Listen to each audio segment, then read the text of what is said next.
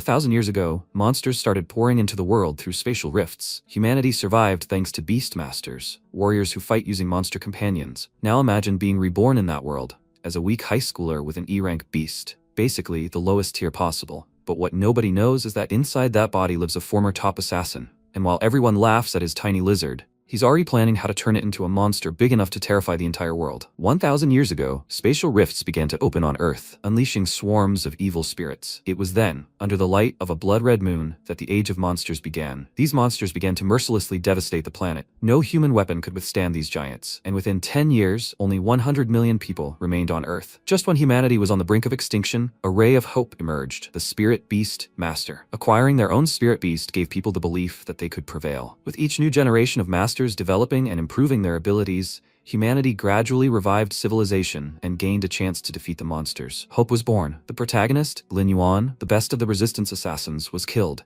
after which he was transported to a dimension where monsters lived peacefully, becoming the weakest E-rank Spirit Beast Master. But who said he couldn't evolve? He received some useless black lizard named Xiao Heilong, who declared that from now on, he would accompany him and monitor his development so that he would become stronger over time. Despite a weak start, he decided to become the best and reach the top. It was an ordinary day. MC was flying on a plane, and his superiors contacted him with a request for a status report. He looked at the pile of people he had just killed and informed his superior that the targets were eliminated. He noted that it was fast, as expected from a first-class mercenary. Suddenly, a roar was heard. MC immediately became wary and asked what was going on, and his superior said that he had worked hard for the good of the organization all these years, but he knew too much, so he should take all the secrets with him to the grave. After that, the plane exploded, and when MC opened his eyes, he found himself in an unfamiliar place, somewhere in an alley. He immediately felt himself and wondered, where is he? Hadn't he died in the explosion? Feeling a sharp pain in his head, he thought that something seemed to have damaged his brain. The pain was so unbearable that he hit his head on the floor. Now a bunch of information about this world, about the struggle of people with monsters, and about those very same beast soul masters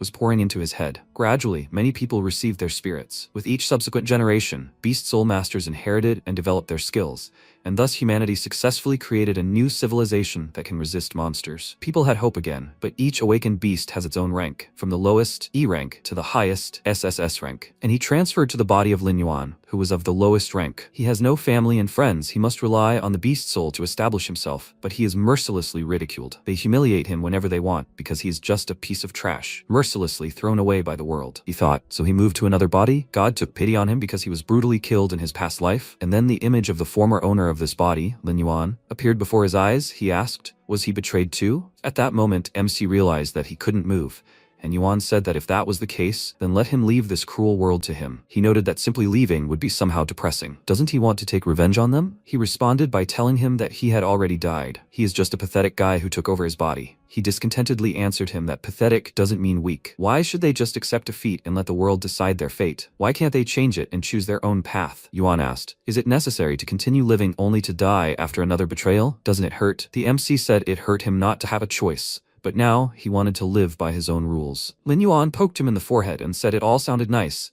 but if he continued living in his trash body, sooner or later he would end up like him. He told him he would still try. He would prove that even trash can reach the top. He would show the world that his fate was in his hands. Yuan remarked that he really was strange, and he closed his eyes and thought, is he going to die again? But Yuan didn't harm him. He disappeared and asked him to keep his word, to avenge him. From this day on, he would bear his name. The MC felt himself move. He immediately stood up and mentally told him not to worry. He would keep his promise. But how could he become stronger? The law of the hierarchy in this world is that low-ranking beast owners only do low-paying jobs, barely making ends meet. Of course, in a pinch, he could return to his previous job and become an assassin again. The system informed him that his beast had been awakened. He had mastered the beast evolution system. His beast was a rank E black lizard. Its development stage was immature, and it had 2 attack skills, bite and claw strike. He stared at the system window in surprise, after which a lizard appeared in front of him and greeted him, saying that its name was Xiao Heilong. From now on, it would accompany him and watch its strength grow. He asked, so this is his beast? He confirmed it and said that they were now partners whose bonds were built on trust, and they would definitely get along. Yuan took his things and headed for the alley exit, and Heilong asked, where is he going? He won't even ask how he can help him? He replied that he would ask him about it when the time comes, but now he had one important matter. Heilong followed him and asked how he could help him. Let him just say the word, and he would do it. Why is he ignoring him? At that moment, the man who had previously bullied Lin Yuan chased his friend Sumuk Shui into an alley and asked if she would run away anymore. She asked what he wanted, and he handed her a bouquet of flowers and asked her out. She asked if he thought she was interested in sports. He said that he knew she had an S-rank beast, but she had awakened it not long ago, and he had deliberately found a couple of B-rank ones. Does he deserve what he wants? She called out to him discontentedly, and he said that he had also beaten up that idiot. His words immediately made the girl nervous. She asked him what he had done to him, and he replied that he had been too presumptuous to cross him. Now it was just the two of them, and she had no choice but to date him. Suddenly, someone ran up to them. This man deftly overcame his guard and grabbed him by the neck,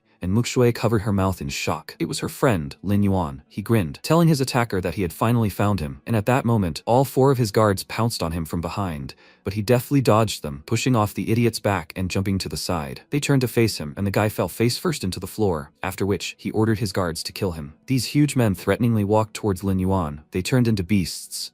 An elephant, a buffalo, a rhinoceros, and a wolf. Lin Yuan remarked that they looked just like animals. Could he really do that too? Heilong said that his beast was an ordinary lizard. Evolution points were awarded for absorbing others, and that winning a battle could earn a chest with a reward. He asked, "Is it necessary to use transformation to win?" Hearing this, Heilong was very surprised and exclaimed, "Does he want to expose himself to attack in a human body?" He was insane. They would kill him with the first attack. He replied that if he transformed, he would die even faster. In his past life, he was a killer. Meanwhile, the guy shouted, "What are they waiting for?" He gave them the order to take him, and then a huge wolf pounced on Yuan and struck him. The guy laughed, telling Yuan that they would tear him to pieces, but no such luck. He deftly climbed onto his opponent, grabbed his head and broke his neck, then climbed off. Mukshui was surprised that he defeated a B-rank beast with his bare hands. He was so strong. Meanwhile, he thought it was good that his skills hadn't disappeared, because his body was much weaker. Heilong congratulated him on defeating the beast. He'd received a black iron chest. It appeared in front of him, and he said chests could contain useful items, such as super equipment or skill points. MC immediately decided to open the chest, and Heilong, seeing what he'd gotten, happily exclaimed that it was a random skill book. He could get a random skill from rank E to rank A. The chance of getting an A rank is 1%. He used the skill book and thought everything was fine, as long as it wasn't the lowest ranking skill. Of course, he was lucky and got the A rank skill, Daylight. Heilong said that then the beast's soul would be activated, and it would be able to emit white light capable of melting even steel. Its maximum temperature reaches 100,000 degrees Celsius. The skill immediately entered his body, and the lizard remarked that he was one lucky guy. Amazing. Maybe they should buy a lottery ticket too? Heilong pointed at his opponent and said that now was not the time to celebrate, after which the guy immediately ordered his subordinates to kill him, for which he would give them 10 million. Muksui became worried and offered to help, but he told her to get away from there, thinking she was one of the few who had been kind to him, and he wouldn't allow her to be harmed. At that moment, an elephant appeared in front of him, furiously twirling its trunk. He quickly shifted from side to side, dodging its blows. He then approached the beast, grabbed its trunk, and struck it on the head with all his might. He then kicked it in the back, pushing it sideways, causing it to hit the wall. Heilong congratulated him again on his victory. He had received a black iron treasure chest. MC smiled and silently told his opponents not to think he was like the previous Yuan, then charged. He appeared behind them so quickly that they didn't even have time to notice, and then he slammed their heads together, and the guy threw up his hands, exclaiming that this couldn't be happening. He immediately started begging Yuan for forgiveness, but he said that it was too late. After finishing with his offender, he told the girl that they were leaving, and she thought that he was so strong. She followed him and, taking one last look at that idiot, thought that it seemed like he wouldn't bother her anymore. She felt so ashamed. As an S-rank beast soul master, she should have protected him herself. And yet he saved her. She didn't even think that he was that strong. He asked if something was wrong. Why was she looking at him like that? She looked away embarrassedly and said that she just wanted to thank him and apologize for dragging him into all this. He told her that it was okay. They were classmates and should help each other. She said, upset, that she thought they were friends. He didn't hear her, so she forced a smile and said goodbye to him, saying that they would see each other tomorrow at school. She ran off, wondering what was wrong with her, while Heilong said that he was very lucky. MC told him not to talk nonsense. She was one of the body's original owner's friends. If it belonged to him now, then of course, he had to protect her. So, now it was time to talk about their business. Heilong was frightened, and thought that, as expected from a former assassin, his gaze and tone were quite frightening. As soon as Yuan returned home, he activated his beast soul and turned into a small lizard. Heilong barely suppressed a chuckle and said that in the monster world, he was fit for a snack at most. MC looked at his body and thought that it was no wonder his beast soul was called trash. Heilong decided to give him some advice. He could absorb and earn ascension points, and also use them to strengthen himself. He had just received points from the chest. He clarified what he meant by absorbing, and Yuan, pointing to the refrigerator, told him that he just needed to eat. He meant he needed to eat meat. Beast souls are the same as ordinary animals. First and foremost, they need to eat plenty of protein. He must remember to maintain his fitness and eat it raw. Yuan took a raw chicken out of the refrigerator and stared at it. It didn't look very appetizing. Heilong told him to eat faster, so he would immediately become stronger. MC gained strength, all for the sake of leveling up his abilities. After that, he bit into the chicken's neck, and when he had stuffed himself full of meat, Heilong happily noted that he had successfully absorbed fresh chicken meat and received 5 ascension points. Yuan ordered him to use them, and his huge belly immediately disappeared, and his body grew slightly. He joyfully exclaimed that he needed more meat. He would throw a meat party tonight. The next day arrived, and the result of consuming the meat was incredible. He grew into a large-sized black lizard, a B rank, 7-star combat beast. While sitting in class, MC thought that his beast was now much larger. He didn't think that not only his level, but also his talent would increase. Although he was no longer so insignificant, it was not enough. He needed to get more points. And when he grew even bigger, he would need to find a secluded place to avoid attracting attention. He had been reborn and would climb to the top of this world. He was distracted from these majestic thoughts by the bully Li Feng and his friend Zhang Lei. Both of them often bullied the former Yuan. He glanced at them with displeasure and wondered why they were acting like complete idiots. It's simple. Among them is Wu Muxuan, the master of one of the 2 S-rank beast souls in their school. 2 bullies called out to him and asked how many times they had to repeat this. Let him hurry up and not keep them waiting. He should already be honored that they let him do something for them. MC glared at them and told them to leave him alone. He was so angry that he demonstratively broke his pen. The guy exclaimed, "What nonsense was he talking about?" And he asked in response, "Doesn't he understand words?" Muxuan pointed out that the weakest E-rank beast soul was so insolent today. He could easily finish off his lizard, so he shouldn't show off. Trash should stay in the trash. It's such a shame that their school has such a weak beast soul like him. If he were in his place, he would have died in a ditch already. He told him that, unfortunately, he was going to live happily ever after. Muxuan leaned toward him threateningly, saying he'd make him change his mind, and he told him to try, provoking him even more. At that moment, their homeroom teacher, Zhang Yue, entered the classroom and told everyone to take their seats. Muxuan immediately backed off and said he'd had good luck today, but he couldn't hope for any more. Heilong said with dissatisfaction that this guy was so arrogant, but he was so calm. Heilong replied that he was an S-rank soul beast, so it was only natural for him to be so arrogant. Sooner or later, he would finish him off. He thought he'd said such ruthless words in such a calm tone. It seemed he was becoming more like a master. Zhang Yue told everyone that she would now distribute the school's cultivation resources, called Beast Soul Crystals. Yuan inquired about them, and Heilong replied that Beast Soul Crystals were the transformed blood and flesh of a monster after its death. They are usually divided into high, medium, low, and worst ranks. They contain enormous energy suitable for absorbing beast souls, and can also significantly enhance their abilities. In the world of soul masters, such soul crystals are equivalent to existing currency. The higher the rank of the soul crystal, the higher the price, with low-rank soul crystals already costing 1,000. MC remarked that this was quite a good item, and the teacher said that the school would distribute the beast soul crystals according to the ranking of their awakened beast souls. This was done to show them how cruel the world of beast soul masters is, where everything depends on strength alone. The strong rise to the top, and the weak are eliminated. Survival of the fittest is the greatest justice in the world of soul masters. Muxuan, an awakened beast soul, is the king of the S-rank skeletal reptiles, and he receives 10 high-rank beast soul crystals. The boy walked toward the teacher,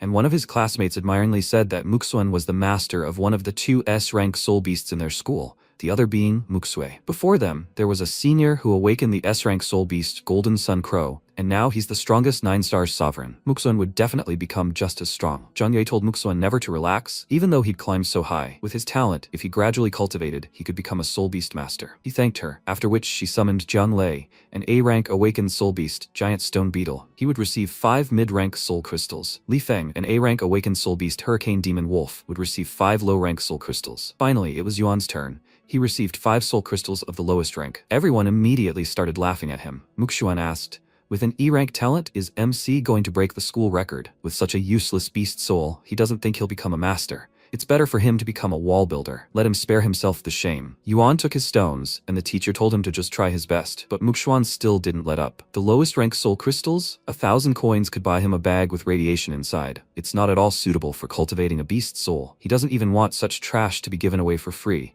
but it's suitable for some. Heilong told Yuan that lower-rank soul crystals are formed when monsters are destroyed by nuclear weapons, and their flesh and blood are contaminated by nuclear radiation after death. This contains enormous energy that his devouring ability can absorb. To him, it's a very good thing. Muxuan continued to laugh at him, unaware of this. When Zhang Yue said she would give him a high-ranking beast soul crystal from herself, he thanked her and asked if he could exchange the high-ranking crystal for a low-ranking one. She exclaimed in surprise, "Can he even hear what he's saying?" She knows he's in a hurry to increase the power of his soul beast, but he can't feed the soul beast a large number of extremely harmful crystals. He didn't ask her, and Muxuan looked at him with annoyance, thinking that his talent was so insignificant. How could the teacher be so favorable to him? MC took the crystal the teacher gave him, and Hailong said that a high-grade soul crystal costs 10,000 coins, while a low-grade one costs only 100. He could exchange it for 100 low-grade soul crystals, but ordinary people don't carry that many with them. After school, he should go to the Soul Beast Palace and exchange them there. He agreed with him, and Muxue approached him, asking what he was doing. She wanted to go home with him. She had something she needed to tell him. He agreed, and she said that she had just heard from the principal that the guy who bullied her had left school. She thought this was a wonderful event. Meanwhile, one of Muxuan's friends exclaimed, "Isn't that the school beauty? Do they know each other? Why does she, the owner of the S-level nine-tailed snow fox's beast soul, hang out with such trash?" Muxuan also glanced at the two of them and wondered, why is this guy so lucky? He has the weakest soul, both the teacher and Muxue. He doesn't understand why everyone is so kind to him. In the evening, classes ended, and Yuan was about to leave the classroom, but Muxuan and his friends blocked his way. He asked angrily what kind of love potion he slipped the teacher. What underhanded means did he use to get close to Muxue? Last time, he had forced that rich guy to detain her, so he could later heroically intervene and become her savior. But in the end, he dropped out of school and disappeared. Now MC understood everything. He was the one who damaged Yuan's past. Muxuan said that a beauty like Muxue suits a talent like him, and he's just a worthless weakling. Why does she even bother with him? After that, he grabbed his clothes and threatened him to stay away from her. Besides, wherever they go, he must run away from there to avoid being seen. MC was starting to get tired of all this. But if he starts a fight at school, he will be punished. The teacher is kind to him. He doesn't want to make things difficult for her. He told the guy that he won't do that, and he angrily said that for an arrogant person like him, he will do a favor and open Muxue's eyes to the fact that he is nothing but trash. But he doesn't want her to think that he bullies the weak. They can do this. If he passes the beast test, he will eat a bag of lower crystals. And if he loses, he will disappear from their sight. Yuan noted that this is a serious bet. Is he sure he can handle it himself? Muxuan asked in response. Why should he be afraid to argue with trash like him? MC smiled, agreeing to the argument, and then left the school, where Muxue was already waiting for him. She noticed that he was late. He didn't go into details and simply said that something came up. Why did she call him? She smiled and told him that it was nothing important, really. She has an S-rank beast soul, so the school gave her 10 high-quality crystals, and she wants to share half with him. She heard that he only received low-rank crystals because he has an E-rank beast soul. In that fight, when he stood up for her, he was so cool. His strength was not inferior to that of a B rank. As long as he trains hard, he will definitely be able to evolve. How could they only give him low-grade crystals? He thanked her for her concern, but declined, and then she said that she heard that the difficulty of the beast trial is quite serious. Even B-rankers can fail. She doesn't need that many crystals, and he should absorb them. It will help him a lot during the trial. He asked if she wasn't afraid that if she gave him half of the crystals, she wouldn't be able to pass the trial. She said that he underestimated her. She had the beast soul, nine-tailed snow fox. She could pass the trial even without soul crystals. He asked, then how about this? Although he can't tell her the reason, if they can pass the test, he will accept her proposal. She was very happy and agreed, and he added that if he failed the trial, it would be a waste of resources, so he needed to prepare well. She looked at him with a smile, and he thought that when the day of the trial came, she would be shocked by his strength. When they parted, Hailong noticed that she cared so much about him. Yuan said he was talking nonsense. Let him take him to the Beast Soul Palace instead. When they arrived there and went inside, Hailong looked around and told him that the palace was only for Beast Soul Masters. The Beast trial would be held there. He wasn't interested in any of this. He wanted to quickly exchange the crystals. He approached the appraiser and asked him to exchange them for low-quality crystals, which shocked the man. It was probably the first time he'd seen someone exchange high-quality crystals for trash. He gave him a bag with 100 low-quality crystals and said the commission was 500 coins. MC paid and headed for the exit, and Hailong asked, he didn't think he was crazy, did he? He replied that there was a fine line between genius and madness. He went to an abandoned warehouse outside the city, a place where his beast could grow properly. It had already grown noticeably since last time. It was currently in the growth stage. He glanced at the crystal in his hand, and Hailong noted that he had successfully absorbed nuclear radiation and received 1,000 evolution points. Yuan said that one chicken only gave 5 points, and for absorbing a low-grade soul crystal, he received a whopping 1,000. These 100 stones are equal to 100,000 evolution points. Each level is divided into 9 stars, and his current level is a 7-star beast. There are several ranks: Battle Beast, Beast General, Beast Master, Lord, and Emperor. Now, with such a strong beast, the beast trial is nothing difficult for him. A week passed, and all the disciples went to the Beast Soul Palace, a little nervous. They discussed their chances of success in the upcoming trial, comparing the ranks and levels of their battle beasts. One of them was worried that he only had a 4-star B rank beast, while the other was envious, having only a D rank and 2 stars. The rest were worried that, due to the incredibly high competition, only those with S-rank beasts would be able to qualify for admission to the most prestigious educational institutions, Yanjing Beast University or the University in Mo City. And there were also the biggest bullies. Muxuan approached Yuan and asked if the soul crystal that teacher Zhang Yuo gave him helped his pathetic lizard break through to the first level of a battle beast. He turned to him and asked, "Is he ready?" Muxuan proudly replied that his beast soul had already reached the level of an 8-star battle beast.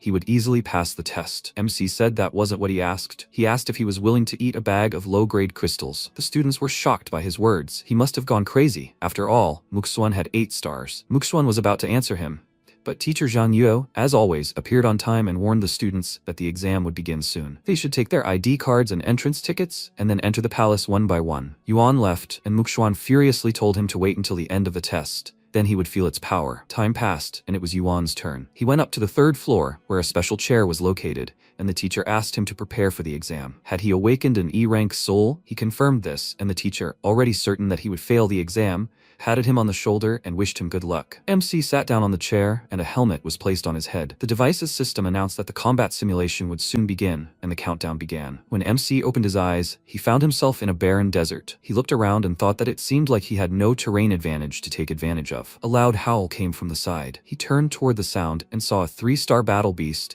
a desert wolf, approaching him. It was the opponent of the first stage of the trial. The wolf opened its mouth wide and attacked him, and he immediately jumped back and struck back. To his surprise, the opponent was so weak that he fell with one blow. Hailong asked, "Aren't you planning to merge with the beast soul?" He replied that against such low-level beasts, that wasn't necessary. He would simply take this opportunity to thoroughly stretch his muscles. Meanwhile, the teacher was surprised that he had managed to pass the first stage, and the second began. This time, there were 3 opponents, but this didn't hinder Yuan in any way. He easily dealt with one of them, and the teacher told his colleague to take a look. He stared at the image on the screen and wondered what was going on. He killed a 3-star desert wolf without using his beast soul. Judging by his colleague's expression, he was also very surprised. Meanwhile, MC finished off another wolf with a punch to the head, then quickly turned around and swung his leg, knocking away another monster. The teachers were shocked, as defeating 3 3-star desert wolves without fusing with a beast soul was unheard of. One of them grabbed his head and asked his colleague, "Does he think he's cheating?" After all, the purpose of the exam is to test the power of the beast soul, and he didn't even use it. The man said that it was indeed against the rules, but it wasn't cheating. They would see if he passed the 3rd level. If not, he would fail the beast test. His colleague agreed with him. The first 2 levels were meant for candidates to adapt to the rhythm of real combat, while the 3rd was the key. The man said that passing the 3rd level without using the power of the beast soul was practically impossible, even with the strength he was demonstrating now. It's a pity his beast soul talent is only E rank, but if his beast soul is stronger, his future will be promising. Meanwhile, Yuan killed the wolves, and Hailong advised him to save his strength. They were just an appetizer. The real test was yet to come. It was time for the 3rd stage, and this time his opponent was a massive 6-star desert wolf king. MC looked worried for a moment, then immediately assumed a confident expression and said that defeating a beast of that level required a high level of beast soul talent. It's not for nothing that they say that only candidates with beast souls of A rank and above can pass the beast trial in their first year of training. The time had come to show his true strength. He decided to use beast soul fusion, which Hailong was very pleased with, after which he transformed into a huge black lizard. This time, his talent rating was S rank, and his level was 3-star Beast General. Hailong joyfully exclaimed that he had successfully reached a higher level. This was a new beginning. Yuan growled menacingly, his shadow completely covering the wolf, and one of the teachers wondered what had happened to the weak beast soul of a lizard. Even such a small thing could become a Tyrannosaurus. He asked his colleague, had he made a mistake during the inspection? Was he definitely E rank? He exclaimed in response that he wasn't blind. If he didn't believe him, then let him see for himself. His registration card indicated E rank. His colleague asked, "Then what's going on? A beast so gigantic must be at least general rank. This is incredible. It's only been a few days since his beast soul awakened. He already has a general rank beast soul, which means his talent is at least S rank. No, more likely SS or SSS rank. How did he manage to reach such a level?" Meanwhile, the Desert Wolf King wasn't about to give up even in the face of such danger. He gathered all his strength and pounced on Yuan with a loud roar, and with just one swing of his paw, he killed him. The teachers were shocked. He had killed a 6-star beast in a second. The man ordered his colleague to stay there and continue recording the data, and he would report the situation to the head examiner. He ran out of the room and ran to the examiner in anticipation, thinking that a shocking super talent had finally appeared in their city of Jinni. Meanwhile, MC saw several more wolves and said that the exam's difficulty level was a little disappointing. Heilong said that the first 3 levels were needed to get a passing score. Let him continue the fight, that way he could get a higher score. This is important because many famous universities recruit Beast Soul Masters based on the test results. Yuan looked at his opponents, a 6-star Desert Wolf King and 10 3-stars. It seemed this level tests the combat capability of Soul Masters, but for him, it was a mere trifle. He let out a loud roar, causing the wolves to stop, and then pounced on them, crushing them all with his paws. After finishing with them, he growled and asked, "How many more levels are there?" At this time, the head examiner, Zhao Shanhei, came into the examination room and asked displeasedly, why was he called and what was the rush? Didn't he know that observers are not allowed to leave the examination area without permission? The man explained to him that the problem was that one examinee had indicators beyond the norm, so he wanted him to personally take a look at it. His talent rating did not correspond to the strength he demonstrated.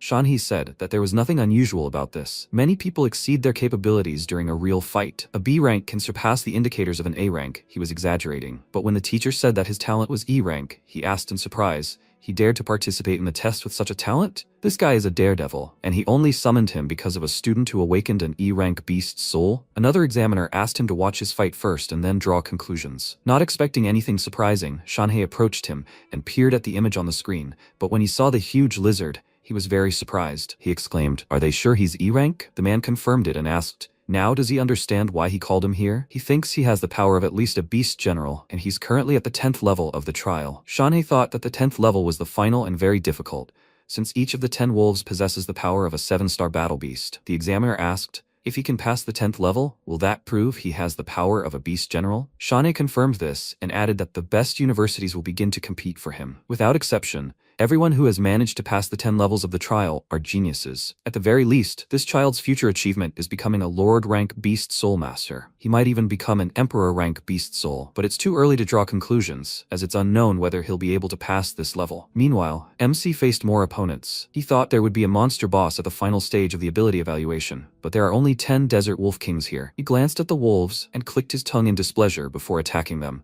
shouting that they were all scum. Mere trash. No matter how many there were, he would defeat them all. The wolves pounced on him, and he slashed forward with his paw, killing one of them, at which point the others pounced on him. They climbed onto him, biting into his skin, but it was so tough that they broke all their teeth. The examiners noted that he had terrifying defense. He was able to withstand the attack of a 7-star beast. His attack, defense, speed, and explosive power were all at the perfect level. Could this really be an E-rank talent? Yuan had dealt with the monsters clinging to his body, but there were still 6 left. He growled menacingly, gathering energy in his mouth, and the head examiner leaned forward with interest, asking what kind of power it was. MC decided to get rid of the monsters in one fell swoop. He fired a beam of energy at them, leaving no trace of them, before growling again. The examiners were shocked by his power. The beam of energy was so powerful that it left a deep mark on the ground. The simulation device's system informed him that he had successfully passed the test. Yuan thought the test had been much easier than he expected. Since he had passed the last level, he was guaranteed a good grade. He wondered how many people would be surprised when the results were announced. After all, even Muxuan, with his S-rank talent, definitely couldn't pass the test. He wanted to take this opportunity to let all the universities see that even an E-rank beast soul could possess immense power. Meanwhile, Heilong was dancing with joy, and when he returned to reality, he saw the stunned gazes of the teachers. They checked his characteristics again. He was 18 years old, and less than 2 weeks after awakening his beast soul,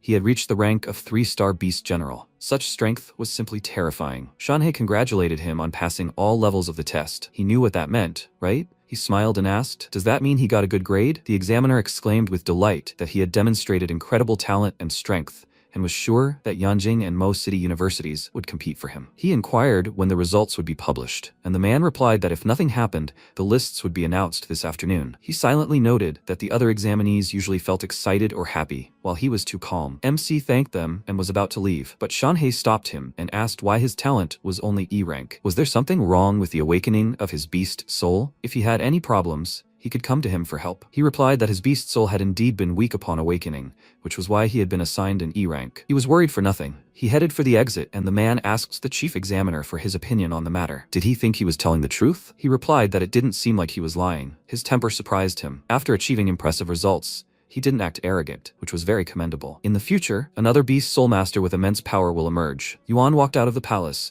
where a crowd of disciples had already gathered, discussing their results. Muxue, standing at a distance from everyone, waved at Yuan. She ran up to him, and he asked if she had passed the exam. She confirmed this and added that she had been evaluated quite well. He inquired how many levels she had passed, and when she told him 9, he was surprised. He didn't expect her to be able to do so. It seemed her strength had increased more than he had imagined. Noticing her gaze, he realized she wanted to ask about his result, but didn't know how. After all, E-rankers usually barely pass the first level. She would be very surprised later. He smiled and suggested that they leave. The exam was over, and he didn't really want to think about the results. He invited her to dinner to celebrate her success, and she happily accepted. Saying she wanted a large bowl of noodles, he asked, puzzled. "Is that all?" She replied that she was so hungry that she would eat whatever he gave her. He thoughtfully noted that the restaurant was quite far away. They wouldn't miss the results announcement, would they? Muksue grabbed his hand and led him along, saying that the results had already been determined anyway, and what would be announced was just the ranking. He followed her. There was nothing to worry about. No one could surpass him anyway. Time passed, and Muksuan finally emerged from the exam. He had passed 7 levels, the same result as last year's winner. Muksuan enjoyed the attention of the other students. They all talked about his strength. He smiled and thought that such an outstanding personality as he attracts attention everywhere. He prepared for this exam, even asking his parents to buy him an expensive pill to quickly maximize the potential of his beast soul. His friend noticed that Yuan was nowhere to be found, and he said that he must have hidden somewhere. And he still dared to challenge him with his rank? His friends said he was so ridiculous. In his place, they wouldn't dare say a word, and would have buried themselves in the ground in shame long ago. And they so wanted to see this, but this coward didn't even show up. Mukshun said that since he didn't want to go out, he would remain a coward for the rest of his life. He ran away. That's exactly what he wanted. But everything turned out differently. He heard his voice from the side, and seeing that he was chatting with the school's beauty, he became furious and thought, how dare he appear in front of him with her? After that, he approached him and noticed that he was so calm. It looked like he got a good grade on the test. He answered that this suited him perfectly, and Muksuan's friend asked, perhaps it was difficult for him to pass the first level? Another guy chuckled and said that it was possible to overcome the first level without any skills. Are there really people who couldn't do it? The other students also started laughing at Yuan, and Muksuan asked, he hadn't forgotten about their bet, had he? He scratched his head in confusion and replied that until he told him, he almost forgot. Was he ready to lose to him? Muksuan was indignant and exclaimed, how could he lose to a scumbag like him? The clock struck exactly 2 o'clock, meaning it was time to announce the results. The students crowded around the results screens, and Muksuan, seeing himself in the top 3, thought he was this year's champion. But he was only in 3rd place, which meant there were 2 more ahead of him. Muksue was in 2nd place. He was surprised that she had managed to pass the 9th level. He didn't expect her talent to be higher than his. But if she had passed 9 levels and only finished 2nd, then who was this monster in 1st? When he saw Yuan's name in 1st place, he was shocked. He certainly didn't expect this. He became very nervous and thought, how is this possible? How could he have passed 10 levels with his E-rank beast soul? The other students started asking each other who this person was, and since he had passed all 10 levels, he was a real monster. No one expected anyone to be able to beat even students with S-rank souls. Muksue, who had almost completed the task, stumbled at the last stage. But what amused the students most was the humiliation of the overconfident Muksuan, who had bragged too much before the start and ended up in only 3rd place, a public disgrace. After listening to them, Muksuan tried to hide his face in shame, and MC said he had lost. Isn't it time he fulfilled the terms of the bet? Would he prefer to eat the bag of low-grade crystals dry or seasoned? All the students now looked at him with admiration.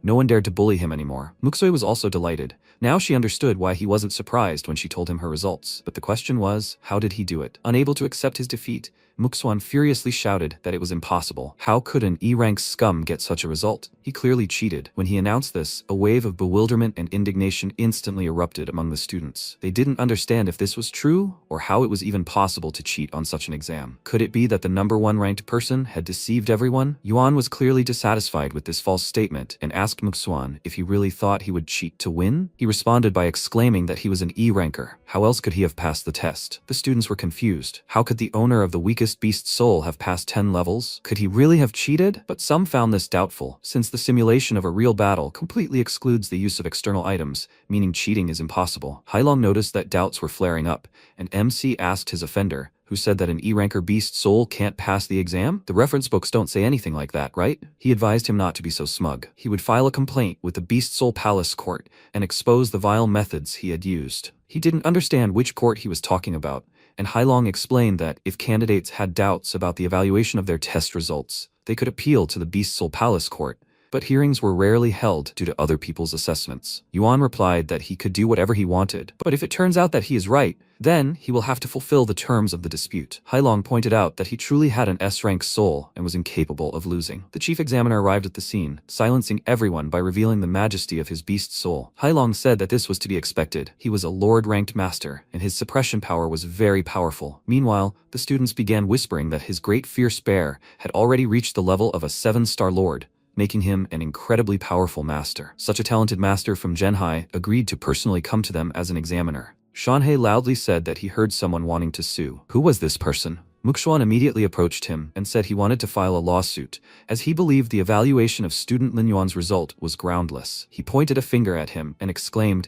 that he was such a weakling, yet he managed to clear 10 levels. That was abnormal. He therefore wanted to ask the Beast Soul Palace for a reasonable explanation. Shanhei replied that he had just happened to be present at Yuan's exam and observed everything from beginning to end, and he hadn't detected anything unusual. Or was he saying that he had helped him cheat? Muxuan confidently declared that he was the pride of Genhai and wouldn't dare doubt him. But the beast soul awakened by Yuan was rated as an E-rank talent. Everyone present understood perfectly what this meant. How could he clear 10 levels with such a soul? So he thinks the examiners should at least release the video of Yuan's fight to convince the public. The students agreed with him, and Shanhei said he was sorry, but he couldn't agree to this demand. According to the regulations of the Beast Soul Palace, examiners are prohibited from disclosing information about candidates except in special cases. But Muxuan had another plan. He said that since the video of the fight can't be released, there is another way to prove the authenticity of the results. They can arrange a duel, and if Yuan wins, he will prove that he really is that strong. But if he loses, it will be enough to prove that his result was obtained dishonestly. The students sided with Muxuan, and Muxue defended her friend, saying that he is so vile, doing whatever he wants just to humiliate him. He stopped her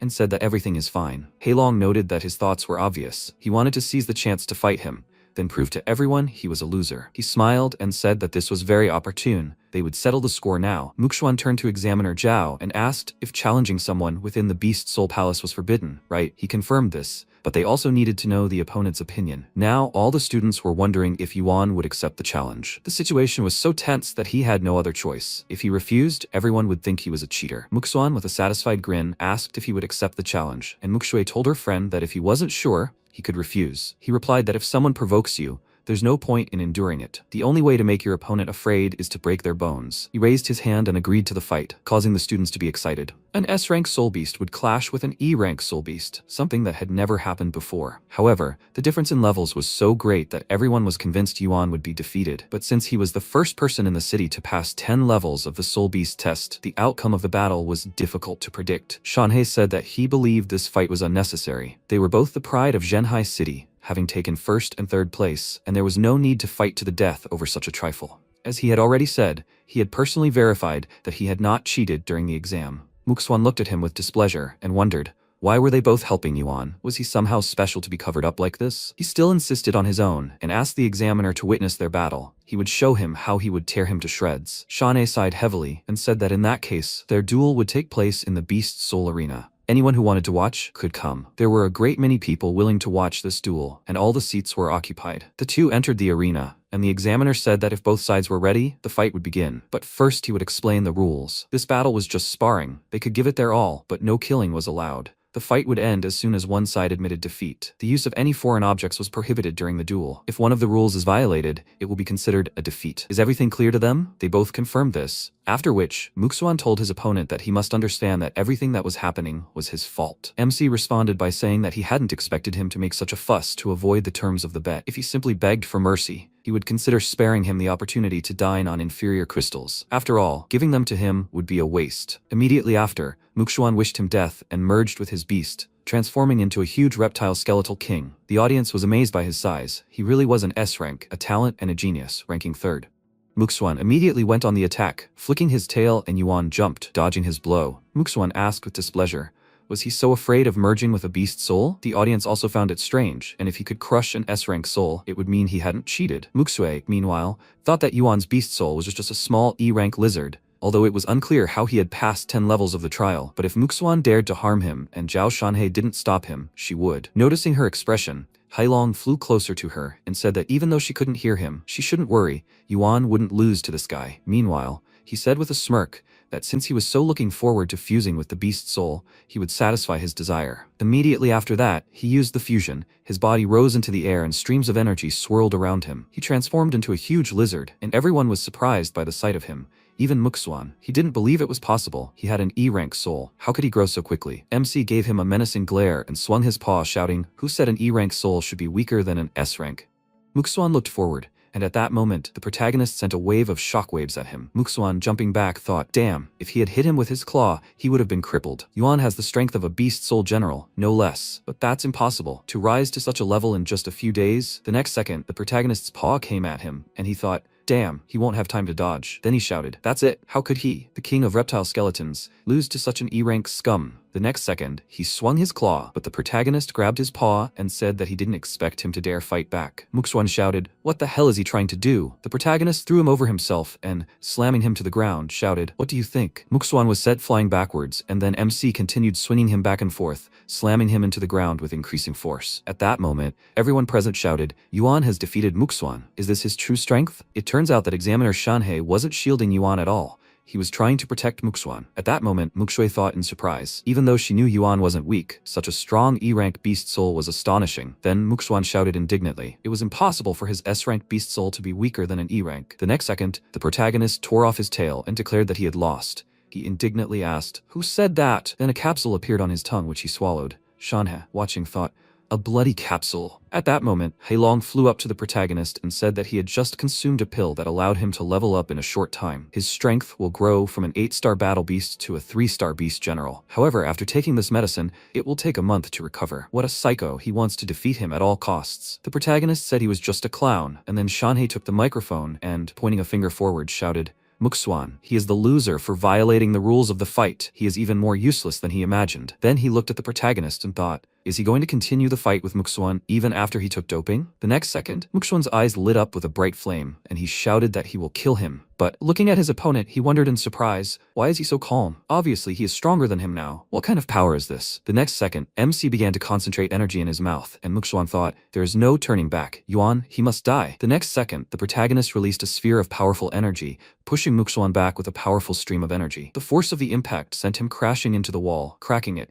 and then falling to the ground, transforming into a human. The next second, Shanhei clenched his fist and shouted, officially declaring Yuan the winner of this battle. Moreover, Muxuan took illegal substances during the fight to artificially increase his strength. So, does anyone have an objection to Yuan's assessment of the student? At that moment, the protagonist transformed into a human, and everyone present began shouting, wow, Muxuan couldn't win even with doping. Yuan is too strong. Who blinded him and judged his beast soul as an E-rank talent? Have they ever seen an E-ranker crush an S-ranker? Shanhei took Muxuan's hand and, looking at the worker, told him to take him to the infirmary. The injury isn't fatal, but the effects of taking the substance are usually enough to keep you in bed for a couple of months. The worker extended his hands to him and replied, yes. He then placed Muxuan's arm over his shoulder, sighed, and said, now it looks like no reputable university will accept him. His partner said, he only has himself to blame. Shanhei then approached MC and congratulated him on winning the duel. In return, he thanked him. He wondered what he was thanking him for. He placed his hand on his chest and said that he had given him the opportunity to injure him. He thought he should have stopped him in time, but he hadn't. Shanhei then frowned at him and said, in fact, he's not only the chief examiner, but also a member of the admissions committee of the Beast University in Mo City. Does he want to enroll there? With that, he placed his hands on his shoulders. The protagonist then looked surprised and asked, huh? Heilong said that the Yanjing and Mo City Beast Universities are the most prestigious. Only the best of the best get in. Then MC extended his hand and smiled, asking, Teacher Shanhei, he recruits people for his own benefit too, right? And he's the best in Gen High, right? He looked at him in surprise and wondered, is this kid even normal? Is he doing the university a favor?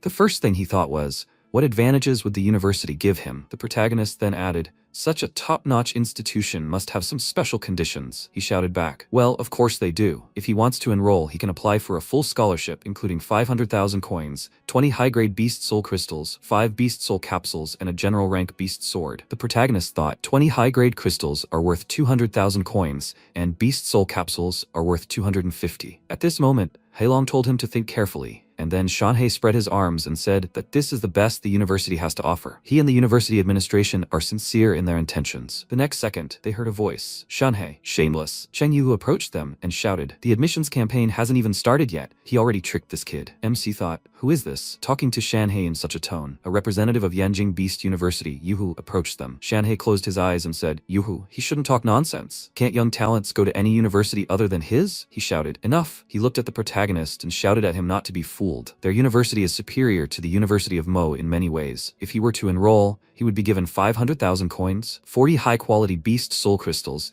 and 10 beast soul capsules. The onlookers cried out in surprise. As expected of Yanjing University, they were truly rich. So this is how they treat geniuses? Two popular universities not only compete for the student, but also offer resources. If he passed all 10 levels of the exam, he could also enjoy such honors. The next second, Shanhei revealed his beast soul and shouted, How dare he poach a student right in front of him? Yuhu responded in kind, shouting, Who is he trying to scare? Powerful energies began to clash, and the protagonist thought, What kind of energy are Lord rank beast souls? He clenched his fists, watching the scene unfold. Then, Ding Lushan approached them, also releasing his beast soul, and asked, What kind of commotion are they causing? MC turned his gaze to him and thought, he suppressed the auras of the big fierce bear and the ghostly void tiger. Is this fat man's strength really greater than Shanhei and Yuhu's? Then Lushan said, Little one, he should transfer to their Shuchuan Beast University. They will give him 3 million coins, 50 high-grade soul crystals, and 10 beast soul capsules. He extended his hand and added, Plus they will give him 20 high-grade crystals every semester until he graduates. He wouldn't be lying if he said they spare no effort in cultivating talent. The protagonist thought, a rich university. He then looked at the people gathered around him who were shouting, Yuan,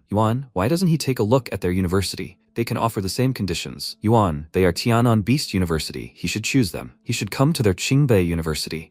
They ranked 8th last year. He thought, although they all want to accept him, it's clearly to use him as free advertising. Then Yuhu said they should stop making a fuss. Yuan, what does he think? He bowed and said that he was grateful to them all, but he was very sorry. Apart from Yanjing Beast University and the Beast University in Mo City, he wasn't considering any other organizations. Lushan adjusted his hat and said that if he changed his mind, he could come to him anytime. He replied, Of course, if anything happens, he'll contact him. The remaining 2 men shouted for him to say who he'd choose. He slammed his fist into his palm and said that he'd announce his decision to them before the admissions committee began. Shanhei replied, Okay, he'll wait. Yuhu added, He needs to think it over carefully. He replied, Okay. Then the university representatives walked to the exit and shouted at each other. He took him away from him. He shouldn't be embarrassed. Who took him away from here? He wants to fight. Come on. He's not afraid of him. They continued arguing. At that moment, Hailong said, congratulating him. The system had just rated his beast soul to general rank, earning him a silver chest. He should quickly open it and see what's inside. It's his first silver chest. The protagonist said thoughtfully, he is. At that moment, Muksui approached him and, calling him over, said, He's so cool. He's now #1 in the city, and popular universities are fighting over him. She smiled and asked, So, which one will he choose? After all, he had earned their favor with his talent and grades. She thinks he should choose either Yanjing University or the Beast University in Mo City. Doesn't he want to go to the same place she does? He said that would be great. She would take care of him, but he would think about it. And then she added, objectively speaking, Yanjing University is stronger, but she will choose the university in Mo City. He asked why. She looked away and said because there are people in Yanjing she doesn't want to see. He thought, it seems like this isn't the best topic of conversation for her. Sometime later, in Yuan's house, Hailong flew around him and said, 10,000 evolution points, and also a general rank weapon, a flame claw. He looked at it in surprise and shouted, when it attacks an enemy, fire appears on the claws, which deals additional damage. The protagonist looked at the claw near his hand and shouted, not bad. Then Hailong folded his arms and shouted, what do you mean not bad? This is so cool. Weapons are divided into ranks: War Beast, General, Beastmaster, Lord, and Emperor. A weapon of his level is worth hundreds of thousands. He was surprised, so expensive. He shouted, that's still cheap. Anything above the Beastmaster rank can be worth tens of millions. If they're lucky, they'll strike it rich in the future. The protagonist said thoughtfully, he must reach the Lord rank as soon as possible. Then Hailong asked, by the way, what do you think of universities? He asked, what information do you have? He replied, Yanjing University trains strong masters, and the university in Mo City trains super strong ones. Besides, he thinks he'll like it there. He asked why. He shouted back, they prioritize military affairs above all else. Everything is based on strength. They've created 3 special rankings: Hidden Dragon, Beastmaster, and Beast God. All resources are distributed according to the rankings. If Yanjing University is a hotbed for strong masters, then Mo University is a cruel coliseum. MC was surprised. A coliseum? He thought, if one person will ultimately be more valuable than millions of people. Then, he shouted that he chose the Beast University in Mo City. He thought, why can't he be it? Sometime later in Shanhei's office, Yuhu stepped into his office and shouted, Shanhei. He smiled and asked, what does he want? Yuan had already applied to their school. He has no chance. In response, he shouted that he shouldn't boast, he respected this kid's choice. Mukshui was also admitted there? He replied. The news quickly reached him. Does he know her? He shouted. More than just knows. When she arrives at the university, he must take care of her. He must watch her. He warned him. Her background is not simple. At this moment, Shanhei remembered the protagonist asking, Teacher, when can I get a scholarship? Then he replied that it was usually after enrolling in the course, but he could apply for it in advance and he would be able to receive it soon. He then looked at Mukshui and asked, What about her? Does she need to apply in advance too? She replied, No need, she can receive it as usual. In the present tense, he said thoughtfully, Indeed, she looks better off than Yuan. Yuhu then folded his arms and said that he couldn't tell him everything in detail. He should just take care of her. 3 days later, MC approached the building and said that he didn't expect the scholarship to arrive so quickly. A grant of 500,000 coins, 20 high-grade crystals, 5 beast soul capsules, and a weapon. A general rank black thorn armor. Hailong said that this equipment would make his scales harder, while his spine would be covered with spikes that would protect him from injury. It seemed the university still values his abilities highly. The protagonist frowned, thinking that it wasn't the equipment that mattered, but the 500,000 subsidy. For that, he could get 5,000 low-grade crystals and 5 million evolution points. Then the worker asked if he wanted to exchange them for low-grade crystals again. How many did he need this time? He replied that he'd buy 500,000. He shouted, What? After a while, the worker stood next to a truck filled with bags and said that everything was loaded. The protagonist waved out the window and thanked him, and he replied, You're welcome. After that, the protagonist drove away, and the worker, looking after him, thought, He bought so much, is he going to feed it to the pigs? Sometime later at Yuan's house, he was sitting on the floor, his arms folded, surrounded by bags of crystals. He said that it was inconvenient to tell the driver the address of the secret warehouse, so he brought everything home. How long would it take to maintain the fusion state to absorb it all? Hailong said that in that case, he should stay home and absorb them in human form. He shouted in surprise, Is that even possible? Don't you have to fuse with your beast soul to absorb the crystal's energy? He replied, That's usually how it works, but he has a system. He could use this to absorb the crystal in human form. He shouted, Why didn't he tell him earlier? He replied, The absorption speed will just be a little slower, but compared to the enormous energy expended on maintaining beast form, it's the best option. He then flew aside as the protagonist began concentrating his energy, holding the crystal in his hand. A few seconds later, Hailong joyfully shouted congratulations. He successfully absorbed the nuclear radiation that's accumulated over 1,000 evolution points. The MC then looked at the clock and thought, 15 minutes is indeed a little slower than when transforming. He needs to speed up to absorb all 500 crystals. On average, that's 84 a day. As night fell, MC continued absorbing energy, and Hailong, flying nearby, said that his body had mutated from absorbing nuclear radiation, and it was now capable of resisting it. The protagonist looked at him in surprise and asked if he was immune to radiation. He replied that with such an ability, he was immune to any concentration of nuclear radiation. He shouted to destroy monsters. Nuclear weapons were used in many areas. Now his body will not be affected by these contaminated and restricted areas. Excellent. He clenched his fist and shouted, There are still 2 months to go. He must absorb all the crystals and increase his strength as quickly as possible. Hailong joyfully shouted, Good. Sometime later, in the conference hall of the Beast University of Mo City, Director Wang Ting looked at those present and said that they had all worked hard these days. At the moment, the recruitment of students to their university has been successfully completed. He placed his hand on the tablet and added, This year's freshmen are even more worthy than in previous years. And not only their university, but also other prestigious institutions have acquired incredible talents and geniuses. But waiting for them to mature is truly too long. If he has to wait that long, he's afraid he'll already be retired. So he discussed his concerns with the directors of other universities and decided to hold a national freshman competition to find out which of these talents is the real beast. Then those present began to mutter among themselves, It's a good idea to hold a competition so that talented people from different universities can come together and compete against each other. A good opportunity to show students that there's always someone an order of magnitude higher. But freshmen shouldn't waste their time on this, right? Wang Ting said that in fact, everything has already been decided. Anyone can participate. He hoped they would provide him with a list. Then, Meng Chang'an asked Director Wang Ting how many people should be enrolled. He replied, Roughly 12, 10 core and 2 reserves. The man then said that, in his opinion, it was better to choose according to the Chanlong ranking. There was no truth to that. Newly arrived students could also challenge according to one of the 3 lists. Wang Ting said that if he followed the Chanlong list, there would be omissions because it only determined actual combat ability. This was the case with Songlan, the champion of Mo City. His beast soul, the colorful glass butterfly, was a supporting type. Although he had reached the rank of 7-star beast general, if he fought alone, he would be at a disadvantage. He might not be able to reach the top 10 of the Chanlong list.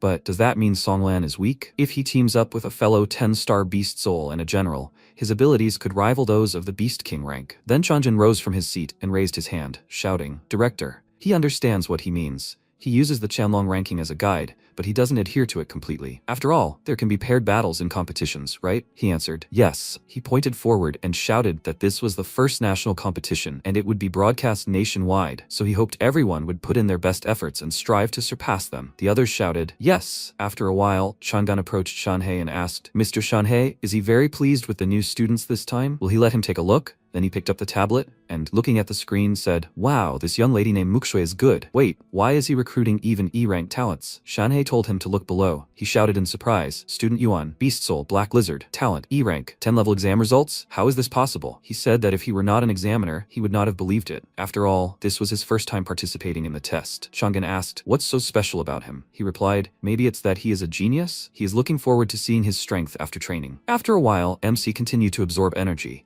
and Heilong, flying nearby, said, in human terms, he is like a monk cultivating. His body has not moved for a month. In the process of absorbing nuclear radiation, he mastered a skill from the S-rank level, nuclear breathing. He asked, nuclear breathing? Heilong replied, nuclear energy breath can emit light particles with nuclear radiation. Infrared rays capable of reaching 10.55 degrees Celsius. He wants to spend 1,000,000 evolution points on training? He replied, of course. He thought exchanging 1,000,000 evolution points for a tier S skill is profitable. Heilong shouted, he successfully acquired a tier S skill, nuclear breath. Then he added, this month he absorbed 2,500 crystals. Now he has 1.5 million evolution points. He said, he sees the monk's practice is worth it. He proposed to see how much these evolution points can improve his level. Spend 500,000 evolution points to improve the body. At this moment, Heilong happily thought, for a monster, size is the most important thing. He said, okay. Then, the protagonist pointed a finger at him and shouted, he must increase the hardness of the scale armor for 200,000 points, claw sharpness for 200,000, and the power of a nuclear reactor exceeds 300,000 points. He then looked thoughtfully at the system window, while Heilong, placing his paws on his waist, shouted, now he's the leader among the beast general level masters. Just a little more, and he'll become a king. He sighed and said that he thought he'd need 1.5 million points to reach the king level in one go. But in the end, he'd only managed to jump from 3 stars to 7. Maybe he was just too greedy? At that moment, Heilong flew up to the bag and said that he still had 2,500 crystals left. If he absorbed them all, he could gain at least 2.5 million evolution points. He said he didn't know if that number of points would be enough to break through to the Beast King level in one go. He didn't expect his cultivation from the general level to be in the millions. He figured the higher the level, the more points it would take. Then, Heilong folded his paws and shouted, even if that doesn't work out, the high-quality crystals and capsules can be sold and replaced with low-quality crystals. He shouted, yes, the goal is before the start of Beast King rank training. With that, he sent the crystal forward. A month later, a train platform. Mukshui, waving her hand, shouted, Yuan. He looked at them and asked, Teacher Shanhei, why is he here? He replied that he had returned home on business. He was just about to pick them up and take them to the university. They should go. He replied, okay. After a while, they boarded the train, and Mukshui, looking at the protagonist, asked what he had been doing for 2 months. He didn't respond to any of her messages. He replied that he'd been practicing all this time and couldn't contact anyone. She was probably practicing too? She responded, of course. She had not only reached the rank of general, but had also received 3 stars. She clenched her fists and added, 2 months ago he was a 3-star general and now he's gotten stronger. So no matter how hard she tries, she can't catch up. He noticed that she was incredibly strong, and her level had risen significantly. Then Shanhei turned around and said, they've arrived, they should go in. With that, he walked into the room, and Mukshui, walking forward, said in surprise, wow, there's everything here. The protagonist thought, ordinary seats on this train cost over 100,000, but Shanhei's teacher has a separate room. A lord-ranked master gets special treatment. Then Shanhei said, if all goes well, they'll arrive at the university by evening. The protagonist asked what if all goes well meant. He replied, there might be monsters fighting each other along the way. They call it a beast tide. He then sat down on the bed and added the accidents mostly happen when packs of beasts or several lord-rank monsters attack the train, and sometimes even king-rank monsters are encountered. The protagonist remarked that this sounded very dangerous. He told them not to worry. The likelihood of their appearance was extremely low anyway. If that happened, he would try to delay them so that they and the people on the train could escape. He could even hold out for 5 minutes against Emperor-rank monsters. At that moment, MC wondered, with Shanhei's strength, could he only hold off an emperor for 5 minutes? He then looked out the window and thought, it seems this rank is much more terrifying than he imagined. Then they heard a sound. A train worker ran into the room and shouted, Mr. Shanhei, 10 kilometers from the city, he discovered a pack of beasts approaching them at high speed. He's afraid they'll collide with the train in 10 minutes. With these words, he anxiously grabbed Shanhei's clothes. Then he asked, how big is the beast tide? He replied, 3 beast kings, over 50 generals, and about 300 battle beasts. 2 other beast soul masters hurried to meet them. Then Shanhei turned to the students and asked, do they want to go together? The tide was small, so they could treat this as a mock battle before training. The protagonist replied, okay. Muksue clenched her fist and shouted that she would go too. Then the train was surrounded by magical seals, and Shanhei, boarding a special apparatus, asked if he knew how to ride one. The MC replied that it shouldn't be a big deal. Muksue said she hadn't. After that, Shanhei rode forward and said, "No problem, she'll go with Yuan." They should follow him. The next second, he sped ahead, and the protagonist said, "He just ran away, how irresponsible." Then he sat down on the vehicle, and turning to Muksue, told her to get on. She sat down behind him and asked, "Do you really know how to operate it?" He replied that it wasn't so, but he didn't think it was difficult. He'd learn as they rode. Then he pressed the pedal and took off in an instant. He frowned, looking ahead, and thought, almost like riding a motorcycle. Then they caught up with Shanhei, and the protagonist asked, "Teacher Shanhei, should there be a wave of beasts ahead?" He shouted that he would remind them before they engaged in combat. If they encountered a beast they couldn't handle, they should not get as far away from it as possible, and waste no time. These weren't sparring matches, and safety came first. Then he ran forward and, crossing his arms, shouted, merging with the beast's soul. The next second, his body transformed, and wolves began to gather around him. But he swung his paw and shouted, "Earth Claw!" He unleashed a powerful attack, sending a huge crack through the ground. It began to widen, sending the wolves plummeting before the ground collapsed. MC thought he'd split the earth. If a beast soul master was so special, then could an emperor rank, moving mountains and dividing seas, change the world? At that moment, several more wolves rushed towards them, and Muksue leaped forward, shouting, "Fusion!" The protagonist followed suit, and they charged. Muksue unleashed a stream of ice, while MC swung his claws, tearing off the monsters' heads. Then he turned, spotting a porcupine. Muksue created several sharp ice flows around herself, and aimed them at the porcupine. She ran and shouted, "Yuan, he has to run!" The porcupine ran straight at them, and the protagonist thought, "It's all useless." He then used a red flame claw and attacked the porcupine, causing several deep scratches on its body. Muksue thought, this porcupine is at least at the late stage of the general rank. Yuan was able to crush it in one blow, so how strong is it? At this moment, on the train, a train employee asked, "Commander, should he check? Has the detection radar failed?" The man behind him asked, "Failed? How is this possible?" he asked. "Aren't the purple dots supposed to be beast kings?" He shouted, "Something's wrong. There were only 3 kings, so where did the 4th come from?" Then the employee pointed his finger at the monitor and shouted, "Gone." He shouted, "No. It looks like a beast king, the ability to conceal its presence. They must immediately report this to the soul masters on the front lines." At this moment, the monster tore out the heart of one of the soul masters on the front lines. He looked forward. Meanwhile, Muksue turned around and asked Yuan, "How many general rank beasts have they killed?" He replied that he didn't know, maybe around 10. She then directed a stream of energy to the side. The next second, a monster appeared next to her, and the protagonist shouted, "She must close her eyes, or she'll get blood." He instantly attacked the creature, tearing off its paw, and Hailong, flying nearby, said, "This is a beastmaster, the best at stealth." MC said, "It seems they were misinformed. There's another one." Muksue was surprised. "What?" The protagonist looked at the monster and shouted, "He's a cowardly mongrel. All he knows is hide. Will he bark at him too?" Then Muksue said to be careful. He could appear anywhere. At that moment, the monster appeared behind the protagonist, but he attacked with the spikes on his back, piercing his paw. He asked, was he going to scratch his back? The next second, the monster screamed loudly. After that, MC picked it up and shouted, "Now it's his turn?" The monster opened its mouth wide, and the protagonist also began concentrating energy in its mouth, and shouted that he should taste its nuclear breath. After that, he released a stream of powerful energy, hitting the monster precisely, thereby tearing it into several pieces. After that, he assumed human form and, holding the crystal in his hand, said, "I wonder how much a Beastmaster crystal would sell for?" At that moment, Shanhei approached him and shouted in surprise, "How did he kill him?" He asked, "Didn't he see?" He told him to tell him honestly. What level is his strength now? The protagonist looked to the side and replied, "I just broke through to the rank of Beastmaster, so a 1-star Beastmaster." He shouted in surprise, "How did he do that?" During the test, he had a 3-star general. He grew so much in 2 months. He leaned towards his ear and said, "Master, he has a secret, but he mustn't tell anyone. In fact, he can absorb the nuclear radiation of lower soul crystals." At that moment, Muksue ran up to them and shouted, "Yuan, is he okay?" He waved his hand, confirming it. She put her hand to her chest and said she was grateful. Otherwise, it would have been the end for her. He said that she was actually very strong. She was simply scared and lost her composure. Shanhei looked at her and said that after all, this was the first time she had encountered such a situation, and it was normal for a person to be nervous. She shouted, "Teacher, Yuan is right. Unforeseen situations on the battlefield can happen at any moment.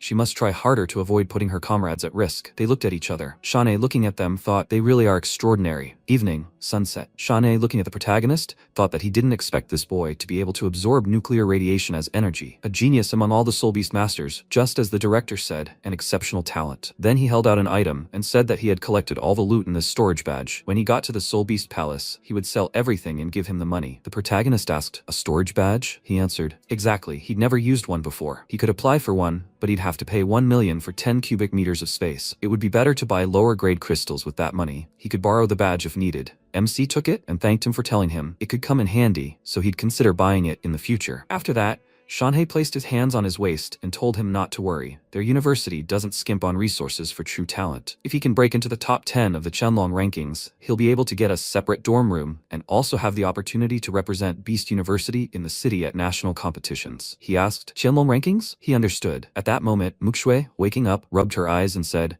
Teacher, the university is so rich. Are the dorm rooms designed for multiple people? It'll be inconvenient for them to practice. He smiled and said the dorm was a place to sleep and relax, and students could use the 24-hour training rooms for free. The protagonist thought he was lucky there were such facilities, otherwise he would have been discovered quickly. Then Shanhei said that if she really wanted a private bedroom, she could donate 5 million to the school. The protagonist yelled in surprise, 5 million? What a ripoff! Muxue yelled in surprise, so little. MC looked at her in bewilderment and wondered, who the hell is she? After a while, they arrived at the Mo City Beast University dorm. The protagonist approached the door and thought, before conquering the Qianlong rankings, he'd first settle in the dorm. It was good that Muxue had decided to use the university's accommodations. Although she had money, she couldn't squander it like that. Then he cracked the door and Zhao Ming came out and asked, oh, a new roommate? Hey, he's Ming.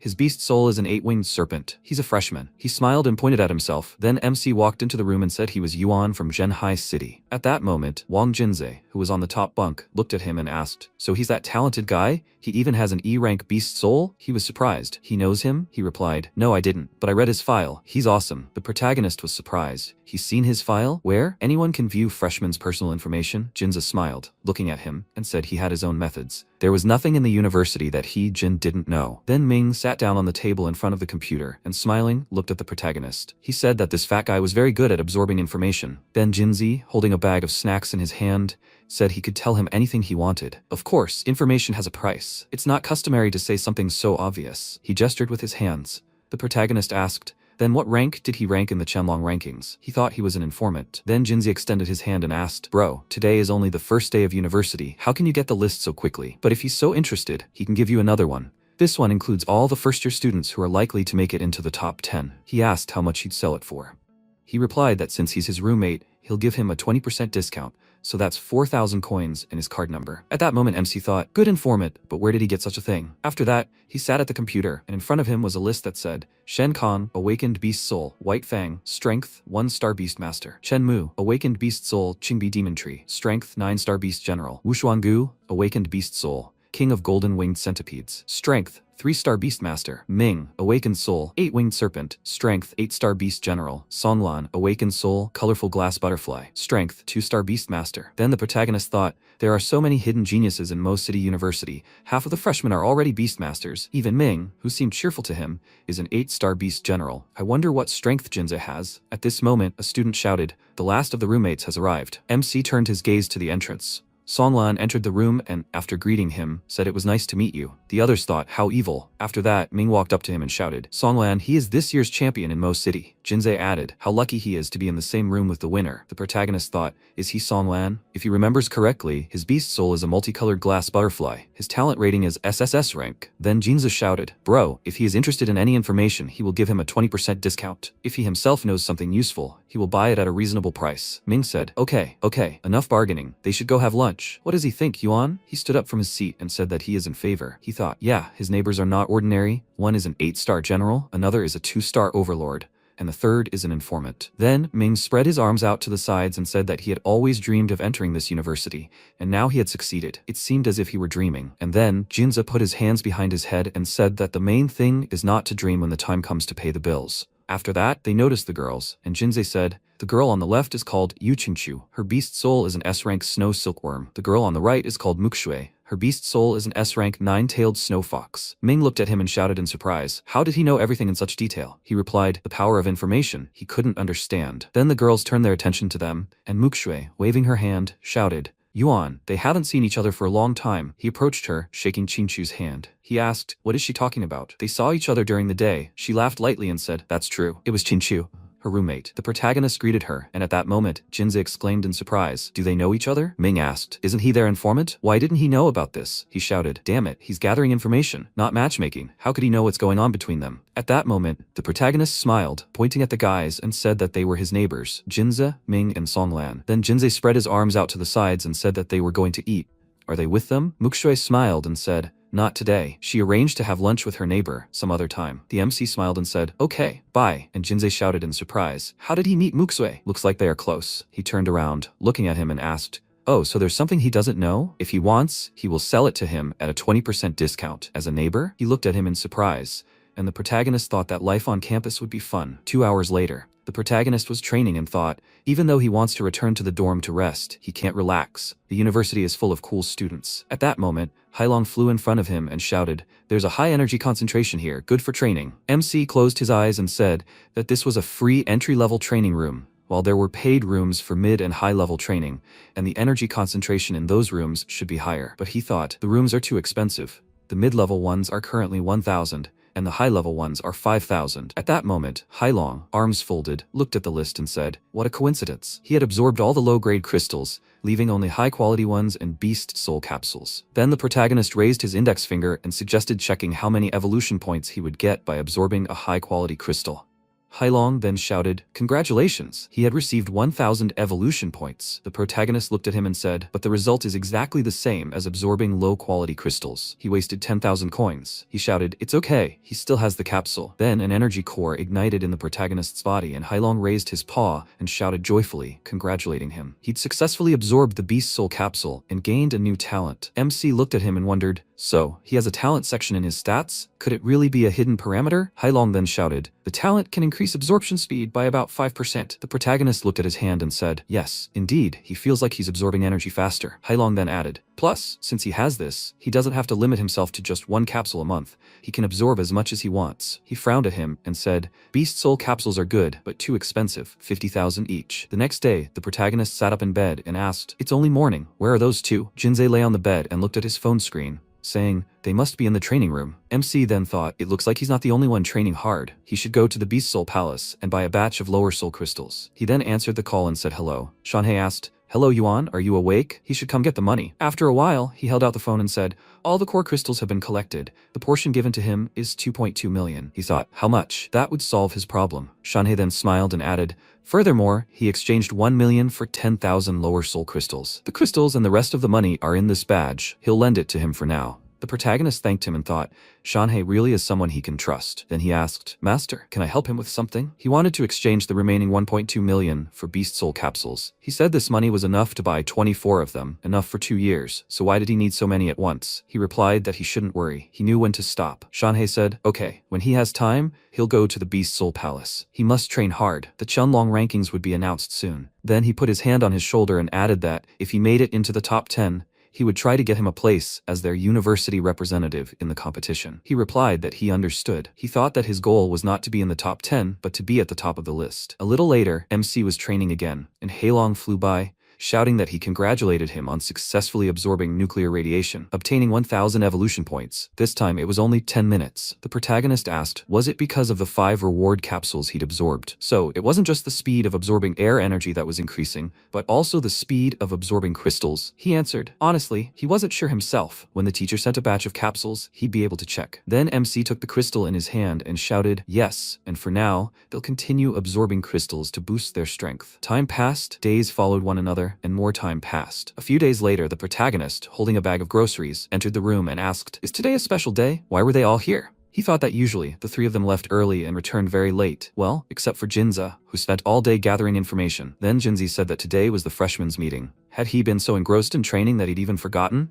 He cried out in surprise. Oh, he really forgot. Then Jinza smiled and shouted, the 3 of them train like monsters. Do they want to enter the top 10? Ming shouted, come on, with his 9-star general, he can only enter the top 100. But Songlan, with his strength, can definitely enter the top 10, right? He scratched his head and said, even though he's an overlord, his soul is auxiliary. He's bad at fighting. Besides, there are a lot of talents in the university, so he's not sure. At this moment, MC looked at them and thought, it looks like the competition this year will be really tough. He must train hard. After a while, everyone gathered in the auditorium, and conversations could be heard all around. He heard that Principal Wang Ting would give a speech at the freshman assembly. He's the Beast Emperor. His attendance will show that the students are very important to the university. Is he not aware of this? This year, there will be a national competition among freshmen from famous universities, and the principal attaches great importance to the selection of students who will represent them in the competition.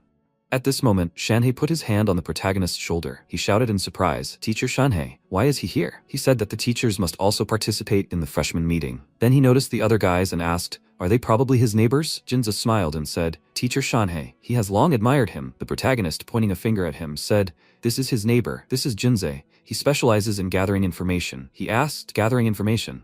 Then he laughed lightly and said, "He's just like his father." Jinza smiled and thanked him for the praise. "Teacher." The protagonist was surprised. "Huh? They know each other?" Shanhei said that his dad is a big shot. He will soon find out for himself. Then Ming looked at Jinze and asked, "Who is he?" He replied, "Big Fierce Bear Shanhei, an 8-star Lord rank beast soul, one of the promising candidates for the Emperor rank." Then a cry was heard from the crowd, "He must see the director. Director Wang Ting has arrived." At this moment the protagonist looked at the yawning Jinze and thought, "Wait, Wang Ting? Could Jinze really be his son? Incredible." Then Wang Ting approached the podium and said that he welcomed the faculty and students. He was the director of Mo City Beast University, Wang Ting. He was glad to see them all here. They were first-year students at their university, and also the future, the hope. The Qianlong rankings would soon be officially opened, and they would face the first stage of the struggle. The higher the ranking, the more generous the rewards. Fate is always in their hands. Talent means nothing. As long as they fight, they can change their fate. The strong must fight. Mo City Beast University is the institution with the highest mortality rate, but since everyone chose them, that means there are no spineless weaklings or cowards here. Ladies and gentlemen, do they realize this? The students unanimously shouted, "Yes!" The list has been posted. After a while, the list said, first place, Gu, Awakened Soul Beast, King of Golden Winged Centipedes. Second place, Shen Kong, Awakened Soul Beast, White Fang. Third place, Linghu, Awakened Soul Beast, Red Flame Tiger. Ninth place, Songlan, Awakened Soul Beast, Colorful Glass Butterfly. MC, looking at this, thought Jinza's information was useful. The guess was correct. So what place is he in? Then he noticed 312th place, Yuan, Awakened Soul Beast, Big Black Lizard. He thought, so low. The protagonist thought that most cities' Beast University really did have many exceptionally talented students. He knew he'd only achieved this ranking based on 10 rounds of testing. But what were the rules of the Qianlong rankings? At that moment, Heilong appeared on his shoulder and said he knew. The first rule is that only a low-ranking person can challenge a high-ranking person, and the rank gap cannot exceed 20. The second rule is that you can only challenge once a day, and you cannot refuse a challenge the first 3 times. The third rule is that each participant has the opportunity to challenge an opponent with a rank gap of up to 100 once a week. The fourth rule is that the use of illegal substances is prohibited. The weapons used must be appropriate to their level. The fifth rule is that if one of the parties admits defeat during a fight or is no longer capable of fighting, the duel is immediately ended. Then he folded his arms and added that, according to their current position on the list, it would take about 16 days to reach the very top. MC thought that if they added the opportunity to challenge an opponent with a rank gap of up to 100 once a week, then the time could be cut in half. At that moment, he heard the guy's voice asking, "Where the hell is Gu? Did he take first place as soon as the list was posted?" The guy next to him said that if he still ranks first in 7 days, he will admire him. The girl said that she thinks there will be major changes in the rankings in 3 days. Then the protagonist walked forward and thought, indeed, there will be many people competing for a higher place. The situation is getting tense, and because of this, he cannot concentrate on training. And then Ming said, Yuan is strange. He continues to train calmly at a time like this. Jinza said that he wanted to buy information from him for 1 million, but he refused. He remembered that MC said that when he reaches the top of Qianlong, he can discuss the price and his information again. Then he thought that it was obvious that his goal is to compete for the first place in the rankings. What terrifying power does he possess? Then, Heilong shouted, "These are the capsules that Shanhei sent. There are 24 in total. Does he want to take them all at once?" He replied that he will try them in parts. Then he popped 10 into his mouth. His body began to glow, and Heilong shouted, congratulating him on his successful absorption, a talent boost of 1. He congratulated him on his successful absorption, gaining 10 talent points. The protagonist said, clearly, the absorption speed had increased greatly. He then poured out the stones from the bag and said he would check if this would also increase the speed of fusion with the crystals. The next second, he began to concentrate energy. 7 minutes later, Heilong shouted, congratulating him on his successful absorption of the nuclear radiation, gaining 1,000 evolution points. 7 minutes, previously it was 10. The protagonist smiled and clenching his fist shouted, his guesses were correct, the absorption efficiency had also increased. Then his phone began to ring. He answered the call and said, I'm listening. Shanhei said, Yuan, in 10 minutes, Gu and Linghu will have a duel in the 3rd arena. He must hurry, he shouted in surprise. First and 3rd place are going to fight, he'll be there soon. After a while, Mo City Beast University, arena number 3. The stands were full and Shanhei waved his hand and shouted, Yuan, come here. He looked at him, then walked closer. At that moment, Chang'an put his hands on his waist and said, Shanhei, he treats this kid like a treasure, even brought him to the competition. Maybe he should tie him to himself. He replied, Chang'an, it would be better for him to help those in need than to chatter nonsensically. Then he said that this was his friend, Chang'an. He was one of the teachers. MC bowed and greeted him, and then Chang'an asked, "Is he Yuan? Shanhei only talks about him all the time. Hasn't he chosen a mentor yet? Why shouldn't he become his disciple?" Shanhei indignantly shouted that he invited him to watch the fight, not to lure students to himself. Then he looked at him and said, "By the way, which of these two has a higher chance of winning?" Shanhei frowned and replied, "How should he know? He doesn't know them." Then Chang'an looked at the protagonist and asked, "What do you think?" He replied, "He doesn't know them either." Then he shouted, "They're out. We need to look quickly." This is Linghu, ranked 3rd, and Gu, ranked 1st across from him. Then the referee said, "In this match, Linghu, ranked 3rd, will face Gu, ranked 1st, Qianlong." He declared the match to begin. The next second, Gu folded his arms and asked them. He challenged him first. Did he think he'd chicken out? Linghu shouted. "First place belongs to him." With that, he slammed his fist into his palm. Gu grinned and shouted, "Yeah? Then he should teach him a lesson, since he's so overconfident." Fusion with the beast soul. The next second, his body changed, and the protagonist thought, the king of SSS ranked golden-winged centipedes. His overwhelming strength is at least that of a beastmaster. Linghu shouted, "It looks like there's an opponent here he'll be eagerly awaiting." Beast soul fusion. The next second, his body transformed, and MC, looking at him, thought, Linghu is also a beastmaster. Who will win? Watching this, Chang'an shouted, "These kids are so energetic. At his age, he could only dream of such strength." Shanhei looked at him and said, "They even brought it up. This year's freshmen are far from ordinary, each one better than the next." The next second, Linghu began concentrating energy in his mouth, then spat out a powerful stream of fiery energy. Gu ran forward and asked, "Is that all he can do?" Linghu spread his paws and shouted at him not to delude himself. He must win first. After that, he charged. Gu aimed at him, but Linghu tore off his paw. The protagonist thought, Linghu's red flame tiger surpasses his opponent in strength, speed, agility, and explosive power. There's a chance even Gu won't be able to dodge his attack. But at that moment, Chang'an said, Linghu acts cautiously, tested the enemy from a distance, then quickly closed in and caught him off guard. Shanhei said, "This guy's combat experience is simply astounding." Then Chang'an added, "Looking at the situation, one wonders if Gu really deserves the top spot in Qianlong." Shanhei said, "Yuan, isn't it scary to watch? The fight for the top spot will be very difficult." Chang'an thought, with the soul of an E-rank beast, entering university is no easy task, but isn't his desire to lead Qianlong a bit too arrogant? At that moment, MC said, "It's a trap." Chang'an looked at him in surprise and shouted, "What?" He said that Linghu had fallen into Gu's trap. He cried out in surprise. How did he know? At that moment, Linghu struck and thought he was one last blow away. Then he gaped in surprise as Gu grabbed him from behind with his paws, and he shouted at him to get away. He then covered his body in fire, and Gu, in turn, released a powerful stream of energy from his mouth, which hit Linghu in the face. At that moment, Chang'an looked at the protagonist in surprise and cried out.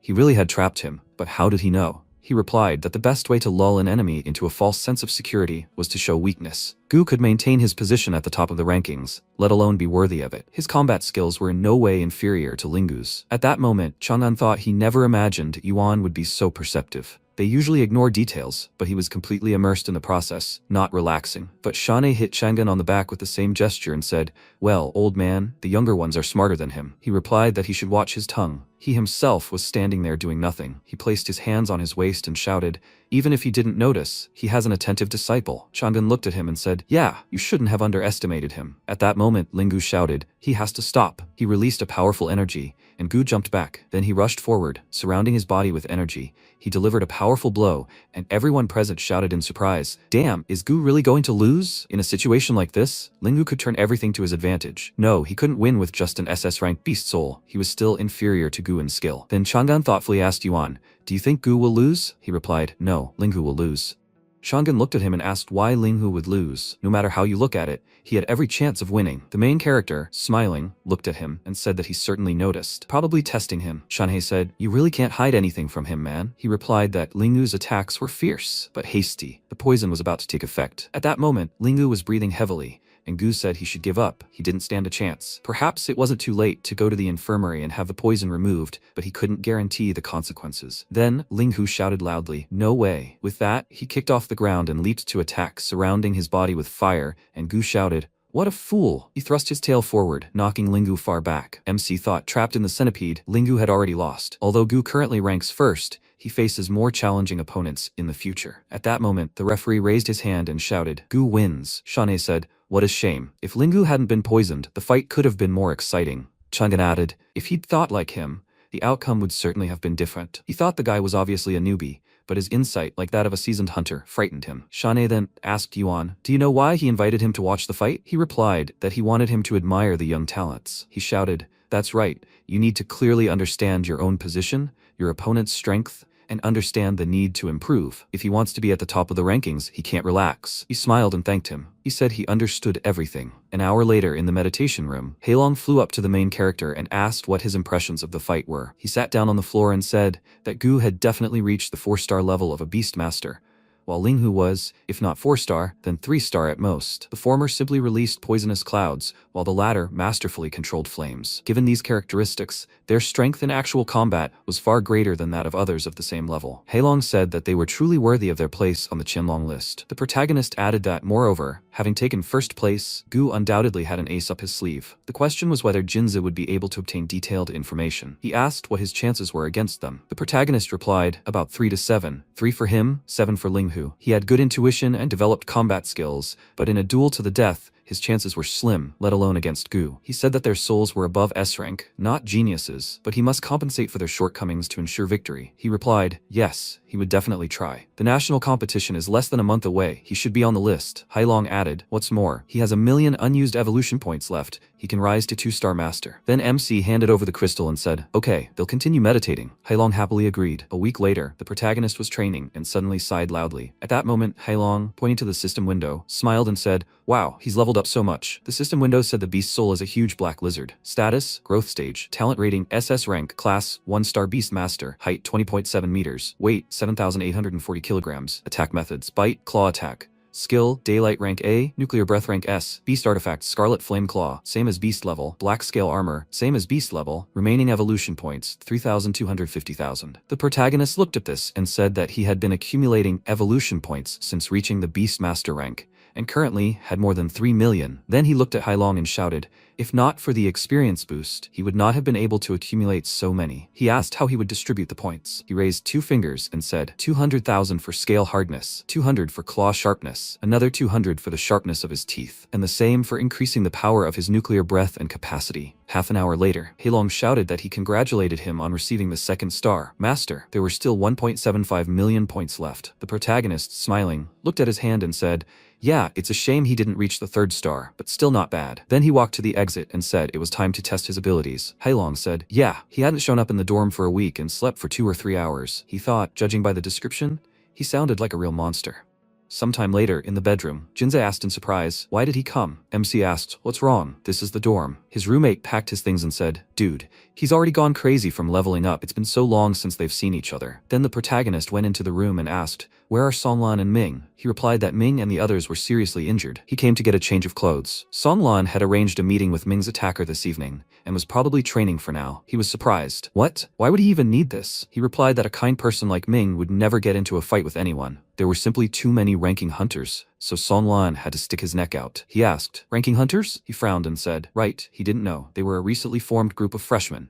They use strong students to get to the top, then lose places to the weaker ones. The protagonist asked, can you elaborate? He replied, first the stronger freshmen fight for a place on the list, then deliberately lose to the weaker members of the group to transfer the ranking to them. Moreover, to maintain their performance, participants must make weekly contributions. Those who want to get a higher ranking are obliged to pay much more. Then the MC shouted, he should wait. Shouldn't they be removed from the list if they meet the skill requirements? He replied that this wasn't true. Their position was maintained as long as the money kept coming in. If he dared challenge the person they were protecting, he would become a target. Ming couldn't stand it, so he challenged them to a fight, but was badly injured. The protagonist said, really, this is just like him, and the university doesn't care? Jinza looked at him and asked, have you forgotten that their university admires its students more than others? Of course, no one is going to interfere. At that moment, the protagonist thought, this university is even more brutal than he imagined. He's starting to like it more and more. Then he asked, who founded the organization? Probably because he's not one of the strongest to think of such a thing. He replied, the creator of the Hunter Group, Gu. He asked, Gu? Isn't he first on the list? Jin's replied that he hasn't been first for a long time. Among the current freshmen,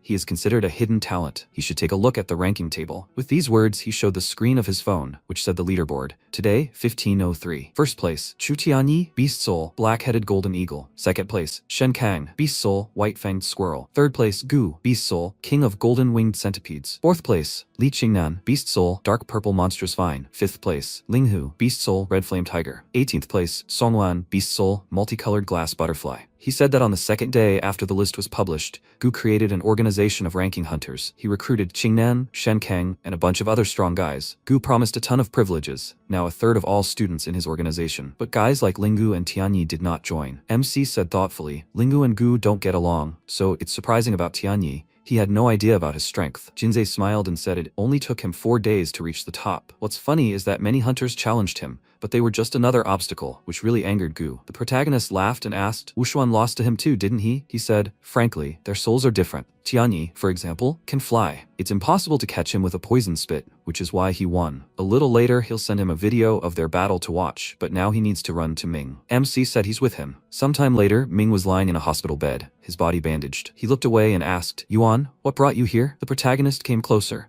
holding a basket of oranges, and asked how he was. He replied that he was fine, and Jinza spread his arms wide and asked, where is he fine? He apologized and asked, by the way, isn't Songlan's meeting with that guy today? He frowned and replied, yes, tonight at Arena 7. Ming's body shook, and he said it was all his fault. If only he were a little stronger, none of this would have happened. Jinza worriedly told him to lie still, otherwise he'd need bandaging again. Then MC asked, whoever Songlan is fighting today injured him, right? This evening, Mo University, Arena 7. Jinzi, raising a treat to his mouth, said that today's opponent was Yuan Lian, ranked 25th, but fighting hard for it. He hoped Songlan would cope, since he hadn't shown his full strength in the fight with Ming Lian. The protagonist looked at him and asked, doesn't he seem to care about his ranking at all?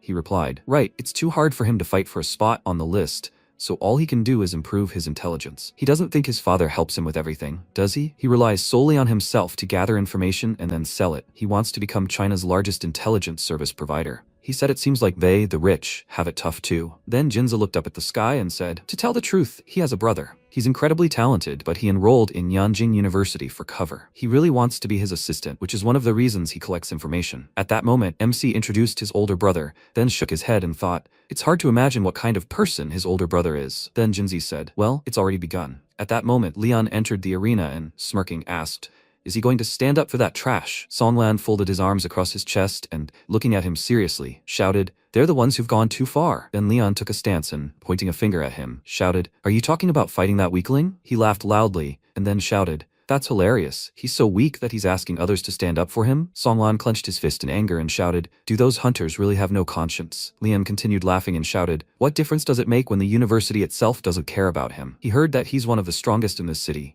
But does he know what he thinks? To him, he's the same trash as that Ming. The next second, Songlan used fusion, and Leon said, oh my god, is this his spirit? He laughed loudly, pointing at the butterfly, and shouted, what a cute little butterfly. He's scared. His shiny wings are just right for sticking needles into it. Then he shouted, fusion. The next second, his body changed, and those watching the scene shouted, why is Songlan's spirit's appearance different? He heard that it was a purely auxiliary soul with no combat power. How to deal with it? Four-armed magical monkey Leon is an aggressive soul. Songlan is in danger. At this moment, Jinza looked at the protagonist and said, Leon is incredibly strong. He has every chance of reaching the top 10 rankings. Does Songlan have a chance of winning? Who do you think will win? He replied that he didn't know yet, but for now, the monkey obviously has the advantage. At this moment, Leon leaped to attack, and Songlan flew to the side and shouted, accelerate. The next second, he was struck. The next second, Leon aimed his fist at him, then looked away in surprise and shouted, what? At that moment, Songlan flew to the side and shouted, fury. Several slashing attacks hit Leon's back. The next second, Leon fell to the ground,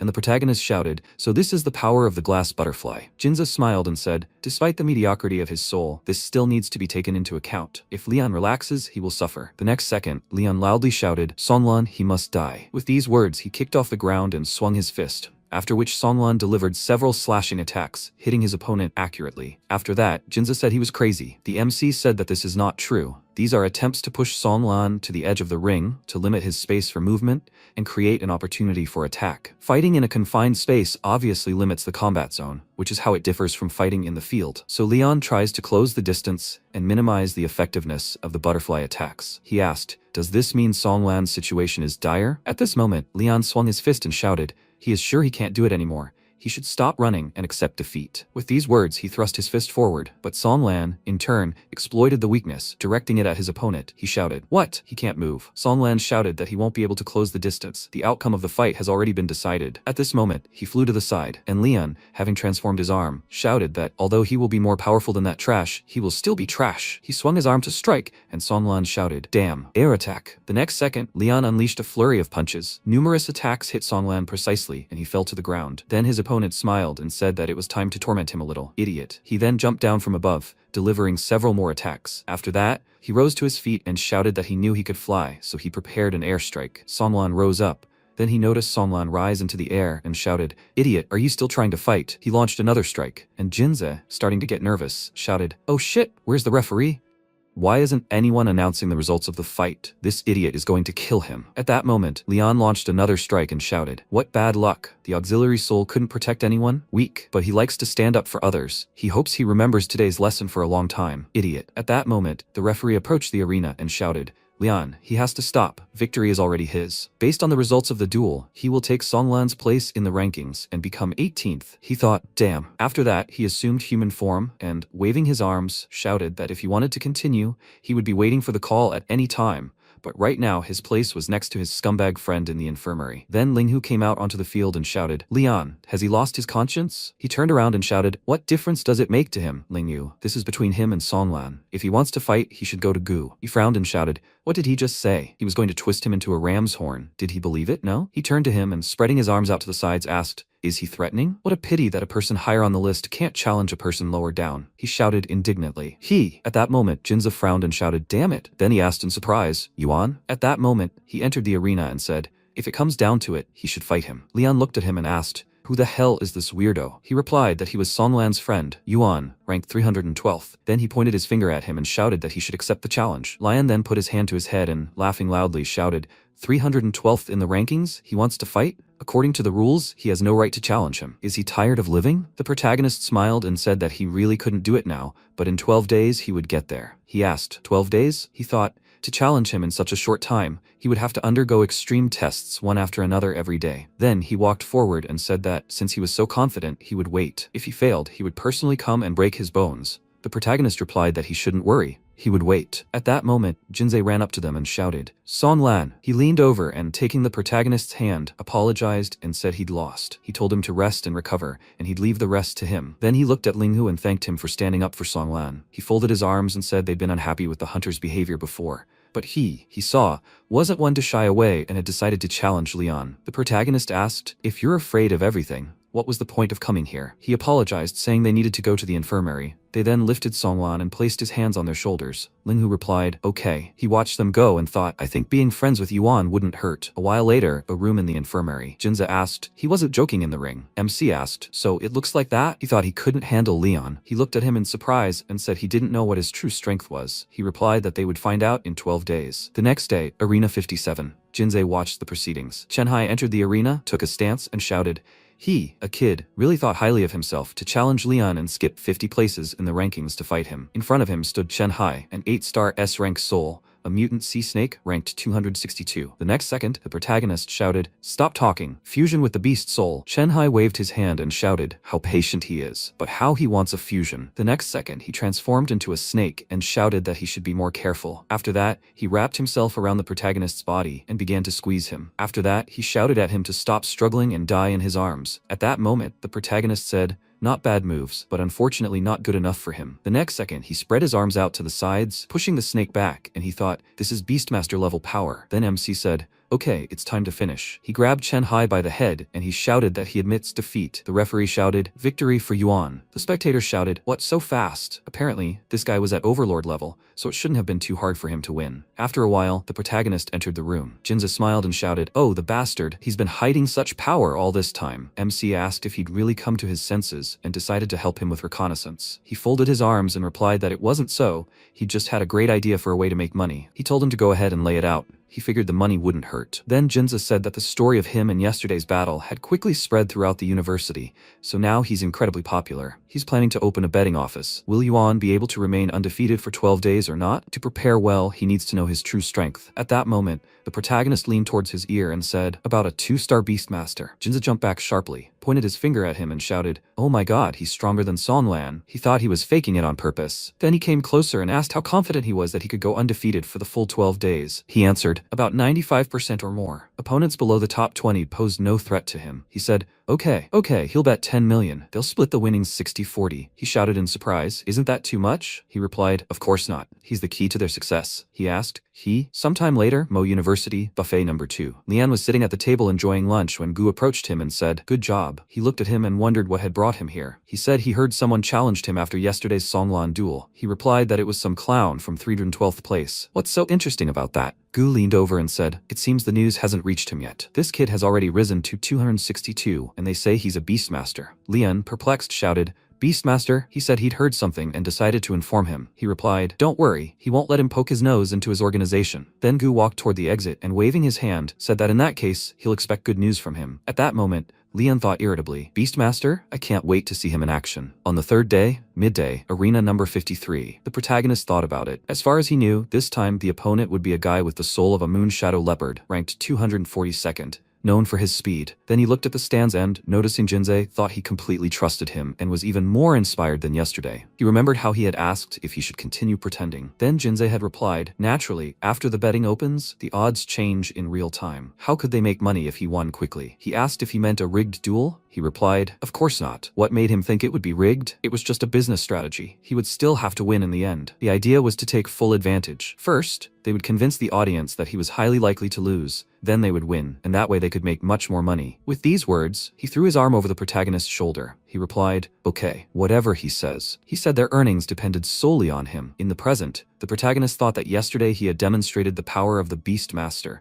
and Jinze was doing a great job of promoting his bets. Now at least half the university knew he was going to challenge Leon, so it was no wonder there were so many spectators. At that moment, Shi Ying entered the arena and asked, "Is this Yuan? What bad luck accepting a challenge from the Beastmaster." Then he placed the students to the sides and shouted, "But he's not going to easily admit defeat. He must show what he's made of. Fusion with the beast spirit." The next second, his body changed and MC changed too. His opponent thought it would be nice to suppress the Beastmaster. He was a 9-star after all, he should be able to handle it. The next second, he leaped forward, swung his paw, and hit the protagonist's paw. He turned slightly and thought, "He's injured. His speed is the advantage." At that moment, the protagonist thought he'd just do as Jinza said, just have a little fun. Then he slammed his paw on the ground, and his opponent leaped at him, and he thought, this must be it, the true power of the Beastmaster. Those watching shouted in surprise, "What's going on? The Beastmaster can't handle him? How's he going to fight Leon?" Yesterday, someone held a bet to see if Yuan could win within 12 days. He's afraid it'll be difficult for him to win with such strength. At that moment, Jinze thought, it seems the goal has been achieved.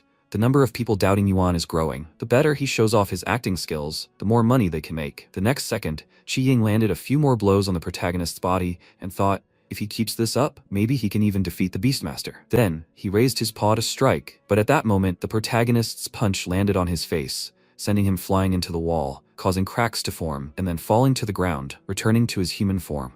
The onlookers looked at him in surprise, and at that moment he noticed the protagonist's gaze and thought, maybe it was a coincidence. But there was no way he could have avoided the blow at that very moment. Then the spectators started shouting, "What the hell? The Beastmaster turned out to be stronger than an ordinary soul owner after all. What are you even talking about? Yuan is so strong that he can take out Qi Ying with one blow." So it turns out, he was just pretending in the first half of the fight, not showing his true strength. After that, Jinze approached the protagonist and shouted, "Bro, well done." He replied, "Yeah, you acted like a real actor." He added, "Even better, most people are wary of him now, so he doesn't think their plan will be seen through quickly, so they should continue." He replied, "Okay." It was the dead of night in a dorm room. The protagonist lay on his bed, hands behind his head, thinking. After his fight with Qi Ying today, he'd received not only 2 silver treasure chests, but also a beast artifact. He could simply sell these and continue defeating weaker opponents. Plus, he'd get a generous reward for opening the chests and a share of the bets. 5 days later, the protagonist rose to 142nd place, and opening the door slightly, thought, over the past few days, he'd unexpectedly encountered several highly skilled opponents, forced to admit defeat before the fight and give up the treasure chests. At that moment, Jinze, looking down at him from the top bunk, shouted, "Why are you so gloomy? They still had a chance. He should be happy. He asked if there was any information about tomorrow's opponent. He handed him a tablet and said he'd prepared it especially for him. It said, 32nd place, Lei Qingming, Thunder Beast, Strong Attack Soul. Form, a blue behemoth with lightning all over his body, capable of manipulating thunder, immense explosive power. Defeated Lu Chongfeng, a 1-star Beastmaster. Defeated Shi Wangdao, a 1-star Beastmaster. Lost to Lian, a 2-star Beastmaster. Estimated strength, max level 1-star Beastmaster. Entry level 2nd-star Beastmaster. MC looked at this and said, looks powerful. Jinzei extended his hand and shouted, of course. After losing to Lian, he joined the hunting party. All the students think he'll get away with it. Then he smiled and clenched his fist, saying, when he defeats Qingming, everyone will finally see his true strength, so he'll close the bets before the fight. In a duel with him, he'll be able to let loose and show his all. The protagonist smiled looking at him and replied, okay. It's finally time to have some fun. After some time, in the upgraded leveling room, Mu Shui was training when she heard a notification sound on her phone. A hologram of Qingqiu appeared in front of her, and she asked, what's wrong? She replied, Yuan and Qingming are fighting today. Will she come watch? She thoughtfully asked, how strong is this guy? She replied, he's ranked 92nd in the Qianlong rankings. A 1-star Beastmaster. She said, a 1-star Beastmaster. Then Qingqiu spread her arms and said, it seems she's not at all worried about Yuan losing. In response, she smiled and clenched her fists, saying, he's very strong. She believes in his victory. Then Qingqiu smiled and said, as far as I can see, she has confidence in her boyfriend. Then Mu Shui blushed with embarrassment and shouted that he wasn't her boyfriend. She shouldn't talk nonsense. They were just fellow countrymen. She replied, okay. She wanted to know something else. Why wasn't she participating in the ranking battles? At least, she should be able to handle the next 50. She replied that the teacher said that there was no point in fighting for a reward. First, you need to level up and then act. She said, the reward, her teacher had a lot of money or something, enough to pay for the best leveling room every month, equip it with high-level crystals and energy collection systems. Okay? She'll go take a look and then tell her. Mu Shui thanked her in return. 7 p.m. Mo University Sports Zone, Arena 26. The protagonist, standing near the entrance, asked why there were so many people today. Jinza stood opposite him and said that about half of them had placed bets. The rest had just flocked in for the hype. The betting shop would be closing, so he should give it his all. The protagonist replied that he could rely on him. At that moment, Qingming, standing in the arena, shouted, where's Yuan? He started looking around, and then the protagonist came out to him and said he was here. He came closer, and Qingming asked if he was the one who threatened Lian and dared to declare that he wouldn't lose even once for 12 days. He asked in response, what, it's not allowed? He frowned and shouted, of course it's allowed. Unfortunately, his self-confidence was already shattered.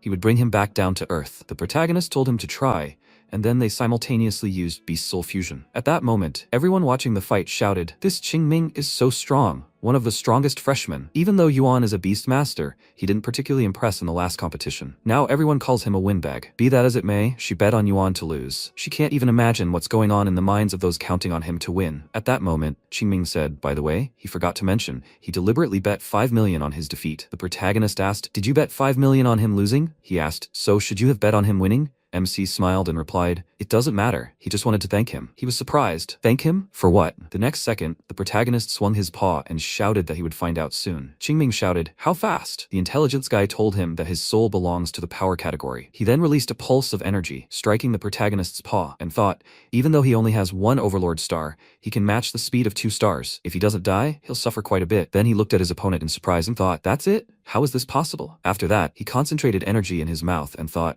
you bastard, he forced this on him himself. He then released a powerful stream of energy, and the MC smiled and said, bad luck. He got caught just when the audience no longer needed his acting. Bye. He then released a powerful pulse from his mouth, knocking his opponent back, and he screamed, how come? He fell to the ground, and then the referee announced, the duel is over, Yuan has won. The audience continued to watch in bewilderment, and then they shouted, damn it. He can't believe his eyes. Yuan actually won? Great. He decided to bet 200,000 on him, and his intuition was right. At that moment, Qingqiu thought in surprise. He took out Qingming with 1 blow. Even though she's a 2nd-star Beastmaster, she'd have a hard time facing him either. No wonder Mu Shui has so much confidence in him. At that moment, Hailong flew up to the protagonist and shouted that he had won and received a golden treasure chest. He asked if he could open it now. He replied, of course, only he can see the contents. Then the chest appeared, and he shouted, the chest has been successfully opened. 50,000 evolution points have been obtained, and a Beastmaster level artifact has been obtained. Konglei's Claw is a Beastmaster level artifact. When struck, the claws are imbued with lightning, which grants increased attack speed and a bonus to lightning attribute damage. The protagonist shouted, this is much better than the flame claw. It's a common level claw, but it should fetch a good price. At that moment, Jinzei started running toward him and shouted, my friend, what was that, Yuan? He spread his arms out to the sides and joyfully shouted, what a beautiful victory. Now they are incredibly rich. The protagonist looked at him and happily replied, that's great. At that moment, Lian approached them and said, It turns out he's still capable of something. He clapped his hands and shouted that he'd watched the duel. It was exciting. At that moment, Jinza turned his gaze to him and asked why he'd come. He smiled and replied that he just wanted to check on his roommates. MC said he shouldn't worry about that. Then Leon rose up on his tiptoes and said there was no question of worrying.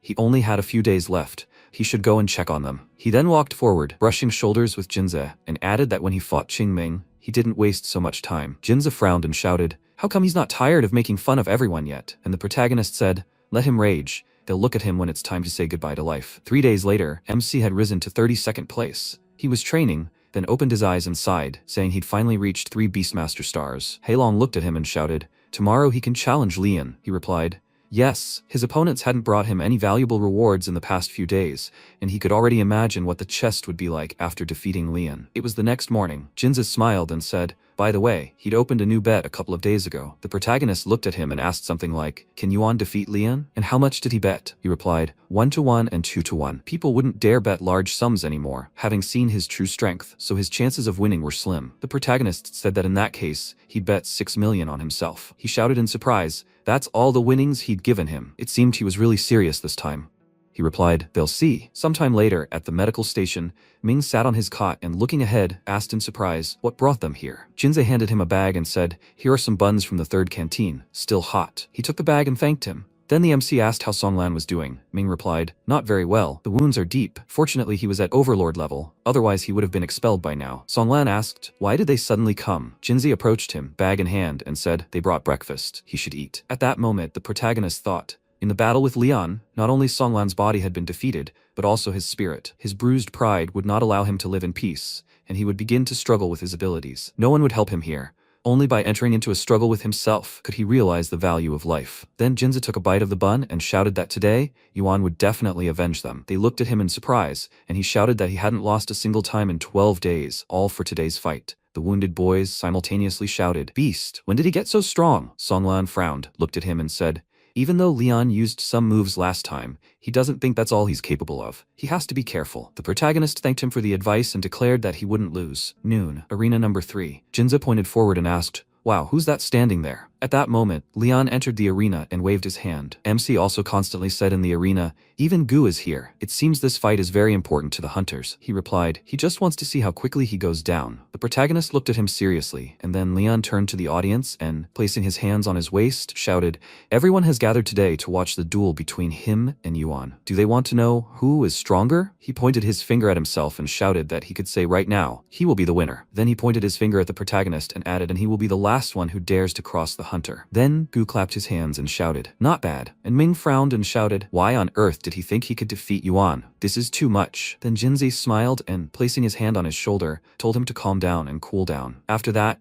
Linghu approached them and said that many hunters came this time, so they just decided to show their loyalty to Gu. "Do they mind if he sits next to them?" Jinzi replied, "Of course he can sit." He didn't think he would come too. He replied that he'd bet 10 million yuan, so naturally, he'd come to watch. Jinzi exclaimed in surprise, "So much? Isn't he afraid he might lose?" He thought, this guy must have a lot of money. Then Linghu smiled and said, "But they organized the betting, right?" He'd had plenty of time to earn some money, then bet it all on Yuan. Jinzi thought, this guy's no slouch. He snatched his share. Then Ming said, "Just look at him. How confident he is." Linghu said that Gu had also made quite a splash. At the same time, he'd established himself in the eyes of the organization members. After all, after Tianyi stood up for Yuan, the other one became the most desirable target. He hoped it wouldn't affect him too much. Then he frowned and thought that he really wanted to see how Gu would react if Lian lost. The next second, Lian shouted, "Fuse. In this battle, he will break his bones one by one until he kneels before him and begs for mercy." With these words, he began to pound his fists on his chest and then added, "Well, he should show what he's made of already." Then the protagonist looked at him confidently, before concentrating his energy around himself and shouting, "Fuse." His body changed, and the next second, Lian leaped forward, swinging his fists, but MC extended his paw in front of him, blocking his blow. At that moment, Lian thought in surprise, no way, his jumping strikes are at the level of a 2-star overlord. The next second, his fist was covered in blood, and then he noticed how energy began to concentrate in the protagonist's mouth. He thought, this is bad. I need to change my position immediately. Then the protagonist released a powerful beam of energy, and Lian jumped to the side. He thought, damn, too fast. Then he noticed another beam of energy and shouted, again. He put his fists in front of him, trying to defend himself, and everyone present began to shout. Who would have thought? He was able to defend himself. He then shouted, does he think he can deal with him with only this ability? How naive. Then he walked forward and thought, not a scratch. He is absorbing most of the energy. If this continues, he won't last long.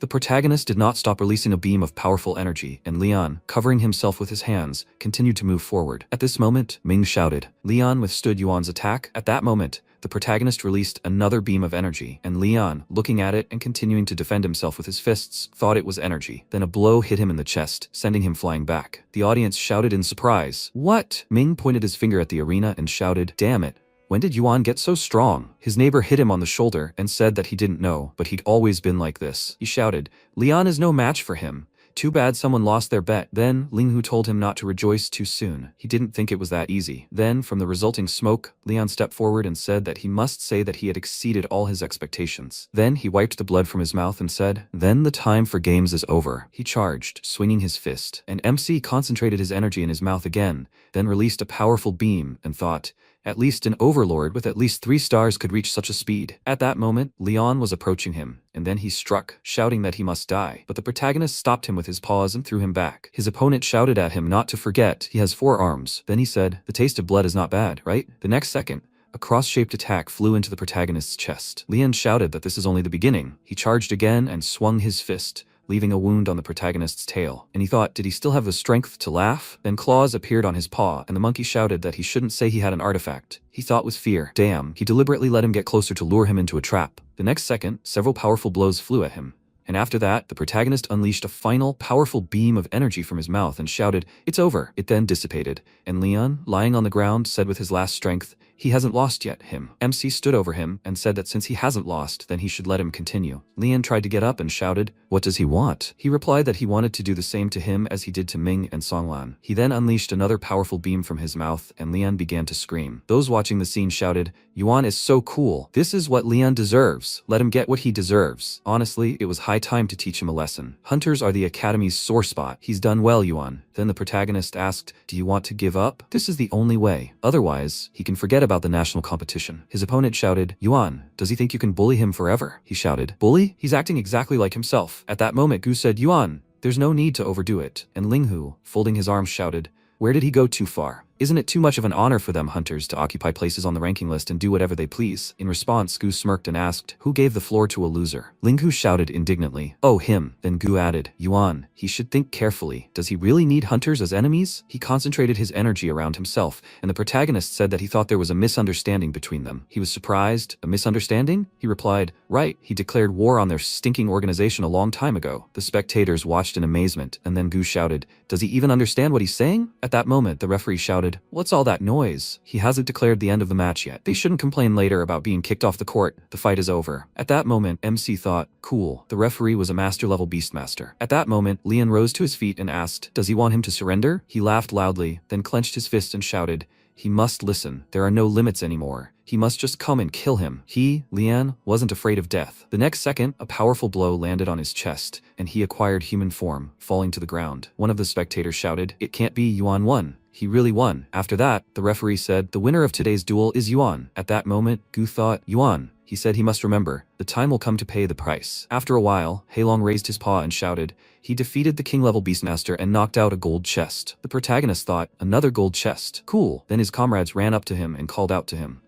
Ming smiled and shouted, never having imagined he was such a beast. Ling Yu folded his arms and told him to be careful. Gu wouldn't let this go. He's the kind of person who will stop at nothing until he achieves his goal. Then the protagonist asked who he thought he'd send next. He answered thoughtfully, most likely it would be Qingnan. The protagonist asked, why him? Gu and Shen Kang were supposed to hold higher positions than him. He replied, Gu is the leader of the Sand Hunters, so he values his skin more than anyone else. Challenging him to a duel is practically impossible. He definitely wouldn't send Shen Kang unless absolutely necessary. That would leave only Qingnan. Then MC looked at Jinze and asked, so that's it. He has any information about him? He winked and replied that he would find out, if necessary, about more than just him. Then Lingu held his hand out in front of him and said they shouldn't waste time and ask him directly. He'd fought him before. Ming asked who won last time. Jinze said, he speaks as if he's never seen the rankings. Ming laughed awkwardly. Lingu spread his arms and said, of course he lost. Qingnan is not only incredibly strong, but his beast soul is extremely eccentric. The protagonist asked, what does he mean? He asked, have they heard of a Phyto Soul? After some time in the observation room, the director walked into the room and said, a truly spectacular duel. The judge turned around and shouted in surprise, Mr. Principal, how is he here? He came closer and said that he had just watched the fight, and this Yuan isn't so bad. The judge agreed. He was quite experienced, ruthless, and determined, precisely the qualities most students lack. Wang Ting said he heard his abilities had reached E rank. The judge scratched his head and said, exactly, but he thought the information was incorrect. The strength he displayed was at least S rank. By the way, he should know something about hunters. They've become more aggressive lately, taking over the Qianlong rankings, continuing to pressure the other students, and there are complaints. He said, I understand. But Gu hasn't broken a single academy rule. His approach also matches the motto. The students must feel unfair. This is perfectly natural. The world is inherently cruel. These children don't yet know the pressure people face daily, and it only gets worse. Sometime later, in the cultivation hall, the device spoke. First year Yuan Wu. His name is currently ranked 18th on the Qianlong list. He currently receives a 50% discount for upgrading his skills. Room A116. The procedure should take no more than 5 minutes. After that, the protagonist went into the room and said, cool. Now I understand why everyone is so focused on getting on that leaderboard. At that moment, Hailong shouted, hurry, he must open the chest. Then he looked at the chest that appeared and shouted, wow, 50,000 evolution points. A master level artifact. At that moment, the protagonist looked at the item and asked, what is this? Hailong replied, an energy accumulating crystal. The owner's attack becomes 50% more powerful when the steel energy reaches maximum strength. What's more, the owner can infuse it with their own energy. He can try it right now. He replied, okay, fusion. Then his body transformed, and he looked at his paw and said, a worthy place for cultivation, like a 4-dimensional space. Then he took the crystal in his hand, and the energy began to concentrate. The next second, Hailong joyfully shouted, it's full. And the protagonist said that filling such a small stone took almost half of his entire energy, more than half an hour. Recharging it in battle will be practically impossible. Hailong said it was good for preparatory work, and if used in combination with breathing, it could deal devastating damage. The protagonist said he thought so. Then he absorbed the stones with the storage talisman, and Hailong shouted, successful absorption. 1,000 evolution points gained. He repeated this several more times while MC sat in a meditative pose. After a while, the protagonist heard a notification sound on his phone, after which a hologram of Jinzei appeared in front of him. He said, wow, he's doing well. He's using an advanced room or cultivation. The protagonist replied that it was all done with hard-earned money. He said there was no time for jokes now. As expected, Qingnan had declared war on him. What would they do? He was of a higher rank than him. The protagonist said that they couldn't refuse a fight. Since defeating Lian, the other hunters have been watching him. Incidentally, he plans to continue making money from them. He asked in surprise, he wants to open the betting again? He replied that this time he'd bet 20 million on himself. He was surprised. 20? Then he'd bet 30. MC shouted in surprise, aren't you afraid of losing?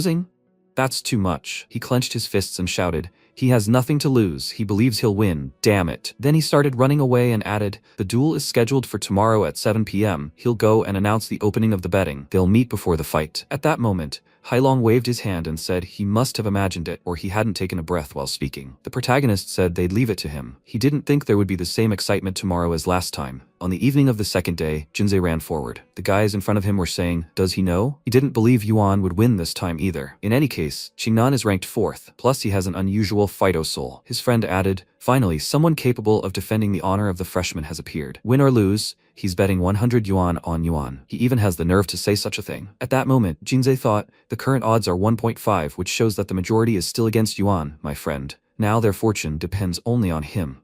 After a while, MC waved his hand and apologized for keeping him waiting. Jinzei said, this is amazing. The duel starts at 7, and he trained until 5:30. Yuan replied, it's okay. Training never hurt anyone. Jinzei turned around and said, he really has no equal in this. They need to go. They need to enter the arena a little earlier. MC said, but they'll just stop by to eat first. He hasn't had dinner yet. Jinzei turned around and asked, puzzled, what? A while later, in the 3rd Academy cafeteria in the 2nd building, MC and Jinzei were sitting at a table. Yuan asked why he suddenly rushed to pay the bill. Did he take the wrong pills today? Jinzei said, that's nonsense. He bet all his money on him, so let him eat in silence. The more he eats, the stronger he'll be in the duel. MC licked his lips and said, he's the rector's son, and he's pretending like he has no money. Jinzei replied, that's not the issue. Money from his father and money earned are 2 different things. He wants to show his father that he's not a freeloader at all. Yuan said, by the way, he still doesn't know what kind of beast soul he has. Jinzei looked away and said not to even ask. He'll find out later. That night in the first arena, MC asked in surprise, so many people. Jinzei replied, of course. This time, he's facing the 4th-ranked Qianlong. Considering how exciting the fight against Yuan Lian was, it would be strange to draw fewer. Let him come in. He'll find Zhao Ming and Wang Linghu. MC gave him a fist bump and said yes. At that moment, Wu Xuangu was watching him, smirking. Yuan looked at him and thought,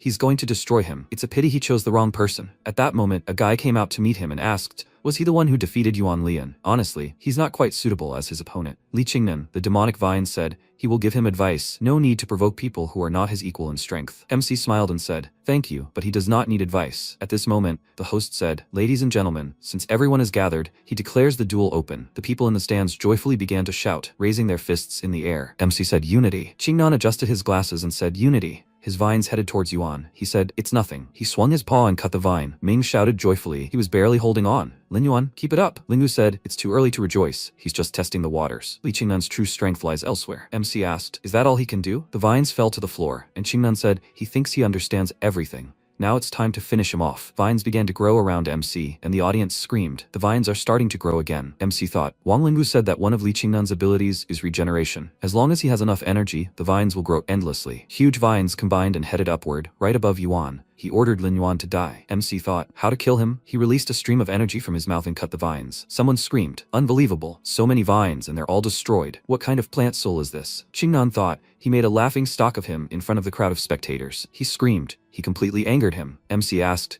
what new things can he show? Qingnan created vines again and sent them towards Yuan. Lingu screamed, the situation is not the most optimistic. Lin Yuan will hardly be able to defend against such an attack. Ming asked, if he doesn't cope, will he lose? Lingyu replied, he doesn't know. He's already warned him before. If Li Qingnan takes away the advantage, it won't be easy to regain. Ming said fearfully, whether he warns or not, it's hard to dodge something like this. Jinzi frowned and thought, Lin Yuan. Someone shouted, that same move where multiple tendrils are directed from all directions. MC began to parry the attack, but someone said, even Lin Yuan will have to sweat, because one breath isn't enough. At that moment, a vine struck MC's tail, and other vines began to rapidly attack his body. Jinzi's eyes widened in fear, and Qingnan asked, is he ready to beg for mercy? Yuan thought, the vines are sucking energy from his body. That's Li Qingnan's second ability, energy absorption. Qingnan asked, so what? He ordered him to beg for mercy if he wants to preserve even a drop of energy. Yuan replied, he hasn't achieved anything yet to beg for such a thing. He unsheathed his claws and quickly cut through the vines, and Qingnan said, neither long-range nor close-range attacks will help him. MC roared loudly, then grabbed the vines and released mana from his mouth. Qingnan looked at this and thought, the nuclear breath he used to defeat Yuan Lian. What a pity that he already knows about this technique. He created an even larger vine and began to transform, and MC released his breath. The spectators in the stands began to shout, what a killer move. With just his breath, Lin Yuan rightfully deserves the status of one of the talented freshmen. Will the vine shield be able to block this? Qingnan thought how lucky he was that a large amount of energy was put into this strike before the beam collided with the shield. However, he never expected that the strike would still be powerful. Victory will still be his. He has no more ways to resist. MC laughed and said, he really is unlucky, man. Qingnan shouted, what did he say? No need to talk nonsense. He thought he only had enough strength for one hit, just like him. Yuan replied that without the crystal that accumulated energy, he really could have lost to him. What a pity that something like this will never happen again. Qingnan thought, what crystal? What's going on? The MC loudly sent him away, and Qingnan asked, is this some kind of joke? He transformed again, when suddenly a large stream of energy flew into his body and tore it apart. Everyone looked at what was happening in surprise, and Qingnan flew into the wall and left a mark behind. The people asked in surprise, did Lin Yuan win? He actually beat Li Qingnan. The host said, he is announcing the result of the duel. The victory goes to Lin Yuan. Having defeated Li Qingnan,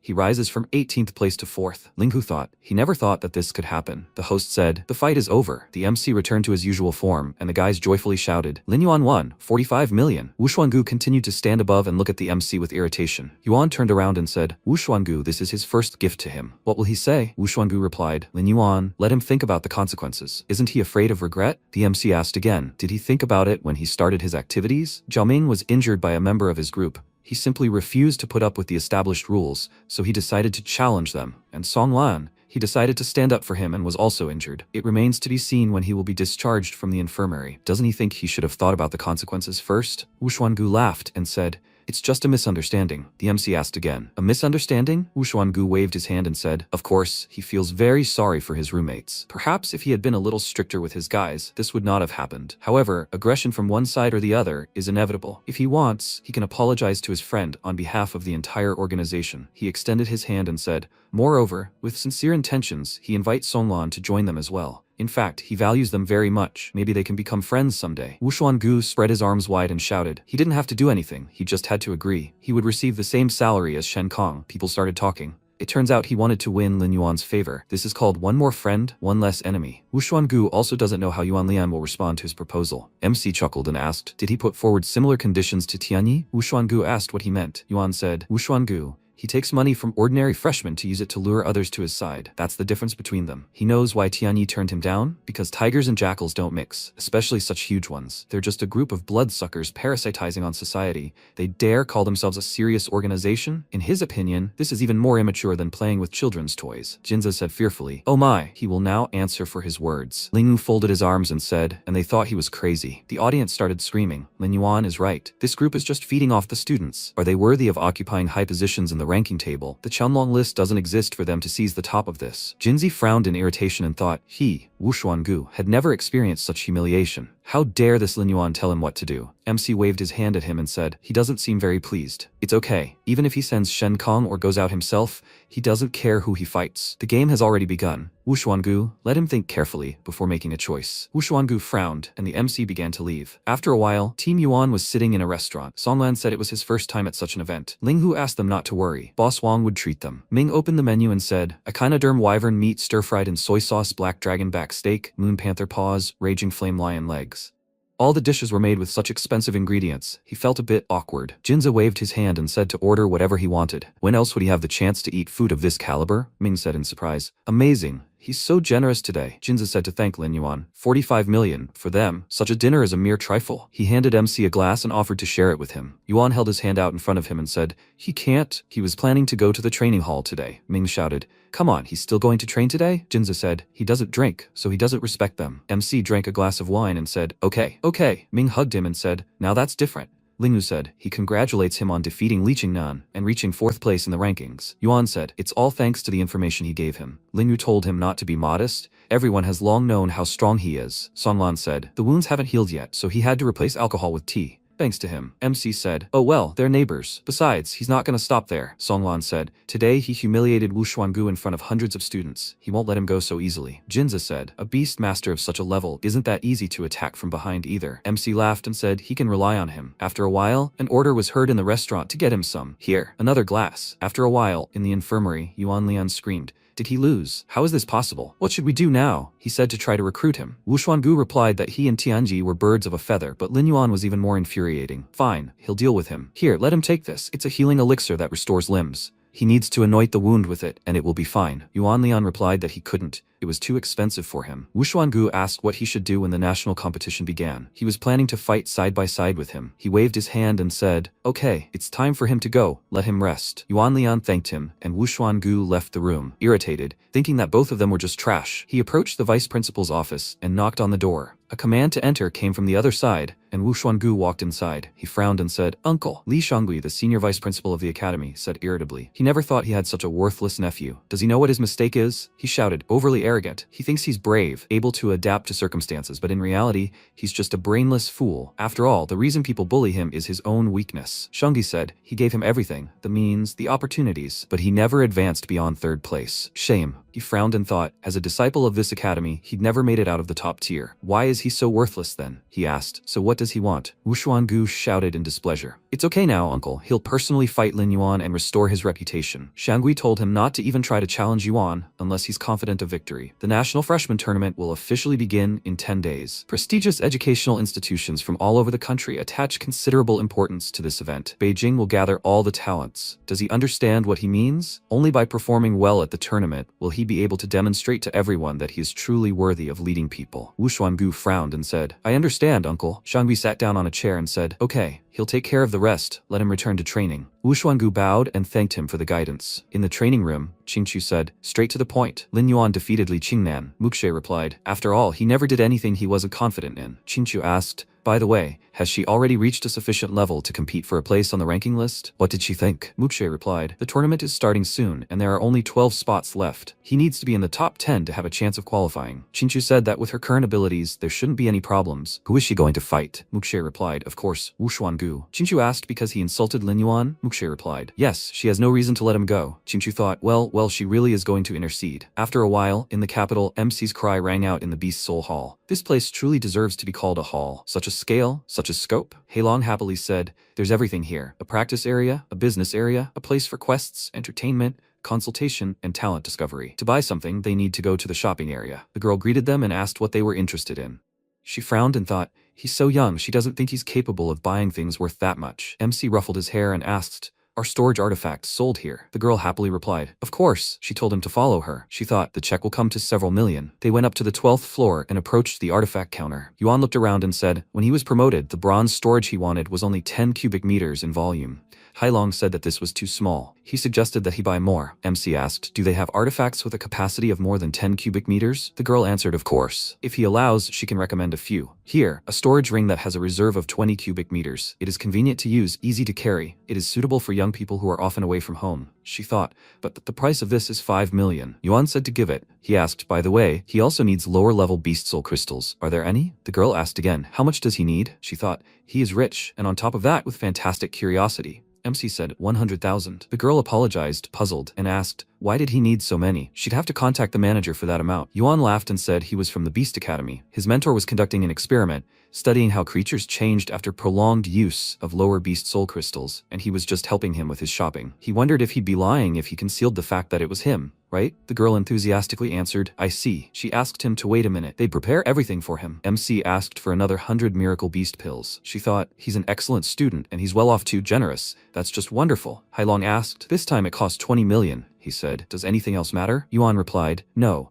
there's not much left in the account, he just needs to leave a little. He looked to the side and saw bright light emanating from the artifact. It was a beast king level artifact, a wind spirit talisman. The wind attribute, and the price is 20 million. He asked, what's that? Hailong replied, it's a rune-type artifact that doesn't take up a weapon or armor slot, but adds attributes. Runes like this increase the agility attribute. Yuan asked, just like Songlan's buff. Hailong replied, you could say that. However, in a solo battle, there won't be Songlan to share this buff. MC said, okay. After all, the explosive power he possesses lowers the agility attribute value, but it's somehow too expensive. He's 12 million short. Hailong said he could borrow it. MC answered, that's right too. He quickly dialed Jinzei, who asked, what's wrong? Yuan yelled, won't he lend him 15 million for a month? Jinzei asked again, what? He had more than 20. Where did it go? MC replied, he spent it all on equipment. Jinzei replied, okay, he'll send it off now. Yuan thanked him, and the girl approached him and said, sir, please, here are his crystals and storage ring. She thought, the deity of wealth, she loves him. MC pointed to the artifact and said, he'll take this too. The girl burst into tears of delight and thought, the sales volume had already reached average levels at the beginning of the month. Thank you. She bowed and cried out, oh my god, or rather, my lord, let him come again. Yuan was leaving the store with bags and thought, the almost rich man had instantly become a debtor. Well, who would have held back in his place? That afternoon in the dorm, he asked puzzledly, why are they all gathered? The guys replied, he's just in time. Are they going to the lecture together? MC asked again, don't they need to practice? The academy has no rules for passing tests, so attending classes is not required. Songlan answered, that's right, but the lecture will be very useful for people of their level, so they should go. Yuan asked, what's it about? Jinzei replied that it is said that there is a gap between the level of an overlord and a king. Many people had settled on the overlord, so this time, Teacher Zhao personally volunteered to give the lecture. He would teach him to evolve to the king level. After a while, many students gathered in the Beast Academy lecture hall. MC asked in surprise, is Teacher Zhao really that popular? Ming replied, of course he is. He achieved the king level at a young age, which caused quite a stir in society. Let them see. All the seats in the front row were already taken. Jinzei grinned and said to rely on him. With him, they would definitely take their seats in the front. He walked forward and said, sorry, they were a little late. If they give up their seats, he will give each of them 10,000 yuan. People started raising their hands and shouting loudly, they want to. The guys sat in the front row, and Ming said, the power of money in all its glory. Shanhe entered the auditorium and looked around, thinking Lin Yuan too came to listen. He stopped and said, I'm very glad to welcome them all. He believes everyone here is here to learn how to evolve to the king level. He knows many of those present have already achieved this, but throughout their existence, they've likely found themselves stuck in one place and unable to advance further. This issue is the most pressing, so the Beast Soul Hall has conducted several investigations. In the end, the following conclusion was reached.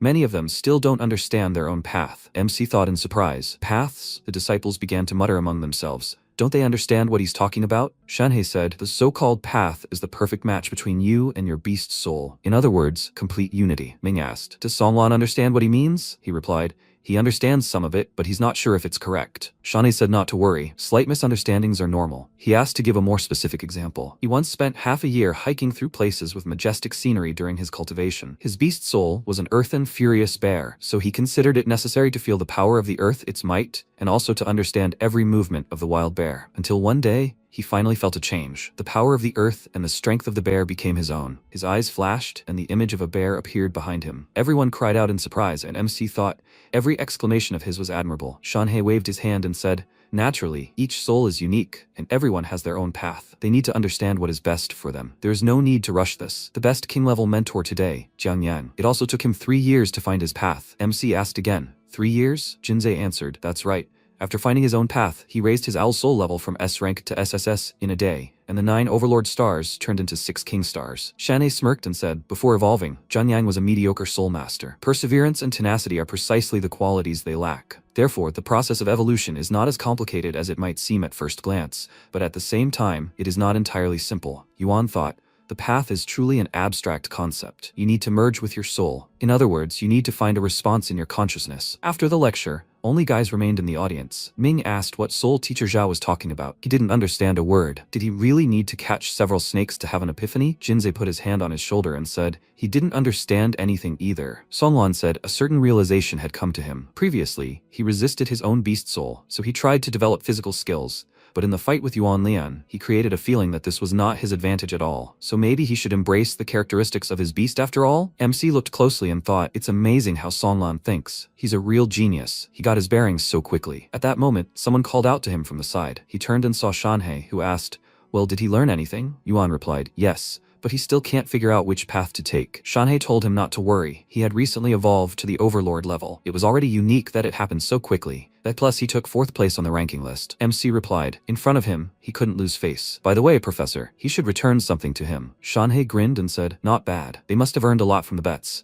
MC and Jinza made a heart sign with their hands and laughed. They said he could join too. Shanhei said, "I think he'll refuse. By the way, if they still want to challenge Wu Xuangu, they'll have to wait a couple of weeks since he was sent on submission." Jinzei said, "Lin Yuan? Yes, he's deliberately avoiding him." Shanhei said, "No need to exaggerate. His uncle, Vice Principal Shangyi, gave an instruction." Jinza looked away and said, "I understand. He never got along with his father, so he takes liberties." Shanhei placed his hand on MC's shoulder and told him not to worry. If anything happened, he wouldn't leave his students alone. The national tournament was coming soon, so he should prepare calmly while he had time. Yuan thanked the professor. Day softens night. After a while, MC sat on the floor surrounded by crystals and meditated. Heilong said the effect of 100 pills was powerful. It only took 5 days to absorb 5,000 crystals. Now he had successfully reached the 4th star of the Overlord.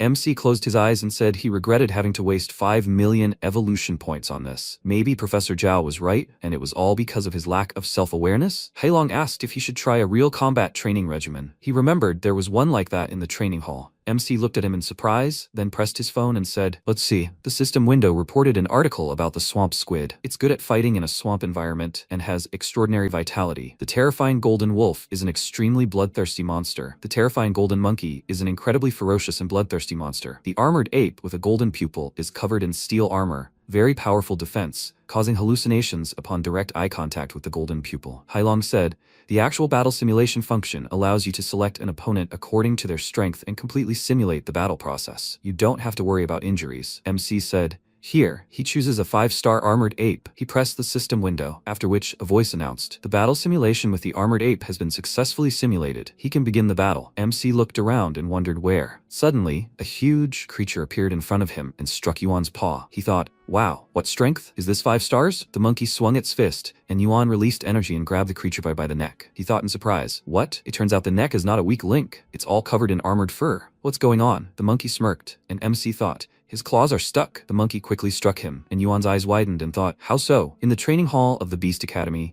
MC fought with a monkey, who quickly attacked him. MC fell to the floor, and a voice announced, the battle simulation is over. The challenger is dead. The test is failed. This feeling of pain is too realistic. Yuan said, if they had fought for real, he definitely would not have survived. He underestimated his opponent. He should pay more attention to his strength and speed. Besides, his intuition failed, and he was unable to identify his weaknesses. Heilong asked, will he try again, or will they change the opponent? Yuan cried out, wanting to try again. Their strength isn't that different. A voice announced that the battle simulation with the armored monkey had been successfully simulated, and he could begin the fight. The monkey erupted in energy and headed toward MC. He decided to seize the initiative and directed his breath attack at his opponent. The creature jumped, and Yuan thought, old tricks don't work on him anymore. The monkey headed toward MC, but he quickly moved behind the creature and used his breath attack. The monkey flew off, spitting out blood. MC bid the creature farewell and delivered a finishing blow to the monkey's body. He was transported back to the training ground, after which the voice announced that the battle simulation had ended. The golden-pupiled monkey was dead, and the mission had been successfully completed. Yuan cried out joyfully. This was his true strength. With information, no matter the opponent's level, he could still win. After some time at the Beast Academy, Wang Ting said it was time to begin. At that moment, Shangyi entered the office and apologized for being late. He wasn't feeling well. He sat down at the desk and told Director Wang to continue and ignore him. Wang Ting said okay. He thought there shouldn't be anyone else there. Then he will continue. This time, they have to decide on the final list of participants. He asked to recommend Song Lan. He thinks he needs no introduction. Shangyi grabbed his phone, which at that moment received a call. He screamed. He forgot to turn it off. He laughed and said, it's his fault. Silence fell in the office and Shanhei thought, this old fool, out of the blue. Whether he openly or quietly provokes, he does it. Lin Xuanye, Sumuxue's mentor, a king-level overlord, said that she agrees with the director's proposal. For her part, she nominates Sumuxue, an S-rank nine-tailed snowfox. Moreover, her bloodline has now risen to the SS rank. Shanhei thought about it. He never thought that Lin Xuanyue, the person who held the position of vice principal, would suddenly propose a candidate. Moreover, Sumuxue herself, a student who managed to reach the SSS rank in a short time, Wang Ting asked, are there any objections to her candidacy? Chang'an raised his hand and said, he nominates Tianyi. Shanhei thought how cunning he was. He nominated Qianlong, number 1 on the list. Wang Ting said, so 3 positions have been decided. Xiangui interrupted him and shouted, he nominates Wu Xuangu. He is currently 3rd on the list, also an SSS rank. He believes that he is sufficiently qualified to participate in the competition. The teacher said, this student is really not bad. He has not only strength but also organizational skills, which makes him the leader among the freshmen. The other teachers confirmed this. Wang Ting asked again, that same leader of the hunter list? A few days ago, he came to watch the match and saw him. He thinks he reminds them of when they were young, so it's no wonder they agreed. Shangui laughed and said, no, it's not worth it. He thought, Wang Ting, a wolf in sheep's clothing. He won't succeed. Sooner or later, everything will be his. Shanhei stood up and said, gentlemen, he proposes Lin Yuan. He recently defeated Li Qingnan and took 4th place on the ranking list. His strength is obvious to everyone. He must participate. The teacher asked for a moment and asked, Lin Yuan, it seems, is his fellow countryman and disciple? And most importantly, he is an E rank. He spread his hands and asked, is it appropriate to promote his people like this? The whole city will laugh at them if they allow him to enter the ring. Shanhei slammed his hand on the table and shouted, what does he mean? If he is strong, why can't he recommend him? Shangui slammed his finger on the table and told the teacher to calm down. He is indeed improving very quickly, but can he guarantee that he is stronger than the rest? The reputation of the city and the academy is at stake. Okay, they will allow an E rank to compete, but if he loses, will he bear the consequences? Shanhei said,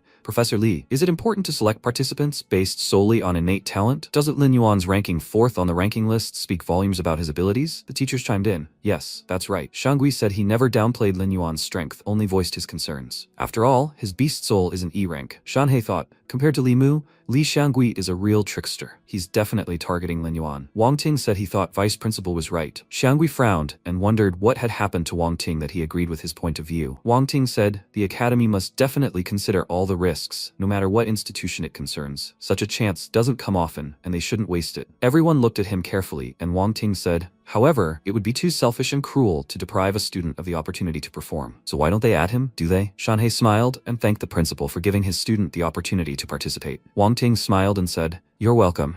Shangui frowned in annoyance and thought, what a lucky idiot. At that moment, the MC was standing near the training center, saying that it had been a long time since he had been outside. Such a pleasant breeze. Jinza cried out, Lin Yuan? When did he come out? He was just looking for him. Yuan asked again, did something happen? Jinza frowned and said, Sumuxue challenged Shen Kang.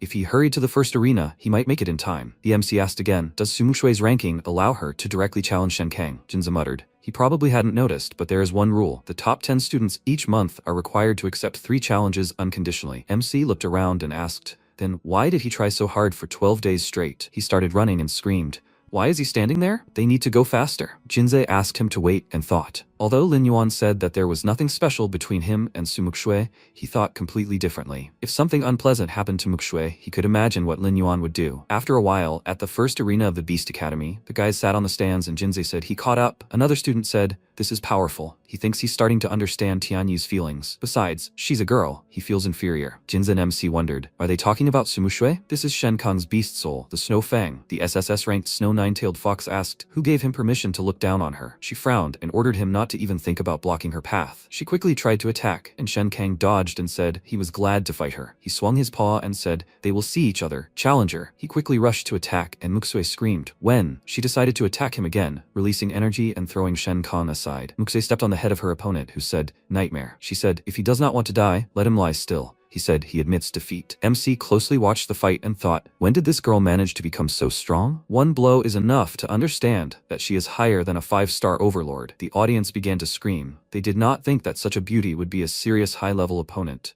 They don't know who could even compare to her. Still, in their opinion, given the rules of the fight, Tianyi is much stronger. Yuan thought, Tianyi, what kind of genius is he? At this moment, his thoughts were interrupted by Muxue, who waved her hand and shouted, "Lin Yuan." She laughed and said that she originally wanted to challenge Wu Shangu to a duel, but she couldn't find him, so she had to fight Shen Kang. Who would allow them to bully him? Well, she did great, right? The MC patted her on the head and said, yes, she did well. The audience began to ask in surprise, what? Does Sumushui know Lin Yuan? They say they were in the same class in middle school, and they have a pretty good relationship. This sucks. Jinza asked, can they imagine how he feels? Mushui said he's jealous. The MC said, how lucky, because he originally wanted to challenge Shen Kang himself. Mushui said, she only has the best intentions. Yuan said, it's okay, he'll fight someone else. Jinza said, really Tianyi? MC looked at him with a smirk on his face and replied, yes. Jinze asked again, is he sure? This guy doesn't even compare to Shen Kang, Wu Xuangu and the like. Is he sure? Muxue looked at MC carefully and thought, does Lin Yuan want to challenge Tianyi? She remembered what the teacher had once told her. Some time ago, Muxue asked, teacher, is it okay if she challenges someone from the top 10 of the Qianlong list? She replied, with her current strength, she can fight anyone from the Qianlong list, except for Tianyi, who is in first place. Currently, Muxue said, Lin Yuan, she will accept any of his decisions. She believes in his strength, but Tianyi's strength is great. MC replied, in fact, he has doubts, but he wants to try. Even if he loses, it will allow him to see his weakness. If he doesn't even have the courage to challenge the strongest, how can he be worthy of anything? Shanhei said, well said. He is worthy of being Zhang Shanhei's disciple. He frowned and asked not to disappoint him. Chang'an said,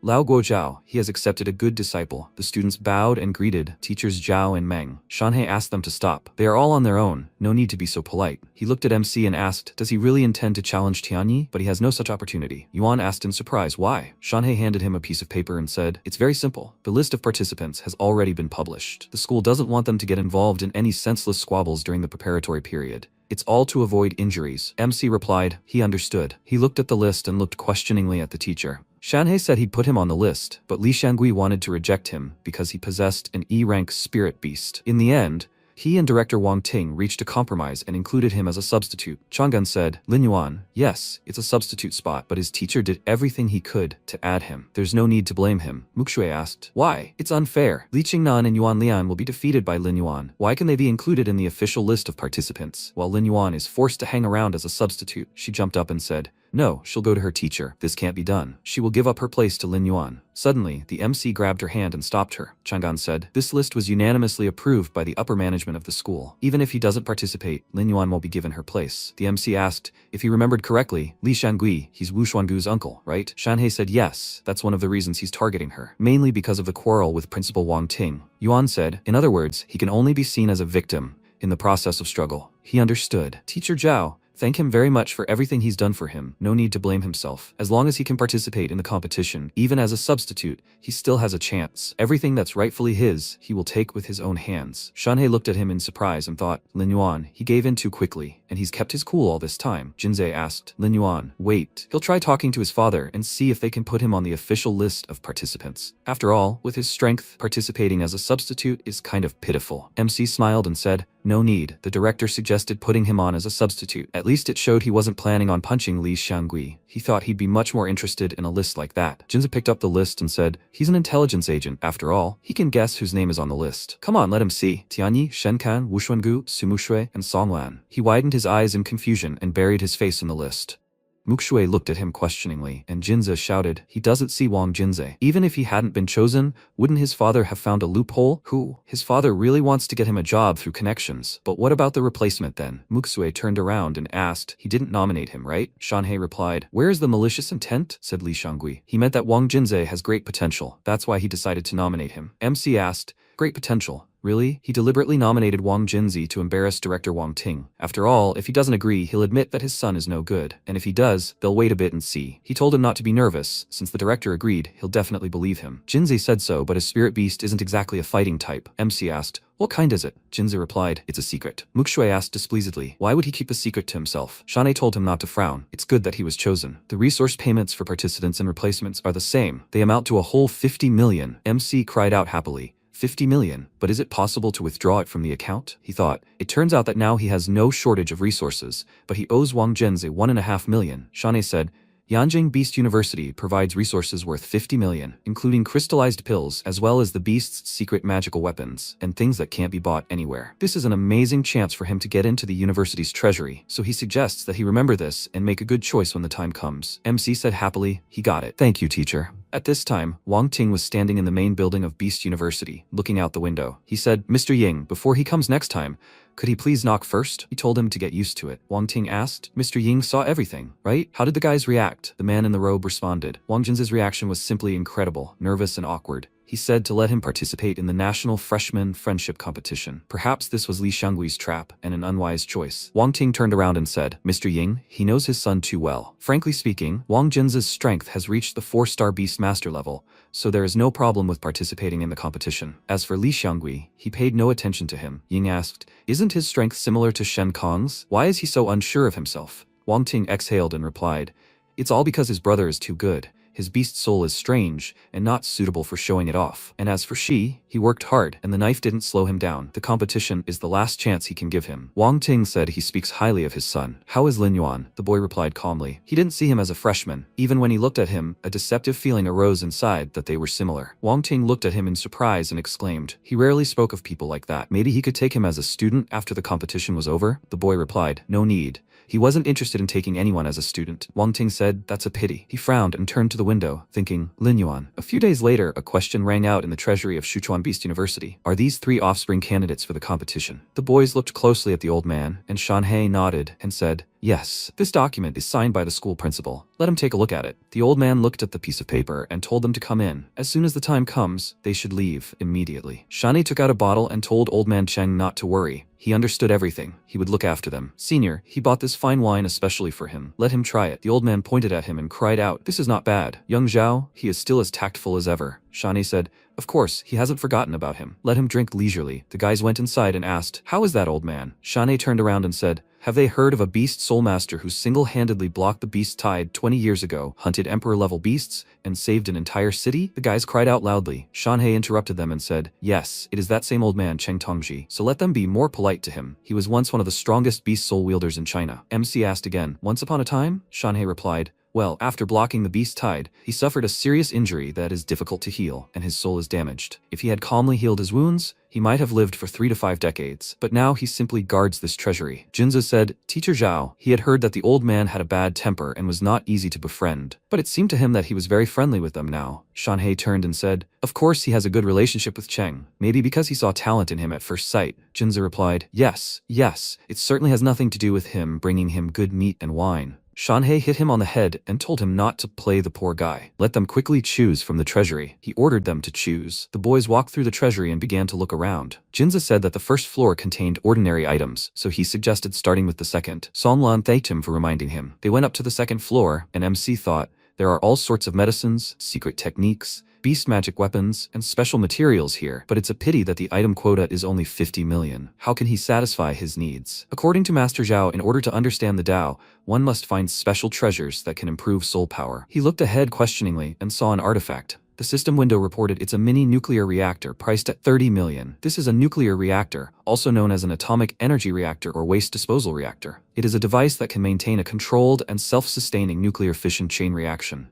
The energy generated by nuclear fission is extremely large, but it must be used with caution. Yuan looked at it and thought, a mini nuclear reactor? Such energy was simply made for him. Half an hour later, Shanhei stood at the door and asked what they spent the quota on. Songlan replied, he spent 45 million, bought a beast artifact that suits him, as well as a few beast spirit pills and high-level beast soul crystals. Jinza replied, he picked an artifact for 50 million. He'd go out and sell it and make 20 or 30 million. Songlan asked why he hadn't picked a suitable artifact. Songlan smiled and said that finding a suitable beast artifact artifact was harder than climbing into the sky. He couldn't waste that quota. Such an efficient use of resources. Shanhei asked, Lin Yuan, what did he pick? MC smiled and said it was a rare but good item. Jinza asked, so what? MC said, that mini nuclear reactor. Jinza screamed in fear. What the hell, a nuclear bomb? The main character asked if he had anything against nuclear energy. There's a difference between a nuclear reactor and a nuclear explosion. A bomb is like gunpowder. It can explode as long as it's detonated, so it's very dangerous. A nuclear reactor, on the other hand, is more like coal. It burns slowly, releasing heat. Jinza said it scared the shit out of him. This thing isn't dangerous, right? Songlan remarked that if this nuclear reactor were dangerous, it wouldn't have been placed in the treasury. But what would he do with it? The protagonist replied that it was useful to him. Shanhei asked how much he spent on resources. He replied that it wasn't much, 30 million. The guy remarked that it really wasn't expensive. Probably no one else would be able to use this thing. Jean said his guy was looking more and more like a bandit. How many more secrets were there about him that they didn't know? The MC asked with a smile. Do they want to know more about him? He said he knew himself very well and would never force someone to do something they didn't like. However, there was little information about him, even at the university, and he was his roommate. Shanhei asked with a smile what they would do next. The protagonist and Songlan replied that they would train. He asked what about Jinzei. The boy reluctantly exclaimed that he would too. The examiner said that was excellent. Then on Friday morning, 3 days from now,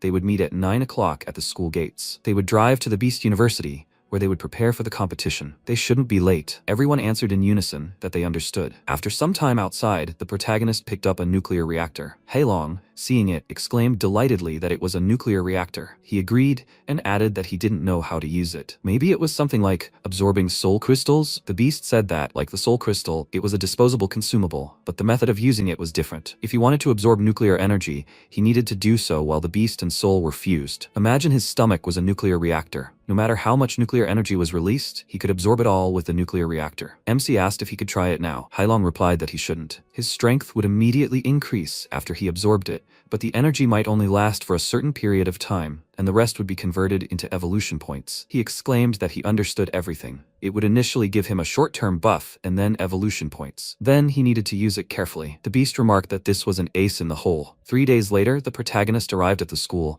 and, noticing Shangui, wondered if he was the vice principal of the Mo City Beast University. Gu noticed him and whispered to his uncle that Yuan was here. The protagonist angrily thought that it was he who had prevented him from making the official list of participants. He would definitely get revenge on him in the future. Shangui looked at him and thought that this guy had a murderous glare. He said that he brought this on himself, like a wolf's son. Gu replied that he shouldn't worry. He would deal with him himself. At that moment, Muxue ran up to the protagonist with Shuangyue. He greeted her and thought, isn't this her teacher? She looks very young. In response, the woman reluctantly greeted him. Jinza approached them and sleepily asked if they hadn't agreed on 9 o'clock. They were a bit early. Wang Ting, seeing him, exclaimed angrily that for such an important matter, it was okay to arrive earlier. Why is he dressed like that? Is he going on vacation or to a competition? The boy said excitedly, please have my father bring his luggage. This is all so troublesome. They just need to wait until they appoint a leader. And he wasn't late, actually. Who else hasn't arrived yet? Tianyi approached them and apologized for being late. Jinzei turned to his father and pointed out that someone hadn't arrived yet. He hit him on the head and exclaimed that the boys were first on the Qianlong list and their tardiness meant they were wasting their time on self-improvement. And what about him? Now that everyone was gathered, they needed to prepare for departure. They boarded the bus, and the principal said that he wanted to tell them something before he left. If they want to do well at the National Freshman Friendship Competition, they should focus on their own strengths. But, as the saying goes, know yourself and your enemy. May they emerge unscathed from 100 battles. Jinza now had to decide whether to share with him. He heard that he'd spent a lot of time gathering information on participants from other schools. The guy replied that he was doing it for the money. But since he was no stranger, he could give him a 20% discount. Wang Ting asked if he needed to repeat himself. Jinza exclaimed, fine. For the sake of their university, he'll share this information. Songlang turned to Tianji and asked if he cared. Well, information on other players, I mean. He wondered if he should be interested in information on defeated opponents. The guy nervously wondered if he was being overconfident, but he was smart and rich. He was right. Intelligence was worthless in the face of sheer strength. He was becoming increasingly curious about just how strong he really was. Jinza took a piece of paper and said that he would share the information with them. Besides them and Yanjing Beast University, renowned schools ranked among the top, the following institutions are opponents in this competition: Sichuan Beast University, Tianan Beast University of Military and Martial Arts, and Beijing Hangzhou Beast University. Qingnan asked in confusion, could Yanjing Beast University really compete with them? Should they worry about the other schools? Jinzi replied that it was unlikely. This year is called the Year of Outstanding Geniuses. Schools have many such people. They could take Sichuan Beast University as an example. With its strength, they wouldn't even be in the top 5. He smiled and said that couldn't be true. It was in 4th place. Was Sichuan University really harder to defeat than them? Jinza said that the captain of this university is named Chen Jushan. He has a nickname, Kung Fu Panda. He has studied martial arts since childhood and is therefore a master of Tai Chi and Wing Chun. Furthermore, Kung Fu has integrated him into an SSS-ranked Earth Panda Beast Soul. His strength reaches at least the level of a 6-star Beastmaster, and his track record of entering schools is based on the weak defeating the strong. His highest record is a head-on defeat of a 7-star high school student with the rank of Beastmaster. The weakest on their team is a 4-star Beastmaster. Is he confident they'll win? Wang Ting said that was correct. The gap between this year's top-tier fusion schools and their Beast University isn't as great as they think. Willfulness is self-destruction. MC thought about how the Sichuan Beast University's power had suddenly increased. They're so strong that perhaps his strength isn't even worth mentioning in the competition. He needs to work harder. Jinze said they better talk about Yanjing Beast University. Their deputy captain's name is Chen Longxian. He was born into a family possessing beast souls. Beast souls are ancient SSS-ranked barbarians. Their strength reaches 8-star beast masters. Qingnan excitedly noted that he was a new student who had just entered the university. Jinze replied, "Don't be surprised, he's not the strongest on their team." Tianyi, shocked, asked who their strongest was. The guy replied that his name was Xu Xiao, and he possessed immense strength, but his beast soul was unknown. According to reliable information, when he faced Longxian face to face, he was devastating, and the guy was convinced he would lose. They shouldn't be too upset. Yanjing University has no shame in losing. They can take second place. They're used to it. Wang Ting slapped him and exclaimed that he asked him to share information, not to intimidate him. They don't need to fight for second place. They need to fight tooth and nail for first. Jinza asked, who doesn't want to win? The problem is their opponents are stronger. They're strong, but not that strong. Jianyi said he'd defeat him. Be it Xiao or Longshan, it's his job to be their opponent. Gu exclaimed with a smile that fear of battle wasn't their style. The competition hasn't even begun. Anything is possible. Why should they give in to anyone? Now that they've seen the gap, they need to try their best to catch up. Ling Hu happily said, well said. It's just a competition. They'll break their backs, but they'll emerge victorious. Wang Ting exclaimed with a smile that he's a worthy student from their Beast University. But don't worry, after Yanjing University, they'll undergo 3 days of special training. Shangui suggested that they could use this time to identify a candidate for the position of team captain. The director agreed and pointed out that they should remember the rule of the Beast Soul Master. Strength is respected. The strong are first. Tianji will be the candidate for captain. The vice principal replied that he didn't mind. Although he is strong, he lacks the skills to handle the simplest matters. It would be better to assign Gu and Songlan as deputies to assist. One is a person with management experience and is good at problem solving. The other is thoughtful, reasonable, and considers the problem more thoroughly. He thinks that these two complement each other. Now that the vice principal has thought it over, they need to make a decision. After some time, they decided that Tianyi is the captain of the Mo Beast University team. Gu is the first assistant captain of the university team. Songlan is the second assistant captain of the team. After this vote, they set off. The protagonist, holding a piece of paper in his hands, thought that all of these people have a rating higher than 5 stars. With his current strength, a 5-star beast master, he is simply a weakling. Suddenly, Mukshui poked him with her finger and said that he had been looking at this piece of paper for over half an hour. His eyebrows will remain shaped like a house. They have 3 more days to train. She believes that with such talent and ability, he will make a real breakthrough. The MC asked in surprise, does she believe in him that much? The girls smiled and agreed. Suddenly, Jinza approached them and, apologizing for interrupting, said he had something very important to report. His father said he would conduct training with him at the Bathhouse Health Center. The protagonist asked in surprise, are you sure? The guy replied that it was true. His father had finally come to his senses. They had worked hard all the way, so it would be great to have such a rest before the competition. He noted that perhaps the director had other plans. Mushui agreed and added that, according to him, this was special training. Not everything is obvious, so he shouldn't rejoice so soon. Jinze exclaimed, what does he think a bathhouse can teach you? The wife echoed her husband in everything. She turned around angrily and shouted, has he lost his desire to live? The guy started running away and said he was leaving. Let the others leave these two alone. Mushui sat back down and said she wanted him to test her strength one day. MC remarked that she was really good now, having risen from S to SSS rank. She smiled and mused that it was because she didn't want to be his shadow. She wanted to become stronger and be by his side. The protagonist noticed her gaze and asked, perplexed, what was wrong? Was there something on his face? The girl replied no, they were about to arrive in Yanjing. He looked out the window and wondered what difficulties he would face in this city. After some time, they got off at Yanjing station. Shanhei turned to the director and noted that they had already arrived.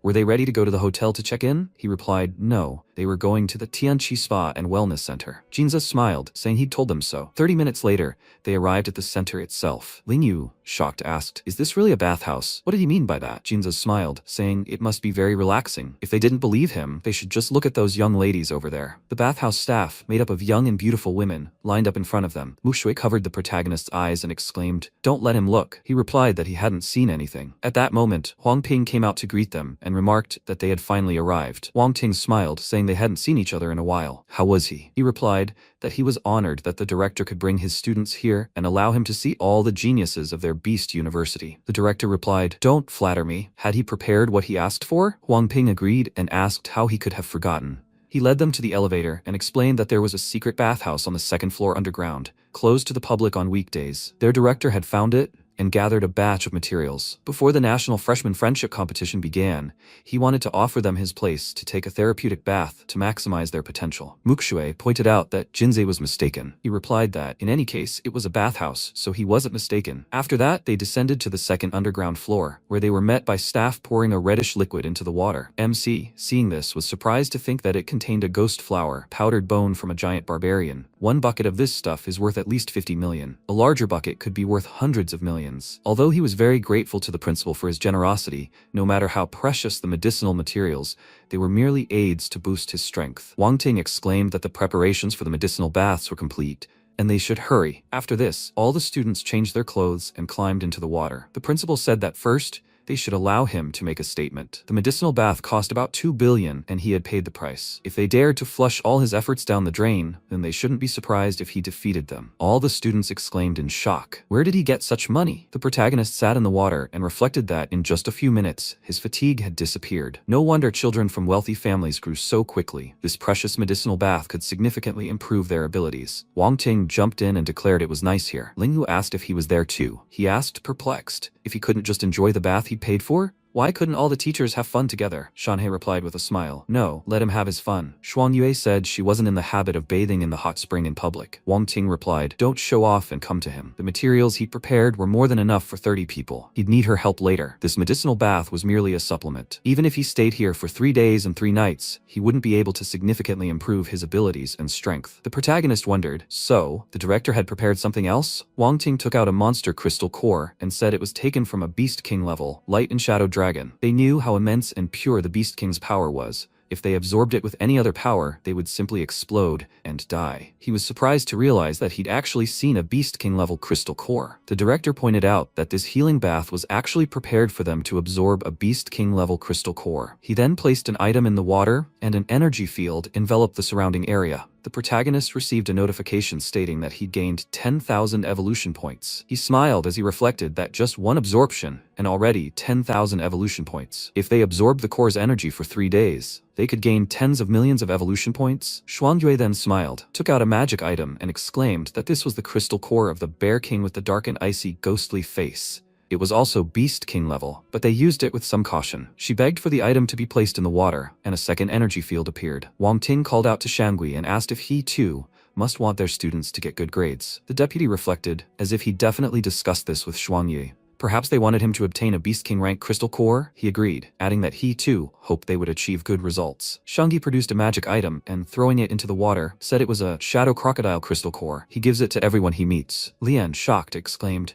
have they understood correctly? 3 Beast King rank crystal cores had appeared in the healing bath in just a few minutes? Wang Ting said, let them practice. Shanhei and Shangui should go down. They possess great power, so let them help the students and keep an eye on them. Gu suddenly took out a magic item and, with a mischievous smile, reflected that the Hinadan his uncle had given him could quickly absorb energy in a relatively short period of time, which was perfect for this situation. He needed to keep his distance. Shangui noticed this and wondered with displeasure why Wang Ting was forcing him to pay for a Beast King class crystal core. He'd make his nephew wedding clothes. Shanhei noticed this and called out to the director. He replied that he saw everything and knew what this guy was thinking. It all depended on talent. The higher it was, the greater the absorption efficiency. Let him look at Tianyi. He was faster than others even without any pills. There were also those who focused on one type of energy. Energy and attributes were interconnected, and this doubled their effectiveness. Wang Ting looked at Shuang Yue, who sat furthest away, and said he knew she had her own motives. This crystal core was prepared for Mukushui. Shanhei noted that he knew Gu had used Hinadan though, so why hadn't he stopped him? He replied that no one could stop it. His intention was for each disciple to absorb as much energy as possible, but excessive energy absorption could backfire. Whether he could turn this into his advantage depended on one's luck.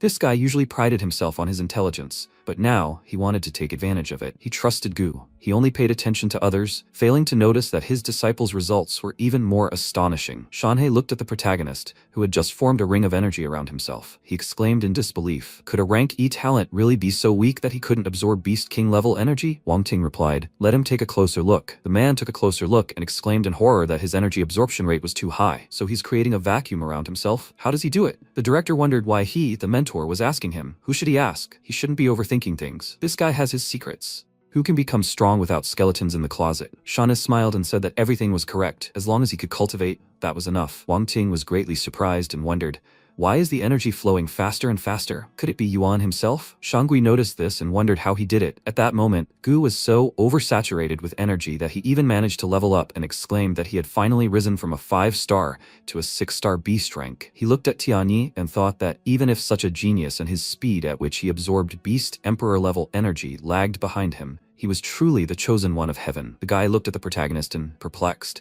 wondered why he was absorbing energy so slowly. Realizing the truth, he was horrified and wondered why it was happening so quickly. Maybe he had prepared some Hinadan too, but it was impossible to achieve such an effect with that. How could he lose to a man with the soul of an E-rank beast? He had to be faster. Gu began to vigorously absorb energy, causing 3 forces to collapse into one. He exclaimed that he had made another breakthrough. The man began coughing up blood from such powerful energy. Shanhei excitedly called out to the director and pointed at him. He replied, "Don't worry, Shangui is here. He won't let his nephew make a mistake." The man himself approached his nephew and, beginning to absorb energy, exclaimed, "Have you lost your mind? Who would allow him to absorb energy like this?" Gu replied that he wouldn't give in. Why was he absorbing power so quickly? Shangui angrily said that he gave him the Hinadan to improve his strength, not to compete with anyone. He's preoccupied with himself. Didn't he understand? This Yuan had absorbed a lot of energy, but his strength hadn't changed at all. Gu thought, how could he, the owner of a level E beast's soul, absorb the power of a beast emperor's core? Even if he absorbed it, how much could he level up? Shangui said, "Don't waste your energy on nonsense. Remember that your greatest enemy is yourself." The young man remarked that this was exactly what he'd taught you. After that, all the disciples began to absorb more and more energy. After 2 days, they had gained strength and leveled up. Jinzi exclaimed delightedly that he'd leveled up.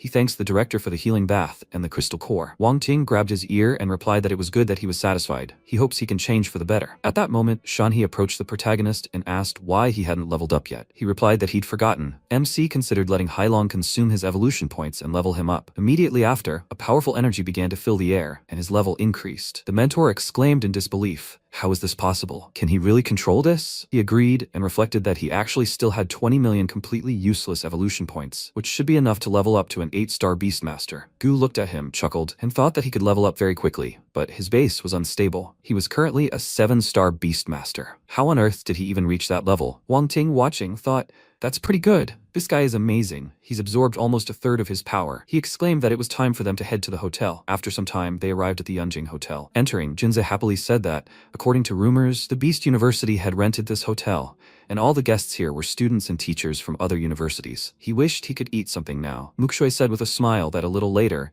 after they were all settled, she would take them out to eat. Yanjing has a lot of delicious food. Jinze asked how she knew this. The girl nervously shouted that she looked it up in the guidebook. Suddenly, Yanjing University students came out to them. The protagonist asked who they were. Jinze answered with a serious face that they were Yanjing University students, the first 2 being Longshan and Xiao. Gu said that he would go and say hello to them. After all, Dafei would have to see him often in the future. He approached the student and after greeting him, noted that they were a team from the Mo City Beast University. He was the vice captain, Gu. Longshan shook his hand with a smile and said that it turned out they were students from the Mo City Beast University. He was the vice captain of the Yanjing University team. He felt a strong handshake and thought, this guy is so strong. Gu pointed to the second student and asked, this must be their captain, right? In response, Xiao turned away from him. He was perplexed and wondered what was wrong with him. He didn't want to show him his true face. Was he arrogant?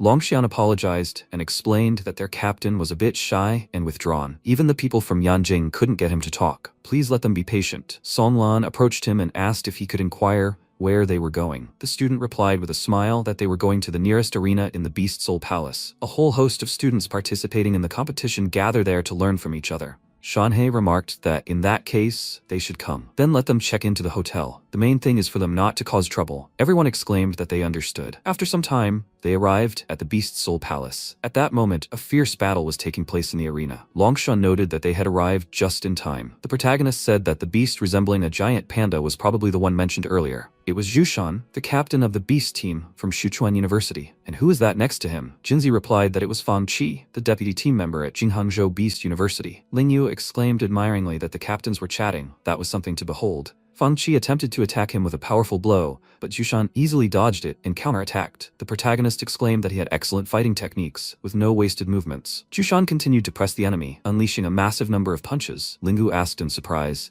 "Is that a fist-fighting technique?" Jinzi replied that he shouldn't forget that this guy had perfectly ingrained martial arts into his beast soul. MC noted that he had armor, attack, and strength. His stats were spot on. Those gloves on his paws, are they some kind of beast artifact? He agreed, adding that they were the artifact of a top-ranking beast, the king of beasts, called Qingmu boxing gloves. They could absorb qi and blood from the enemy's body and use it to fuel themselves. The protagonist commented that the effect of this artifact was somewhat similar to the Qingnan beast soul. Therefore, when fighting Zhushan, it was best to keep him at bay. Suddenly, Fang Qi used a secret technique at the last moment, instantly strengthening his body several times. Ling Yu exclaimed that he didn't expect to master a secret technique. Jinza pointed out that it was unwise to reveal one's secret abilities before a competition. So-called secret techniques are special skills possessed by the host of a beast soul, complementing their basic talents. Secret techniques can be learned through astronomy. Secret techniques are invaluable. MC pointed out that Fang Qi is the team's vice leader at Jinghangzhou Beast University, and therefore his possible loss would damage the university students' morale. He would then be helpless. At that moment, Fang Qi used the Raging Flame skill and began attacking his opponent with lightning-fast flaming strikes. In response, Zhushan easily dodged each attack. He furiously exclaimed,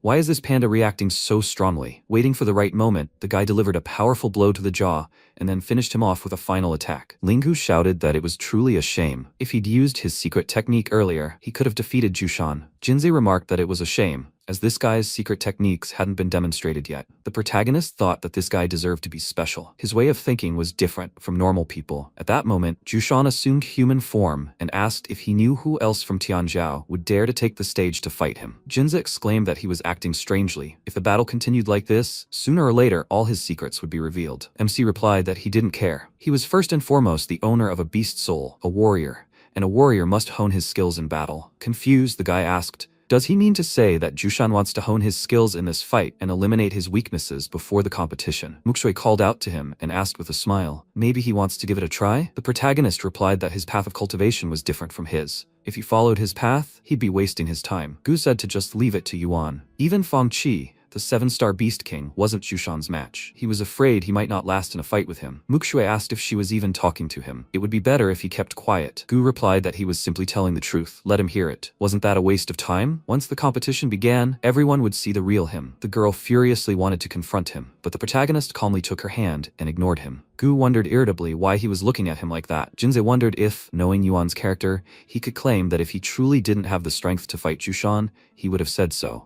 But since he remained silent, did that mean he could fight him? Suddenly, Tianyi stood up and shouted that he wanted to enter the arena and fight him. Songlan, with a serious face, exclaimed that he was the captain of their Beast University. The team's morale depended on his performance, so if he lost, it would be bad. Qingnan added that he was right. They were one unit and the competition would begin anyway. They needed to pull themselves together. Gu shouted that if the captain couldn't do it, then he would, and he didn't need Tianyi to make up his mind. He could beat him. MC exclaimed with a smile that the captain was finally back in the game. He thought about how eager he was to prove himself. Gu's 7-star power was obtained through the use of Hinadan, meaning his foundation of strength was unstable. In this situation, he wouldn't be able to stand up to Zhushan, but he seemed overly confident. Could he really have potential? Gu entered the arena and introduced himself. Zhushan asked, "Are you from Mo Beast University?" He thought it was a coincidence. Yanjing Beast University and Mo Beast University were his targets in this competition, both of which he would achieve. He transformed into a panda and introduced himself. Gu responded by fusing with his beast soul and transforming into a giant centipede. Everyone onlookers screamed in shock. Could this really be a golden bird centipede? This beast form is extremely rare. Where did the vice captain of Mo Beast University get this? They don't even know who will win this duel. One is the vice captain of Mo Beast University, the other is the captain of Shuchuan University. Both sides are extremely strong. Suddenly, Jushan took out a magical artifact and created a barrier. Jinsei exclaimed in surprise. It was a Beast King level artifact, green bamboo armor. It can not only mitigate incoming damage, but also remove negative effects. Gu's poisonous mist is increasingly effective at this. A fierce battle ensued between them. Jushan tried to attack him, but Gu dodged and exclaimed that it would be useful to count his beast artifacts, but it wasn't that easy. He had surpassed the 7-star Beastmaster level, and his flying skills had improved significantly. They'd see how he handled this. Jushan thought that the Golden Bird Centipede's flying skills must be quite poor, so it had some kind of extra power? Gu, in midair, sprayed poison and shouted that, after all, he had magical beasts too. Jinsei exclaimed in surprise. It's the ultimate beast artifact at the Beastmaster level, a bone-eating poison needle. Where did he get that? The protagonist replied that his uncle had given it to him, of course. He mused that this kind of combat technique could be considered natural.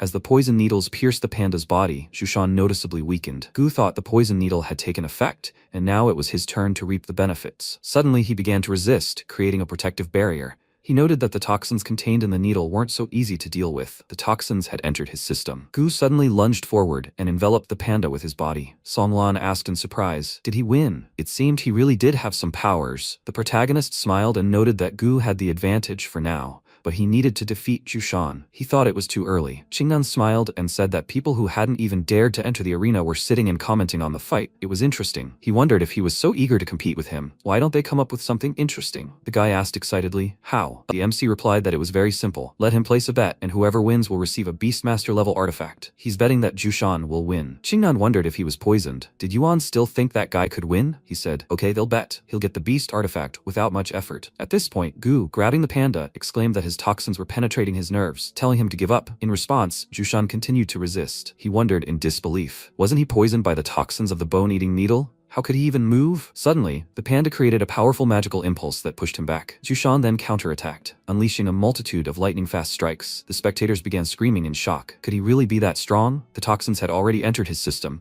Could he still display such strength? Gu must be too weak. He does have potential, but it's very limited. So this is the vice captain of the Beast University team. Mo? The guy himself, holding back a hail of blows, wondered how he could lose. Suddenly, he lunged forward and shouted that he would kill him. Jushan silently met him with a powerful blow, then swung for the finishing blow. Gu, horrified, shouted that he surrendered. He wondered in disbelief. Did this guy really possess the soul of a 7-star beast? Why was he so weak? Jinza shouted in surprise. How did he know Gu would lose? The protagonist replied that this was what they call no defense against a crowbar. Any plan of his was empty talk. He lacked a solid foundation, but it wasn't like Jushan was good in combat either. Jinze exclaimed, wow, that's why most people keep a low profile. Pride makes them backward, while modesty, on the contrary, helps them improve. Jushan assumed human form and said he conceded. His poison was truly very strong. He almost lost. Gu, his face bruised, replied that his technique was inferior. He wasn't even a match for him. Longshin asked if he could take up his challenge, given his condition. The deputy captain of Yanjing Beast University wouldn't refuse advice. MC was perplexed, wondering if he was doing something. It just so happened that he was very curious about this Longshan's strength. Xiao tugged at his clothes and warned him that the director had previously said they better not cause trouble or make him nervous. He replied that it was fine, he was just kidding. The director wanted responsibility, but that was also his job, and it had nothing to do with him. Xiao said whatever he said. The protagonist, hearing this, thought that it seemed their captain really was a taciturn person. After that,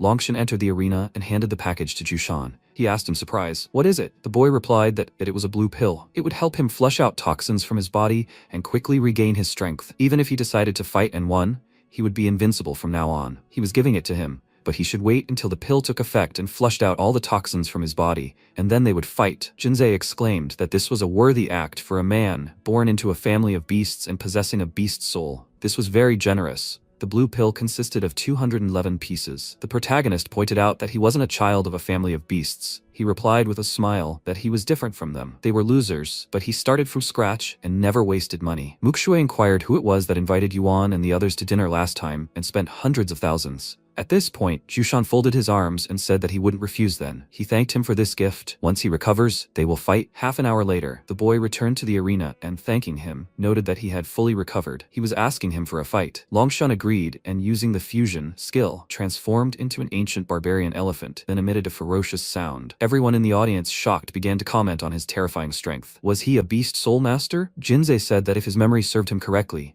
The intelligence indicated that this boy was an 8-star Beastmaster. The protagonist, eating, agreed and added that they couldn't rule out the possibility that he had improved in this time. Songlan said that they could all improve their strength in a short period of time, and there was no reason why others wouldn't do the same. Mukshui noted that the master had said that if they found the path that suited them, even if it was late, at the Beast Master level, they would still have the opportunity to fight those of higher ranks. MC began to think that enlightenment was actually much more important than he thought. At that moment, Jushan transformed into a panda and, creating a magical shield, exclaimed, "Let him show his full strength and fight him." Long Xian delivered a powerful blow, causing the shield to crack, and shouted that this was exactly what he wanted. The entire audience froze in surprise. Immediately after, the magical shield shattered and the impact reached the panda. Jushan was thrown back a considerable distance and coughed up blood. The spectators, horrified, began to shout, "This is the true strength of Yanjing Beast University." Compared to the vice captain of Beast University, Mo, the two sides were completely unmatched. He was only a vice captain, so what kind of strength did a captain have? Gu cowered in a corner, thinking about how he couldn't defeat Jushan, yet Longxian had so easily deciphered his weaknesses. The difference in strength between him and that guy is simply enormous. He's a student from Yanjing University. He's a genius. Suddenly,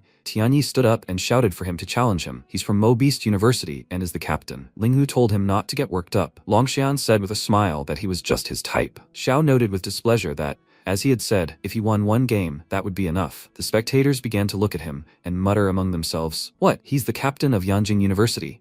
The guy thought excitedly that he hated being watched. He remarked that if this continued, the director would punish them. Longshan asked if he couldn't fight. Xiao replied with a serious face that if he wanted to find someone to fight, he would join them. He began to refuse and said that he could handle it himself. The guy turned to the others and said that their captain hadn't allowed him to fight, so he suggested postponing the battles until the competition began. Jinza turned to the protagonist and remarked that this fool was very strong. Longshan obeyed him without complaint. He agreed and added that he didn't expect the students from Yanjing Beast University to be so strong. It would be a problem for them. The guy replied with a smile that Chen Kang should actually be much stronger than Gu. Team control should be given to him. The protagonist noted that he lost to Mukshui. "By the way, why isn't she fighting?" the girl asked. "What about him? What's so funny about that? Even if he wins, it doesn't mean anything." But Longshan could definitely beat her if she fought. MC asked if she wanted to fight Jushan. Mukshui replied with a smile that she almost did. Of course not. After all, she's a 7, and he's a 3. He underestimates other people. He was surprised to find that she was much stronger than he thought. The protagonist thought that this girl probably had some tricks up her sleeve. Muksui smiled and said, "Don't let him look at her looks. If he needed a strong opponent, she was it. He definitely couldn't defeat her, and even if he could, her sister would kill him." He said that then, she really was the best. MC thought that his current strength was far inferior to Jushan's. If he used all his evolution points and leveled up to level 8 as a Beastmaster, then a duel with him shouldn't be much of a problem. Suddenly, Songlan shouted that the principal had arrived. The Yanjing students bowed their heads and greeted him. Jinzei noted that this man was the management of Yanjing Beast University. His name was Su Dian. The protagonist wondered if Mukshui hadn't wanted to enroll in this university because she didn't want to see this principal. But what did that mean? Wang Ting extended his hand and joyfully exclaimed that the recent battle of Longxian, a student from his university, was quite impressive. Dian replied that he had participated in the battle by coincidence. The protagonist wondered if they were related. He remembered how teacher Shanhei had said that Mukshui had had a hard life. He asked if he was related to her. The girl dejectedly replied that he was her biological father, but there was no connection between them. Not before, not now, and not in the future. Wang Ting smiled and said that he thought they should step aside, to avoid undue pressure and to avoid embarrassing the students. After that, the two directors stepped aside and began to talk. Dian looked at the girl and thought that she still hadn't forgiven him. He exchanged an angry glance with the protagonist and began to leave. Wang Ting asked what kind of looks those were. Dian replied that he should ignore them. "But who's that guy next to Mukshui?" He replied that it was Yuan, Professor Shanhei's student. He was a substitute at their Beast University. The director asked what kind of energy was coming from him. It didn't look like the strength of a substitute student. At that moment, the protagonist said they were going back to the hotel. The girl agreed, and they began walking. At that moment, Muksuan glared at them. He noticed him and asked, "Is that the guy?" Mukshui agreed, adding that he had finally entered Hebei Beast University. This university is at the very bottom of the list of prestigious schools, but his strength and talent are considered among the best there. MC said he thought he didn't know about fighting. Okay, they should go. They won't bother him. Sometime later in the evening, he got out of the shower and breathed a sigh of relief. Hailong asked if he would be training today. The protagonist replied that he had seen the strength of Yanjing University, and that he was much worse. Jinza will return a little later, so for now he'll use his remaining 20 million evolution points and level up to Beastmaster level 8. 2 days later, all the competitors gathered in the hotel lobby. Jinza looked at his opponents and noted that their uniforms were too green. At least they weren't wearing hats. The protagonist replied that he was thinking about the same nonsense every day. At that moment, Muxue approached them and apologized for being late. All the competitors looked at her admiringly and said she was beautiful. She happily approached the protagonist and asked what he'd been doing for the past 2 days. She wanted to invite him for a walk around Yanjing, but Jinze said he was busy and not to bother him. He replied that he'd been training and leveling up a bit.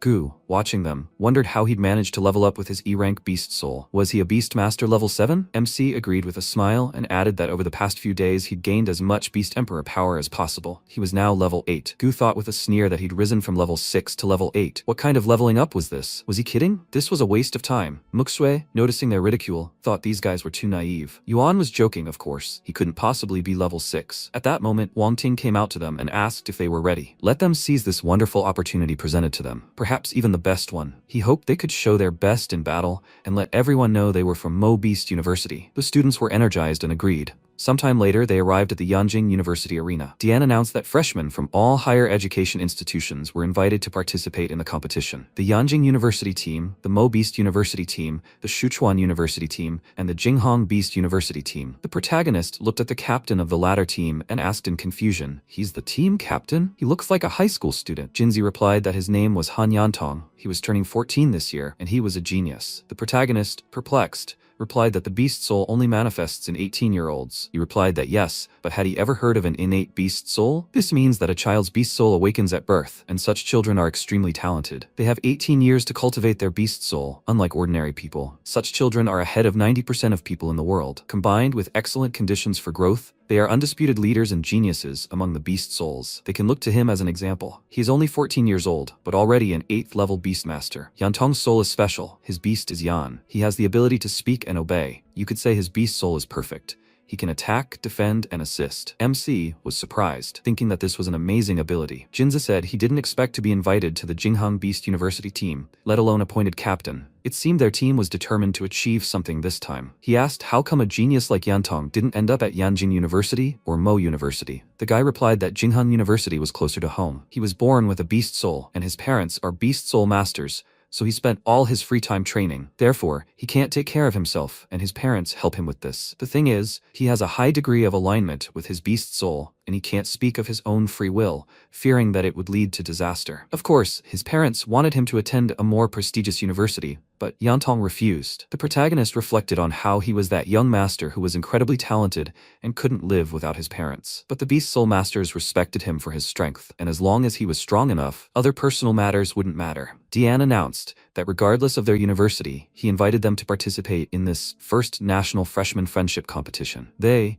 as the best representatives of the new generation, would usher in a new era. They were already too old for that, and so the future rested on their shoulders. They would become new leaders who would bring the flame of hope to humanity. They would grow stronger with each passing day. So let them create their own bright future. They needed to be confident. All the students agreed. Dian smiled and remarked that he would now tell them about the rules and regulations of the competition, and once he was done, the competition would begin immediately. MC smiled and thought that this day had finally arrived. Dian said, "Ladies and gentlemen, he will now provide them with the rules and format for their competition. There are 3 main stages: arena battle, team battle, and survival battle. The first battle is a 10-on-10 team battle. The leading group will be able to remain in the arena until the losing group disappears. The team battle, which is precisely why they came to their universities, will be held with a larger number of people. The point of the battle is to test their ability to work as a team and, of course, their team spirit." And what about the survival battle? After they consult with their higher education councils, it will take place in the Longgushan Mountains on the outskirts of Yanjing. MC asked in surprise, "What kind of place is that?" Jinze asked again, hasn't he ever heard of the Longgushan Mountains? At least about how 10 beast-ranked monsters gathered and wiped out the entire city of Yanjing. He's surely heard of that? MC replied, yes, he had heard. Jinze said that among those 10 beast-ranked monsters, the most powerful was the Black Dragon King. Destroying an entire town in one fell swoop was very easy for him. Yuan thought, destroy an entire town at once? What? How is that even possible? Even for beast-ranked monsters, wielding such amazing destructive power is terrifying. Jinze put his hand to his lips and muttered,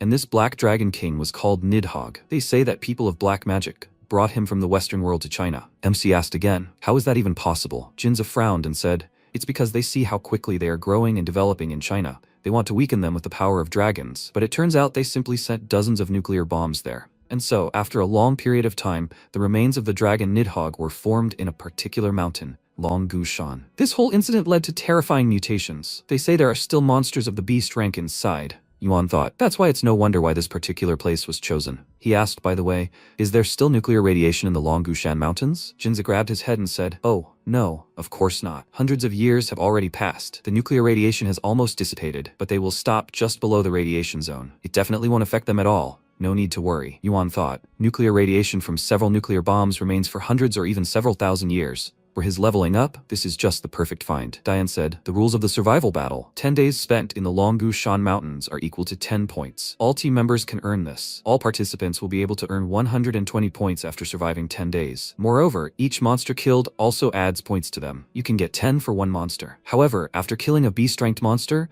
the number of points earned doubles. The students asked in surprise, what, can they really defeat them? They won't succeed. That's just stupid. Stupid or not, if they stick together, they can defeat even the monsters. Diane thought, they're quite smart. It looks like this time's survival battle will be very interesting. He said, so students, he asks you to pay attention. After the survival battle begins, they will be randomly sent to different parts of the Yunjing outskirts in the Longgushan Mountains. The location won't hinder their choice. Whether they will look for allies or go straight to the monsters, the decision is theirs. However, he frowned and shouted, hiding and sitting in safety for 10 days is boring. Therefore, the students can also attack each other, and as long as they eliminate others, they have an advantage. The guy asked, will they have to fight other students? That's pointless. Who would do that? Wu Xuangu frowned and thought, Lin Yuan, he should watch out, otherwise he will die at his hands. Diane said, so the survival battle is about to begin. Everyone around, line up by university and get into the car. MC looked towards the cars and thought, when did this even arrive? The military man waved his hand and ordered them to get in, quickly. Muxue grabbed Yuan's hand and said, wherever he is, she will try to find him. She will protect him, and they will both survive all 10 days in this survival battle. Let him have no doubt. She thought, this time it's her turn to protect him. Lin Yuan, MC said, okay. A little later in the car, the military man said, young people, this is his first time seeing them, so let him introduce himself right away. He is the warlike Cheng Shui, the beast-rank monster department under the Chinese military department, their head of security. If they encounter insurmountable dangers in the Longgushan Mountains, the first thing they should do is contact him via their digital wristwatches. He will arrive as soon as possible, based on the coordinates they sent him.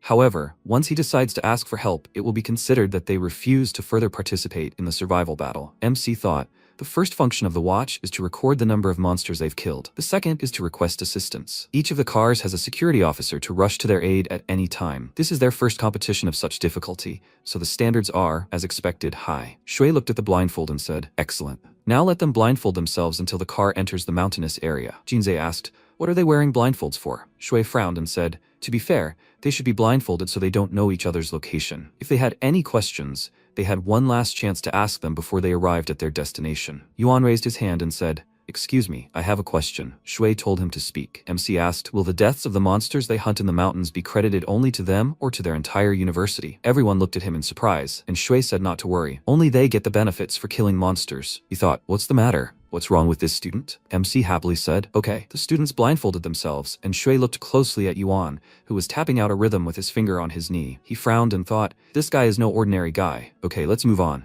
Somewhere on Longgushan Mountain, MC thought. The car stopped, 25:07 and 61 seconds. They've been driving for over 7 hours. Shui grabbed Linghu by the hand and threw him out of the car, ordering him to go. MC thought, apparently it wasn't Wang Jinze or Sumuxue. Jinze screamed, shaking again. Yuan thought they turned around on purpose. They're afraid they'll remember the location. It's bad luck that he was a murderer in his past life. This kind of test doesn't bother him. Shui said, it's his turn. Jinze flew out of the car, and Shui headed towards Muxue, speaking calmly to her. MC thought, Wang Jinze, Sumuxue is already outside. It will soon dawn on him too. Shui put his hand on MC's shoulder and told him to calm down. He pushed him out of the car, then took off his mask and thought, why so cruel? He looked around and thought, judging by the speed of the truck, Sumuxue should be about 15 kilometers away. He hasn't a minute to waste. He folded his hands and said, fusion with the spirit beast. Heilong cried out joyfully, congratulating him on his successful absorption. 100 evolution points received. Yuan said, there really is still some energy left. The radiation is weak, but every 10 seconds he gets 100 evolution points, and every minute 600 points. And in a whole day it will be more than 800,000. After spending about 10 days on Mount Longgushan, one can get 8.5 million points. This is almost enough to reach the 9-star level of a Beastmaster. This is only at the periphery. If they go deeper into the forest, the radiation concentration will be greater, and accordingly,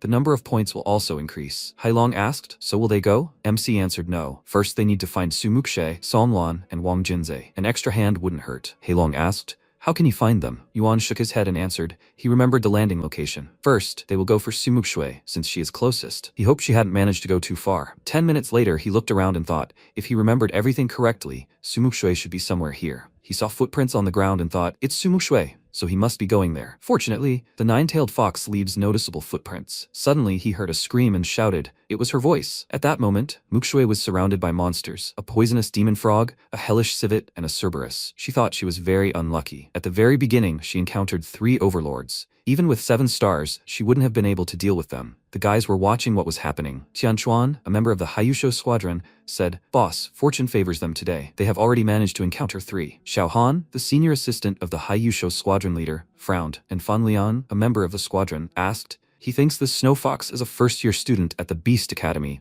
Should they help her? Tianchuan said, Fan Lian, she's their enemy actually. Xiao Han frowned and said, Tianchuan is right. In a battle for survival, everyone is an enemy. Whether the others are there or not, the fox must not be spared. MC saw them and thought, there's nothing wrong with waiting in the bushes. But they're going to attack Sumukshui, so let them not be offended. Mukshui released energy and thought, if she can't accept her fate, then she should attack first.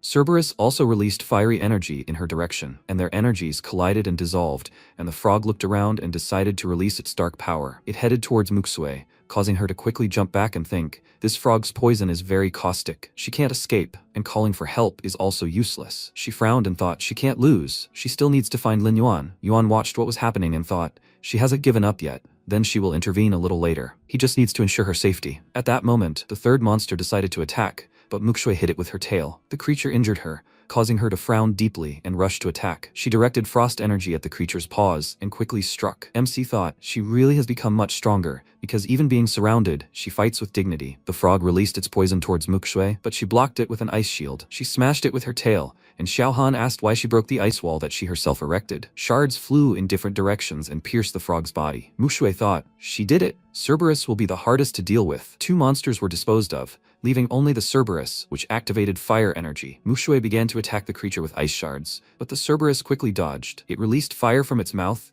and Mukshui sent ice in response. The energy combined and entered her body. Jianchuan screamed, Boss, this girl is stronger than she looks. She took down 2 people single-handedly. Xiao Han screamed, nonsense. Every second person in the Beast Academy is like that. We need to prepare to merge with the Beast's soul. Fan Liang asked, now? Xiao Han replied, of course. Or does he want to wait until she gets even stronger? He cried out, fusing with the beast's soul. He transformed into a poisonous moon scorpion, a rank S beast soul. Jianchuan transformed into an armadillo, and Fan Liang became a sparkling jellyfish. Mukshui looked at them and thought, it's best not to clash with students from other schools now. Xiao Han shouted, Fan Liang, let him attack first. He will try to corner her. He replied, okay. He directed electricity towards Mukshui and she screamed, what? Electricity? The threads bound her body and Fan Liang sent the current through, causing Mukshui to scream loudly in pain. Xiao Han shouted, well done, Fan Liang. Mukshui cried out in irritation, a bunch of vile animals. She closed her eyes and thought, it looks like she will stay here. At that moment, MC's cry rang out.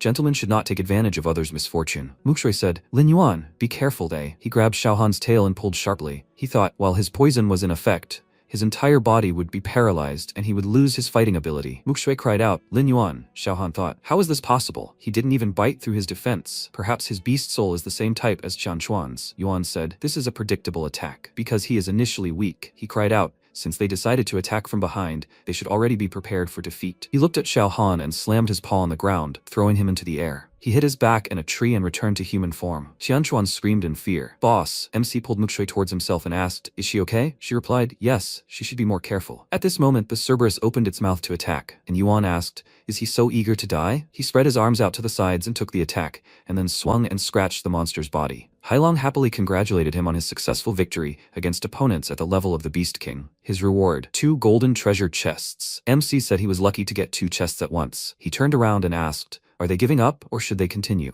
Fan Liang and Tianchuan shouted, they're giving up. Yuan suggested finding Wang Jinze quickly. He's weaker than Song Lan. He's afraid he might fly out early. Mukshui asked, okay, does he know where to look for him? MC replied, when they were riding in the car, he memorized everyone's drop-off locations. Otherwise, how would he have found them? She thought about it. Lin Yuan never ceased to amaze her. She asked, what level is he now? Yuan replied, probably an 8-star Beast King. Mukshui cried out in surprise, what is he that strong? MC replied, ahead of us is exactly the spot where Wang Jinze was dropped off. Mukshui replied, okay. He looked around and said, I don't think he's here. Mukshui said, after all, it's been a while. He couldn't have just sat there until now. At this moment, Yuan looked around and approached the tree table. Mukshui asked again, is this the academy badge? Did Jinze leave it?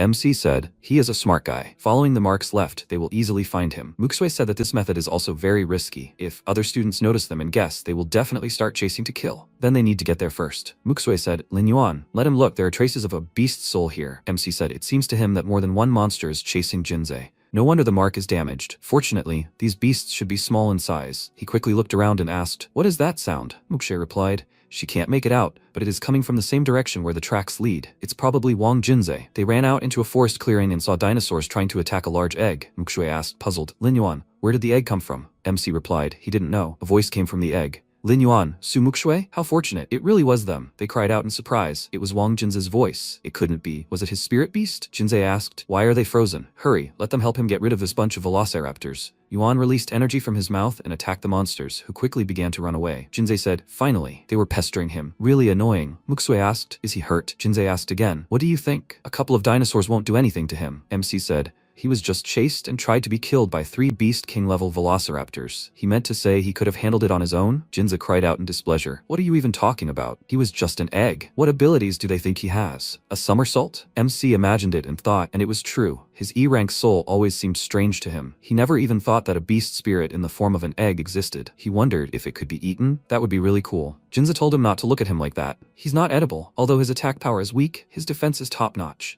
Let them try it themselves if they don't believe him. MC asked again. Test it, he said. Let him forget it. He's afraid. He'll blow his entire shell off with one blow. Muksue imagined Yuan smashing Jinsei and laughed, and he asked, what's so funny? If he can really break his shell, he'll bear his surname from today on. MC suggested giving it a try since he was so confident. Jinsei ordered him to hit with all his might, and Yuan thought, for starters, he'll try attacking half-heartedly. Jinsei should be able to withstand a blow of this magnitude. He swung his paw and hit Jinsei but didn't damage the shell at all. Jinsei asked, didn't he eat today? MC swung his paw and Jinsei screamed, holy shit, I'm about to get a bigger blow. Yuan hit Jinsei so hard that he jumped and flew to the side, hitting a tree several times. Muksue screamed in fear. Wang Jinsei, how is he? She thought, Lin Yuan really hit hard. This is no laughing matter. Jinsei chuckled and said, that's a bit weak. Muksue thought in fear, oh my god, Lin Yuan, he's not going to kill him, is he? Jinsei asked again. Did he see that? In front of his shell, his attack is simply insignificant. MC asked. In that case, why doesn't he hit again? Jinsei asked. Should they find Songlan first? I wouldn't want to leave him alone. Then in their team, Lin Yuan will be in charge of attack, he will be in charge of defense,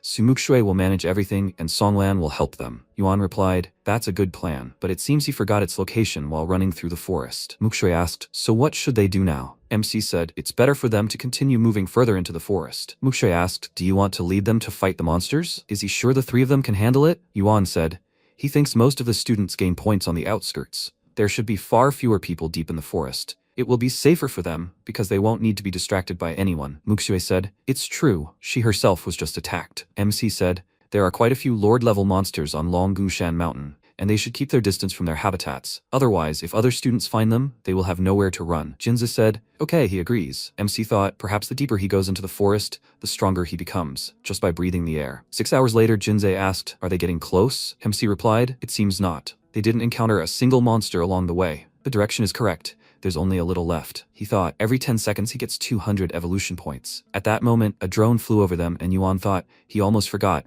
This time there is a live broadcast of the competition. Then he should be more careful. If he reveals all his cards, he will find himself in big trouble. At that moment, Dian was standing in the office, watching what was happening through the cameras. He said, of course, it was hard to get her to participate in the competition. Wang Ting smiled and said, Director Su, no need to worry, his son is there too. As long as they are with Lin Yuan, there shouldn't be any problems. Dian asked, is this replacement of his reliable? Wang Ting replied, this student was recommended by Zhao Shanhei. Do you think he was wrong? Dian said, Professor Zhao is really good. He shows great promise. However, this guy, he thinks he's hiding something. Deep in the forest, at the foot of Mount Longgushan, the disciples were sitting around a fire. MC said, no matter what you say, the meat from those monsters is just right. Jinsei said contentedly, it's all thanks to his culinary skills. Muksue said, he's such a good guy that he brought spices and other ingredients with him. Jinsei waved his hand and asked, dear viewers, how are they? Wang Ting said to fly away quickly. He can't lose sight of this man. MC said, the temperature will drop noticeably at night and everything will become much more dangerous. He needs to prepare more firewood and water. Jinsei said, no problem.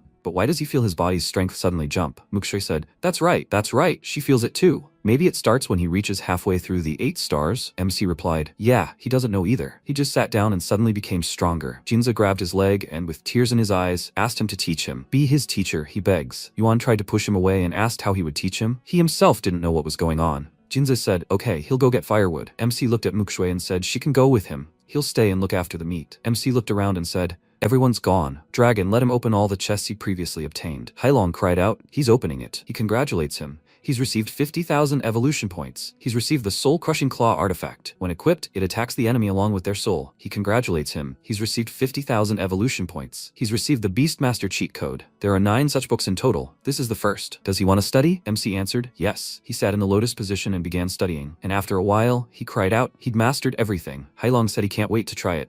After some time in the cave, Yuan thought he'd take advantage of the opportunity while there were no drones. He cried out, fusion. Hailong said the enraged tiger effect can significantly increase his explosive power in a short period of time. He turned red, swung his paw, and slammed it against the wall. Hailong said that with his current strength, the tiger state can be maintained for at least half an hour, although compared to elephant mode, this cheat skill is slightly inferior. Naturally, this is only the first skill out of 9, just need to collect a couple more, and the changes won't take long to appear. MC asked again, really? He was already burning with anticipation. A few days later, Jinsei asked, he says Lord-level beasts haven't appeared here for several days? Do they even live here? There haven't been any drones here for a long time either. He guesses the audience is tired of watching them eat meat. MC asked, are they in no danger now? Isn't that great? Jinsei replied, of course, that's good. Less to worry about. Suddenly, he started shaking and asked, why had it suddenly gotten so cold? Yuan said, listen, haven't they told him that sometimes it's better to keep quiet? Jinsei replied, no, that can't be. Mushi said fearfully. From behind, Jinsei said, don't scare him. He saw the monster's huge face behind him and screamed, fusion! He turned into an egg, and the monster pushed him back. Jinsei fell onto the rocks, his shell cracking slightly.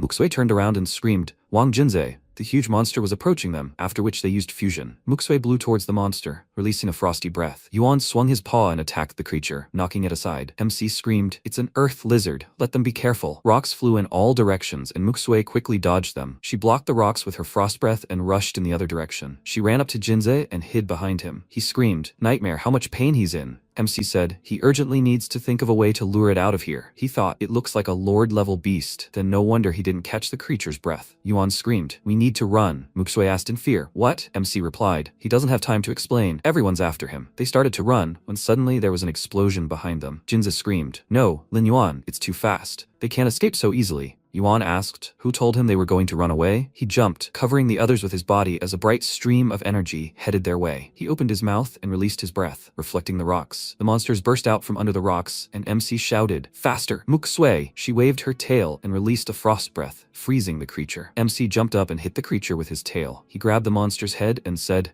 its shell is strong, but the internal organs? He doesn't think so. He opened the monster's mouth and shouted, such is the law of evolution. He released energy from his mouth and directed it into the monster's mouth. The creature's body exploded, and Hailong happily congratulated him and said, he gets 1 gold chest. Jinsei said, Lin Yuan already has enough strength to single-handedly defeat a lord-level monster. After a while, Yuan said, he didn't think that both of them would have crystals. He laughed and said, they'll pay 1,020,000 for this. Jinsei said, Lin Yuan, he's so strong and he's only pretending. This is not comradely. Muxue said, Lin Yuan has always been strong and never hid it from him. Jinsei exhaled and said, yes, he's always the best, the best. Muhui started waving her arms and screaming, he's so nasty. Is he tired of living? Jinsei started running away from her and said, no, he'd rather continue eating. At that moment, Yuan screamed, someone stole their food. He looked at the fire and said, there are monster tracks. Jinsei cried out in displeasure, damn thief. MC suggested following the tracks. They approached some bushes where a loud snorting sound was coming from, and peered inside. A small dragon was sitting in the bush, eating meat. Jinsei asked in surprise, what kind of miracle is this? The dragon puffed out its cheeks and then released a stream of fire towards the students. MC pushed everyone away and ordered them to watch out and lie down. He covered his head with his hands and crouched, and the stream of fire burned through the trunk of a tree. He turned around and thought, that little one must have some strength, Muxue said. Lin Yuan. He stretched out his hand and ordered her to stop. The dragon flew up to him and sniffed his hand, and everyone looked at it in surprise. Jinsei said, this beast may belong to a rather specific species. Yuan looked questioningly at the dragon that was sniffing his hand. He stroked its head, which the small creature really liked. Muxue and Jinsei cried out in surprise. What? They already seem like old acquaintances, she said. She thinks he is only drawn to him. MC ordered him not to be so rude. He thought, the dragon is his relative? Hailong replied, he has no relatives. He must be attracted to his energy. MC thought, so that's how it is. Most likely, he also formed as a result of energy absorption. He is so small and already strong. He is afraid to imagine what will happen when he grows up. Jinsei asked, Lin Yuan, what will they do with him? MC asked again, can he keep monsters with him? Jinsei replied that he'd never heard of such a thing. So does he want to keep it? Yuan replied that he'd like to try it. He'd grown attached to it anyway, and a strong assistant wouldn't hurt. If this creature ever poses a threat to humanity, he'll be able to deal with it. On the 7th day of the challenge, Mukusue said to Jinsei that his field kitchen skills never cease to amaze him. Let him have a look. She really likes Xiaohong too. Jinsei looked at her and said how primitive it was to name him Xiaohong. Xiaohong literally means little red in Chinese. MC asked, so what? At least it's clear. There are 3 days left in the challenge. He needs to hunt a little to earn points. At that moment, a drone flew over to them, and Mukusue asked Lin Yuan, what if Xiaohong accidentally ends up on the broadcast? MC replied, well, they won't be able to hide him anyway. Since he's decided to get a pet, he takes full responsibility for it. It's best to inform the principal and the others as soon as possible. Jinza said he doesn't even know what they'll think. At that moment, the faculty in the Yanjing University conference room were watching the broadcast. Jiang Tianqi, the headmaster of Hangzhou University, said, Director Wang, let him explain why his students would keep a monster for themselves. Dian pointed to the side and ordered the staff to be informed and have them stop the broadcast immediately. Wang Ting said, don't be so nervous. Maybe this little one is friendly. He'll try to persuade Lin Yuan to return it later. There shouldn't be any serious problems. Dian frowned and said, they might not have noticed, but this hatchling, although different in color, looks very much like the Black Dragon Emperor, Nidhogg. Wang Ting asked again, really? Is he sure of it? Dian replied, hundreds of years ago, Nidhogg practically razed Yanjing to the ground. Although he hadn't witnessed it, as the headmaster of Yanjing University, he had studied numerous documents. The description of this dragon matches what they saw on the broadcast, except for the color. Tianqi cried out, but Nidhogg has been gone for hundreds of years. Does he mean to say he rose from the dead? Or is this dragon truly immortal? Either way, if they could kill him the first time, they can do it a second time. They're much stronger now than they were before. He, Zhang Tianqi, would like to lead them against him. The director of Haiyu University said there was no need to worry about it now, but he believed it was advisable to resolve the problem as soon as possible. After all, Longgushan is not that far from Yangqing. It's hard for him to say what the consequences might be. Wang Ting asked if he thought so too. Dian shook his head and said he was afraid they all misunderstood him. He didn't claim to have risen from the dead, but his crystal clot, which had never been found, had manifested itself. Wang Ting asked in surprise, a crystal? He meant to say that thing is a crystal? Dian replied that he could only guess, but the dragon was still very small and posed no threat, so they could continue the test. But they had to be careful not to reveal themselves while broadcasting live. Tianqi frowned and cried out, but matters of this nature must be resolved. That's right, after the test was over, he would immediately head to military headquarters to get rid of this threat once and for all. At that moment, a bright glow appeared in the cave in Longgushan Mountain. The monster was carrying the body of an animal, illuminating everything around with its bright eyes. The creature threw its victim aside and headed toward the crystal. A loud scream rang out, spreading throughout the area. A dark fog began to spread through the forest, and Jinze cried out, what's going on? Why hasn't the sun risen? He must still be asleep. MC said that it had long since dawned, but everything around was covered in a dark, thick fog. Mukusue said that this was not a good sign. Phenomena like this don't just happen on their own. Jinze said, maybe some monster was at work? There are a lot of them here. Yuan looked at his watch and asked him to pay attention. The watch was also acting strangely. Perhaps this black fog was somehow affecting the magnetic field. They were trapped. Mukusue clenched her fist and said, this means the drones are also out of order. What should they do now? And they can't contact the teachers. Xiaohong approached MC and tugged at his pants. MC told him not to worry. It was just a dark fog. He didn't think it was dangerous. He would inspect the surroundings later, and he should sit here and not run away. Meanwhile, somewhere under the mountain rubble, Qingnan asked, so how are they able to contact the university? Sonlan exhaled and said, he checked everything, but none of the watches were working. Qingnan screamed. It looks like this is where they will meet their end. So many people have lost contact. The university can't just let this happen. Linghu said they should be more careful until the rescuers arrive. Have they noticed how the number of monsters has increased with the arrival of the black fog? Sonlan replied that he didn't know about the others, but he was most worried about Chu Tianyi and Lin Yuan. Wu Xuangu smirked and said that he understood why he needed Tianyi. He was strong, but Lin Yuan, he'd probably already been eliminated. He wouldn't dare venture so deep into the forest. Song Lan asked, why are you making fun of me? They were all classmates and teammates. Wu Xuangu waved his hand and asked, so, those idiots are on his team too? Linghu stood up and apologized. If that's the case, he was also an idiot and unworthy of being on his team. Songlan stood up after him and said, thinking separately is not living together. Qingnan cried out, have you completely lost your mind? Does he know how dangerous the dark fog is? Lian said, shh. Wu Xuangu just has that kind of personality. He doesn't see the point in arguing or even leaving the team because of it. Wu Xuangu asked, does he mean to say he's wrong? All the E-rankers got here through connections. If he doesn't agree, he can go and save them. Qingnan turned around and thought they had encountered quite a few monsters over the past few days, but they only survived thanks to Song Lan. If he leaves, he turned around and said, they're finished. What will they do? Wu Xuangu shouted in displeasure. Does he think they can't survive without them? Qingnan said, but without Song Lan, it's very dangerous to engage in battle with lord-level monsters. Wu Xuangu yelled, worthless. Who will they order him to join then? The guys left the cave and Linghu said, I didn't think he would go with me. Song Lan said, Lin Yuan, he's his friend. Naturally, he can't leave him in trouble. Linghu clutched his head and asked, What if he really has already been eliminated? Songlan said. They'll believe everything is fine. This kid isn't as simple as he may seem. Perhaps Wang Jinzei and Sumuk Shui are also with him. Lingu said. Exactly. At this moment, the security chief's voice rang out in the Beijing Academy conference room. He asked for permission to make a statement. The preliminary investigation of the dark fog has been completed. According to the research results, the fog can affect the magnetic field and interfere with electronic equipment. A large concentration of monsters was also discovered in the fog itself, including Lord-level monsters. Their location is still unknown. Naturally, such high-ranking monsters shouldn't be there, so the military dared to speculate that they are being controlled by someone of a higher rank. In other words, there is a suspicion that Emperor-level monsters have appeared deep within the mountain. Wang Ting asked, "He means the fog is their doing?" The military man replied, "It's quite possible." He would also like to report that the dark fog is interfering with the casualty count, but fortunately, it is only spreading within the depths of Longgushan. Currently, security personnel have already crossed the fog border and are searching for students, so he asks them not to worry. Furthermore, the military department is hoping to bring in an Emperor-level university as reinforcements to clarify the situation. If it turns out to be a high-ranking monster, he would like to finish it off on the spot. Wang Ting stood up and said, "That's it, he'll go." Dian said, "He'll go too." Tianqi frowned and said, "No, he can't let the two of them go." Wang Ting was understandably worried about his son, but he sued Dian. "Why would he be there?" Wang Ting replied,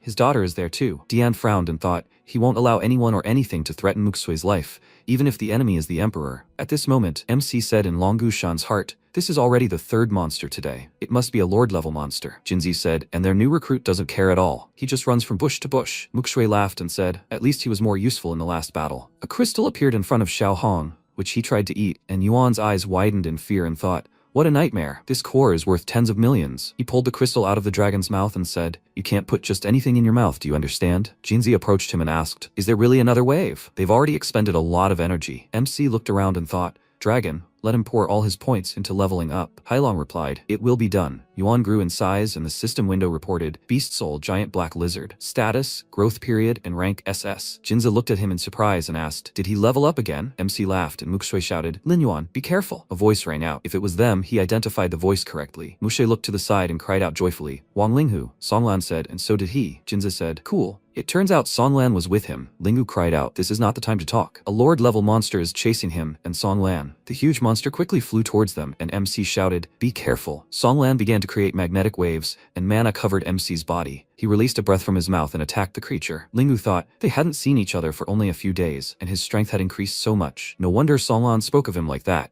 Where did he even come from? Xiao Hong quickly ran after the monster, puffing out his cheeks. He unleashed a huge stream of fire towards the monster and burned the creature, then turned around and joyfully ran to Yuan. He rubbed against him, and MC told him to take it. He tossed him a crystal and, stroking it with his claw, said, "He's a good boy." He thought, "You can't coddle him too much. He needs to train this little guy to obey commands." Yuan said, "Eat." And the dragon quickly stuffed the crystal into its mouth. Linghu folded its paws on its chest and asked, "Is this dragon Lin Yuan's pet?" Jinzi said, "Well, you could say so." "Has he seen what it's capable of?" Muxue asked, by the way. "How did the two of them manage to get here?" Linghu replied, "It's a long story." After a while, Jinzi's cry was heard in the cave. "Who does this Wushuan Gu think he is, to dare underestimate Lin Yuan? He bets he wouldn't last another round with him." Muxue asked, "Where did they come from? How are things there?" Songlan replied, "There are monsters everywhere. He thinks the scale of the disaster is colossal." MC screamed again. He stood up and saw a huge monster trying to break through. Jinzi turned into an egg and Linghu screamed, "Jinzi, he has an unusual soul." Jinzi screamed, "What's so funny? He'll ask him for help again." The monster opened its mouth and screamed loudly,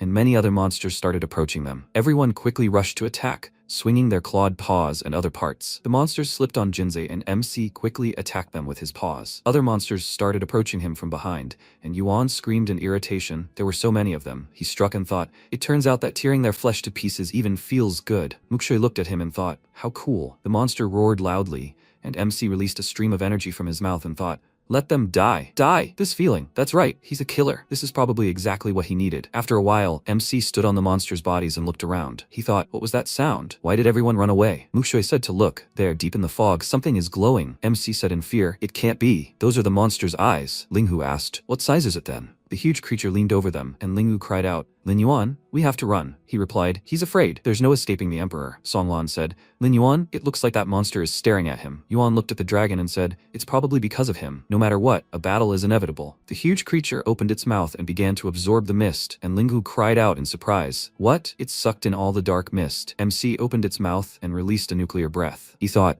a nuclear breath that would focus all the crystal's energy should be enough to kill it. He thinks it will work. A huge stream of energy was directed towards the disciples, and Yuan thought, he can't handle it. Xiaohong peeked out from under MC's tail and, accumulating fire breath, released it towards the monster. Muxue moved forward and said, it's her turn. MC screamed. Sudden nuclear attack. 3 streams of energy shot toward the monster, combined, and sent the creature flying. MC exhaled and thought, one more blow and they would definitely be finished. Suddenly, the monster opened its huge toothy mouth and Xiaohong walked around it and struck. The creature stuck its huge tongue out of its mouth and tried to grab Xiaohong. Yuan screamed, he really came for the kid. Let them run while they can. Linghu cried out, Lin Yuan, was he really going to fight this big guy alone? Xiaohong looked at Yuan pitifully, and he screamed, he can't let him be taken away. It's his fatherly duty. He can't abandon him and just run away. Muxue said she would support any decision he made. Linghu asked, otherwise, what kind of friends are they? Songlan screamed, they know. This is his first time fighting a monster of this level, and it's worth it. Jinzei screamed, his father is the rector. He can't let him down. Even if this is their last day, Dad will definitely take revenge. MC turned around and said, guys, get to work. He directed a nuclear breath towards the monster. Linghu pushed off the ground and struck the creature, and then they decided to attack as a team. Yuan landed and took out the artifact. He thought, in the past, he was very weak and lost everything he held dear. However, the training was not in vain. Now he is strong enough to protect everything he holds dear. He threw the artifact into his mouth and screamed loudly, and Linghu called out to him in fear. MC grew, and they asked, has it gotten bigger? Spikes grew on Yuan's body, and he turned red. He looked at the monster and said, today, only one will remain alive. He opened his mouth and was about to attack, and Muxue said, Lin Yuan, this? He launched his attack towards the monster, and she thought this was his last trump card. The monster's eyes widened in surprise, and the fiery stream left a large mark on its body. Linghu screamed. The battle was gaining momentum. He was afraid they could no longer help. Songlan ordered everyone to retreat. He would still try to intervene. He sent waves of energy towards MC, for which he thanked him. The creature opened its huge mouth and released dark energy that struck Yuan's body. He ordered the monster not to even think about harming his friends. Songlan wondered, what level was Lin Yuan? A 9-star overlord or an emperor? MC swung his paw and struck the creature, but the monster bit his hand. Yuan released nuclear breath and threw the monster aside, pulling his paw away. The two energies clashed and a bright explosion occurred, illuminating everything around. Muxue covered her face with her paw, then looked around in surprise and saw a large blazing stream. She thought, Lin Yuan won? MC looked at the monster in surprise and thought, what does this mean? Has it recovered? The crystal's effect will soon end. We can't give it a chance to regenerate. He released nuclear breath again, and Songlan shouted, Lin Yuan, this monster can absorb energy. Most likely, this is not regeneration, but evolution. It wasn't originally an emperor. It became one right now. They better run while they can. MC thought, what? In other words, before this, it was only an overlord at the peak of evolution? If so, how strong will the creature become now? He shouted, hurry, they need to run. A click sounded behind them.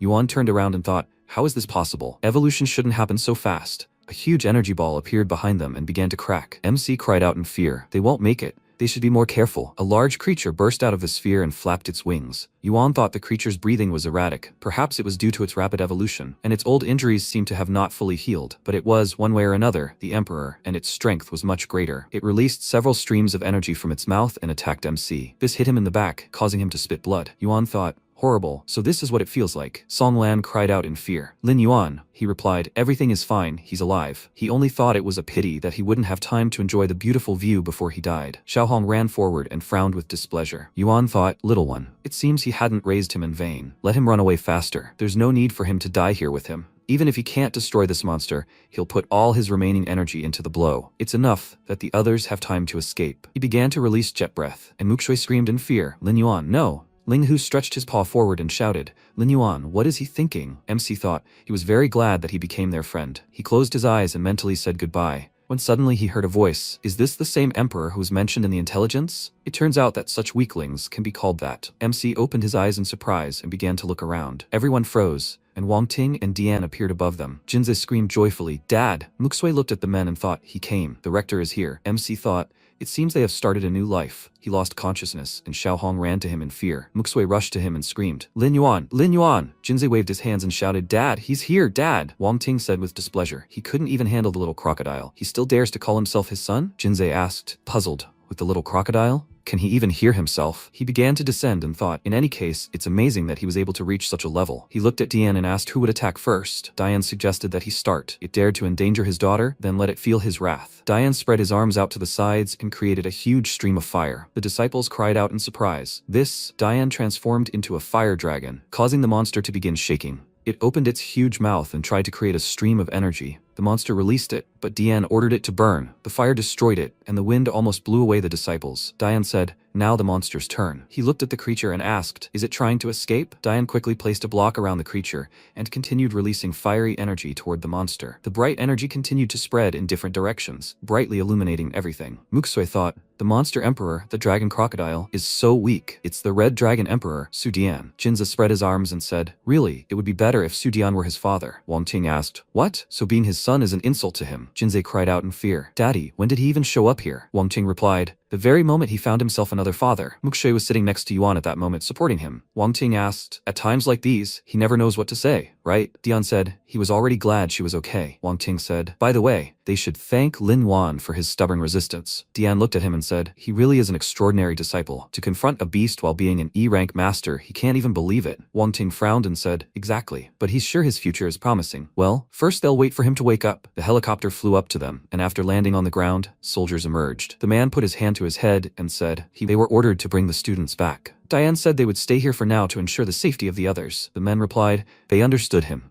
The students boarded the helicopter, and the soldier adjusted MC, who was immediately jumped on by Xiao Hong. He lay down on him and closed his eyes. Shui clenched his fist and frowned, and Jinze ordered him to stop and said, "This is Lin Yuan's pet. It's not dangerous." Wang Ting said, "That's right. It really is his pet." Jinze asked, puzzled, "Dad, how does he know?" Wang Ting cried out in displeasure. He thought the drone filmed them eating, and no one was in the frame. But he doesn't know where exactly this little creature came from, does he? Most likely it formed from the core of the Black Dragon Emperor. Even its age points to this. Finally, the Black Dragon Nidhogg has appeared. Jinze asked in surprise, "Is it really him, Nidhogg?" Wang Ting asked, "Does he think he's deceiving him?" Jinze frowned and asked, "If this is true, then what should they do now?" Wang Ting replied that he definitely couldn't fix the situation alone. They would hold a meeting, discuss it, and decide. Songlan said the rector, Wu Xuangu, Li Qingnan, and Yuan Lian refused to go with them. Wang Ting replied he knows the military has already left to search. Now that the black fog has almost cleared, they are in no danger. Dian turned to the military and told them to keep the black fog incident a secret. Do they understand? The military man put his hand to his head and replied,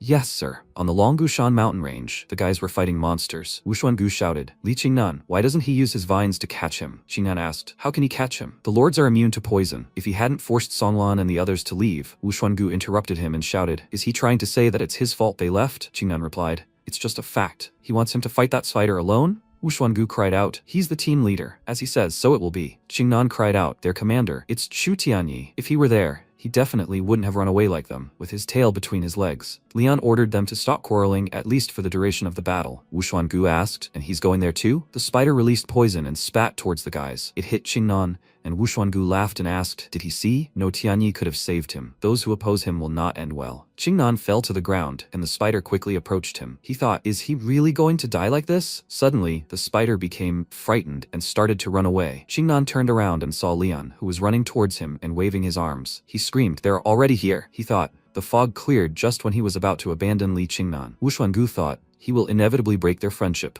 If he survives, he will definitely tell the rector about all his past actions. Or maybe he needs to get rid of him right now? He grabbed a knife and approached the guys from behind, when suddenly a voice came from the watch. An SOS signal was received. A special rescue team was sent to them. At the moment they are at a distance of 5,763 meters. The voice asked them to stay put. Lian screamed, "Finally, it's high time to get out of this damned place." Wu Xuangu frowned with displeasure and thought, a nightmare. After a while, in the hospital ward, MC opened his eyes, and Mukshui smiled and asked, "Is he awake?" "She will bring him a glass of warm water." Yuan wiped his face with his hand and asked where he is. Mukshui handed him a glass of water and said, "This is Yanjing University Hospital. He was in a coma for 3 days." MC said, "He was unconscious for so long." Mukshui spoke up. The doctor said his spiritual and physical strength had completely drained, which was why it was so. However, it could be said that he woke up quite quickly. MC thought that the side effects of using the crystal were much more serious than he had imagined. He asked, "How were the others?" Mukshui replied that their students were fine, and many of them had already begun preparing for the next stage. This time, the casualties were many times greater. Only a couple of people from the Jinan and Huatian Academy teams survived,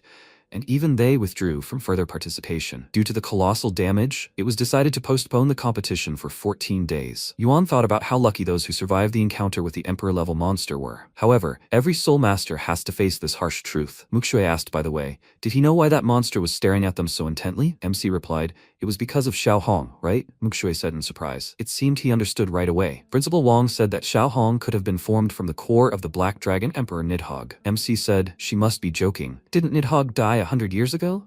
Mukshui said, maybe, but his core was never found, even though more than 100 years had passed. Yuan said, so they suspected that his core could have given birth to this little dragon. And what were they going to do with him? Use him as a guinea pig? Mukshui shook her head and replied, she doesn't know, but Principal Wang said he'd come talk to him in person when he woke up. MC replied, I understand. He thought, if Xiao Hong really is Nidhogg's spawn, was it necessary to separate them? No, he can't just sit there. He ripped the IV out of his arm and asked Mukshui to help him get an early discharge certificate. There's no time to rest now. Mukshui said in fear, but he just woke up. MC spoke up. She knows his character. He won't calm down if he just lies down and rests. After a while, he sat in the training room and spoke. Unification with the spirit. The system window reported beast soul. It's a giant black lizard. Its condition, growth period, it's exhausted. Remaining evolution points, 123,745. Yuan looked at this and cried out, what? Evolution degraded to a 2-star overlord? And also exhaustion for 127 days. How terrible. Hailong said, at least he has an aspect. Once the exhaustion period ends, his strength will increase significantly. MC closed his eyes and asked, then how can he speed up the process? He couldn't wait 127 days. Hailong told him to use evolution points. He would only need 62.5 million points in total. Yuan cried out with tears in his eyes, so much. That's enough to evolve into a lord, he thought, but the competition is ongoing, and he needs to recuperate as soon as possible. He'll have to spend it.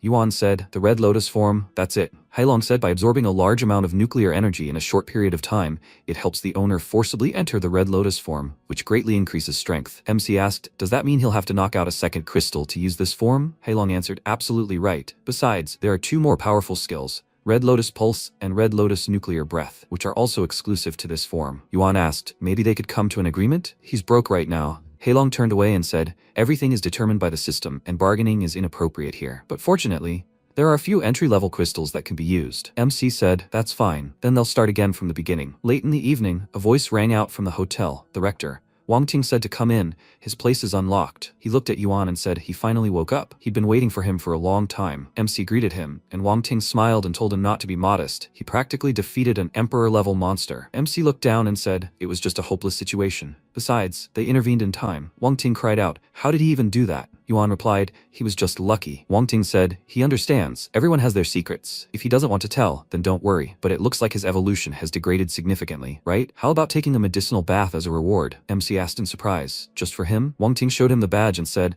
of course, he acted like a hero. The Ministry of Education also allocated subsidies and fully reimbursed the rehabilitation costs, and also provided an emperor-level crystal. In addition, Director Su and he will reward him with an emperor-level crystal core. Yuan took the badge and thanked him. Wang Ting said he hoped for his speedy recovery so that their academy would become famous throughout the country. He clutched his face and said, but after the survival test, they only ranked 4th among the famous academies. Yuan said, it's only a matter of time. He thought, his face changed so quickly. Wang Ting said, after all, after the replacement, they do have a trump card, and not just anyone. Does he understand what he means? MC replied, of course, his visit to him already says a lot about his determination. Naturally, he will do his best. Wang Ting told him not to think that he was somehow trying to pressure him. On the contrary, MC thought he was an old trickster. He asked, by the way, Principal Wang, is that dragon really the reincarnation of Nidhogg? Wang Ting frowned and replied, research has shown a 99% similarity. Moreover, its body contains enormous energy. If this hatchling grows into a full-fledged dragon, then most likely it will become the second emperor of the Black Dragons.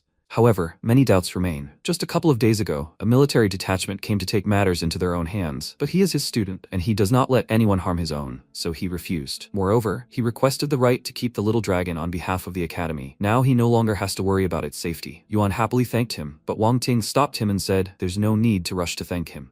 Growing monsters is an unprecedented case, and their dragon poses a hidden danger, and everyone is watching it. He also had to provide guarantees, so this competition. MC cried out, he understood. At this competition, he will definitely show them the strength of their academy and take first place. Wang Ting said, how good, now he can rest easy. By the way, how did this little one become so attached to him? He's so naughty that no one dares even come close to him. Yuan smiled slightly and said, maybe they just look very similar. After a while, Shengui was standing on the roof. A masked man approached him from behind and said, Old Man Li, they haven't seen each other for a long time. Shengui spoke up, praising him for daring to come here after all. The man said that if it weren't for his defeat, he wouldn't have batted an eye. Shangui said that Nidhogg had reincarnated much earlier than expected, but that wasn't the problem. Wang Ting and Su Dian had already managed to lay their hands on it. What should he do now? Fortunately, at least they didn't find out it was an accident caused by human error. The man told him to just help those idiots. He wouldn't be able to figure anything out on his own anyway. However, the recovery plan is very important. There can be no mistakes, so they must act more carefully next time. Shangui cleared his throat and said, naturally. However, he doesn't understand why they need to revive Nidhogg during the competition period. The man looked at him in surprise and asked, does he really think the plan only involves revival? Their main goal is the national competition, and they only use revival as a tool to achieve that goal. At the same time, they will bury the young talents in Longshan. Shangui looked at him carefully and remained silent. The man said, this year has already been bad, and now they're exterminating the most talented students. This era is destined to be the darkest in the history of soul masters. He clenched his fist and said, they must render this generation of masters incomplete. Sometime later, in Yanjing, at the Tianqi Bath and Wellness Center, MC looked around and thought he didn't expect to be able to enter this secret bathhouse. He extended his hand and dipped the crystals into the water. Yuan thought, a medicinal bath plus 3 Beast Emperor level crystal cores. This is simply magnificent. He undressed and thoughtfully climbed into the water. He thought, such pure power. He feels as if his whole body has become lighter. Hailong happily congratulated MC on successfully absorbing the Beast Emperor's energy. 5,000 points obtained. He reported this 2 more times, and 5 days later, Yuan emerged from the water and said, Black Dragon, let him open the personal characteristics panel. Hailong happily said, okay. The system window reported, the giant black lizard is in a state of growth period. His rank is SS, and his level is 9-star Overlord. Hailong said, by the way, 60 million points were deducted to relieve him of his weak state. MC asked, is 20 million points enough to break through to the Lord level? Hailong answered, of course. MC said, excellent. He will use 1 million to increase the hardness of his scales, another million evolution points to strengthen the sharpness of his claws, and another million to improve his body, another million to increase the power of the atomic reactor. Hailong said to wait. His current characteristics have reached the peak of the Beastmaster level. He cannot continue improving. First, he needs to break through to the next level. Yuan asked, since he has reached the critical point, so why couldn't he advance to the Lord level? Hailong said, perhaps because his aspect perception isn't deep enough. Yuan asked, so what should he do now? Hailong replied, he has 2 choices. The first is to enter the secret realm, strengthen his perception, and spend 5 million evolution points at a time. The second way is to do nothing. His perception will automatically increase over time. Yuan thought, 5 million points at a time? If so, he has no shortage of evolution points. Besides, aspect perception is the key to breaking through to the Lord level. MC smirked and said, he'll spend 5 million points and enter the secret realm. Hailong replied, okay, 5 million points deducted. A special realm, the assassination realm, is open for him. Good luck. MC fell to the floor when suddenly he began to be sucked into another space. He threw off his robe and walked forward. The voice said, they completely restored his vision, hearing, touch, smell, and pain. In addition, his soul power was strengthened to help him improve his perception. Yuan thought, the feeling and the battlefield are the same as when he took the exam. Will this really help improve his perception? A loud cry rang out in front of him, and a large monster stepped forward.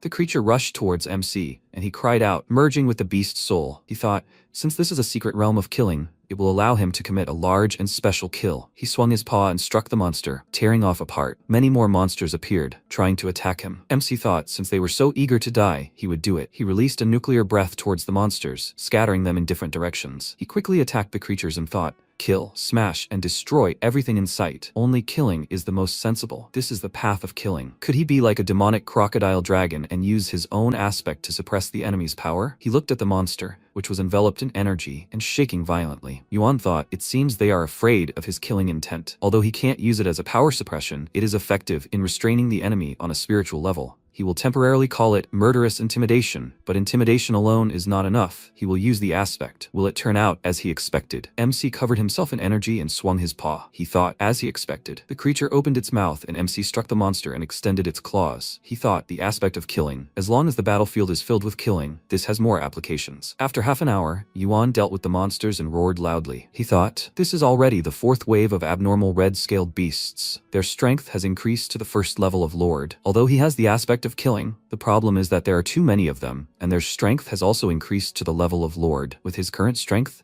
there are still those he cannot compare to. It looks like he will end up with this. Although it was sad for him to end, he had achieved his goal. He must admit, 5 million evolution points were worth the effort. At this moment, Hailong congratulated MC on successfully reaching the Lord level. In the secret realm, he had created 2 abilities, Killer Intimidation and Bloody Assassination Armor, and the system had saved them. Yuan frowned and said, but he still wants to visit the secret realm again. He turned around and cried out, who's there? Who's here? Wang Ping said in fear. It's him. He's asking for forgiveness. He was shaking and talking. He just wanted to bring him food. He saw him training and didn't dare bother him. Yuan thanked him and asked, would he help him find a shower? He'll rinse off and leave. Wang Ping replied, okay. He thought, is he really an ordinary university student? Why does he have such a frightening aura, like a killer? When MC returned to the hotel, he saw Jinze sitting at the computer desk. He asked how he liked the medicinal bath. Yuan replied that he was almost recovered and would have to thank Principal Wang. Jinze said his father had high hopes for him, and for him, it was nothing. MC asked what he was watching. Jinze replied, the new competition rules. The competition is divided into 3 stages. In simple terms, 10 teams will draw 2 on 2. The winners will be placed in Group A. The losers will be placed in Group B. Then, the first place finishers in Group B will be placed in Group A. Next, the 6 teams from Group A will draw 2 matches in a row. The 3 winning teams will directly advance to the final round. 4 teams from Group B will also play against each other, with the 2 winning teams facing off again. Finally, the only team from Group B that wins will be able to advance to the final. At the end, 3 teams from Group A and 1 team from Group B will compete for first place. In other words, if they win the group competition and are placed in Group A, they will be able to advance to the final round with another win. On the other hand, if they lose and are placed in Group B, they will have to eliminate everyone to reach the final. Currently, they are ranked 4th in points, so the chances of advancing directly to the final are not very high. If they get into the losers group, it will be tough. But if they don't make it to the finals, they will be disgraced. They killed so many monsters when they were trapped in the black fog, but the points didn't count. Yuan smiled and said, it's okay, this match is their chance to change everything. Jinze asked. Yes, but he doesn't know who they will draw lots with. MC asked. Won't Yanjing University be in the first round? Jinze answered. No, they are drawing lots with Jinghan University. They are ranked 3rd in points. Their director is very smug and very angry with his father. MC thought, was that guy the captain from Jinghan University? He thinks his name was Han Yantong? At that moment, MC received a notification from Shanhei on his phone at 2 o'clock in the afternoon, in the conference room. Let him take Wang Jinze with him. After a while, the academy teachers and students gathered in the hotel conference room. MC and Jinze entered the room and apologized for being late. Shanhei said, it's okay, they're just in time. Let them sit down. He thought he'd reached Lord level in the few days since they last saw each other. Wuxuangu folded his arms and said, some people are so impudent. Even though their university was downgraded, they still have no problem coming to meetings. MC looked at him and asked, he must have made a great contribution to the development of their school. He doesn't even know how many Lord-level beasts he's killed. Wu Xuangu said with displeasure. He's much stronger than him. Yuan sat down on a chair and said, anyway, he's just a substitute, and he's their team's vice-captain. It's normal for him to be stronger than him, right? Shangui said. Now that everyone's here, they'll begin the meeting. Wang Ting extended his hand and suggested they begin. Everyone already knows that their opponent in the first round is Jinghan University. Jinze thought, as long as there was any information to be shared, his father would always leave it to him. He said, there are 2 players on the Jinghan University team who deserve their special attention. One of them is Vice-Captain Feng Qi. He pressed the remote control and turned on the TV. Jinze spoke. Feng Qi, a freshman at Jinghan University, has a beast soul, a red flame monkey, a powerful type of beast soul. It possesses strong offensive capabilities, at the level of a 7-star beast master. He previously studied under Chen Jushan, captain of Sichuan University. Although he was defeated, his current strength is unconfirmed. Jinze grinned and said, but since their opponent is the vice-captain of Jinghan University, they'd better send their vice-captain to fight him. Is he confident? Wu Xuangu ordered him not to worry. Even if he faced him, he wouldn't lose. He thought this fat man did it on purpose, knowing he'd lost to Chen Jushan. Songlan said, however,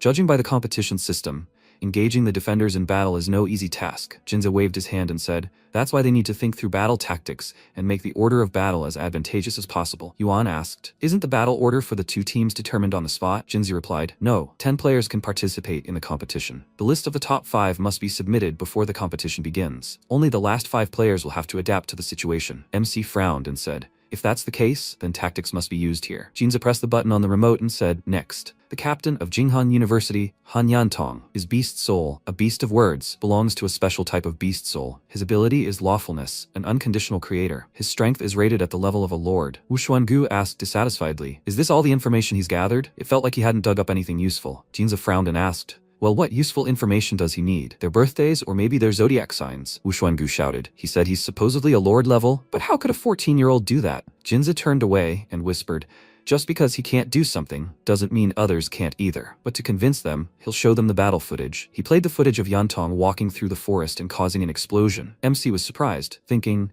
is that a 2-headed dragon? Yantong said, well, he just opened the candy. He threw the candy aside, seeing a huge monster in front of him. He summoned a soul, and MC thought, according to Wang Jinze, the Beast of Words has the abilities of following the laws and unconditional creator. Now they will see it. Yantong sent the stones towards the monster, which decided to run away. but Yantong began to fight again, spreading his energy. He released seals towards the monster and bound it with them. A loud cry from the creature was heard, and Yantong ordered the monster not to move. He created sharp swords and ordered them to kill. The sharp blades attacked the monster, and Yantong returned to his usual appearance and unpacked a new candy. He put his hands in his pockets and began to walk away, and the headless monster fell to the ground. Jinza spread his hands and asked, "Now, does anyone still doubt him? There is no doubt that he is a lord level?" Everyone frowned in surprise after watching the recording. Jinze looked at MC and thought, indeed, Lin Yuan was quite difficult. And even when he dealt with the Imperial Alligator Spirit, he did not look like this. Yuan asked, "Did that guy take the monster's core, or not?" Jinzi thought puzzledly. "Doesn't he think his fixation on the same thing is too strange?" Wang Ting asked Chu Tianyi. "Has he watched the video yet?" "What will he say?" Tianji replied. "Indeed, he is very strong, at least at his lord level, but he can handle him." Wang Ting happily said, "Excellent. That's a match for their students. In that case, he will remove him from the list so that he can definitely repel Han Yantong." Tianyi thanked the director for the opportunity. Wang Ting thought, if Chu Tianyi really defeats him, it will mean they are already halfway to victory. But even if he loses, he still has a trump card. Half an hour later he said, "So, here's the final decision. First, Wu Xuangu. Second, Yuan Lian. Third, Li Qingnan. Fourth, Shen Kang, and fifth, Sumu Shui. And they must remember, this is the key competition for unlocking the potential of their spirit beast. They must give it their all. Do they understand?" The students cried out. They understood. A few days later, at 10 o'clock in the morning, the host declared the competition officially open. Jinza said there were so many seats that they had already been seated in the 4th row. Songlan said, "No matter, the order of entering the arena is not determined by seating, but by the ranking of the top academies." Wu Xuangu folded his arms and mockingly asked, "And thanks to whom are they suffering so now?" Tianyi said, "That's enough." He ordered them to stop their idle chatter and conserve their strength for the fight. Jinzi put his hand to his lips and muttered, "If they count the points for all the monsters he's killed, they'll be in first place, right?" MC replied, "I don't think so. Yanjing is in the lead by a small margin," Jinze said, "and if they add the points from that Emperor spirit, it'll be at least 100 points, right?" Yuan replied that they didn't kill him, and the Department of Education ordered them to keep quiet about the incident, but they received compensation, which doesn't change the essence of the matter. The host welcomed everyone, ladies and gentlemen, administrators and teachers as well as students. He is glad to see everyone at their second competition. It is a great honor for them to be here to see the true geniuses of their country in person. So, they begin the first round with these teams. Haiyu and Yanjing are invited to the arena. Jinza said the odds were 1 in 9. Now, Haiyu's team has no hope. What bad luck. Songlan said, but now they have a chance to see Yanjing in action and be able to prepare. MC said he is afraid that with the power of Haiyu's spirit beasts, Yanjing will not be able to show their full potential. Jinza said that this is understandable. Although Haiyu has a good reputation, everyone can see the gap in their strength levels. The host offered to welcome the first participants from Team Yanjing and Team Haiyu. The guys entered the arena, and Yuan asked if this was the same guy who attacked her. Mukshe replied,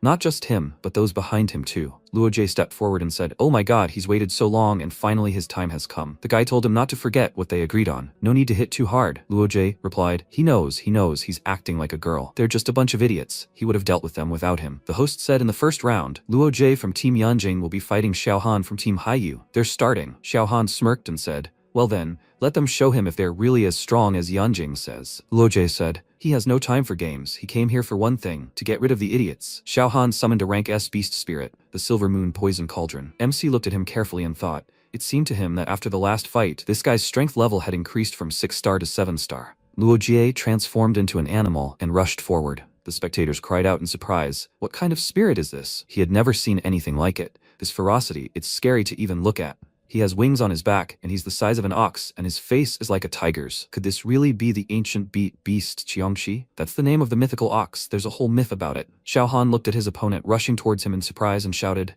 "Hidden technique, Silver Moon Thrust." Luojie opened his mouth and asked, "Is that all he can do?" "It's too slow. Any old lady on the street would be more agile than him." He began to dodge Xiaohan's attack, who thought in fear, "Damn it. Why is the difference in their strength so huge?" "No, let it be. He may be a genius, but everyone has their flaws, and he will make them show them. Victory will be his." Luojie jumped up and screamed. He was absolutely right when he said they were scum, and now he was convinced of it himself. He fell for his trick. He has no doubt about it. Does he have no brains at all? Xiaohan cried out in fear. "What?" Luojie cut off his tail and swung his clawed paw, hitting even harder. The host announced, "The match is over."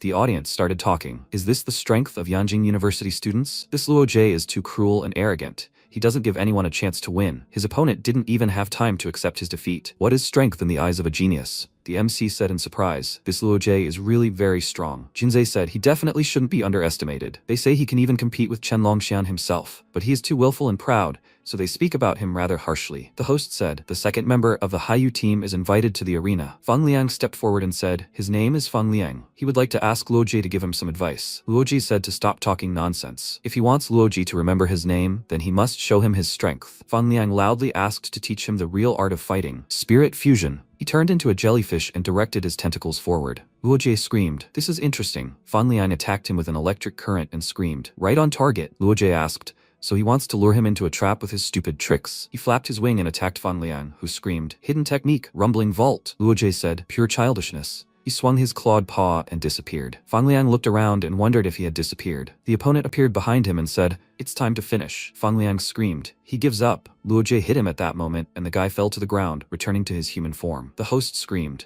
Luoji, Fang Liang has already given up. Why hasn't he stopped yet?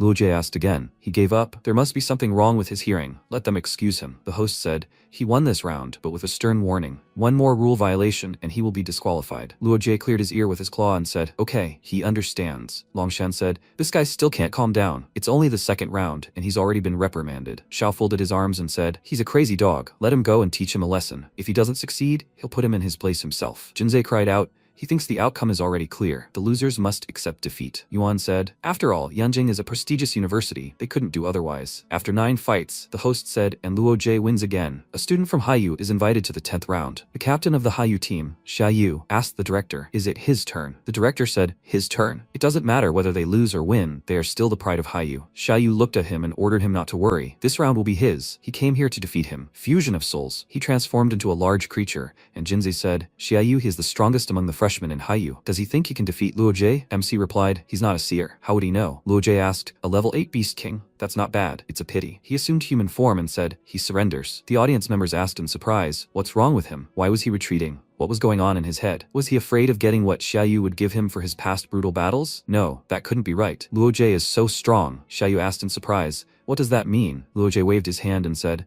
the director told him not to put too much pressure on his team, so he decided to let him save at least a little bit of his reputation by giving him the victory. Xia Yu thought, he's so impudent. He just publicly humiliated Xia Yu. Wang Ting cried out, Teacher Su, this student is a real treasure. Dian replied, because of this kid, their university will lose its valiant image. Wang Ting waved his hand and told him to think for himself. He can't become bad without any power. Dian said he thought that made sense. Song Lan ordered everyone to get ready. Their performance was in half an hour. They were going up against Team Jinghong. Yuan asked again, so soon? Jinzi asked. Didn't he know they were going out second with Jinghong? Yuan spread his arms and said he hadn't even noticed it was over. What could he do? He was just a substitute. The host announced the battle between Team Yanjing and Team Haiyun was over, and at the same time, Yanjing University had emerged victorious. Dian asked if he had anything to say in support of them. Wang Ting replied, it all depended on how hard they tried. He believed in them. Tianxi said, Director Wang, he thought it was fate. He didn't expect to meet him in the first round. Wang Ting replied, yes, last time they were one place behind him. He thought they were taking advantage of the moment to make fun of him.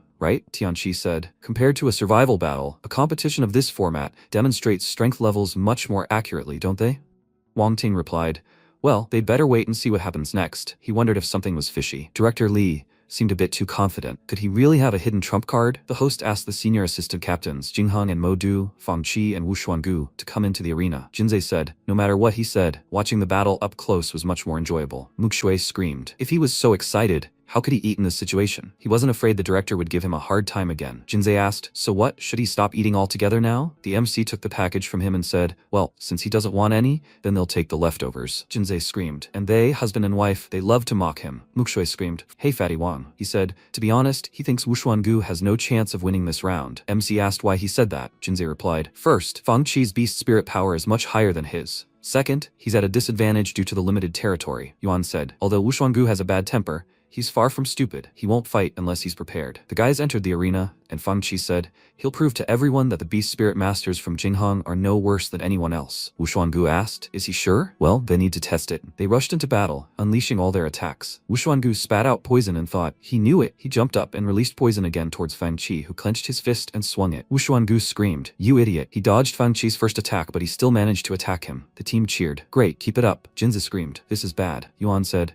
Fang Qi has already lost. His strike didn't do much damage to Wu Xuangu, just a few scratches. And next time, the strike will be even weaker. Wuxuangu released a poisonous mist, distracting the enemy's attention. He started shooting at him, but Fang Qi dodged. Wuxuangu landed on the ground and said to admit defeat, and then he would be able to maintain at least some dignity. Fang Qi said, "No way, he's the one losing here." He accumulated fire energy and attacked with it. MC frowned and thought, "So that's it. This is the initial stage of the Raging Flames." Wang Ting said, "Tianqi, his disciple, is smart. Even though he's at the Beast King level, he was still able to sense the nascent flame realm. Well, he congratulates him on his spirit level rise. Tianqi, he's very capable. Let him take good care of him." Tianqi adjusted his glasses and said, "Oh, come on. Although his disciple is quite insightful, he still needs to study and study." He laughed loudly, and Fang Qi looked at Wuxuangu and swung his fists. He wondered why he was so calm. Maybe he realized that he was too weak and decided to give up. He hit him, and Wuxuangu said he admits he managed to fool him. But he missed something. Even in close combat, he is still stronger than him. He moved behind him and shackled his body. Fang Qi thought, what? He can't move. Is Wuxuangu stronger than him? He broke free from the shackles and tried to hit Wuxuangu, but to no avail. His eyes widened in surprise, and he flew into the air. The audience widened their eyes in surprise,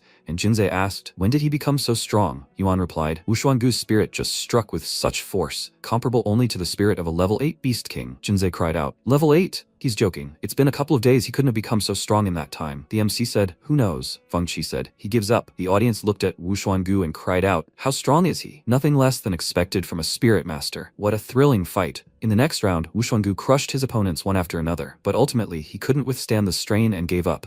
He raised his hand and said, he gives up. The host said, he asks the following participants to prepare for the upcoming round. Students from Modu and Jingheng. Tianyi stretched his arms and said, not bad. Now guys, let them rest. Rely on them. They will handle the rest. Wuxuangu said, he held up well. The MC and Jinze watched them closely, and Wuxuangu frowned and thought, but he tried. Apparently, he has no chance of getting anything more than the bench. Jinze asked, what's wrong with him? Does he always have to put on a show in front of them? Yuan put his hand to his lips and whispered, or maybe he feels something for him and is trying to get his attention this way. Jinze screamed, can he even hear himself? The host asked the second student, Modu, to come out to the arena. The guys wished him luck, and Lian turned around and asked, so what again? The host asked the fourth student, Jingheng, to come out to the arena. Yantong was sitting on the bench playing a video game, and the guy said, Captain, it's his turn. Yantong ordered them not to interfere. He hasn't finished playing yet. He told him not to distract him. What idiots. The guy approached him and said, but Captain, the director said that his parents would come to watch the fight. Yantong screamed, is he serious? Are they coming too? The guy frowned and said, and he also said that for defeating Modu, he would give him a new game console. Yantong asked again, Modu? He would win them very easily. He entered the arena and asked, so he is his opponent? He suggested ending this quickly. He wants to continue his game. Lian thought, is this Yantong? Things are bad. He screamed, Soul Fusion. He turned into a four-armed demonic monkey, and Yantong yawned and activated Soul Fusion. He asked, he is not attacking? Well then he will go first. He waved his arms and fired arrows towards his opponent. Lian thought, he needs to dodge. He can't move, Nightmare. The arrows flew past him, slightly grazing him, when suddenly a large bud pierced his body. The arrows turned and pierced the monkey's body. He thought, he didn't even have a chance to attack him. He said, he surrenders. Lian thought, he lost the moment he set foot here. Yantong said next. Lian asked for forgiveness. He lost. Shen Kong said, no problem. He is too strong. He is considered Jingheng's trump card. It is quite normal that he couldn't defeat him. He looked at Qinan and said, his turn. Songlan told him not to worry about whether he wins or not. If he gives it his all, then he has already won. Qinan thanked him and entered the arena, activating Soul Fusion. Yantong asked, plant type? Qinan shouted, be careful. Yantong cried out, stop. Qinan looked at him puzzled, and Yantong said, his type of spirit beast is quite interesting. Then they will deal with him differently. He parried. Qinan couldn't get the vines back and thought, how could this be? No, he needs to sever the connection with the vine immediately. He tore it off, and Yantong said, how brave. But isn't he afraid that he'll continue to control his vine? Qingnan told him to try, but he'll waste a lot of energy, won't he? Yantong asked. So he understands everything? Then he won't drag it out. The fight is over. He released his seals and aimed them at Qingnan, who looked at him in surprise. A bright explosion occurred, and the vines scattered in all directions. Qingnan fell to the ground and cried out, he surrenders. Jinza said, this brat, he's a real monster. He dealt with him like he was nothing. MC said, now he's wasting his spiritual power. They can only wait. The rest is in Chu Tianyi's hands. Shen Kang helped Qingnan up, and Yantong said, hurry. Shen Kang transformed into a white wolf and growled. Yantong said, not bad, and he's much stronger than those two. He directed his energy towards Shen Kang and ordered him not to move. He roared and rushed forward, unsheathing his claws. MC watched the battle carefully and thought, what? Is this power really coming from Shen Kang? He has such a ferocious aura, but he definitely has talent. He thinks with such successes, he will soon become incredibly powerful. Shen Kang asked, is this all he can do? Yantong screamed. Instantly, Shen Kang thought, can he teleport? He is a formidable opponent, but he will defeat him no matter what. He used the secret technique of Snow Thunderstorm and happily thought, finally, he was able to injure Yantong. Apparently, his defense is not that strong. Yantong said, "What beautiful snowflakes." Shen Kang looked at him in surprise, and someone screamed, "Is something happening again?" Tianqi said he thought Yantong had finally stopped playing around. Diane said he didn't expect this turn of events. He knew this child had a strong spirit, but he never thought he'd be so insightful. Shen Kang thought, "There's no way he'll back down." Yantong said, "No way, he's on his own territory now, he can't defeat him here." He used a sealing spell, and Shen Kang stopped. He was bound by the seals, and he thought, "This is bad." He whispered, "Secret technique, snowbite." Yantong asked, "Can't he admit defeat?" He said he was no match for him. A bright flash shot toward Shen Kang, severely injuring him. He said he surrenders. Shen Kang thought, "And he's only 14 years old? The only one who can match him is Chu Tianyi." Muxue stood up and said, "It's her turn." Jinzei watched her go and cried out, "Good luck, sister." MC asked her to be careful. Muxue said she knew. She entered the arena, and Yantong asked, "So she's a girl? She shouldn't think he'll be softer on her because of that." She smiled and replied, "No need." The soul fusion occurred, and Yantong said, "She's not weak at all." He fired arrows at her and cast a spell, and Muxue released an icy breath. She froze the arrows, and Yantong ordered them to be sealed. Muxue stopped and then rushed forward. The spectators were surprised, saying, "What a cold calculation. This is truly worthy of a student of Modu. What sharp thinking. And this girl is not only beautiful, but also strong." Muxue approached Yantong and cast a freeze spell. He ordered them to be shattered and said that he couldn't be taken like this. Muxue replied, "She knows." She created large ice spears and aimed them towards the enemy, who widened his eyes in surprise. She said, "But this is only the beginning." Yantong cried out, "A moment." Jinzi said, "Apparently Su Muxue's strength has also increased significantly." MC replied, "After all, she is Ling Shuangnue's disciple, and besides, she is incredibly talented. No wonder she is developing so rapidly." Yantong wondered if she was really able to injure him. He applied healing and released seals. Jinzei asked, "Does this child also have the ability to regenerate? His spiritual powers are frightening." Yuan frowned and said, "After all, he is not omnipotent. When it comes to close combat, he becomes completely vulnerable." Muxue thought, "She can't let him leave so quickly." Yantong created several of his clones, and she looked around and thought, "Nightmare. Who is the real one? Even the wounds are identical." She screamed. In that case, she will finish them all off at once. She used the secret technique, absolute zero temperature. She swung her tail and thought, this is her chance to win. She attacked him and completely destroyed the clones. She thought they were fake, so she really lost. Yantong snuck up behind her and Muxue said, "Okay, he won. But let him tell me how he did it." Yantong said, "He just became invisible." Muxue smiled and said, "He really is very strong." She thought, although she couldn't defeat him, she still managed to weaken him. Tianyi waved his hand and said, "She tried hard. She can go. He will deal with the rest." Yantong asked, "So he is Captain Modu?" Tianyi said, he was sorry that he couldn't fight him when he was still full of strength. Yantong said, "No big deal. Even wounded, he would have easily destroyed him." Tianyi said, "Since he's going to say that, then let him prove his strength." He transformed into a black golden eagle and soared into the air. Yantong looked at him and thought, this aura is no weaker than that of monsters that have reached the Lord level. Yantong cried out, "Magic field ceiling." Tianyi said, "This is too slow." He quickly dove down and extended his clawed paw forward. Yantong cried out in fright, and in an instant, he flew to the side, and Tianyi followed. Jinza said, of course, he knew Chu Tianyi was strong, but he didn't think he was this strong. Besides, Yantong had just won 4 battles. After that, he was greatly weakened, and now he's wounded. Tianyi quickly attacked Yantong and said,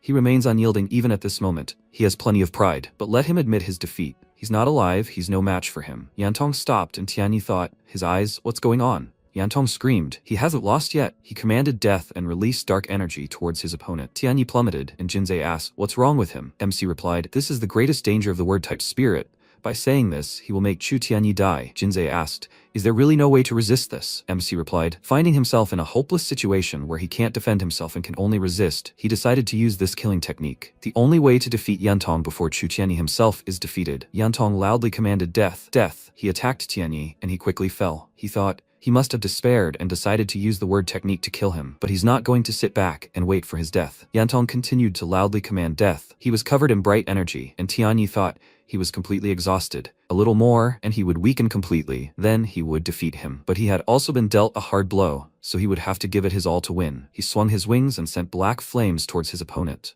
Sharp shards, completely engulfed in flames, scattered everywhere. Everything around began to glow with fire and enveloped the monster. The creature began to roar loudly, and suddenly blood began to pour from its mouth. Tianyi began to cough violently, but managed to withstand such a powerful attack for a moment. When Tianyi looked ahead, he again used black arrows to destroy his opponent. The master was completely enveloped by these attacks and was stunned. Tianyi again continued to shout loudly at his opponent. Jinza said that this was too much. and the protagonist replied that they had exhausted all their options. The fight was almost over, and the winner would be the one who could hold out the longest. The monster looked at its opponent again and told it to die. Yantong realized that his voice was completely inaudible. He also had no strength left. Yantong tremblingly told his enemy that he was strong and that he would not be able to defeat him. At that moment, he began to lose strength, and Tianqi stared at him in bewilderment. Afterward, Yantong fell to the ground unconscious and transformed into his human form. Tianqi said, "Of course he's still a child, after all. Even though he lost this fight, no one would dispute his strength. With this kind of success, he'll achieve more. Just one loss that he can make up for with more victories." This round, Modu's Chu Tianyi had won, and he suggested congratulating him. They should applaud him. The people around him began clapping joyfully, and Ting said it was very good. He also clapped happily. Jinza said he was incredibly talented, and to have received so much recognition and praise, he was very lucky. Yuan realized that Jinza's self-esteem must have been shaken after this. At that moment, the host came on stage and shouted a question. Should Tianyi stay and continue the fight or return to his place? Tianji replied, "Let the next Jinghan go first." At that moment, his next opponent approached him. This guy was thinking that he was probably exhausted after the battle with Han Yantong, so he thought defeating him would be easy, and then he would become a true celebrity. After 5 minutes, the guy clutched his chest with trembling hands and shouted that he surrendered. He extended his hand in front of him to show Tianyi that he was powerless. The protagonist frowned and thought that no matter how weakened a predator is, it is still a predator. At that moment, Dian said that they, the graduates of Modu University, are very curious guys. Despite being wounded in the past, they still stubbornly strive for victory. Ting said that it was all about motivation. But why did Yantong give up so easily? After all, he had won 4 fights in a row. Dian replied that this boy was too proud. Ting remarked that it was impossible to be a genius without pride. They had once been just as ambitious, but time spares no one. Dian snapped that he might be sad about the past years, but he shouldn't drag him into that. He was still in the prime of his life. When Qianqi turned his attention to them, he looked into their eyes with irritation and anger, realizing they weren't even looking at him. After Tianyi defeated the 4th opponent, he transformed into a human, raised his hand, and announced his surrender. He looked up at the sky and suddenly began to fall to the ground. Songlan managed to grab him, and Tianyi informed him that he had completed the task. Songlan replied, "Captain, I thank you for what you've done." Then he turned and shouted for the others to take him to the infirmary immediately. He was seriously injured and needed to rest. Qingnan realized the captain had given it his all. But what if their opponent was a spirit from Yanjing? Songlan replied that the captain had done everything he could to defend the honor of their Modu team. Qingnan replied that he didn't blame him at all, but anything was possible. At that moment, Jinza began reasoning with Yuan, nudging him with his elbow. Yuan wondered if he was going to face a very strong opponent in the next round. Was he planning to go there? The protagonist confidently replied with a smile. Yes. At that moment, Jinze asked in surprise, "Doesn't he usually avoid unnecessary attention?" He replied that he'd heard the prize for victory was quite substantial, and he'd already made arrangements with the director. At that moment, the announcer shouted to the entire stadium that victory in this round went to Modu University. Ting frowned and said, "Director Li, what a shame. Let him think so." But Modu defeated Jinghan. Tianqi said nothing, but his expression once again showed disappointment and anger. At that moment, Ting shouted that he nevertheless acknowledged that their students were truly outstanding, especially that Han Yantong. Tianqi replied, "Of course," and Ting continued to say that it would be even better if such promising students transferred to Modu University. At that moment, Tianqi began to get angry. "Look at this old man. Let him wait. Soon it would be Yanjing's turn and he would see his tears." At that moment, the protagonist asked who would be participating in the next round. Jinza replied that it would be Jibei University, Tianfu University. At that moment, Mukshui asked fearfully, "Isn't that Wu Moxuan?" At that moment, 6 team members entered the arena, and the protagonist noted that it was true, because he was also the captain. Jinza asked again, did they really know each other? Well, he finally answered, yes, they did. He helped him cope with his illness. So can we say he's his benefactor? Jinza growled in surprise. Could he really heal? But his expression didn't suggest gratitude. How did he treat him? Yuan replied that it was physical therapy. By that point, it was already noon, and the host began announcing that 10 universities had already participated in today's competition. 5 of them had won, but Jinghan University would hold the top score. So they had 6 winning teams and 4 losing teams. This meant they could continue the competition. So they should greet the director of Yanjing University, Su Dian. He would now decide their opponent by drawing lots. When the director took the stage, those around him began to discuss him and ask if this was really Dian, who had reached the Imperial Spirit level. He was known as the Imperial Red Dragon, but he looked so young. But this Director Modu was also very young. People say Director Van was appointed by Chu Longwang himself. When Dian stopped, he saw the students' gazes surrounding him. He picked up the ball, opened it, and read the note. The announcer announced that, according to the draw, Yanjing's opponent for this round would be Modu University. People around him started shouting, Is this really happening again? Last time, everything was still unresolved. This, a battle of the best against the best, people simply couldn't wait for the outcome. Jinza shouted in fear that he had jinxed it after all. Lian, surprised, said that the captain wouldn't be able to fight anymore, but the entire Yanjing team was assembled. Chen Longshan, Xu Xiao, and the dreaded Luo Jie. Songlan said, well, they don't need to frown here, and they haven't even fought yet, so how can they consider themselves losers? At this point, Gu joined the discussion and asked what kind of victory he was even talking about. The captain couldn't even stand up. Who was he relying on, those two weaklings? Jinza stood up for him and yelled at him to watch his mouth. After that, Gu asked, what had he said wrong? He and Yuan were completely useless. At that moment, Songlan started shouting. They were facing a formidable opponent now, and instead of rallying against him, he decided to attack his comrades. He replied that he was simply telling the truth. How could anyone who contributed nothing to the team be considered comrades? Songlan was already very angry and shouted that if he didn't calm down and continued this, he would be forced to report it to the director. At that moment, Jinza smiled and yelled at them to let him fight in the first round. Everyone around the team was dumbfounded by what they heard, and Gu asked, what was he thinking? Jinza asked with a smile on his face, what about a bet? He offered that if he won, he would apologize to him. Moreover, he was to stay out of his sight. If he loses, the punishment will be at his discretion. Gu asked again, why should he bet with him? Isn't raising the university's prestige his direct responsibility? Jinza shouted, so he's afraid of him? He replied that he was too lazy to participate in this nonsense. He also immediately said that he could fight against Chen Longxiang and Luo Jie, but if the opponent was Xu Xiao, he would lose. Jinza felt sorry he couldn't talk him into it. The protagonist chuckled and said that he seemed no fool. Was he absolutely certain of the outcome? Jinza replied that this was their last trump card, Modu. The protagonist said that he was already all anticipation. After some time, Xiangui said that he hadn't acted impulsively and was even more mature than before. Gu asked again, uncle, why are you here? He replied that he decided to stop by to watch his fight and had to admit he'd done well. Gu then mockingly retorted that it was all his uncle's doing, and Xiangui retorted that, as his uncle, he would of course always help him unconditionally, but how high he'd rise was entirely up to him. He shouted back that he understood, and Xiangui asked again, had he heard that in the Longgu Mountains he wanted to kill Qingnan? At that moment, Gu bowed to him, sweating from fear and terror, and replied in a trembling voice, yes. But before he could finish his thoughts, Xiangui suddenly replied that he'd done the right thing and finally understood what he truly wanted.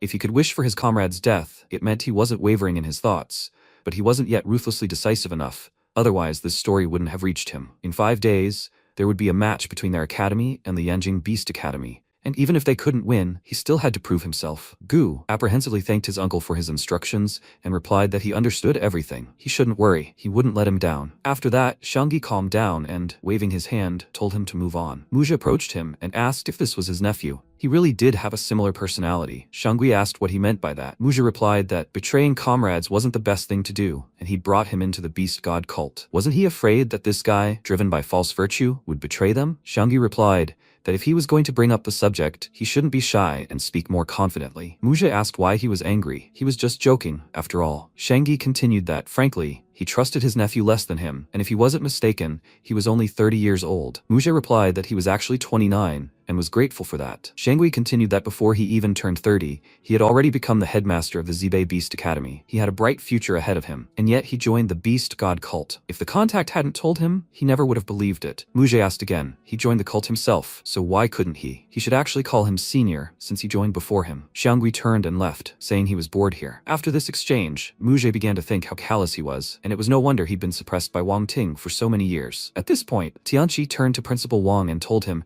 he'd rather lose to the Jinhong Beast Academy than face the Yanjing Beast Academy right away. It would be fun now. He laughed after this, and Ting replied, since he was already here, why worry about it now? Tianqi addressed him by name again, and said he had a good attitude and hoped he'd still be able to maintain that in 5 days. They wanted him to talk to Dion, so he could give him a head start so he wouldn't lose so shamefully. Ting started shouting, how did he know they'd lose? Tianqi shouted back that if they really did win, he was willing to make him his senior. Ting replied that in that case, they had an agreement. At this point, the protagonist turned to his team and asked what their next plans were. Perhaps they could go out to dinner together? The boys turned to him in confusion, and Lingu started yelling at him. Does he only think about food? Why was he asking this now? Mushui said she couldn't because Xuanyue had told her to go see her after the arena battle. Jinzei replied that he couldn't either, as he was planning to attend closed-door training. Qingnan asked again, he's planning to attend closed-door training? Lian interrupted, shouting, don't you think that sounds particularly inappropriate coming from him? Jinzei replied that he was, incidentally, part of the Modu Beast Academy, and who knows,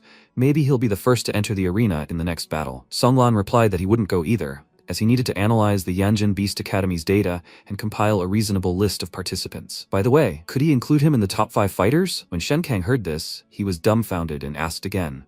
2 reserve fighters in the starting 5? Was he mocking them? Had they really decided to let things slide? Songlan said what he really meant, but before he could finish his thought, the protagonists suddenly shouted that they shouldn't do that he wouldn't include him in the starting lineup, and that if necessary, he would go out himself. Songlan replied that he would do as he was told. A moment later, the whole team headed for the exit, and Jinza shouted, "Does he want to stay in the training room for the full 5 days?" Yuan replied, "Yes, but is he sure he doesn't want to go get a bite to eat?" At that moment, Songlan considered that Yuan had said he wasn't going to hide his strength anymore. Maybe they really did have a chance to defeat the Yanjin Beast Academy. Sometime later, Yuan was in a high-level training room, sitting in the lotus position. He decided to launch a real-life battle simulation and suddenly announced that he wanted a choice of power levels and monsters from 1st to 5th star Overlord level. The system reported a giant snowball, a 2-star Overlord level Monster King, a stone in the forest zone. The Metal Eater is a 3-star Overlord, feeds on metal, and can transform its body into a super strong alloy. And the Purple Horn Demon Beast, a 5-star Overlord, is a humanoid monster with curved horns, gray scales, a scorpion tail, and other sinister features, like the demon itself.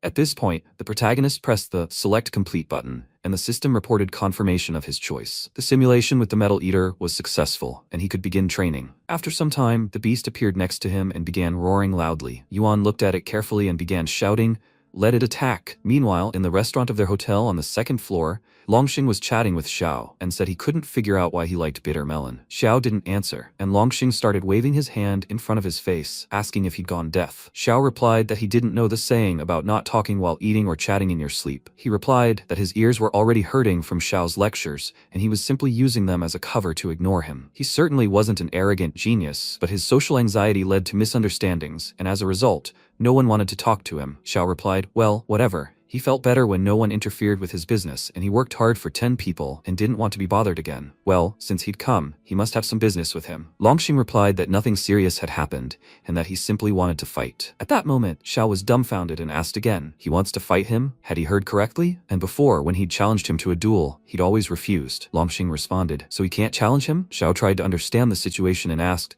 "Have he reached a new level?" Longxing replied that it wasn't that. He'd simply spent several days in seclusion after the survival battle and seemed to have mastered his own path. Xiao was surprised and asked again if he would be his sparring partner today. They would go through several battles and try to help him understand his path more deeply. At that moment, Longxing replied that he would be happy to do so, and sometime later, when they reached the arena, he began screaming for someone to save him, because he was being killed now. It was just a disaster. He was going to die. He felt like it was a curse, and Xiao was determined to finish him off. Xiao replied that he himself had told him not to hold back, and at that moment, Longxing grabbed his hand with a trembling hand and shouted that it was just politeness. Besides, in a few days, they would be fighting the Modu Beast University team, and he didn't want to go out injured. Xiao asked again, "What does that mean?" He replied that Modu Beast University was perhaps the only institution that could match them in overall strength. They should take them seriously, and this time, at the freshman tournament, the rector had only one wish: victory. Xiao confidently replied that they would win, after which Longxing rose to his feet and said he thought they should develop a special tactic specifically against Modu Beast University. After all,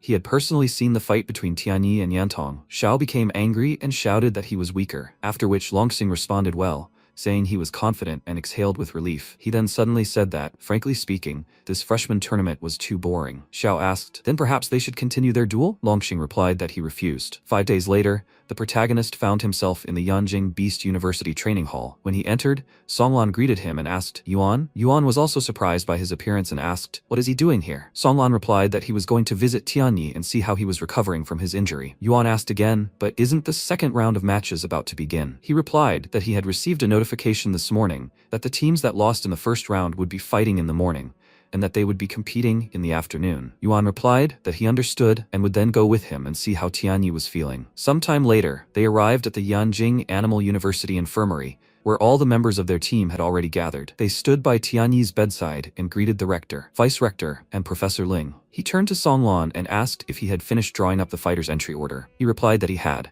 First up was Wang Junzhe, second was Li Qingnan, third was Wu Shuanggu, fourth was Wang Linghu, and fifth was Sumakusue. Ting informed Qianyi that everything would depend on his recovery, and then he would decide. Jinzei said that if the opponent kept Yu Xiao and Long Xing in the first 5 matches, they had a chance to win. Qianyi tried to get up from his bed and shouted that he could go out and fight the Yanjing Beast University. Ting was dumbfounded by what he saw and shouted that he needed to recover properly first.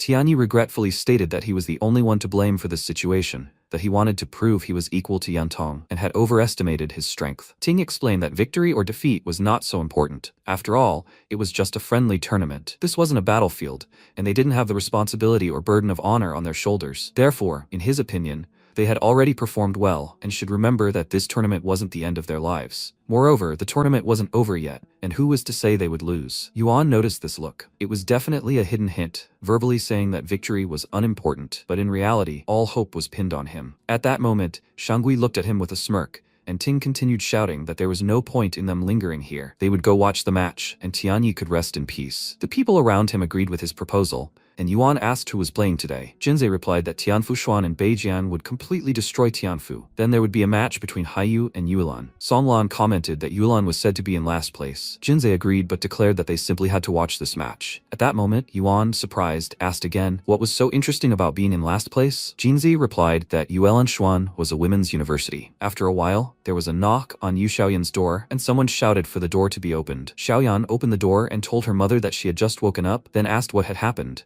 Her mother replied that there was a match between the animal universities today, and why wasn't she participating? She replied that she had already withdrawn from the tournament, and her mother started screaming. Did she even have any sense of responsibility? Was she going to sit back and watch her university get eliminated? Xiaoyan said that in that case, she would just close her eyes, and Yulan shouted her name again angrily. After that, Xiaoyan closed the door and said that if that was all, she would go back to sleep. Yulan shouted that if she helped her animal university break out of the losing group, she would allow her to skip classes, take no tests, and sleep as much as she wanted for the entire 4 years of her studies. She wouldn't control her anymore. At that moment, Xiaoyan joyfully ran out of the room and shouted, "Seriously?" Yulan asked again, "Has she ever cheated?" Xiaoyan replied that she wouldn't believe her until they pinky swear. Her mother finally agreed to this, and Xiaoyan joyfully shouted that since they had sworn this, it wouldn't change for 100 years. After a while, the competition began, and the host announced that everyone should now greet the Haiyu and Yuelan University teams and enter the arena. The people around began to shout loudly in anticipation. The protagonist wondered why they were reacting so violently. Jinza replied that he would see everything now. One of the girls entered the arena, joyfully waving her arms at everyone else. The surrounding guys admired the girls who entered the arena and shouted that they were invincible. With them, they would go even to the ends of the earth. They were always with them, forward. Linghu said with boredom that, judging by the way they were acting, if you didn't know it was a competition, you'd think it was a celebrity concert. The protagonist also watched in bewilderment and didn't react. Suddenly, Jinzei opened a bag of chips and remarked that it was strange since Yulan University only had 11 people, as if one was missing. Yuan asked who was missing. He replied that the missing person was the daughter of Yulan Beast University's rector, the master of beast souls and the genius monster, Xiaoyan. Why wasn't she showing up for such an important fight? Did the Beast Empress no longer have hope for her academy? Linggu told him to look at the academy's results. It was obvious how weak they were. Songlan approached them and said it seemed even the director of their academy hadn't come. They were very sorry, since he so wanted to see the Beast Empress with his own eyes. Jinzei asked again, maybe she was too embarrassed to come. At that moment, a guy standing nearby was loudly shouting at Xiaomon that they were really supporting her. She would definitely win, and she was amazing. Xiaomon waved to her spectators and was touched by their embarrassed reaction. One of the guys who entered the arena asked, have these idiots never seen women in their past lives? Why were they reacting like that? Xiaomon turned to him and said that she'd watched his fights and that he was so strong. If they were going to fight, then let him spare her, okay? He was stunned and didn't know what to say. He was completely embarrassed and thought about how incredibly cute she was. At that moment, Jinzei screamed, how mean! They're even using feminine charms. But if it had been him, he definitely wouldn't have succumbed to such charms. Linggu replied that he doubted it, and Jinzei shouted that if he didn't believe her, he should find her contact information and prove his willpower. Yuan laughed and told him to watch the fight, calling him a dreamer. At that moment, the girls on the team began using their powers, fusing with their beast souls, and everyone transformed into their beasts. Yuan noted that her beast soul seemed to be a very ordinary fire rabbit. As far as he knew, it only had an A talent rating. Jinzei responded accurately. Even if it was an A, a fire rabbit was too ordinary a beast. It was hardly strong. At that moment, the fire rabbit used its powers and began attacking the huge beetle. The beetle, or Han, parried the attack and Xiaomon was sent flying. The guys watched the fight in bewilderment, and those around him began shouting that he was a damn idiot. What had he done to Xiaoman? How could he beat a girl so cruelly? He was just a loser. This is terrible. It seems she's lost consciousness. At that moment, Han realized he hadn't hit her hard, and her friend decided to stand up for her, saying he'd injured Xiaoman and that she would make him pay. Han replied that she could proceed. 3 minutes later, Han began to question himself. They knew the Yuelon students were very weak, but they didn't think they were this weak. Could he really take down their entire team on his own? The guys around him started screaming. Was he even human? He should be more careful with the girls. The protagonists began to yawn in boredom, seeing as this was complete annihilation. Everyone agreed with him,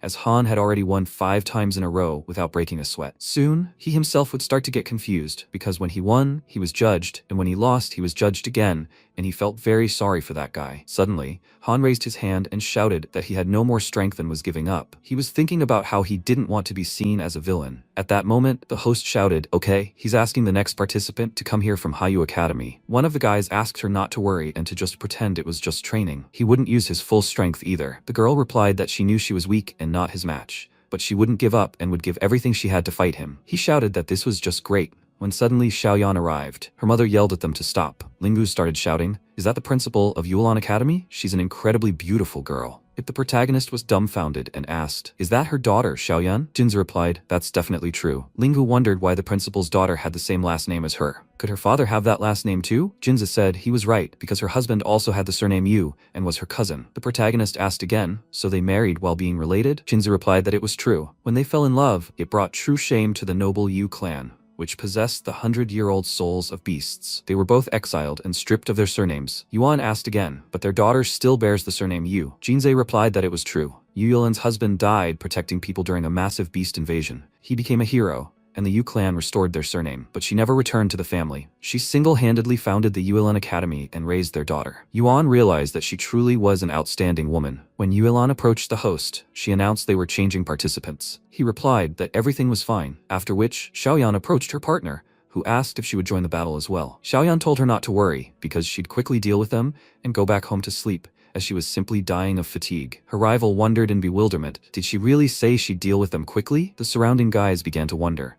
Who the hell is Xiaoyan? What kind of person is this? They have no idea who she is, since no one seemed to have seen her before. But since Yuelan brought her along, she must be no ordinary person. At that moment, Xiaoyan's rival shouted, fusing with the beast's soul, and turned into a jellyfish. Xiaoyan looked at this beast in surprise and admiringly exclaimed, "How beautiful." At that moment, she also shouted, fusing with the beast's soul and transformed into a huge and incredibly beautiful moon beast. Jinzi was dumbfounded and shouted, "It's a moon beast. It's the ancestral soul of the Yu clan beast. Could Xiaoyan have awakened the moon beast? What incredible blood and gift is this?"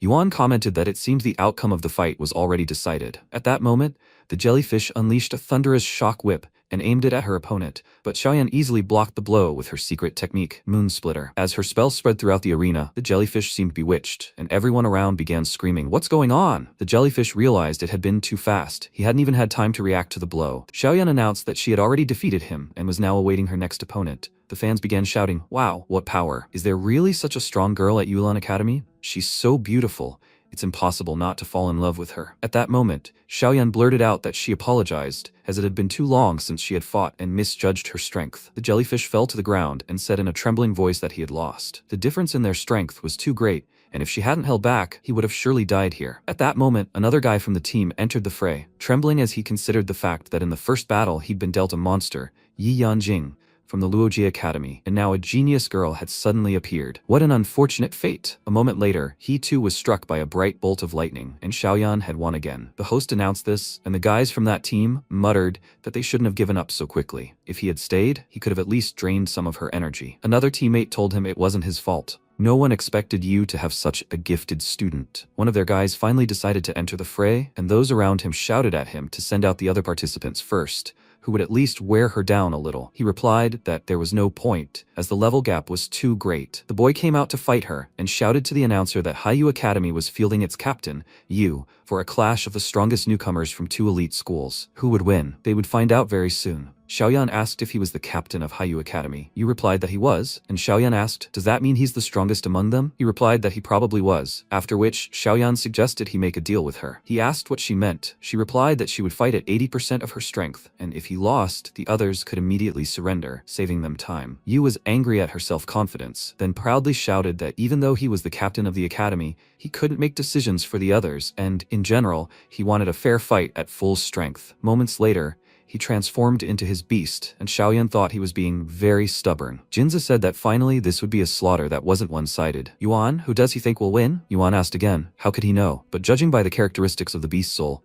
Yu was clearly at a disadvantage. At that moment, Xiaoyan used her magical powers and began attacking her opponent, who opened his mouth and also used a magical water ball. He struck his opponent with this wave, who easily deflected the blow, and the people around him began shouting that they couldn't see her. Could this really be another one-hit victory? Looks like this is victory again at Yulan Academy. Wait, but where is Yu? Had he disappeared? Xiaoyan really was alone on the battlefield. The people around her wondered if maybe he could turn invisible. Xiaoyan wondering how he did it. Suddenly, she looked around and saw Yu charging at her behind her, leaping high into the air and opening his maw. She skillfully leaped aside, but Yu didn't stop, continuing his attack with a loud roar. At that moment, Xiaoyan used her magical powers once more, and Yu's fangs sank into her protective barrier. The surrounding area glowed with magical light, and numerous clots of blood appeared around Yu. He was completely defeated and fell to the ground right there in the arena. Linghu screamed. How is this even possible? Everyone around him was also stunned by what they saw, and Linghu surmised that with such a secret technique, Yu now clearly had the advantage. Jinza remarked that maintaining this technique required him to expend a tremendous amount of energy. The protagonist asked, "What does that mean?" Jinza replied that even a Lord-level beast wouldn't last more than 10 minutes in the sky, and wouldn't last even 5 in combat, especially since Yu hadn't yet reached Lord level. So it turns out that Xiaoyan now just needs to stall for time, and he himself will use up all his strength? That was true in theory, but only if she knew the technique's weakness. At that moment, Xiaoyan looked around, and Yu realized he had little time and had to seize the opportunity to crush her with one powerful blow. She muttered, what a burden he was. If not for a single promise, she'd be sleeping in a warm bed right now. She just wanted to finish him off quickly and go back to bed. Yu asked with a frightened expression.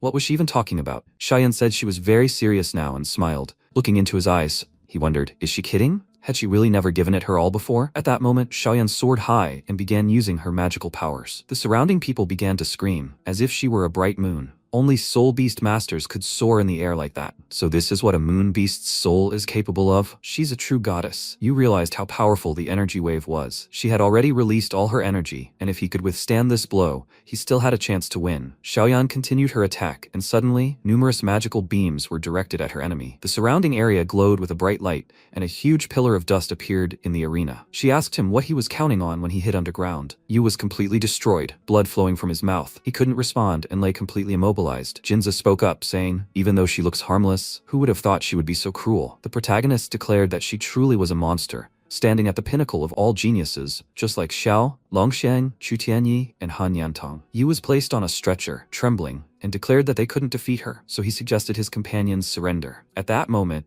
the announcer shouted that the Haiyu Beast Soul Academy had decided to surrender, and the next battle for advancement from the losers group would be between the Northern Border team and Yulan. The remaining members of the women's team began shouting that Xiaoyan was incredibly awesome, and that they had finally won. She was definitely no match for him. Xiaoyan was proud of her victory and said that she had done everything her mother told her to do and would now go to bed. Yulan stopped her, and suddenly Xiaoyan asked, she's not going to break her promise, is she? Yulan replied that she didn't have to worry about that, as she would keep her word, but she hadn't completed the task yet. Xiaoyan asked again, hadn't she beaten them? Yulan replied that, if she remembered correctly, the conditions were to help Yulan get out of the losing group. Xiaoyan started screaming, wondering if she was playing a pun on her. Yulan replied that she hadn't bothered to understand the rules herself. At that moment, Xiaoyan turned around and shouted that it didn't matter. She hadn't explained everything properly. Yulan asked her again, what's she proposing? Xiaoyan replied that in that case, she wanted extra money. An hour later, Xiaoyan ran into the arena and announced that they were starting now. They had 10 minutes to fight each other. The guys around her wondered why she was so confident. They simply couldn't believe she could recover so quickly after the fight with the Haiyu Academy. They should move forward. After 10 minutes, she managed to beat them all, and they were surprised that she actually did it. After all, they had lost. Sometime later, Jinzei was sitting in the hotel restaurant, ordering a huge tray of food. Yuan and Muxue were with him. Muxue wondered if he would really eat it all. He should remember that he was going out first against the Yanjing Beast Soul Academy. He replied that even before execution, people eat. Muxue grinned at him and said, you're a good guy. After which, Jinza told her not to worry, because this afternoon he, the fat man, would amaze everyone with his skill. Yuan wondered if he was so confident. Was he really planning some kind of attack on Yanjing Academy? That afternoon, one of the fans in the arena let it slip that the Yanjing Beast Soul Academy's director had indeed drawn a great draw, drawing Team Modu. If they defeated Team Modu, they would essentially get rid of their biggest threat. Word had it that Team Modu's captain, Tianyi, had still not recovered, and it looked like Yanjing's victory would soon be imminent. At that moment, the host announced, "Attention, the winner's match has officially begun." He asked the representatives of Yanjing and Maru Beast Soul Academy to enter the arena. At that moment, the guys began to walk toward the center of the arena, facing each other, and the host continued that, according to the predetermined schedule, the first fight would be between Xia Leiming from Yanjing and Wang Jinzei from Modu. The guys wondered, Wang Jinzei? Wasn't he a substitute? Hadn't they noticed that Jinzei and Modu's director, Wang Ting, had the same last name? They said that Wang Ting's eldest son, Wang Daochang, was studying at Yanjing, and the younger one became a substitute team member. It seemed his strength was failing. At that moment, Jinzei walked out with his opponent, who asked if he was the substitute guy from Modu. Jinzei asked him again, why did he think that? Actually, he does have a name. His name is Jinzei. His opponent shouted that it didn't matter. He was going to lose anyway. At that moment, Jinzei asked him again, is that true? If he wins today, he'll write his last name backwards. His opponent shouted that they had a deal now, and they smiled. The fans began to speculate that even if you wrote Wan backwards, it would still be the same. Wait, isn't this the same kebab man who hid in the Lungu Mountains and grilled kebabs during the survival challenge? Let him show what he's made of. They're with him. Young Master Wang should give up this business with beast souls and open a diner instead. Then he'll definitely get rich. Jinzei asked in surprise. Are they even making fun of the same person? What kebab? At that moment, his opponent slammed his fists together and transformed into a huge beast with a sharp, enormous weapon. Jinzei was dumbfounded by what he saw and realized it was a minotaur. His beast soul was simply a masterpiece. At that moment, he replied that he'd had enough chatter and was proposing to fight. The surrounding fans shouted, Kebab man, why is he waiting? Let him quickly merge with his beast soul and show them what it's capable of. He should hurry, because they can't wait. At that moment, Jinzei crossed his arms and shouted, merge with the beast soul. A moment later, he turned into an incredibly sized egg, and those around him were dumbfounded by what they saw, shouting, is this really an egg? Layman began to scream. Is this really his beast spirit? Was he scared? With such a beast spirit, he still dared laugh at him? But what was wrong with him? Layman approached his opponent, screaming terrifyingly. The surrounding people began to shout that it wasn't for nothing that they called him Kebab Man. Even his beast spirit was unusual. Another guy shouted, honestly, how does he even fight? Was he really just rolling and crushing his opponent? The people around him laughed loudly, as this was completely absurd. At that moment, Layman became enraged and, swinging his weapon, shouted that he was done talking and should just catch his blow. A moment later, he struck the egg with his sharp hammer, but it didn't break. The people around him began to wonder in fear. What was going on with this egg? Was it really made of diamond? Why was it so hard? Jinzei asked again, is that all? Hadn't he eaten today? It was a good attempt, after which Layman swung twice and tried to strike the egg again. But a moment later, bright sparks erupted from his hammer, and the entire arena glowed. But he still couldn't break the egg. Suddenly, the egg flew up, bounced to the side, and headed back straight at Layman. He realized he was in trouble, as he wouldn't have time to jump aside.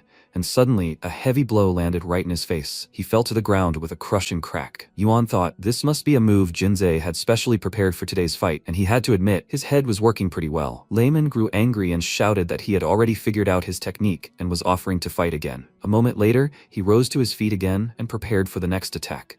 Approached the egg and tried to toss it aside again, striking it with his hammer. The egg flew back up and bounced back to the ground, then began jumping across the arena so much that Layman had to swat it away. He started shouting, asking what else he could show. Jinzei replied, shouldn't he be the one asking him about that? He still can't even break through the shell of his egg, and he still dares to shout here? Layman became very angry and began to roar loudly. The protagonist thought, wow, he's so strong. He's an 8-star Beastmaster for a reason. A moment later, he punched the egg again, but couldn't get it through. And Jinzei mockingly asked him to try harder. Was he really incapable of anything? He was so weak, it was as if he just tickled him. Did he even get into Beijing Beast University with that kind of strength? He's only lucky with his height. So what, is he giving him a massage now? Layman got angry and punched the egg even harder. But nothing happened, and Jinzei was sent flying again. Tianqi got angry and turned to Ting, shouting that his son was incredibly funny. Ting told him that if he wanted to be sarcastic, he should just tell him straight out. There's no point in beating around the bush. Tianqi replied that he was serious. His son was much more interesting than him. Diane noticed their conversation and wondered if Jinzei's methods, though shameless, were working. Layman was exploding with power again, but was rapidly losing strength. If this continued, he would be the first to run out of steam. Muxue asked Yuan if he had noticed what was happening. It seemed Jinzei had also grown stronger. Yuan replied that his talent wasn't weak. If you ignore his strange beast spirit, he was at least as strong as Shuang. Muxue noted that perhaps it was because his older brother was too bright. Even Jinzei's own light was dimmed. Yuan wondered if he wasn't proving his strength in his own way. He was a clever merchant. 5 minutes later, a very small crack appeared on the egg. Layman waited, trying to catch his breath. Jinsei asked what had happened. Had he run out of steam? Layman grew angry and began shouting that he would wait for his wrath as he was about to shatter the shell. At that moment, Longxian entered the arena, shouting that enough was enough. He couldn't do anything to him, so he should give up. Layman asked again, but how could that be? Longxian replied that there was no point in wasting his energy any longer. It was better to save some for the next battles. Layman agreed, and the host announced that he congratulated the representative of the Beast School, Modu Jinza, on his victory in this match. And now the next participant, Shu Tian from Beijing Beast University, entered the arena. Beijing Beast University began asking for guidance, and Jinsei told the guy that if he was weaker than the guy who came before him, he advised him to give up right now to save their time. The guy replied that if they tried, he wouldn't know whether he could succeed, right? Jinza replied that if he wanted to try, then go for it. At that moment, the boy transformed into a 2-clawed battle dragon, his eyes glowing with fury, after which he began roaring loudly and attacking the egg. Jinza's shell cracked even further, and Muxue wondered why he was so quiet. Where was his taunting like with Layman? Yuan replied that it was part of his tactic, putting pressure on Tian. Muxue asked, what kind of pressure? He replied that against a straightforward, rude man like Layman, he used verbal provocation to anger him, but with a proud and sensitive man like Tian, the strongest contempt is silence. At that moment, Tian realized he wouldn't lose and continued to fight. He hit the egg with his tail, then suddenly said in a trembling voice that he had lost after all. The surrounding stands suddenly shouted, what a twist! They hadn't even expected this kebab man to be so good. Not only was he a sharp thinker, but in the second round, he'd almost broken that guy with his psychological attack. They wondered how many fights he'd already won,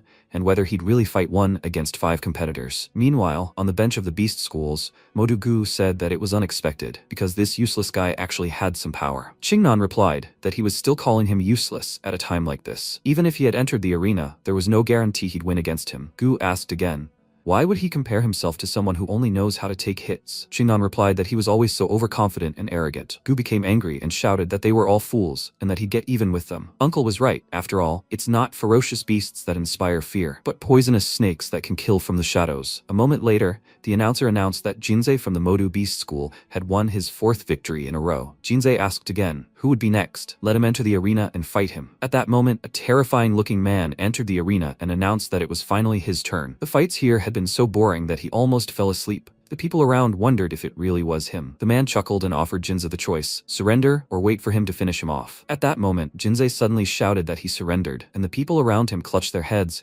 wondering how he could have given up so suddenly. Where was his fighting spirit? Let him be a real man. Even if he loses, let him lose standing. He didn't even dare face Jie. Wow, he's a coward of the highest order. At that moment, Jinsei transformed into his human form and, grinning, replied that a real man should be able to give in and bend if he needed to. The crowd in the stands began clapping loudly, and Jinza said he was in a lot of pain. Were these guys crazy? It felt like his ribs had cracked. Yuan grabbed his hand to help him up and asked if he was in so much pain, why didn't he just give in right away? He started screaming that he didn't understand anything.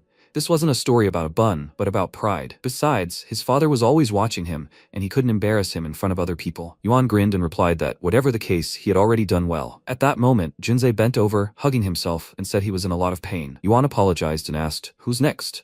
Jinza continued to stroke the wounds and tearfully replied that if he wasn't mistaken, Yuan Lin should be next. Yuan wondered if he was a match for Jie, after all. Jinsei replied that according to Songlan's list, Lin, Qingnan, and Songlan himself were simply expendables, tasked with wearing down Jie and giving Musu a chance. Yuan asked again, is that so? At that moment, Lian entered the arena and shouted that it was his turn. Songlan addressed him and asked him to try harder. At that moment, Lian entered the arena and shouted that this was Yuan Lin, the Modu Beast School. Jie asked him not to look at him like he was about to die. He had no interest in the names of useless people. A moment later, Lian transformed into a giant ape when he merged with his beast soul, becoming a 4-armed demon monkey. Ji sneered at him and asked if he wanted to chat a little before the fight. What a boring guy he was. At that moment, he transformed into an ancient ferocious beast called Qiongqi. The monkey began to roar loudly, and when Ji approached, he remarked that he really did have the courage. At that moment, he suddenly moved, and Leon was very surprised. A moment later, Jay bit off his arm, and blood spilled across the arena. Jinzi was dumbfounded by what he saw, saying that it was simply horrifying how bloody it was. The protagonist replied that he was a cruel, merciless, and indomitable man. That was the ferocious beast Jie. At that moment, Leon fell to the ground with a crash, and Ji said that if he didn't surrender now, next time he would bite off not only his arm but also his neck. Immediately after these words, Leon conceded defeat, and Ji noted that he quickly realized what he needed to do. Aren't their Modu spirit beast schools considered equal to theirs from Beijing? Let someone worthy come forward then, so he can have a little fun. At that moment,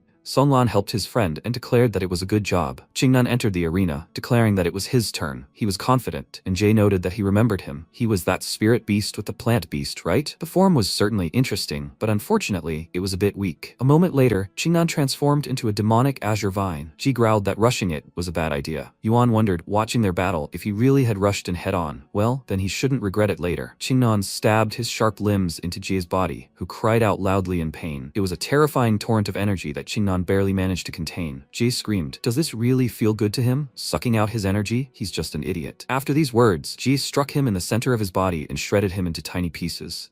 He shouted that Qingnan was just a worthless hero. At that moment, Qingnan turned into a human, and Yuan said to Songlan, patting him on the shoulder, asking him to just do his best. The spectators began to shout, "It's Songlan, the vice captain of the Modu school. He has such an angry face. Is he really that strong? No, it's the beast spirit of support. Although he's cool, he's not that strong in battle. But he walks around with such a threatening face. And they tell him he's just support." Jay raised his paw and shouted, "He even dared to enter the arena with a support beast?" Songlan replied, "What? You can't participate in a duel with support?" Jay replied, "Okay, let him show his worth." A moment later, he turned into a butterfly and shouted, "Fight." The butterfly began to approach Jie, whose mouth fell open in shock. He grew angry and shouted that this would be the end of it, prompting Songlan to shout that he'd been waiting for him to attack. A moment later, he created a protective barrier around himself, and Jie charged. Yuan wondered if this was Songlan's secret technique. No, it was a royal-level beast god weapon, the sky blue wind wings. Jinze asked again, "Is this the one worth 40 million? But surely that's an offensive weapon?" After being defeated by Leon, Songlan realized his weaknesses. If the beast couldn't be changed, the best reinforcement was external force. A moment later, a multitude of magical surges appeared around the butterfly, and Jay realized his situation was dire. At that moment, his opponent used a wind blade, damaging Ji's limbs. He was stunned with pain, and Songlan asked,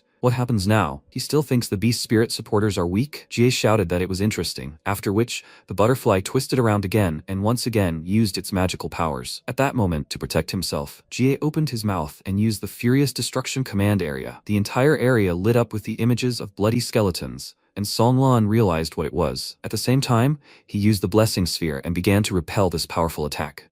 The fans shouted that they had both mastered the prototypes of their spheres. This was a true battle of geniuses. They had another candidate for the Beast Spirit Master. They wondered how many of the participants in this tournament would ultimately achieve the title of Beast Emperor. Ji shouted that it was excellent. Now he was really getting interested. What are geniuses? Does he especially enjoy trampling on these so-called geniuses? At that moment, Songlan used his celestial blue wind breath and again aimed his attack at Jie, who quickly jumped aside. Songlan was very surprised by what happened, and Jie suddenly screamed loudly. Jinze jumped up and shouted that it was intentional, after which Jie shouted that he would make him crippled and never be able to fly again. At that moment, he pierced Songlan with his sharp hand. When he completely caught the butterfly, he sank to the ground, when suddenly help came to his defense and pushed Jie aside. Songlan transformed into his human form, and the man caught him in his arms. Jinze noticed this and shouted, "What's going on?" "It's him." Yuan asked again, "Does he know him?" Jinze replied that his name was Li Mu. He was from the military department, an emperor-level beast master, and he used plant-type powers. He has a blunt and straightforward personality, so everyone jokingly calls him the Wooden General. Yuan asked again, "Is he really a general?" Jinze shouted back, "Of course not. It's just a nickname." No one expected the Ministry of Education to call him to maintain order at the tournament. Yuan replied that it was good he was there, otherwise Songlan would have been completely destroyed by that jerk. At that moment, Mu turned to Jie and asked, "The enemy had already given up, right? Why did he continue this attack?" Jie asked again, "He gave up? But when had that happened? He hadn't heard anything like that. He shouldn't slander people." Mu responded in a commanding tone, "This is the last time." Jie replied that he understood, then thought it was a bummer. Mu should definitely have been stopped just when he was starting to have fun. At that moment, Mu informed the others that he had examined him and that his life was not in danger, but he needed a long recovery. His friends thanked him for his help. He asked the others to take him to the infirmary, but he would remain here for now, as he needed to maintain order in the arena. Leon turned to him and asked permission to take him, as he also needed to stop by the infirmary, and they should stay and watch the fight. He hugged Songlan and replied that they were relying on them. Yuan replied that they shouldn't worry, and Muxue shouted that it was her turn to go out. Yuan asked her not to overexert herself, because if she felt she couldn't handle it, she should immediately give up, okay? Muxue shouted that she wouldn't always hide behind his back, and also wanted to become strong one day, so she could stand by his side and protect him from all harm. Jinze laughed at their conversation and said, "Now that's romantic." Yuan pointed out that it was none of his business. Muxue entered the arena and faced her opponent, who asked, "Is that really a woman? They didn't have any magical beasts left at the Imperial University? Is that why they even sent a girl into battle?" Mukshui shouted that for everything he did to her friend, she would repay him in full. Jie asked again, will she repay him? He simply proved too weak. She should listen to him carefully, because he's not the type to spare girls, and even if she's a woman, he'll cripple her like anyone else. At that moment, Dian became extremely angry, and Ting asked him not to worry. As long as Mu was here, it was their fight and they had no right to interfere. At that moment, the fusion with the beast spirit occurred, and Mukshui transformed into a snow fox. An attack was immediately aimed at her, which she absorbed with her magical powers. Jie began to scream. Can she even speak of a location without mastering the formation of her domain? She screamed back. If she doesn't try, how will she know about it? At that moment, her entire body glowed with a bright magical light, and sharp shards flew toward her opponent. He grinned and screamed. Is that all she can do? He took advantage of the clanking of metal and redirected his attack, musing that he was simply insane. With such power, if she got any closer, it would be the end of her. Muksui used shadow separation, and numerous clones of herself appeared around her. Ji shouted that this was just a show. Even if she created 100 illusions, the real her would always be alone, and he would kill them all without even knowing. After these words, he abruptly charged into battle and began to destroy the fox, when suddenly he miscalculated and Mukshui used the instantaneous ice fox breath technique. Jie began to roar loudly in pain as he was attacked. Suddenly, he stopped in front of her, and his body shattered into small fragments, after which his blood spilled directly onto the arena in impressive splashes. He turned and shouted that she was a fool. Did she really think she could defeat him with such cheap tricks? With these words, he approached her body and tried to plunge his blade straight into Mukshui. He struck, and realized it wasn't an illusion, but a projection. He'd simply been tricked. Frosty air thickened around him, Mukshui pounced on him, and Jinzi exclaimed in delight that it was incredible. How did she manage to do that? MC told him that she created 8 illusory images using her ice breath, simultaneously erected an ice wall, and hid behind it. Then she used a secret technique, using the refraction of light through ice to create her projection. He asked if it was some kind of mirage. He answered that it was almost like that. To lure Luo Jie into a trap, she spared no effort and used 2 secret techniques at once. His opponent clearly didn't expect this. Mukshui meanwhile used a secret technique, complete freeze, and then released an icy breath at him, instantly encasing him in ice. He tried to get out, but he couldn't, and then the audience believed in Mukshui's victory. He had already fought 3 battles. The fight with Songlan was especially grueling. He had expended too much energy, so defeat was to be expected, and Mukshui was no pushover. Meanwhile, Luo Jie laughed. The girl immediately became wary, amazed that he could still move, and her opponent said that it was very interesting. She had exceeded all his expectations. He melted the ice and said with fury that he could not wait to tear her to pieces and watch her bleed. She silently took a few steps back, and he, threateningly releasing flames, asked if she was afraid of him, but it was too early for that. The game was just beginning. He made a sharp lunge. She was unable to react in time and took a blow, but immediately after that, she quickly turned to her opponent and used frost breath. But Luo Jie was fast. She noticed at the last moment how he moved behind her and immediately attacked, causing her to let out a pitiful roar. After that, he dealt her a few more blows, and only when she fell did he stop attacking and click his tongue in displeasure, asking, "She still won't give in? Does she really think she can defeat him?" She caught her breath and began to rise, and he said that they, the Magdu dropouts, although weak, were stubborn enough. But let her remember that pride is not food. In this world, weakness is the true original sin. Seeing that she had gotten to her feet, he remarked that she was adamant, but since she had given him so much pleasure, he would allow her to lose with dignity. Immediately after, he lit his paw with fire and hit her so hard that she was thrown back. Her whole body was covered in wounds. Blood gushed from her mouth, and her father, watching this, was very worried. Wang Ting placed a hand on his shoulder and told him to calm down. She only went to Magda because she didn't want to be in her father's shadow. If he interferes, everything she's achieved could be destroyed. With Yanjing University medicine,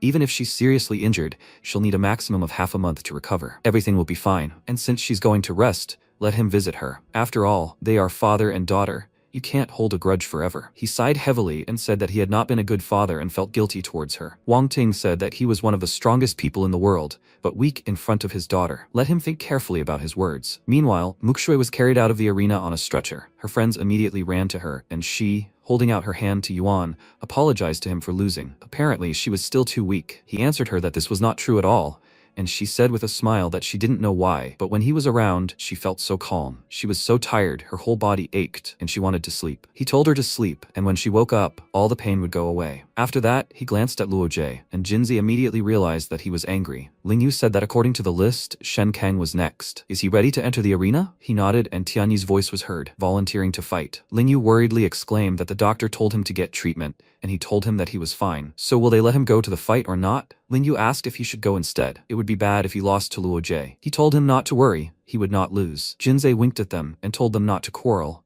Neither of them would enter the arena, and then Shen Kang asked if he wanted them to surrender. He pointed to the arena and told them to look. The MC had already volunteered to fight. Luo Ji saw the guy in front of him and asked, "Who the hell is he?" He replied that he was a reserve fighter for Magdu University, while Shen Kang exclaimed in surprise. "How did he get into the arena?" he asked. What was he planning to do, and why hadn't he been stopped yet? Jinza replied that he had already left. "Do they want him to give up?" Tinyi asked. "Do they think a mere reserve participant can fight a killer like Luo Jie?"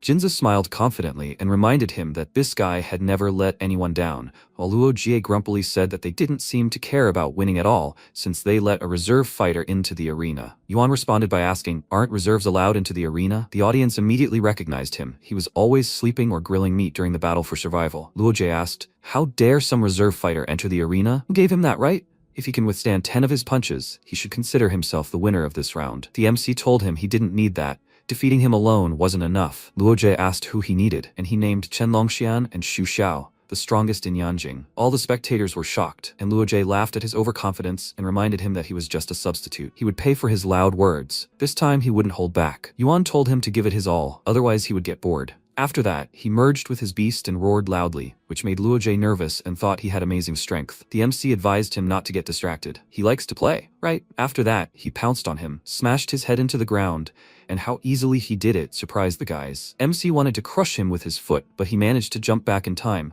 Then he attacked again, and he dodged again. He rose into the air, and Yuan immediately hit him, shouting that he would not escape. Luo Jie landed and caught his breath, thinking, how could the Maddu Beast University have someone stronger than Chu Tianyi? There was no information about him at all. Why did they keep him in reserve? Have the Maddu leadership completely lost their minds? At that moment, MC attacked. He delivered a powerful blow that sent him flying aside. And then he tried to grab him, but he flew up again. Then Yuan prepared for another attack. Luo Jie immediately became suspicious, and then a punch landed on his face. MC grabbed his head and pinned him to the ground. He pressed on his head so hard that blood began to flow from his mouth, and then he slammed him to the ground again. Luo Jie managed to escape. Yuan immediately retreated, and noticing that the fight had completely exhausted him, said that when he perceives others as prey or toys, he should be prepared for the fact that for those stronger than him, he himself is no different from an insect. He replied that if he were in better shape, he would not have been able to defeat him so easily. MC asked, does he really think so? Luo Jie exclaimed that he admits that he is strong, but so what? At his level, he can't defeat either Xu Xiao or Chen Longxian. They are both true monsters. Or does he think he simply acknowledged their superiority? Let him not be so naive. Yuan said that now he understood who he is. He is a frog in a well. He began to gather energy, and Luo Jie trembled with fear and wondered, what is this power? Why is he afraid, and why does he want to run away? Unable to bear it, he took off. By this time, MC had already managed to accumulate energy in his mouth and then fired at his opponent. The beam of energy hit him, causing him to immediately fall to the ground. MC waited to see if he would move, then turned to the audience and ordered the next person to enter the arena. The referee declared him the winner, and the audience was shocked by such an unexpected result. They had underestimated Yuan. Unlike Wang Jinzhe, he didn't resort to tricks, but rather defeated Luo Jie fairly and openly, relying solely on his own strength. A mere reserve participant, he demonstrated such incredible combat power. He even brazenly declared that he was going to challenge Chen Longxian and Xu Xiao. It seemed that today they would truly witness the rise of a new king. Longxian said that he didn't know such people existed in Magdu. Xiao noted that Magdu Beast University was a prestigious educational institution, equal in status to them. Of course, he must have some potential. Longxian said that this guy had clearly indicated by name that he wanted to fight them. It would be shameful to refuse. Which of them would go? Xiao pointed out that he didn't just want to challenge them, he wanted to win. Longxian said that he was taking this too seriously. If he didn't go, then he would enter the arena. Honestly, it wasn't that often that he came across a worthy opponent. His fingers were itching. Xiao said that in that case, let him go. If he could truly defeat him, perhaps he would look at him differently. Longxian smiled and said he wouldn't have such an opportunity, then entered the arena, where the man exclaimed that it was incredible. Chen Longxian himself entered the arena from Yanjing Beast University. Longxian told his opponent that Magdu University was full of talent. Even a reserve participant possessed such strength. But that was where his moment of glory ended. He transformed into a huge ancient barbarian elephant, the same size as Yuan in his lizard form. The spectators immediately felt the pressure from him, like that of a lord-level monster. If such an outstanding man only occupied the position of deputy captain at Yanjing, then just how strong was Xu Xiao? MC noted that he was trying to suppress him with sheer might, but it would have no effect. He roared loudly, and his opponent immediately sensed the bloodlust emanating from him. He swung his trunk, using his abilities, and then leaped high, landing directly above Yuan's head. After that, Longxian activated his secret stomp technique, and MC responded with a loud roar and covered his head with his hands, using a defensive technique. Longxian didn't expect him to be able to withstand his attack. The barbarian elephant stomp is his most powerful technique, but even it didn't leave a scratch on those bloody claws. Seeing him gathering energy in his mouth, he knew things were bad. After that, Yuan fired at him. A beam of energy hit him right in the face, but he was able to defend himself with a sacred weapon. After that, they increased the distance between them, and MC asked the name of his weapon. It looked very interesting. He replied that it was a supreme, king-level beast artifact, an earthen talisman that his family had given him. When a fatal attack occurs, it automatically activates defense. Yuan noted with surprise that it was a king-level artifact.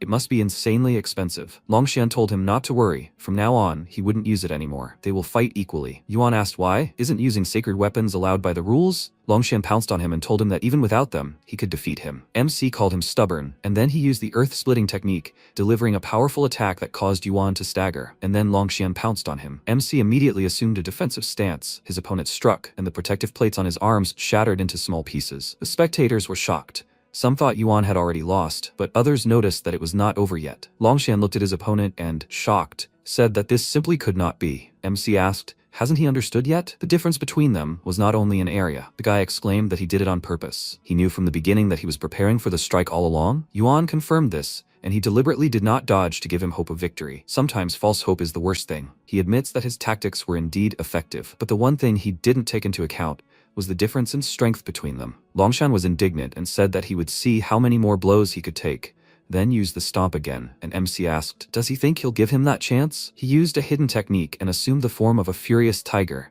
then unleashed his bloody claws and struck him. Blood immediately gushed from Longxian's mouth. He cursed, and then Yuan slashed at him again, asking, do you want to fall right there, or give up on your own? Longxian became nervous. He knew that he could very well have crippled him like Luo Jie, but he didn't. When MC struck him again, he shouted that he surrendered, after which he immediately retreated. Longxian regained his human form and sighed with relief, telling his opponent that he admitted he was indeed strong. He was looking forward to their next fights with interest. Yuan told him to watch carefully, while his friends were overjoyed and surprised. First, he fought two of the strongest fighters from Yanjing University, and now Longxian. Could this guy really be even stronger than Chu Tianyi himself? Tianyi thought at this point that he was just a substitute. Where did he get such strength? Or had he been hiding his abilities all this time? Did the school principal really know about this? Gu, meanwhile, thought it was impossible. Simply impossible. That idiot Wang Junzi had already won 4 times in a row, and Yuan, that good-for-nothing who could only look up to him, was able to defeat both Luo Jie and Chen Longxian. He clenched his fists so hard that his nails cut into his skin until they bled, and he wondered how he was any worse than him. Meanwhile, the guys helped Longxian out of the arena and asked if he was okay. He replied that it was just a minor injury and that everything was fine. Xiao stood up and told them not to worry. Although he was seriously injured, he wouldn't die that easily. Longxian got angry because he never said anything good about him, so Xiao walked past him, telling him to lie still and get treatment, and that he would come out in the next fight and get even. The guy advised him to be careful. He had very strong technique.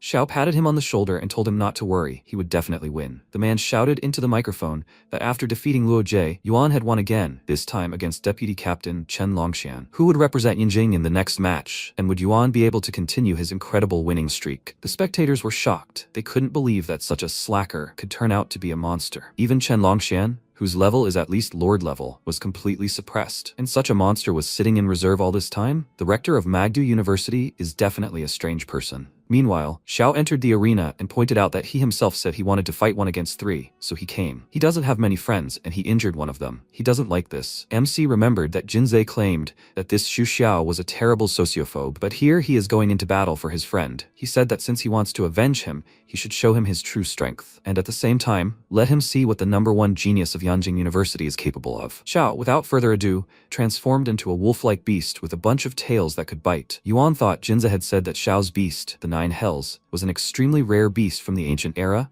possessing the powers of the underworld. However, combat information on it is almost non-existent, as Xiao rarely fights. This means that without any data, he has no choice but to remain extremely cautious. His opponent began emitting energy that reached out to him, and then his third eye flashed. He dissolved into this energy, and MC immediately began looking around, thinking he had disappeared. Could it be that his domain allows him to hide, wait for the right moment, and suddenly attack? Suddenly, a sharp spike emerged from the ground. It immediately activated his defense, and then Xiao attacked, breaking his armor. Yuan realized that he had definitely already broken through to the master level. The #1 genius of Yanjing Beast University, his fame was fully justified. Xiao hit again, and the audience leaned forward in interest, someone among them saying that this was simply madness. Even the bloody armor he activated with a secret technique was torn apart by Xiao as if it were the thinnest paper. If he weren't so strong, why would Yanjing Beast University appoint him as captain? This fight was truly fascinating to watch. It should be a true clash between elite rookies. MC, meanwhile, thought that although he had absolute strength and complete self-confidence, the problem was that the 9 hells could disappear into a dark purple shadow at any moment, leaving him unable to reach it. He urgently needed to think of a way to deal with this. At that moment, Xiao appeared behind him, activating his defense, and then his opponent emerged from the shadows and struck, breaking his armor again. He hid, and Yuan thought that if this continued, he would simply succumb to him. No, he couldn't sit idly by any longer. He gathered energy in his mouth, then began to move a beam of light around the area,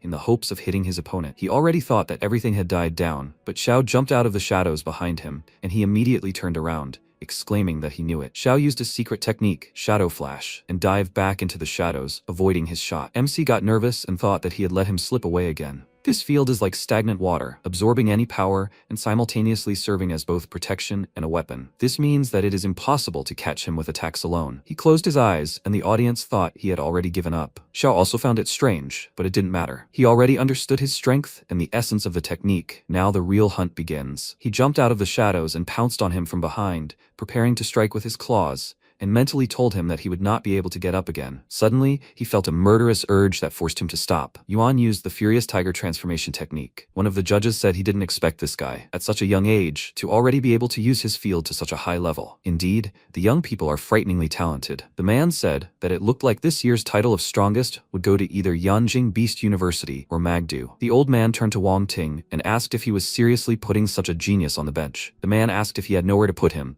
then why not give him to them, to the Northern Beast University? They had everything except talent. Wang Ting replied that others poached students stealthily so that no one would notice, while he, an old fox, was pushing his proposals right in the rector's face. The man noted that looking at the way he was clinging to him, he knew he wouldn't be able to win him back. Meanwhile, Xiao told his opponent that it was impressive, and he threateningly replied that he was no match for his strength. He had even figured out his ability to conceal his presence. Xiao asked who told him that this was his entire arsenal. He raised his tails threateningly, then used a secret technique, 9-fold fire connection. The small monsters began spitting at Yuan, and he responded by firing a beam of energy at them. The collision of the two forces sent a shockwave through the air, and the audience was barely able to stay in their seats. But the MC was still stronger. His energy almost reached its target, and someone in the audience shouted that these two were simply monsters. They continued firing at each other, and Shen Kong noted their powerful energy. What were they planning? Tianyi exclaimed that they were unleashing their power with all their might, trying to use this opportunity to completely suppress the enemy. Lingu was also surprised. The energy they were releasing was becoming increasingly terrifying, and it seemed neither of them were going to stop. Qingnan asked, "Isn't Yuan in danger?" After all, Xu Xiao was a master-level practitioner. Jinza noted that Yuan was inferior to Xiao in drive and fighting spirit. This clearly spoke of his complete confidence in his own strength. Tianyi agreed with him. Xiao undoubtedly understood this too. Even if he was a master, one person's strength still had its limits. Meanwhile, he thought nervously that he had already released so much energy, but he wasn't reacting at all, as if nothing could stop him. Moreover, Xiao didn't seem to show the slightest sign of fatigue, but he was already beginning to feel his strength draining. He couldn't afford this futile confrontation any longer. He continued to exchange blows with him, which continued for a few more seconds, and then they were both thrown to opposite sides of the arena. They both hit the barrier, and Tianyi said that Xiao couldn't take it anymore and went on the attack. But in this fight, too, neither side gained an advantage. Jinza noted that Yuan's armor softened some of the impact. After this fight, Xiao will most likely not risk engaging him in close combat again. Meanwhile, Xiao hid in the shadows, and MC exclaimed that if he only dodged, he would not defeat him. Then, Xiao came out of hiding and he asked, did he lose his temper? But then the second beast appeared, which greatly surprised him. He thought that it seemed that only one was real. The other beast was an illusion that Xiao had specially created to confuse him. Muxue also used this technique in the fight against Luo Jie, but there is another possibility. Both beasts are illusions created by him, and his true body at this moment is hiding in the dark purple shadow, waiting for the right moment to deliver the fatal blow. Then he, too, will not make unnecessary movements. As soon as he tries to attack, he will sense the killing intent emanating from him, and in that very moment, he will be able to accurately determine its location. Several more beasts appeared. They all surrounded him, and he thought, so these were just illusions after all? Suddenly, all the hounds let out a roar at once. The spectators had to cover their ears because it was very loud, and meanwhile the beasts pounced on Yuan from all sides. He closed his eyes, focusing on his sensations, and successfully found the real Xiao. He looked straight at him, and he nervously thought, has he already been discovered? But it doesn't matter, he foresaw this. Now is the perfect moment to attack. He used a secret technique, soul stealing, which made his third eye sparkle. He began to suck the soul out of Yuan and thought that this was his chance. His technique deprived Yuan of the ability to move for some time, and he took advantage of this, dealing him many blows. He already thought that victory was his, and then MC jerked sharply and said that he caught him. He swung his paw and Xiao panicked, thinking, how is this possible? He was able to get rid of the effects of soul stealing so quickly. MC struck, but to his surprise, it was just an illusion. But then why was this beast so intent on killing, and how was it able to wound him? He glanced at the appendage peeking out from the shadow field and understood everything. He rushed towards it with a smile, shouting that he had figured out its trick. If he was not mistaken, he could freely move his real body between shadow projections, so when his paw fell on one of them, he instantly changed location. Xiao was nervous. He couldn't believe it. In just a few seconds, he was able to decipher its secret technique. This guy has amazing insight, but he still can't hack this technique, which means he still remains invincible. He, Xiao, will not lose to anyone. He pounced on his opponent in a rage, and Yuan did the same in response. Just as he was about to strike, Xiao quickly disappeared, then appeared behind him and struck. Shen Kong and Tianyi worriedly exclaimed that Yuan couldn't even touch him. He was completely on the defensive. Looking at this, it became clear that it was Yuan's constant pressure that forced Xiao to reveal all his trump cards. Noticing Jinzei writing something down in a notebook, Shen Kong asked what he was doing. He replied that this was valuable information about Xiao's techniques. He should write it all down. The guy asked, is he serious? He was even concerned about this now. He responded, what else can he do? Calmness first, Yuan definitely won't lose. At that moment, he received another blow and thought that if he continued like this, it would be tantamount to a slow death. He had to take a risk. He quickly gathered energy and fired at one of the illusions, and Xiao exclaimed that it was all useless. He shifted to another body, avoiding the blow, and said that he was wasting his energy. But MC didn't listen to him, continuing to incinerate the illusions with a beam of energy, and Xiao realized that his real target wasn't him at all, but the shadow images he created. Yuan asked, does he still think he can't catch him? He knew he would transfer his body into that shadow. When a person faces danger, they instinctively seek a safe place, but he didn't realize that it is the subconscious and accumulated experience that most often lead a person into a trap. Now Xiao understood. It turns out he was trapped from the very beginning. He had been in control of the rhythm of the fight the whole time. When MC prepared to attack, he thought, since this was unavoidable, then all he could do was fight. He howled, creating a glowing sphere above his head, then raised his tail and fired at Yuan along with the small monsters. He also fired a beam of energy at him. The two forces collided, and a shockwave swept across the arena. Their energy quickly spread throughout the area. MC began to attack harder, and his opponent wondered in surprise, did he still have energy left? Yuan didn't give up. Xiao knew he was losing strength, and when his energy sphere shattered, he lost. MC's energy reached his body. He was thrown to the edge of the arena, and then loud applause rang out. Wang Ting laughed and said that he had such a good student. Dian asked, was he bragging now? Wang Ting noted that Yuan was indeed strong. He surpassed Xiao in both character and skill, so he deservedly lost this duel. The man irritably said that this was precisely why he didn't like him, and Wang Ting asked if perhaps treating him like a son-in-law would make him a little more likable. He glared at him disapprovingly and noted that they hadn't competed in a long time. Wang Ting immediately backed off,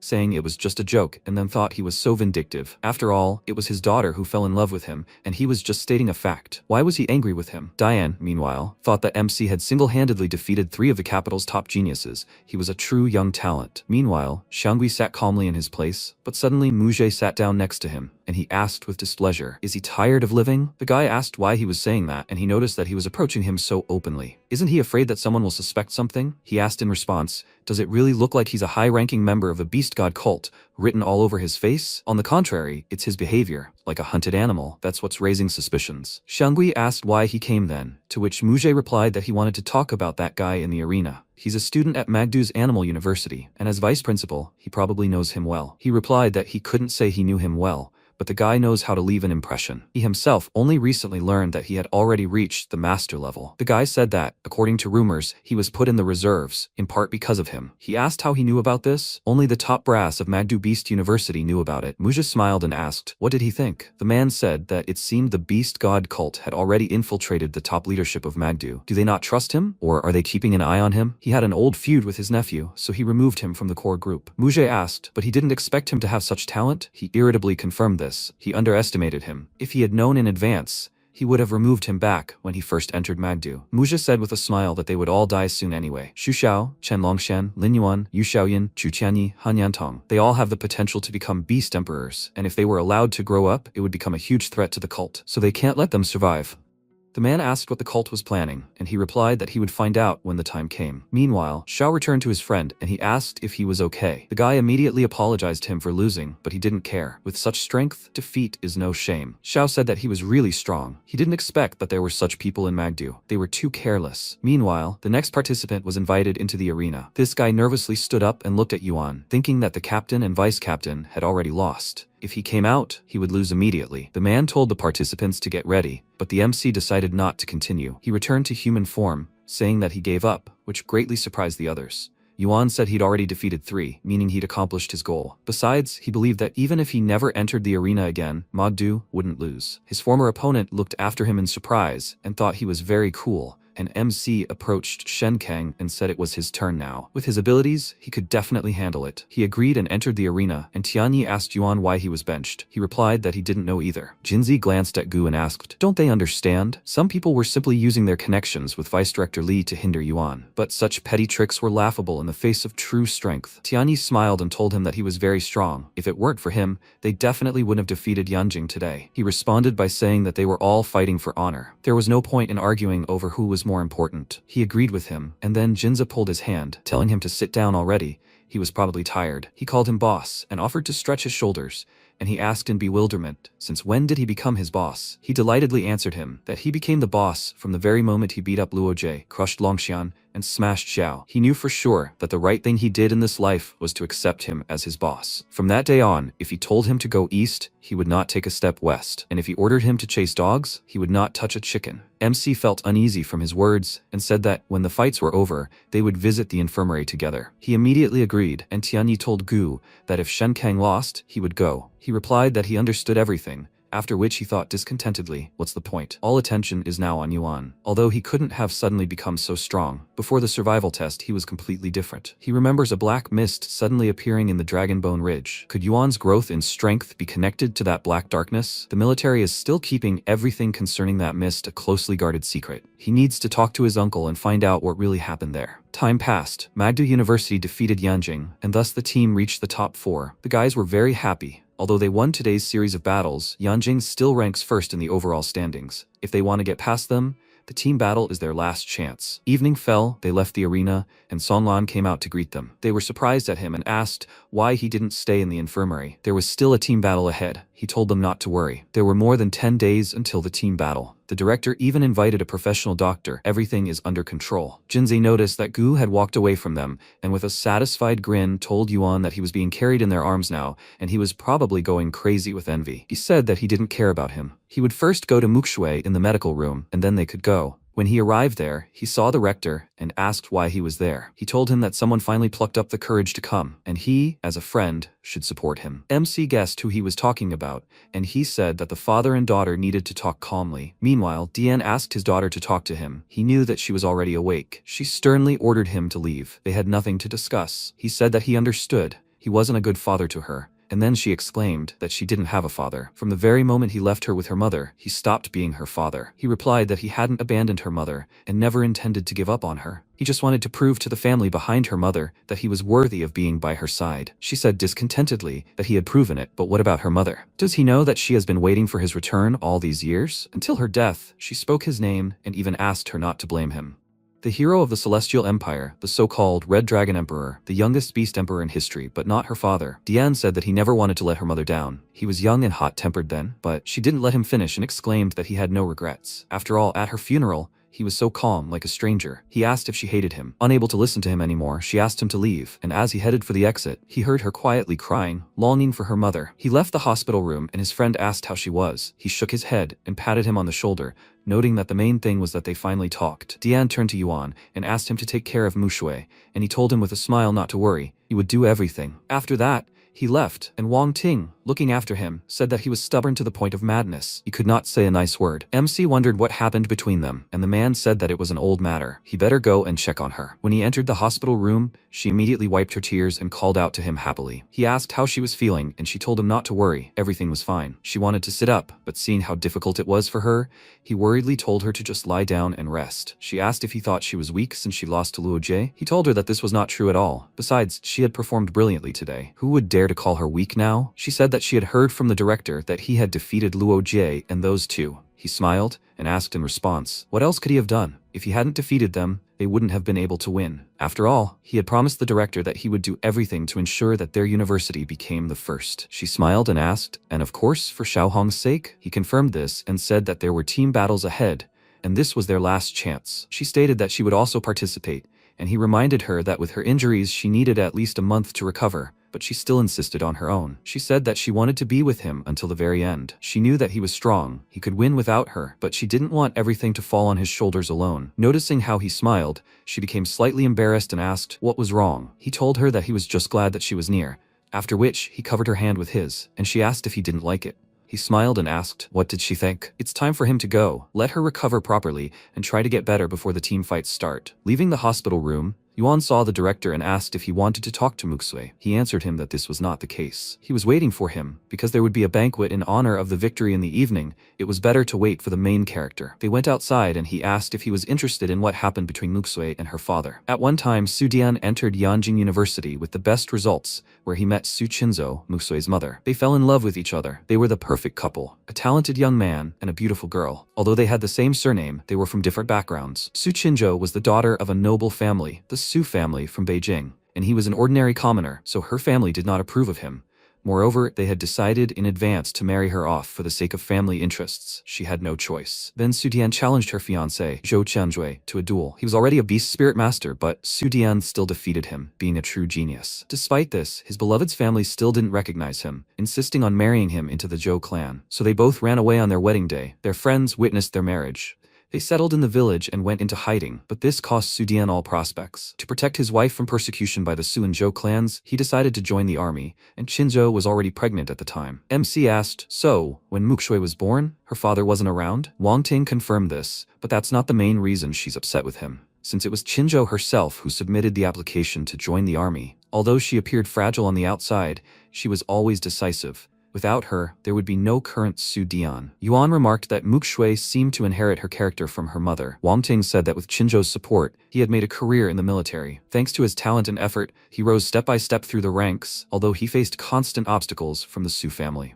And after 2 years, his chance came. He received a mission from the military command to infiltrate the Beast God cult as a spy. MC was surprised by this and asked if he knew about the Beast God cult. He replied that this was the first time he had heard of it, and then he told him about it. The first followers of the Beast God cult were humans lured away by intelligent monsters. These creatures not only possessed the power to crush humans, but were also skillful in manipulation, persuading people to take up arms against their own kind. For survival's sake, some agreed to follow the cult, and at that time, quite a few people joined it. They collected the blood of infants to purify the beast god, sacrificed living humans, and performed ritual offerings, all to gain the favor of the monsters. Fortunately, with the advent of the beast soul lords, humans began to reclaim what they had lost, resuming the path of progress and beginning to reclaim the monsters' lands. Thus, the influence of the beast god cult gradually waned. Although in his time, the cult exists primarily on the basis of blind faith. Their belief is that monsters are a superior life form that will inevitably supplant humanity and become the rightful masters of the Blue Star. The most dangerous members of the sect are the fanatics. They form the backbone of the cult and pose the greatest threat. So the army developed an operation called Spearhead. Command placed their hopes on Su Dian,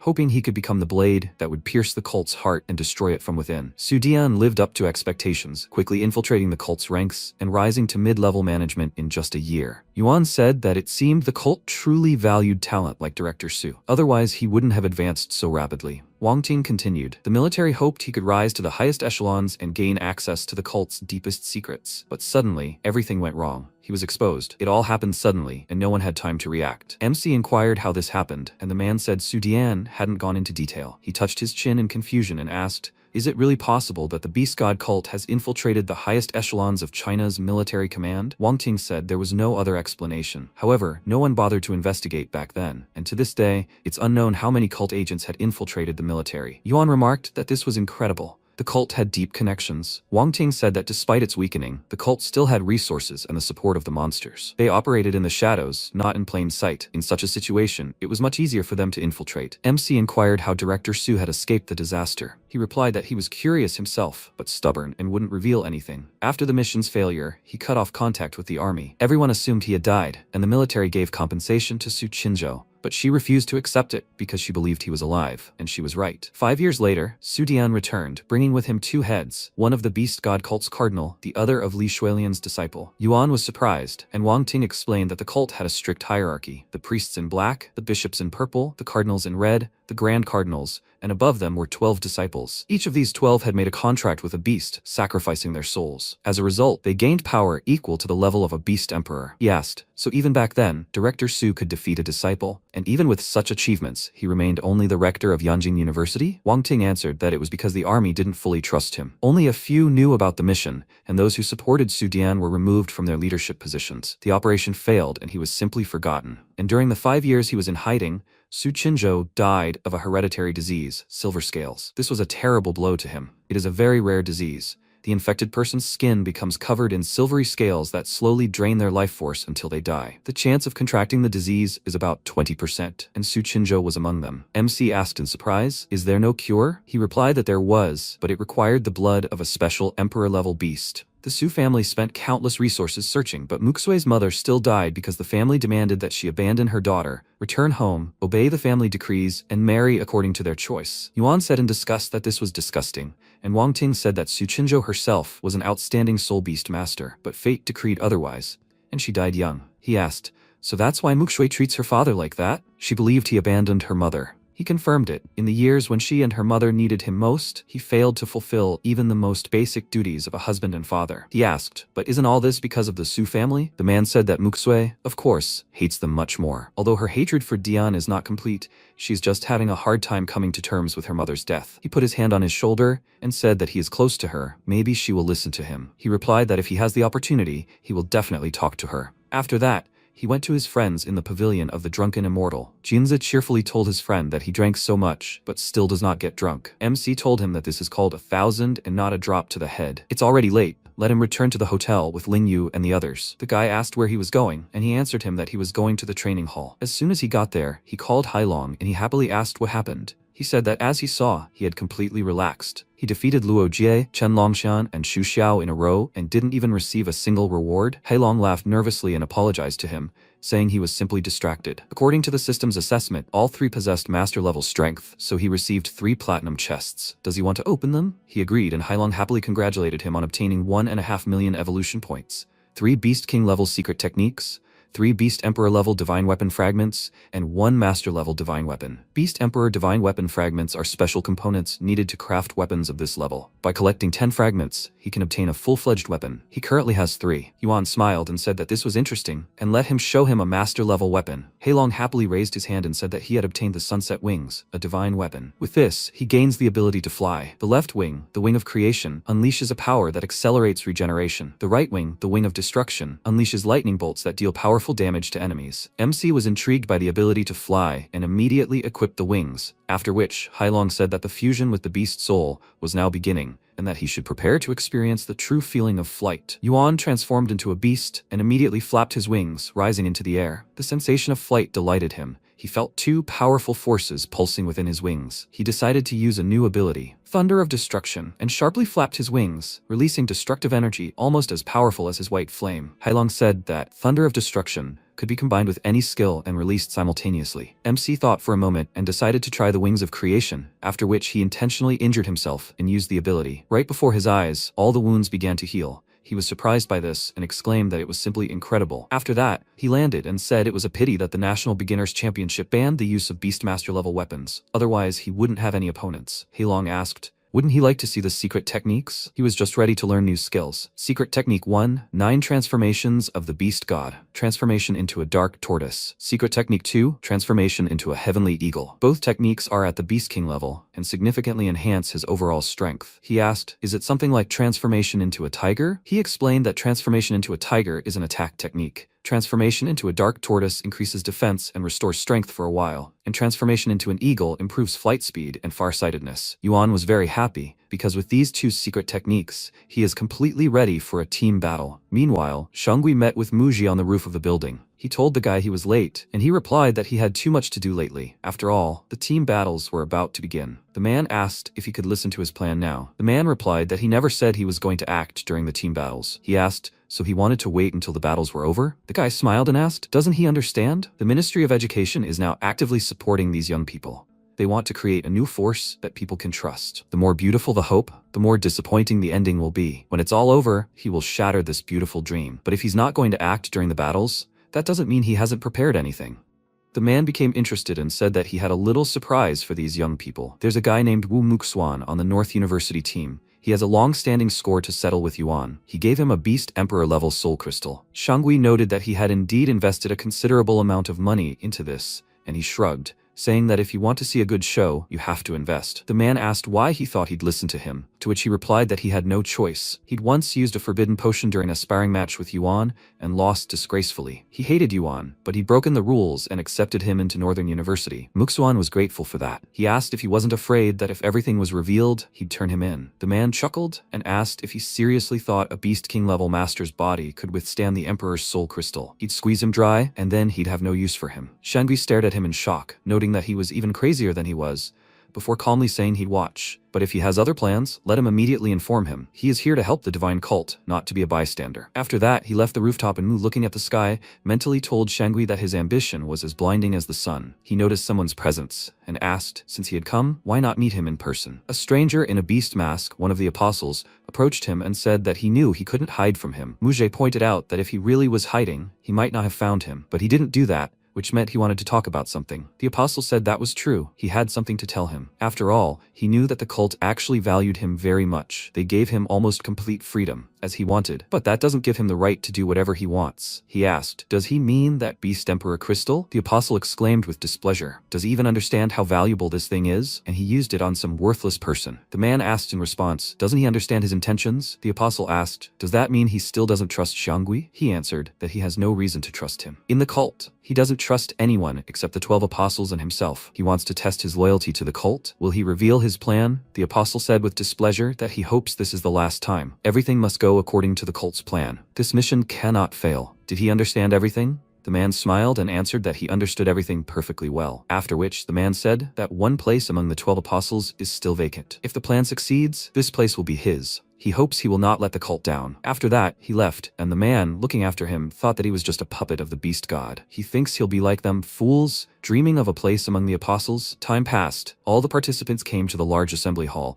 and Jinza glanced at them, nervously noticing that they were clearly full of fighting spirit. The MC smirked and asked, what's wrong with him? Was he scared? He smiled and asked, was he joking with him? He wasn't bragging, but except for those few from Yanjing, none of the others could even break through his defense. Yuan said that he heard that the director had been personally training him lately, and he proudly confirmed it. He was his own father, so why not use it since there was such an opportunity? He couldn't help but admit Dad had really put a lot of effort into him, so he could look forward to how he would perform. Mukshue's voice rang out. She told him that they hadn't seen each other for a month, but he was still as arrogant as ever. The MC was very happy to see her back and asked how she was feeling, to which she replied that they had just removed the last of her bandages this morning, and she had rushed here straight away. He worriedly asked if she would be able to participate in the team battle in this condition. She smiled and told him not to worry, and he asked her not to overexert herself if she felt her body giving in. Jinza didn't want to watch this sweet couple, and finally the rest of the guys arrived. Songlan greeted them and Jinze with a smile and asked what was wrong with his face. It was almost scary to look at it. He replied that he was so happy, finally able to fight properly. By the way, after a discussion between the director and the captain, Jinze and Yuan will be replacing Qingnan and Yuan Lian in the team battle. Qingnan said that they would expect good news from them, and Jinze asked discontentedly, nothing? Did they not get along again? Lian said he wasn't an enemy, so he shouldn't worry. He glanced at Yuan and said that if he lost, it would end badly for him. He smiled confidently and told him not to worry, he wouldn't let him down. Mukshui laughed and said that he really had changed a lot. He used to be so assertive. Jinze noted that he hadn't just changed, he had also become a bit of a tsundere. Songlan said that although they had performed well in the last round, they were still behind Yanjing University in the overall rankings, so this team battle was their last chance. Jinza said he still didn't understand the format of the team battle, and he explained that after the battle began, they would all be dropped onto the Longgu Mountain range. The location would be random, just like in a survival battle, but this time, everyone would have a radar with them to quickly find their comrades. Shen Kang asked if there hadn't been a major incident in the Longgu Mountains before. Somlan replied that the director had already sent an army there for a thorough cleansing, so all threats had been eliminated. Compared to other locations, it was currently the safest. Tianyi added that this was also part of the test. The MC agreed. A team battle tested not only teamwork but also combat ability. Jinza asked how long the battle would last. He hoped it wouldn't be a battle of survival. Songlun told him that there were 300 participants in total, and that the battle wouldn't end until 270 were eliminated. Mukshui was surprised, as the elimination rate was supposed to be 90%. Wu Xuan grinned, thinking this was a great opportunity, and Songlun remarked that every participant who wasn't eliminated brought a huge amount of points to their school, so they should retain as many team members as possible to maximize their score. Jinzi exclaimed anxiously, "This is a real battle royale. It's going to be intense." Yuan, on the other hand, was excited for the upcoming challenge and said he now understood why the director was so keen for him to participate. Mukshui said that with his beast powers, he had a real chance of reaching the finals.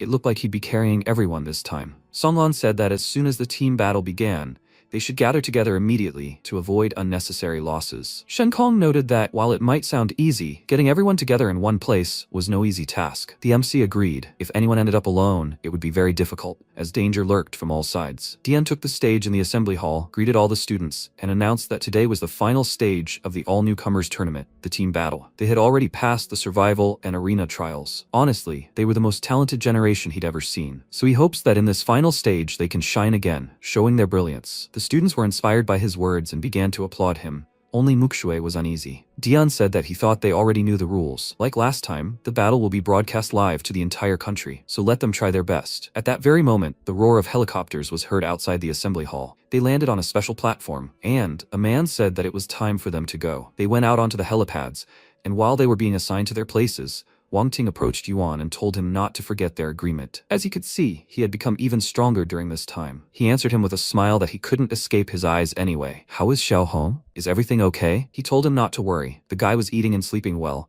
and had even gained weight. True, his temper has gotten even worse. He growls at people all the time. MC thanked him for taking care of him for so long, and he asked in response, "He hasn't even taken first place yet.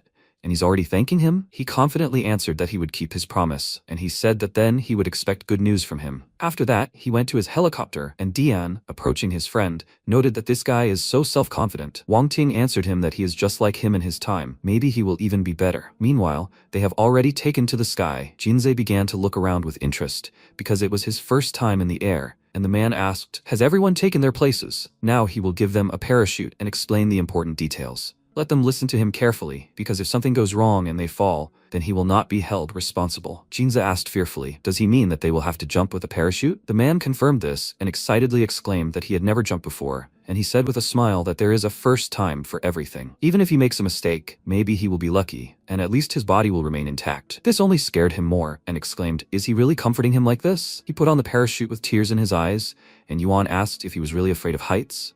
He answered him that of course he was afraid they were going to jump now. Muksui said that she didn't expect him to be such a coward, and this with such a weight. He exclaimed with displeasure, "And what does his weight have to do with courage?" MC said with a smile that since he was so afraid, he would jump first, and he asked why he was so brave. Had he jumped before? He confidently confirmed this, and said that this would at least cheer him up a little. Jinze immediately felt a sense of love from this action, and exclaimed that he adored him so much, and Mushui moved away from him in disgust. Meanwhile, Yuan approached the man and asked, "They can decide who will jump first, right?" He confirmed this, and Mukshui asked if he had a plan. He answered her that judging by the current points, in order to win, they must have at least 4 more people left than their opponents by the end of the team battle. After that, he sighed heavily and said that it would not be easy. If he knew this, he would have scored more points in the survival battle. Jinze said that he didn't try very hard back then either. And then there was the incident with the black fog. They had nothing to do with it. Muksui told him not to take on too much. They were a team after all. They would do their best. 20 minutes later, they arrived at the mountains, and it was time to jump. MC stood up and advised his friends to remember his position, and when they landed, to come to him immediately, or stay put. He would find them himself. Muksui worriedly told him to be careful, after which Yuan surveyed the area from above, and confidently jumped. After all, in his past life, he had been a professional assassin. Such jumps were the same as eating or drinking. He pulled the rope, the parachute opened, and he landed safely on a spacious plain. Immediately after, he looked up at the helicopter and, seeing no one in the air, thought that it looked like they were still there. He needed to wait until they landed,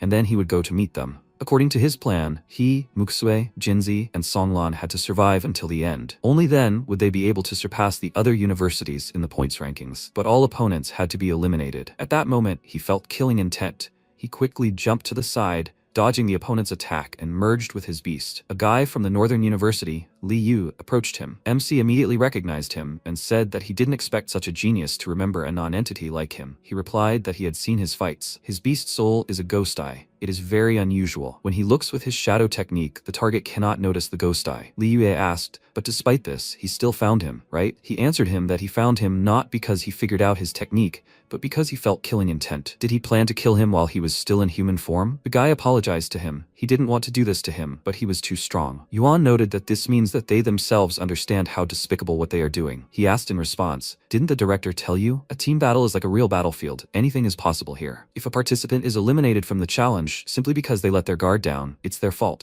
There's no one to complain to. The MC asked, since they attacked him, that means they're also prepared to be eliminated from the challenge, right? He stomped threateningly, and Li Yue nervously thought that it wasn't for nothing that he was called a monster. But it was still a team battle. Immediately after, the ground beneath Yuan's feet became loose, and he fell into a pit. And Li Yue called his friend a rat and said he did a good job. He emerged from underground, drilling a passage for himself, and indignantly exclaimed that his name wasn't a rat, but Shishanjia. The MC thought that this pit wasn't actually that deep. He didn't even need to use his flight ability, he just needed to jump, and he could easily get out. But just as he was about to do so, someone spat water into the pit, flooding it. He thought he knew there would be a sequel, but now it would be the water that would help him get out. Li Yue called out to Lazy and said it was his turn now, not to let them down and shock him unconscious with electricity. Yuan had already started to climb out of the pit, but then a huge bolt of lightning fell from the sky, and the boy exclaimed that even though he was the first genius, he would still fall before the union of 5 universities. As expected, team battles are the most interesting. Whether you're a genius or a nobody, if you can skillfully use everything at your disposal, there's always a chance to turn the tide of the battle. Lazy approached him and said that he'd been hoping to play with him for a while. Li Yue said they should still be careful. That one attack might not have completely incapacitated him. The boy said he was underestimating him too much. He'd used this move countless times before, even on Lord-level monsters. But MC climbed out of the pit, surprising them, and said that he had to admit their strategy was indeed interesting, but unfortunately, their strength was insufficient. He was able to protect himself from the lightning strike with his shield, so he didn't even get a scratch. And then it was his turn. Li Yue became very nervous. He realized that they needed to run and told his friends to leave, and Yuan asked, have they only just decided to escape? Isn't it a bit late for that? Streams of energy swirled above them, and Li Yue nervously exclaimed that this was an annihilation area. Since they didn't have an annihilation area, they were no match for an enemy of this level. It was impossible to know his location. MC meanwhile sneaked up on him and thought that Li Yue's beast soul was really too well suited for stealth kills. In a team fight, he was an extremely dangerous opponent, so he had to eliminate him. He quickly gathered energy in his mouth and fired it at Li Yue. He noticed a beam of light rapidly approaching him at the last moment and was very scared, and then his body was pierced. And Yuan told him not to worry. It didn't hit any vital organs, so he was in no danger. He looked at his friend, saying that now it was his turn, and he fearfully called out to the captain, asking him to save him. Hearing this, MC immediately began to look around, looking for this captain, and suddenly his feet got stuck in the swamp. The guy happily exclaimed that he was just in time, and the captain of these guys, completely entrapping Yuan in the mud, told them not to waste time and run quickly. He couldn't hold him for long. They immediately ran away, and MC thought that if he was not mistaken, this was the captain of the Tianfu University team, Wu Zhao. Jinza said that their university is among the top 10 academies, ranked 9th. If Yuelian hadn't existed, Tianfu would have been in last place among the 9. He asked, since he had decided to stay and detain him, did he understand the cost? He replied that he was already prepared to be eliminated. To be honest, he himself was curious about what the first genius of their generation was capable of. Yuan immediately noticed his composure. Such calm confidence was rare. He asked him to answer one question, and perhaps he would spare him. What is the 5 Academy Alliance? The guy asked, didn't he know? This alliance is practically openly discussed. Almost everyone knows about it. MC said that before the team tournament, he spent the entire time in closed training, so he hadn't heard anything about it. He told him that the 5 Academy Alliance is a temporary agreement between 5 low-ranking academies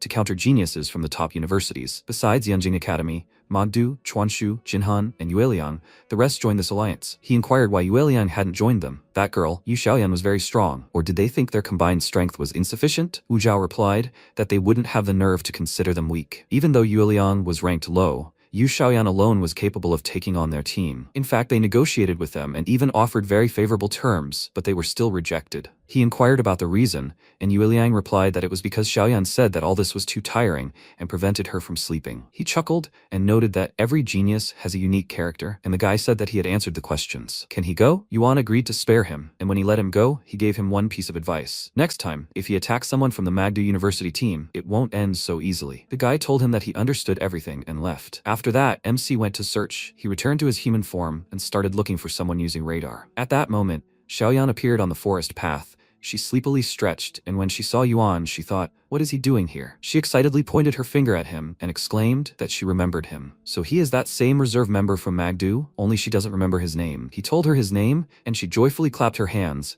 saying that lately the girls from the team are talking about nothing but him, like he defeated Long Shan and Shu Xiao. So she decided to watch his fight, and she must admit that he is really strong. He asked, since they met, she wants to fight him? She immediately refused it, saying it was boring and troublesome. He asked why she was even participating in team battles. Had she really just come on a sightseeing tour? She confirmed this and said that she had decided to have a tasty meal and wait for her death. He noticed that she had ambition. She simply oozed the spirit of a winner. The girl said that in fact, she was only there because her mother offered her one condition she couldn't refuse. She said that if she took part in the team battle and lasted until the end, she would feed her fast food for a whole month. If he were in her place, he couldn't refuse either. He stared at her in shock and asked, is she serious? Is this her condition? She raised an eyebrow in confusion and noted that he didn't seem to understand how important fast food was. Burgers, fries, milkshakes, it's all very tasty. She started dancing, trying to convey to him how she felt about the fast food, and he thought that something was definitely wrong with her head. He walked away from her, saying that since she didn't want to fight him, he was leaving. She worriedly asked him to wait and asked if he was going to look for his teammates now, right? He confirmed it, since it was pretty obvious, and she asked if he could consider her his teammate. He noted that this was a rather strange request, and she asked if they were on the same team, he would protect her, right? He answered her with a smile that if she was his teammate, then of course he would protect her. And she said that since he was so strong, she most likely wouldn't have to work hard, unless the situation was completely hopeless, in which case she would decide everything herself. If she was on the same team with him now, that meant she could easily last until the end of the team fight.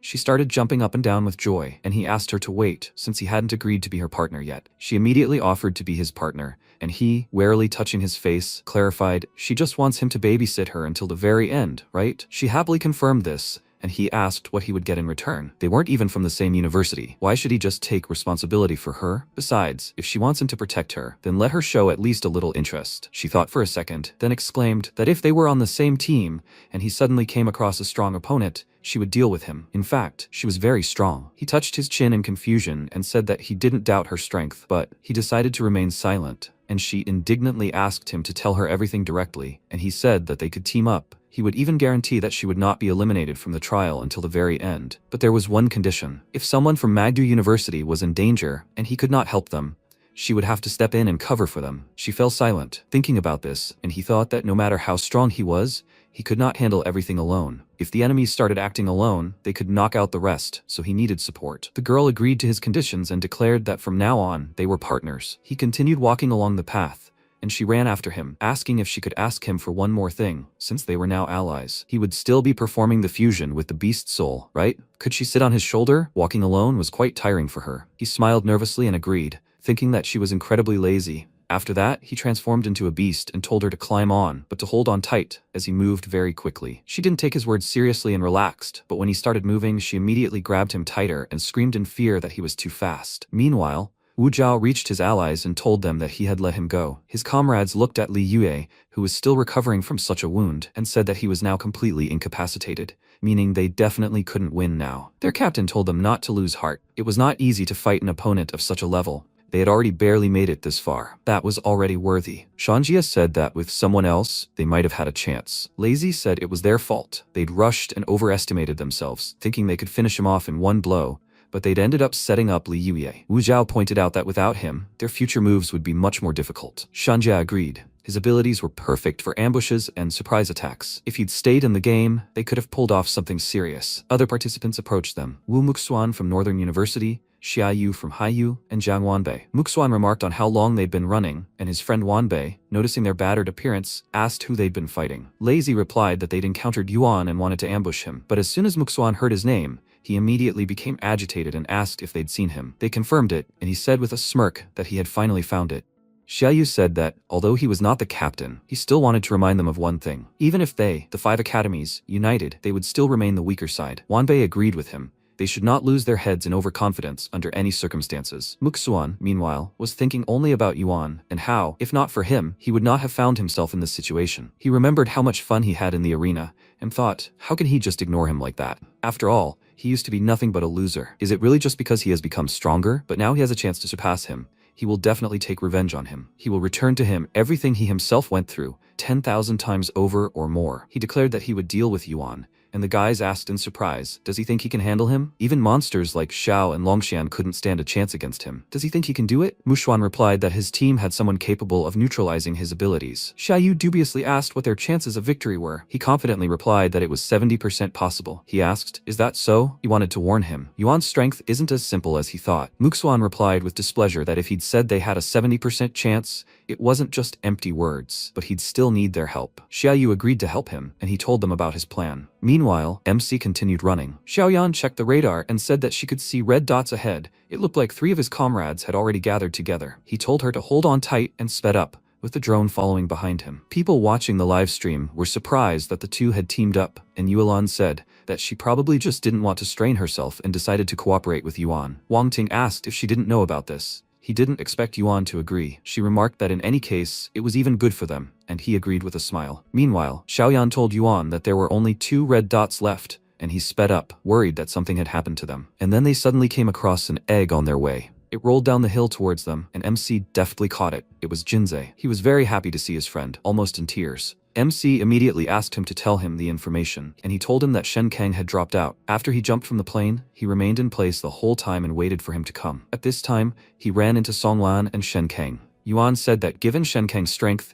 he shouldn't have flown out so quickly, and Jinzei told him that they were under attack from Sichuan University. Among them were 4 masters, including Chen Zhushan and Fang Qi. If it weren't for those 2, they wouldn't have lost with such a rout. He asked, isn't Fang Qi the vice captain of Jinghang University? His friend said that it looked like they had teamed up, and he said that he didn't expect that. Xiaoyan asked, what's strange about that? They also formed an alliance. Seeing her, Jinzei was surprised and asked his friend what she was doing there, to which he briefly replied that something had happened, but that she was with them now. Xiaoyan called him an egg, as she didn't know his name, and when he was about to tell her this, he immediately turned around and warned them of danger. A huge fiery monkey was running towards them, chasing Jinzei, and he panicked and asked what they would do. MC angrily told the monkey that he shouldn't have attacked them, after which the guy immediately turned and ran away, because he knew how strong Yuan was. Jinzei looked after him in bewilderment, and Xiaoyan was very happy. She knew she hadn't made a mistake with her choice. Joining him was a truly smart decision. Jinzei asked if they would pursue him. MC answered that of course they would, because one less enemy meant a better chance of victory. As soon as he caught up with his opponent, he drove him into a zone of total annihilation. Fang Qi tried to escape, but he was unsuccessful, and then he felt a terrifying murderous aura. Exhausted, he fell to his knees, and MC screamed that he was finished. Seeing the beam of energy, Fang Qi was terrified, but it was too late to run. The beam of energy pinned him to the rock. After such a blow, he fell and rose with the thought that he was no match for him at all. Yuan was surprised that he could still stand, and then Fang Qi asked him to stop. He was giving up. MC asked him where Zhushan was, and he replied that he had chased after the others. Having learned from Jinzei where Songlan had gone, Yuan immediately rushed there to help him. Meanwhile, Songlan, in the form of a beast, tried to escape from his pursuer. His opponent attacked him, exclaiming that he would not escape, and Yuan's voice was heard, warning the boy of the danger. Songlan immediately ducked, and then MC fired a beam of energy at his pursuer. Xiaoyan exclaimed in delight that it was such a cool move. Songlan must have sighed in relief at the sight, but it was too early to relax. The red wolf was replaced by a huge plump panda, the captain of the Sichuan University team, Chen Zhushan. Xiaoyan immediately recognized him, and Yuan told her that his beast soul was an SSS-class giant panda, so she should go down and wait for him with Jinzei. She jumped off his shoulder and offered him her help, but he refused. At that moment, Zhushan attacked him. He erected a shield in front of himself, blocking a blow from his powerful fist, and then his shield cracked. MC noted that his strength was quite good, but now it was his turn. He opened his mouth wider, then fired a beam of energy at him, but the opponent managed to dodge. The beam of energy hit the tree, causing it to immediately burst into flames. The panda thought it was dangerous, almost getting fried. He prepared for the attack and thought that this strike from Yuan was comparable to a full power strike from a lord-level monster. It would be truly interesting to fight such an opponent. He smirked and gathered more strength in his legs, then pushed off the ground and rushed towards Yuan. He immediately began to strike him with multiple blows, each of which he successfully blocked. While parrying, he thought that it was no wonder they called him a kung fu panda. He perfectly combines his fighting skills with the characteristics of his beast soul, so that each blow flies like an artillery shell. Meanwhile, the viewers of the live broadcast were surprised. No one could have imagined that Zhushan could resist Yuan for so long. Someone said that Yuan's strength was not so unmatched. He thought he would defeat Chen Zhushan in an instant. Some guy asked what he was talking about. Chen Zhushan isn't weak at all. He's the captain of the Sichuan Animal University. Another viewer said it wasn't that Chen Zhushan was weak, but that their expectations of Yuan were too high. Meanwhile, the panda struck again and challenged him. All he can do is defend himself? Let him fight him at full strength. MC thought he was a real martial arts fan. He'd completely forgotten that this was a team battle, and all he wanted was to fight him one-on-one. He agreed to fight him at full strength and declared that he would defeat him in his own way. Jushan didn't understand what he meant, after which Yuan transformed into a furious tiger and roared menacingly, instilling fear in his opponent. After that, he immediately rushed towards the panda and struck, but the panda managed to dodge, although it was quick. He glanced at his opponent, trying to anticipate his next move, after which MC roundhouse hit him with his tail, throwing him somewhere far away. Jushan's huge body knocked down several trees, and Xiaoyan, watching their fight from a safe distance, thought that it must have been very painful. Will he even be able to get up? Jushan stood up and asked what kind of move that was. Did he also know martial arts? He answered that it was martial arts in some way. He could call it Muay Thai. The guy, surprised, said that he had never heard of such a style. He didn't expect that, in addition to outstanding strength, he was also knowledgeable in martial arts. If the moment were right, he would definitely talk to him about it. He confidently rose to his feet, offering to fight him again, and MC thought that he really was obsessed with martial arts, and it was clear that he had no malicious intent. He was a worthy opponent. The panda decided to act more cautiously this time, and when the lizard pounced on him, he took a step back, and its claws flashed in front of his face. He thought that every move he made was deadly. With such a merciless technique, he might not be able to parry all the blows. Unexpectedly, MC kicked the ground with all his might, causing him to lose his balance and begin to fall, and he said that Muay Thai doesn't end there. Seeing his tail, Jushan immediately assumed a more stable stance and prepared himself. But when the impact hit, he couldn't stay on his feet and was thrown back again. He quickly got up and clutched his chest, coughing up blood, and wondered how powerful the blow had been that it had dislocated his insides. He asked where such power came from, and Yuan replied that Muay Thai is called the art of killing, not because it's the most powerful in terms of striking power, but because it utilizes every part of the body, viewing them as weapons to destroy the opponent. Muay Thai has no rules. Fists, feet, elbows, knees, all 4 limbs and 8 striking surfaces are considered weapons, and even teeth can be used.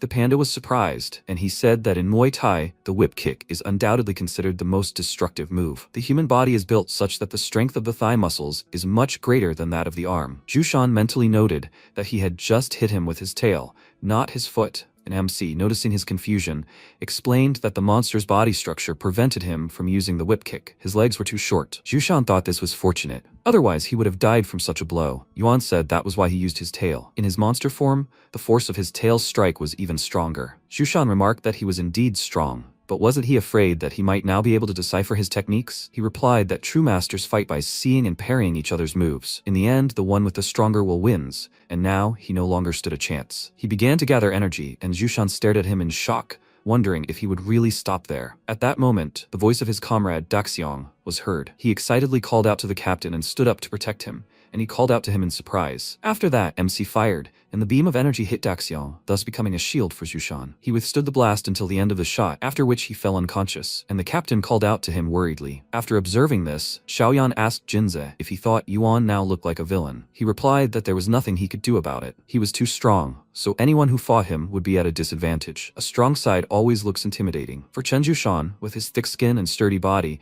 Yuan's blow would at best disable him, but since his partner had fallen in battle, he would probably give it his all. Xiaoyan said that she was increasingly convinced that she was a good judge of character. Meanwhile, Jushan carefully placed Daxiong on the ground and told him he couldn't fall so easily, otherwise he would let his comrades down. He immediately became serious and swung his paw, using his long blade domain. Bamboo sprouted from the ground, all of it reaching out to Yuan, and he thought he hadn't expected that he, too, had his own domain power. He used the turtle shield, blocking the blow, but the bamboo continued to grow, piercing the shield. MC was already at his limit. He equipped the blood armor and ran toward his opponent, destroying the bamboo along the way. The fight had dragged on for quite some time, and it was time to finish it. Jushan used the secret technique Bamboo Grove Protector, causing a wall of bamboo to grow in front of him. But this was no obstacle for his opponent. He swung his paw and wounded him, declaring that he was finished. Jushan, surprised, thought that he could have pierced his heart with one blow of his claw. He did this to prove to him that they were not in the same class in strength. He fell and said he gave up. Then Yuan immediately retracted his claws, and the panda stared at him in surprise. MC said that their fight was over,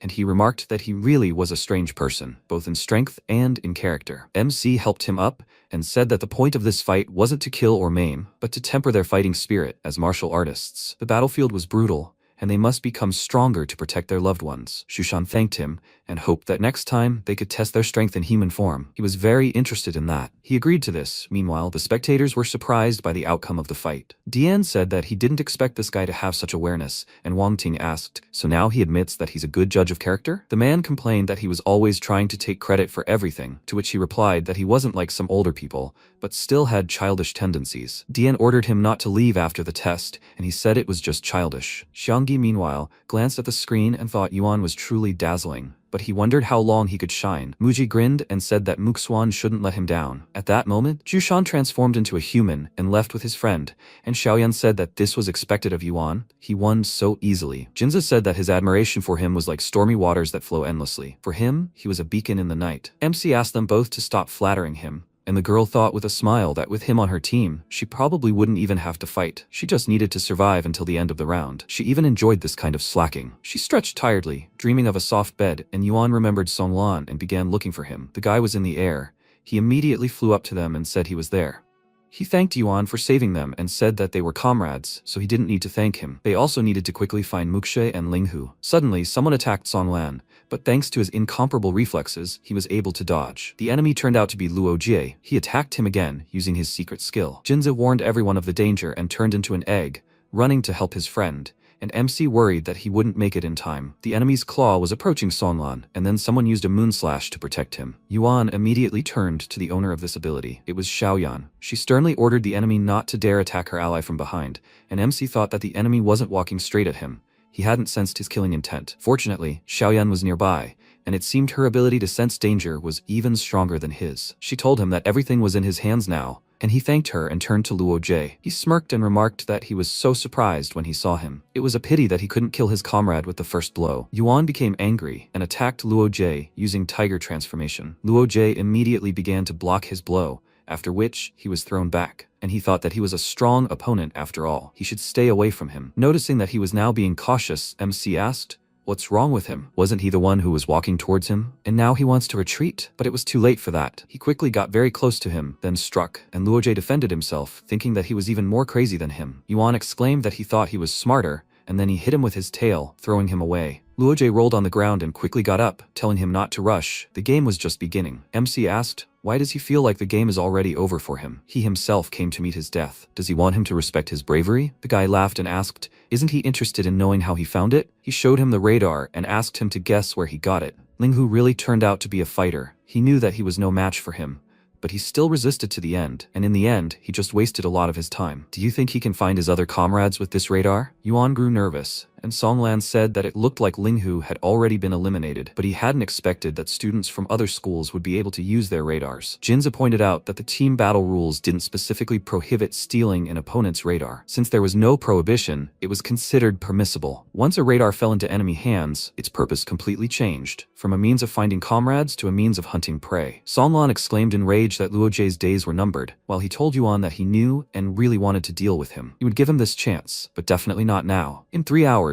he would be waiting for him at the Great Waterfall, and he hoped he would arrive on time. He started running, and MC fired a beam of energy in his direction. But Luo Jie quickly turned and fired a magic projectile in response. But the energy beam proved stronger, and he couldn't fend off its attack and was injured, making him nervous. Afterwards, he shouted at Xiaoyu that he had done everything, and if he didn't come out to fight now, their partnership was over. A pool of water appeared under MC's feet, from which a beast jumped out and immediately attacked him. It was Lu Hai, Xiaoyu's comrade. Yuan stood his ground confidently, knowing for sure that his attack wouldn't penetrate his defense, and when Lu Hai couldn't pierce his skin with his teeth, he quickly hid. Jinza exclaimed that this was Lu Hai's underwater dive, which meant Xiaoyu was here too. Songlan wanted to intervene, but Xiaoyan objected, confident that he could handle it alone. Meanwhile, he carefully watched the rapidly moving stream of water and asked, does he think he can get away like that? The spikes on his back lit up, and he fired and directed the energy beam at the water to find the guy. Jinza was surprised by his decision, and they all retreated to avoid being hit themselves. The energy beam still found its target, and Lu Hai was injured, but this didn't deprive him of his abilities, and he quickly hid. MC surveyed the enormous pit before him and thought that if it weren't for the extremely thick layers of earth that absorbed most of his nuclear breath's power, he would have long since lost his fighting ability. However, with his current severe injuries, he was unlikely to be able to do anything anytime soon. He glanced at Luo Jie's location. It turned out he had long since fled. Since the danger was gone, his friends returned to human form, and Jinsei noted with surprise that if he had fired a couple more volleys of nuclear breath, the ridge of dragon bones would have already turned into a basin. Songlan said that the enemy had obviously prepared in advance. He had a plan even before the fight began. Yuan asked, "I thought he said they'd meet at the waterfall in 3 hours, right?" Jinsei said it was definitely a trap. Besides, he'd likely already formed an alliance with the Five Schools Alliance. Songlan pointed out that his deliberate display of Linghu's radar was a pure threat. If he didn't come, he'd identify their comrades and eliminate them one by one. Jinsei cursed under his breath, and Xiaoyan pointed out that the Five Schools Alliance's overall strength wasn't actually all that great. But their main advantage was their numbers. Jinsei worriedly said that with radar in hand, the Alliance would be able to locate the rest of their team from Magdu University in no time. This would be extremely disadvantageous for them. Apart from Tianyi, no one on their team could possibly withstand Luo Jie's attack, and the enemy was clearly targeting Yuan. MC thought that without realizing it, he had become everyone's target. He found this amusing, and Songlan asked him what he planned to do. He replied that since they were so determined to eliminate him, he might as well go and observe their tactics. Afterwards, he thought that, frankly, he himself was curious about what trump card they were hiding, that they had the audacity to hope for his defeat. Xiaoyan silently noted his confidence in his voice. Did he really have a hidden weapon? Jin touched his chin thoughtfully and asked Songlan if he thought Xiao and Longshan might have teamed up with them too. This seemed possible to him. If they were targeting Yuan, then only Xiao and Longshan could handle him.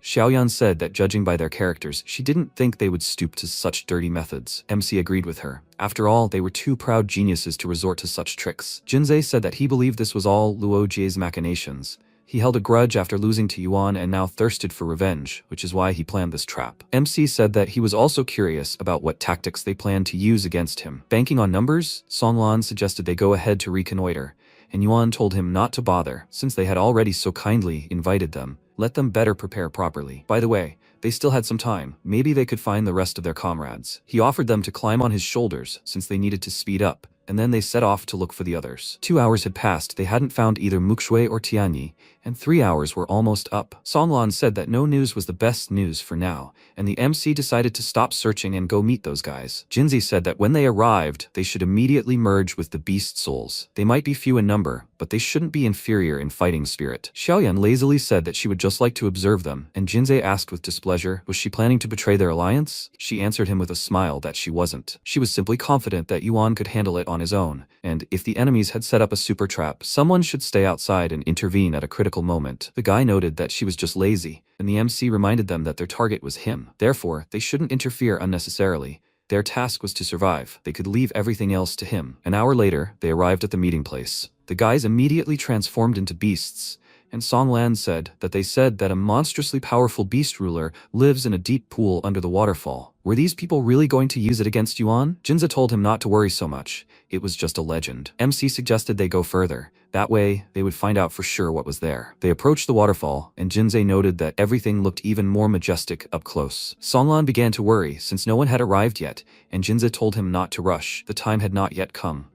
When the time was right, they would show up. At that moment, a quagmire appeared under Yuan's feet, and then he was completely bound by chains. He looked displeased at Wu Zhao, who had attacked him, and said that he had given him a chance. He replied that he was the captain of the Tianfu team. He had no choice. He was obliged to speak out against him. He apologized to him, and Wu Zhao said that everything was fine. The main thing was that he was ready to accept the consequences. He assumed a more stable stance and then fired a beam of energy at Wu Zhao, who was surprised by its speed. The turtle took the full impact, protecting the captain, but its shell shattered and the student was severely injured. He fell to the ground, while a swarm of drones gathered at the waterfall. The spectators couldn't believe the Five Schools Alliance had the audacity to attack Yuan. Now they were in for a treat. If Luo Jie had decided on such a provocation, it meant they definitely had a backup plan. But would Xiao and Longshan decide to intervene? Meanwhile, MC prepared for battle and told his opponent to prepare to feel the full force of his wrath. Xiao continued to fight and realized that things had reached this point, and there was simply no turning back. Numerous chains began to approach Yuan, who was captured by their enemy. Jinsei began to scream, "Rank C Beast Soul, Hellish Beast Shackles." He was a student at the Northern Beast University. The enemy screamed that this was where their existence would end. At that moment, Yuan turned to him and asked why he thought he could restrain him with this pile of scrap metal. He asked again, did he really dare call him a pile of scrap metal? Yuan replied, whose fault is it that his strength is too weak? He then used the 9th transformation of the Beast God, the Meng Tiger transformation. With this superpower, he easily freed himself from the chains, and his enemy was dumbfounded and screamed, "What's going on?" At that moment, the protagonists began to attack him, But the boy screamed in a trembling voice that he shouldn't do that, and a moment later, he was completely obliterated by Yuan's sharp claws, which slashed clean through his abdomen. The enemy fell to the ground, and Yuan rejoiced in his victory. Was this instant death? His patience was not limitless, and if they still had trump cards, let them draw them. Otherwise, he would draw them out one by one and destroy them all, the rats hiding in the shadows. At that moment, Zhao began to use his powers to destroy the enemy. He realized that this guy was simply a monster. In all 10 top academies, there was hardly a single genius who could match his comprehension of this realm. But even if he was a monster, they had to eliminate him today. This battle would bring glory to the union of their 5 schools. Zhao began to scream. Why was he waiting and not acting? At that moment, he landed on the ground with a displeased expression, when suddenly, a multitude of magical seals of different colors appeared around Yuan, catching his attention. Zhao was also stunned by what he saw, and Yuan wondered if this was a magical array. In the world of Beast Soul Masters, magical beasts are extremely rare. Could these beasts be a type of special divine beast weapon? They were targeting him, so he advised his comrades to flee. Xiaoyan should jump onto Jinze's shell to escape. Xiaoyan immediately obeyed him and jumped straight onto the egg, which Yuan grabbed and carried to safety. Jinze whispered, "What is he going to do?" "Don't do anything stupid." Yuan replied that he shouldn't worry, as it would only take a moment, and a second later, he tossed the egg into the distance and shouted for them to run. Jinze screamed in pain from the impact and cursed at Yuan. Xiaoyan, clutching the egg, cried out in curiosity, wondering how exciting it was. Moments later, they landed on a huge boulder, and Jinze uttered that he'd nearly lost his mind, thinking this was the end for him. Xiaoyan was thrilled by the adventure and shouted that she wanted another chance. Meanwhile, Songlan explained that he couldn't fly and shouldn't throw it away. Yuan replied that he knew perfectly well that it could fly, and that before throwing it away, he wanted him to imprint some divine inscriptions on it with his own powers. Songlan shouted back that he could easily do that, but he just told him not to throw it away. After these words, a multitude of bright rainbow lights appeared around Songlan, and he thought, as expected, of a top-tier rainbow glass butterfly sub-beast. He clearly felt his strength and speed increase significantly, and his thoughts became crystal clear. Is the divine soul mark emerging to strengthen his soul's strength? It seemed Songlan had even unleashed his most hidden techniques. At that moment, Songlan shouted at him to be careful,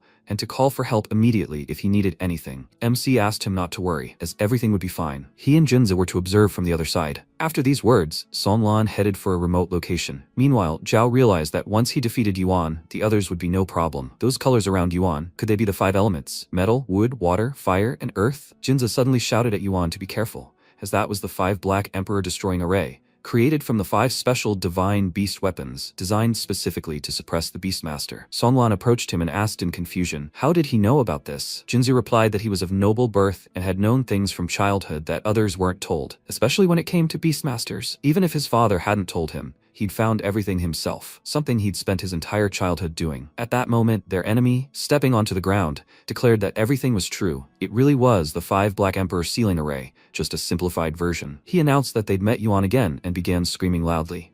The protagonist realized that, even with such severe wounds, he'd still survived. The enemy replied that he wasn't worried, because until he saw him fall, he wouldn't budge. Yuan asked again, so he's only counting on 3 pathetic fugitives? Suddenly, Muxuan approached him, shouting that they hadn't seen each other in a long time. Yuan turned around and realized it was him. Muxuan was smiling terrifyingly, looking into his eyes. He then asked, did he like such a gift? Yuan replied, so that means this plan was his own idea? Mushan asked again, huh? He'd even noticed that. Maybe he should praise him for his intelligence? Yuan shouted back that he'd become better than before, and even managed to persuade Ji to cooperate with them. Jie, didn't he despise weaklings the most? Jie replied that he was willing to cooperate with anyone to eliminate him. Incidentally, the Black Emperor destroying array he was currently trapped in was provided by the Northern Beast University, and he only had himself to blame for this. He'd already offended too many people. Yuan said, but this Emperor destroying array of his is just like a simplified version, right? Muxuan asked again, so what, was he a Beastmaster or something? At that moment, Songlan began to ponder. Was this array really that powerful? Jinze replied that the real 5 Black Emperor destroying array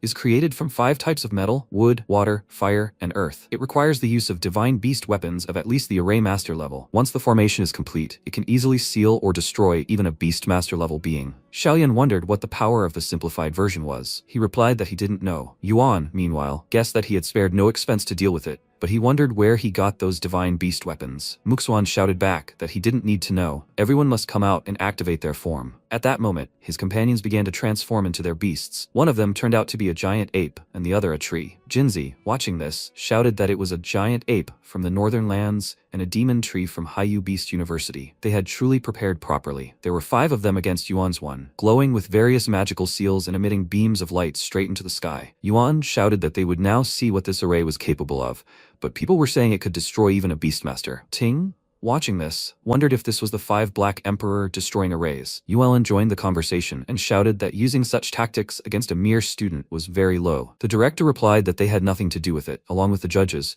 who also said that, frankly speaking, he himself was no less surprised than they were. At that moment, Ting wondered where Muje from the Northern Beast University was. Yuan replied that she didn't know, since he hadn't been visible from the very beginning. Does he think he's behind this? Ting replied that this seemed like his style, but he wasn't the one who issued the ban on the use of Beastmaster-level divine beasts. Yuan replied that it was still unpleasant to watch, and now they could only wait and see how this student handled it. Yuan shouted that he would now begin the fight, and Muxuan offered to assist him, since he was in such a hurry to fly out. He used the 5 Black Emperor destroying array and activated it. Several seals converged right on the battlefield, and a bright beam of sunlight struck the protagonist directly. He thought of this powerful oppressive force, like a small boat in a storm, ready to capsize at any second. He considered the killing field and looked up to gather his strength. Muxuan shouted, "This is the Black Emperor suppression," and at that moment, all 5 of his beasts unleashed their powers, creating a brilliant magical flash of light in the air. Yuan realized his strength had grown even greater than before, and examined his body, then began making loud noises and shouting. Did they really think they could suppress him with such a mediocre formation? He used the 9 transformations divine technique, the Shark transformation, the Fierce Tiger transformation, and the Xuanbo transformation. His entire body glowed with magical light,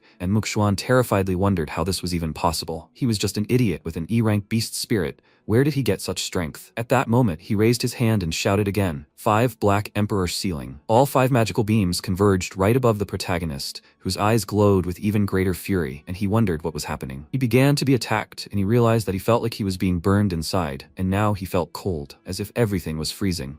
He remained perplexed for a moment, until bright beams of light penetrated him, and he began to descend closer to the ground. Songlan noticed something was wrong and shouted that something was wrong with him, as his aura had weakened. Jinzi replied that it was undoubtedly the power of the sealing 5 Black Emperor destroying array. Songlan continued that the divine pattern power previously imprinted on him seemed to be working, and what should they do? Perhaps they should, but before he could finish his guess, Xiaoyan urged them to take their time, as although Yuan was weakened, he had not yet fallen. Jinze agreed with her and said that it was correct. Besides, the 5 weren't attacking, meaning they were only suppressing his power, not causing any real damage yet. Songlan shouted, wondering how this array could even be used against a Beastmaster. Muxuan shouted Yuan's name and shouted that the suppression and sealing had already been applied, and the next step was the final one, destruction. He shouted the 5 Black Emperor destruction spell, causing a huge wind vortex to appear in the air. Everything glowed with magical colors once again and began to engulf the protagonist, who realized the terrifying energy wave that was about to descend upon him. Beasts surrounded him from all sides, and Jie began laughing loudly and shouting that he should give up, as he couldn't defeat them. Moments later, Yuan paused, oblivious to what was happening,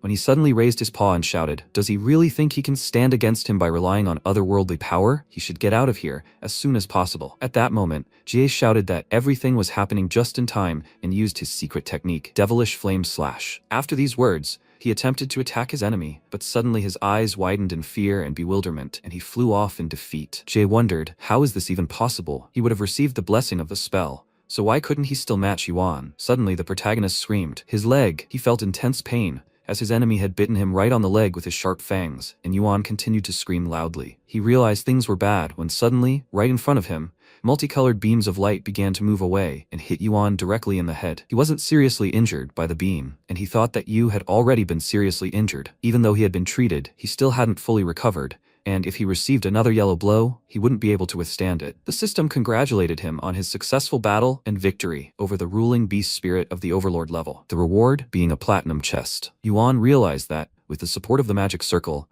Yu now possessed Overlord level power. He apologized, as he couldn't view this reward right now, and the system replied that nothing terrible had happened. When he finished, it would appear again. Yuan realized that this 5-colored glowing ball was his greatest threat. Suddenly, strange splashes began to emerge from the ground around his body, after which his entire body was encased in extremely durable seaweed. One of his rivals, a monkey, leaped into the air and joyfully struck Yuan straight in the chest. He realized that his strength was currently weakened, and attempting to withstand a direct blow from a lord would still cause damage. The monkey reflected on how he had poured everything into this blow, yet he couldn't even break Yuan's blood armor. He wondered what he was afraid of. His claws were firmly clamped by vines, his paws stuck in the mire. How else could he threaten him? The protagonists realized they had coordinated well, though it was a pity they had forgotten about his tail. At that moment, the monkey froze in fear and immediately flew to the side from the tail strike. Yuan deftly dealt with this attack and destroyed his opponent. Jinzei shouted that several of his ribs had definitely broken from that blow. Songlan added that Yuan's giant tail had simply swept everything around him, which was very ferocious. Jinzei said he really wanted to eat some braised ribs, when suddenly Yuan opened his mouth, from which a bright beam of light began to emerge. The monkey was dumbfounded by what he saw, and, a moment later, was struck again, right in the chest by a bright beam of light. He fell to the ground, and Xiaoyan, surprised, said that Yuan hadn't intentionally hit him in the heart, since he was a kind person after all. Jinza shouted back that he was their senior and should be strong and kind, but if he wanted, he could be merciless. Songlan added that the team against the enemy had lost 2 people, and their chances of victory had increased. At that moment, the monkey lay motionless on the ground, facing away, which was noticed by Ji, who was already quite furious about what was happening. Zhao also began making some sounds, then completely submerged himself in the water and approached Yuan, determined to absorb him. Yuan wondered if he could really absorb his comrade's power. Was this also one of the functions of the 5 hidden executions formation? Jinza shouted at him to be careful, as the battle beasts he defeated transfer their 5-element energy to the other beasts for apothecary. Yuan asked why he hadn't told him about this before he'd finished them off. Jinzei apologized, having just remembered it. Xiaoyan elbowed him in the shell and shouted that his memory was even worse than hers. At that moment, Yuan thought that Yu and the black golden giant ape had been eliminated too early. Among the 5, only Ji possessed any additional power. If he gathered the energy of the other 4, things would become much more difficult. At that moment, Muxuan shouted his name and declared that today, he would remove him from his position as a deity. Yuan smiled and asked, "Will he do it?" Unfortunately, he lacked experience. He said these words with a smile on his face, and Jie shouted that he could finally avenge this humiliation. Yuan added that it was no wonder he retreated after their first fight, meaning he'd been waiting for him right here. Jie asked, "Is that so bad?" He boasted of his strength, so he would respond with even greater strength, so that he would know shame. Yuan shouted back, "But he likes to humiliate others using his own strength, right? He wouldn't scream when a knife was stabbed into him, would he?" Ji shouted back that he wasn't like that, because he was a child of heaven. But before he could finish his sentence, the protagonist suddenly interrupted him and laughed at the child of heaven's expression, then apologized, saying that he was the type of person he was targeting. He then asked permission to escort him to the afterlife, and suddenly used his powers to unleash a powerful beam of light on his opponent. Zhao shouted to entrust this to him, and tried to protect his partner by standing directly in front of him. Zhao began coughing loudly, and Yuan asked again what the point was. He replied that it couldn't be helped. He might consider him a fool, but he couldn't accept it and wanted to fight him with all his might at least once. Yuan replied that he hadn't underestimated him at all, which was precisely why he was having such a hard time. Although he knew he was called a genius before coming here, it turned out he was actually mediocre, just a klutz. They, the masters of beast souls, should not be fighting each other, but those monsters, and he respects every worthy opponent, including him. Zhao replied that he didn't think he'd need to be consoled before leaving. Yuan said he hoped that next time they would meet as comrades in arms, and Zhao thanked him with a trembling voice, after which Yuan announced that he remembered him, and Zhao transformed into his human form. Jie, at this point, was ready to attack and shouted out what a relief it was. Yuan, he dared fight him now? With these words, he began to approach his enemy, and Jinza said that Jie had completely merged with the power of the 5 elements. Yuan's power was partially sealed by the power of the sorceress formation, and the current state of emergency was unfavorable for their Yuan. Songlan replied that he knew this, but he would still join the fight, as he couldn't be allowed to fight alone. Xiaoyan shouted that he shouldn't act rashly, and Songlan tried to retort, when Jinza suddenly asked him to calm down, as even rushing into battle would achieve nothing and would instead become a burden to Yuan. Xiaoyan said that they didn't yet know if the enemy had any additional advantages. Their presence alone was a guarantee for Yuan. Jinzi confirmed this, saying that if something unexpected happened, they would be able to react immediately, and besides, Yuan hadn't lost yet. Songlan replied that they were right, he would definitely win. Meanwhile, in the Grand Assembly Hall of Yanjing Beast University, Tianqi addressed Ting and reported that his mountain disciples seemed to be in a difficult situation. He replied that he was surprisingly calm, even though his disciples had already dropped out. Tianqi remarked that they were still young and had a long way to go. Defeat wasn't the worst thing. He finds it amusing to help these kids. They've even organized some kind of 5-school league. Ting replied, yes, the idea was good. They'd fooled them. Suddenly, Tianqi started shouting that with their intervention, team fighting had become much stronger, and even if his favorite stumbled, it was understandable, because 2 fists can't defeat 4 palms. Ting asked again, where did he stumble? Tianqi chuckled and replied that they'd even managed to devise a simplified version of the 5 elements ritual. Losing to them wouldn't be such a shame. Ting replied that the main thing was to have the right attitude. He understood that the director was simply gloating over him. Wasn't this simply a victory over their rivals and Beijing? The outcome of the battle hadn't yet been determined, and it was too early for them to draw conclusions. Tianqi explained that it turned out that Ting believed in his students. Ting started shouting that as a director, he had to believe in his students. Otherwise, what kind of rector was he? Tianqi replied that it was well said. Meanwhile, Dian observed the ongoing dialogue and reflected on the fact that the 5 elements ritual at the Jujuan level was beyond the capabilities of ordinary students. What these guys were using was probably given to them by the rector of Jibo Bay University, Fa Mudi, or this Muje. Ting turned to him and asked, what on earth was he thinking? He repeated the name Muje, and Ting asked, is this all because of that 5 elements array? He had just talked about this with Yuelan. Dian asked what he knew about Fa Mudi. He replied that it was one of the youngest beast emperors of modern China, who had reached the level of beast emperor before the age of 30. He had always been highly valued by the Ministry of Education. He became the rector of Jibo Bay University to gain authority, and it was unlikely that it would be much longer before he would be invited back to the ministry. Dian added that people like him hardly pay attention to the results of the National Newcomers Tournament. He hadn't attached much importance to it before. Ting responded, yes, and why did he suddenly pull out a reversed version of the 5 elemental sealing ritual? What was his goal? What was Muje up to? Meanwhile, the tree turned to Jay and asked if he would mind if he revealed his 5-element power. Jay replied, enough, he shouldn't waste his energy. It's the same old story. Does he really think he can catch him twice? The tree reacted with bewilderment, and he continued to say that he had enough power to win and that he should simply stay by his side and help him. Jinzei, meanwhile, remarked that, frankly speaking, compared to other geniuses, the main quality of the Dong is that he lacks the arrogance of a genius. Songlan asked, what arrogance? He replied that Xiao and Longshan, for example, were too proud. Unless they were cornered, they wouldn't even resort to outside force. Songlan began shouting that this was simply shamelessness. This smug guy simply couldn't humble himself. Xiaoyan responded by saying that he only looked at the result, ignoring the process, and such a person was dangerous. Jinzei added that he was actually somewhat similar to Yuan, but he wouldn't be so insane. At that moment, Dong decided to pounce on him with his swords, causing Yuan to call him a fool, and the tree reflected on what a terrible person he was. Even though his power had been reduced, he was still so dignified. At that moment, bright flashes and fragments began to emanate from the protagonist. He remained standing, and the tree noted that Yuan actually dared to attack him. This guy, had he really gone crazy? It was the secret technique of the Japanese acacia vine shield. A moment later, the protagonist attacked his opponent with a bright beam of magic, and he was very surprised and asked what was happening. A moment later, pieces of his bark began to fly apart from the impact, and he fell straight into the water. Jie became angry and shouted that he didn't expect Yuan to dare attack him. Yuan replied that he only wanted to show that even if he gathered the combined power of the 5 elements, he could easily defeat him. Ji shouted, okay, let him remember his words. In a moment, he will make him pay for his arrogance. Those around him began to wonder, is Yuan not too confident? No, this is not just confidence, but real arrogance. Even in this situation, Yuan still does not take Ji seriously. Will Yuan be able to defeat him, who already possessed the power of the 5 elements? At that moment, Ji approached him, growled, and shouted to attack him. Suddenly, a multitude of bright beams appeared around him, and the protagonist swung his sharp clawed hand and attempted to inflict damage. At that moment, Ji's jaws dropped in surprise, wondering what was going on. Yuan struck him with his tail, and he screamed in pain. People began to comment on the situation, wondering how strong he was. When did he manage to strike with his tail? He didn't even notice. Incredibly, even Jie, who had gathered the power of the 5 elements, couldn't gain the upper hand against Yuan. But let the others not jump to conclusions. The battle had only just begun, and it was too early for them to draw them. At that moment, blood spurted from Jie's mouth, greatly surprising him.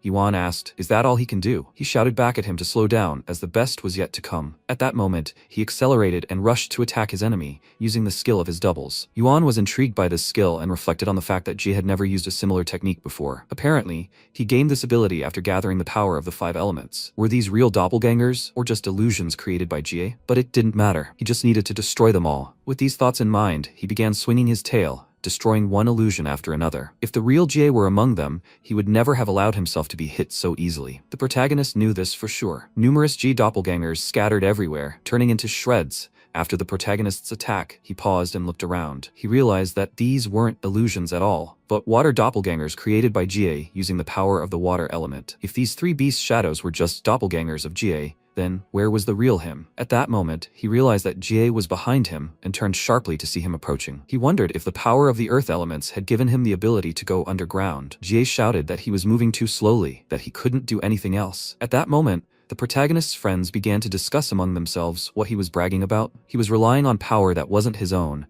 and yet he dared to brag to Yuan. Indeed, part of Yuan's power was still sealed. At that moment, the protagonist attempted to create a ninth-dimensional tortoiseshell around himself. It acted as a protective barrier in his case, and Jie used his secret technique to shatter the barrier with 100 fire strikes. Jie screamed, "Is he hiding in the shell like a coward?" After these words, he attempted to pierce through Yuan's protective barrier, and Yuan realized that if he infused his giant claws with battle blood, their strength and attack power would increase many times over. He immediately began performing a similar technique and, turning sharply, turned his attention to his enemy, who was shouting for him to come here immediately. A bright flash of light formed between them, causing Jie to struggle to stay on his feet. Yuan realized he had unleashed all his power with that blow, but Jie didn't retreat a step. The power of 50 elements was truly incredible. Jie also thought, even when he combined all 5 elements, he still couldn't surpass Yuan in power. But if he lacked strength, he had other ways. He flapped his wing in an attempt to destroy Yuan again and strike him. The protagonist opened his mouth and began to scream loudly in pain, as Jie's wing managed to cut through his chest. The surrounding people began to shout in fear that Yuan was injured. Even in the battle with Longxian, he hadn't suffered such serious damage. Could he really lose to Jie? At that moment, Jie began to laugh loudly and shout that this is what happens when he goes against him. Yuan asked with a grin, was this really all he could do? At that moment, it opened its mouth and released a bright magical ball in his direction, causing Jie to cry out in surprise. What was happening? The magical beam of light approached his face, and when it was close to the enemy, he realized he was in danger. Hadn't parts of his power been sealed? The protagonist paused before striking, and Jie realized it was too close and impossible to dodge, meaning he had no choice but to take the blow. He shielded himself from the attack with his powerful wings, but a moment later, he was thrown aside by a blow from its tail. The black tiger's wings served as a shield, absorbing most of the attack, but he felt incredible pain, a pain as if his insides had shifted. Yuan noted his condition and decided to launch a crystal of accumulated energy at his enemy. Jie was confident he could withstand it, and covered himself with his wings again, when suddenly the magical beam approached his face, and he fearfully wondered how this was possible. Yuan didn't give up and continued to inflict serious damage on his enemy, sending Jie flying far away. The fans cheered in surprise that Yuan had won. Who would have thought Jie would lose so shamefully? And this was despite Yuan still having some of his powers sealed. Ting frowned, realizing this guy had made him proud. Tianqi approached him and whispered in his ear that if he was going to laugh, he should laugh heartily and not hold it in, as it was bad for his health. Ting replied that it was modesty, to which Tianqi replied that he looked so humble that everyone was jealous of him now. But he was lucky to have such a treasure on his team. Ting replied that it was certainly true. Without Yuan, Beast University would hardly have been able to even hold on to second place this year. Tianqi smiled and mockingly suggested that he was more excited about finally being able to crush Yanjing Beast University and take first place, and that he expected Beast University's enrollment to skyrocket after this success. Ting shouted back that his faith in him was right. It didn't matter that Jie had gathered the power of the 5 elements. He was no match for Yuan anyway. Tianqi shouted back that his student was truly talented, a natural-born genius, and his future was limitless. However, he shouldn't rejoice too soon, as the true power of the Emperor crushing 5 secret seal hadn't even emerged yet. Ting was dumbfounded by this and remained silent. Tianqi continued, saying that he had seen this information, hadn't he? Then he would understand what he was talking about. Even in the simplified version of the Emperor crushing 5 secret seal, it was there. Ting replied that yes, he had completely forgotten about it. Would Yuan be able to withstand it? Meanwhile, the protagonist approached his attacked opponent and announced that he had lost. Jie asked again in a trembling voice, why did this happen? Yuan replied that if he had met him a month ago, he might have had a chance. Jie became extremely angry and shouted, but even though he had lost, it seemed Yuan hadn't won yet either. Yuan wondered if he still had any trump cards left. At that moment, he noticed an attack from above. Several multicolored beams of magic created by Jie formed directly above his head. He realized that terrifying waves of energy were emanating from this 5-colored sphere. He had completely forgotten about it during the battle with Jie. Jie called him by name and shouted joyfully that he hadn't meant to use that technique. Well, if he was so strong, he could withstand this, right? Blood flowed from his mouth, but he continued to laugh loudly at his opponent. Jie, watching in shock, noted that he truly was a madman. Songlan also expressed his willingness to do anything to get revenge on Yuan. That's Jie's malice. Xiaoyan watched and yawned, bored. At that moment, a bright beam of light from the seal approached the protagonist, who was dumbfounded by what he saw. He tried to protect himself with a barrier and watched closely. When the beam hit the ground, a huge explosion occurred, engulfing Yuan's entire body. Jinzei screamed in fear. Yuan! Songlan added that he must help him now. Xiaoyan suddenly shouted that this was certain death, then pointed her finger to the side and asked them to look closely. Yuan was surrounded by a bright beam of light, but he didn't fall and stood still. Jinzei shouted that this was bloody armor, condensed from the crimson fog in Yuan's realm of murder. Songlan noted that he intended to use the protective power of the bloody armor to withstand the impact of this energy beam. Yuan was still standing and enduring the attack. He thought he hadn't expected this energy to be so powerful and terrifying. At that moment, cracks appeared on his body, and he realized his barrier couldn't withstand it. A moment later, splashes of blood appeared around his body. Jie shouted mockingly that he was a dead man, but a moment later, the shockwave sent him flying sideways and crashing into a tree, causing him to scream that he simply didn't believe he could withstand this attack. Yuan was still under the weight of this terrifying force and couldn't escape. The people around him shouted how terrifying this force was. They didn't think Jie still had this trump card. If they were hit by such a powerful blow, they could be crippled. It seemed Yuan really was going to stop there. Let them just look at what was happening. Amid the dense clumps of dust forming around Yuan, his head began to appear. People noticed this and shouted to watch closely because he was covered in blood and looked even more terrifying. Even if Yuan didn't win, in his heart he was already number one. Jie opened his mouth in shock and wondered, so he died? Yuan stood unwavering and waited for the magic around him to dissolve. He smiled and declared that he had won after all. At that moment, even more blood poured from Jie's mouth, and he mentally wondered how this had happened. He, with the combined powers of the 5 elements, couldn't match Yuan. Even this last trump card didn't allow him to completely defeat him. He said in a trembling voice that Yuan was incredibly cruel and he was giving up this battle. At this moment, the system congratulated him on his successful victory over the 3 Beast Soul Masters. His reward was 6 platinum chests. Yuan shouted, 6 platinum chests? But there must be valuable items in there? The system responded that he was always lucky and would definitely pull out something worthwhile. But was he really okay? Yuan replied that he was still alive and hadn't completely lost his fighting ability, despite being seriously injured. However, with Songlan's multicolored glow, he should recover quickly. But first, he had to meet Jinzei and the others. At that moment, Muxuan approached him and asked if he had given him permission to leave. The protagonist grew angry and turned to face him, and Muxuan remarked that it seemed they hadn't settled the score with him yet. Yuan asked again, did he really want to die too? Even now, although he was injured, he was still no match for him. Muxuan said, did he really think Yuan had appeared before him, without any preparation? He hadn't taken him seriously from the start, and he had to make him pay for it. At that moment, he fused with the beast's soul and turned into the Skull King. Yuan thought about how his acquaintance with precisely this beast soul had revealed himself during the beast soul awakening ritual. Nowadays, a rank S beast soul is no longer considered anything special. He explained that even if Muxuan had reached the overlord level, he was at best a beast king. So where did he get the courage to face him? Did he really have some kind of backup plan? The system told him not to be distracted, as this was already fading. Muxuan shouted at him that he would now destroy everything he had. Did he really think that that blow was the end? Yuan realized that it was obvious that the blow hadn't completely exhausted the energy that formed the secondary force. But the 5-light ball had already dimmed significantly. At that moment, another bright flash of light appeared above his head, and he realized what was happening. The flashes began to explode right around him more and more frequently, and he realized he had destroyed the camera drones to prevent others from observing the battle. This meant that what he was going to do next might break all the rules. At this point, Muxuan prepared for battle with a terrifying expression and shouted at Yuan that the show was just beginning. The surrounding people started shouting, asking what was going on and why the video had disappeared. Did they see this guy destroy all the drones? It seemed he couldn't handle Yuan, so he was taking his anger out on the drones. Wasn't that breaking the rules? They thought he destroyed all the cameras on purpose. One of the judges wondered what Muxuan was up to. Why did he destroy the drones? The judges asked if that wasn't considered breaking the rules. Diane pointed out that there were no such rules and then started shouting, but shouldn't Director Su explain to them what was going on? At this point, Yuelin became angry and started shouting at Director Yun. Are his students from Animal University always acting like this? His students were real slackers. What does he even mean? Muja mockingly replied, perplexed himself. Where did the simplified version of the 5 Divine Emperor Annihilation Array go? He admitted that he did give the students that thing, but he only wanted to slightly embellish Beast University's ranking. Yulin asked again, didn't he, as the director, know it was dangerous? Muja replied that he never imagined that he would use this ritual against Yuan out of a personal grudge. If he had known things would turn out this way, he wouldn't have done it. Muja did his best to feign regret, although his expression clearly showed he didn't. The jury approached him and asked why he needed it.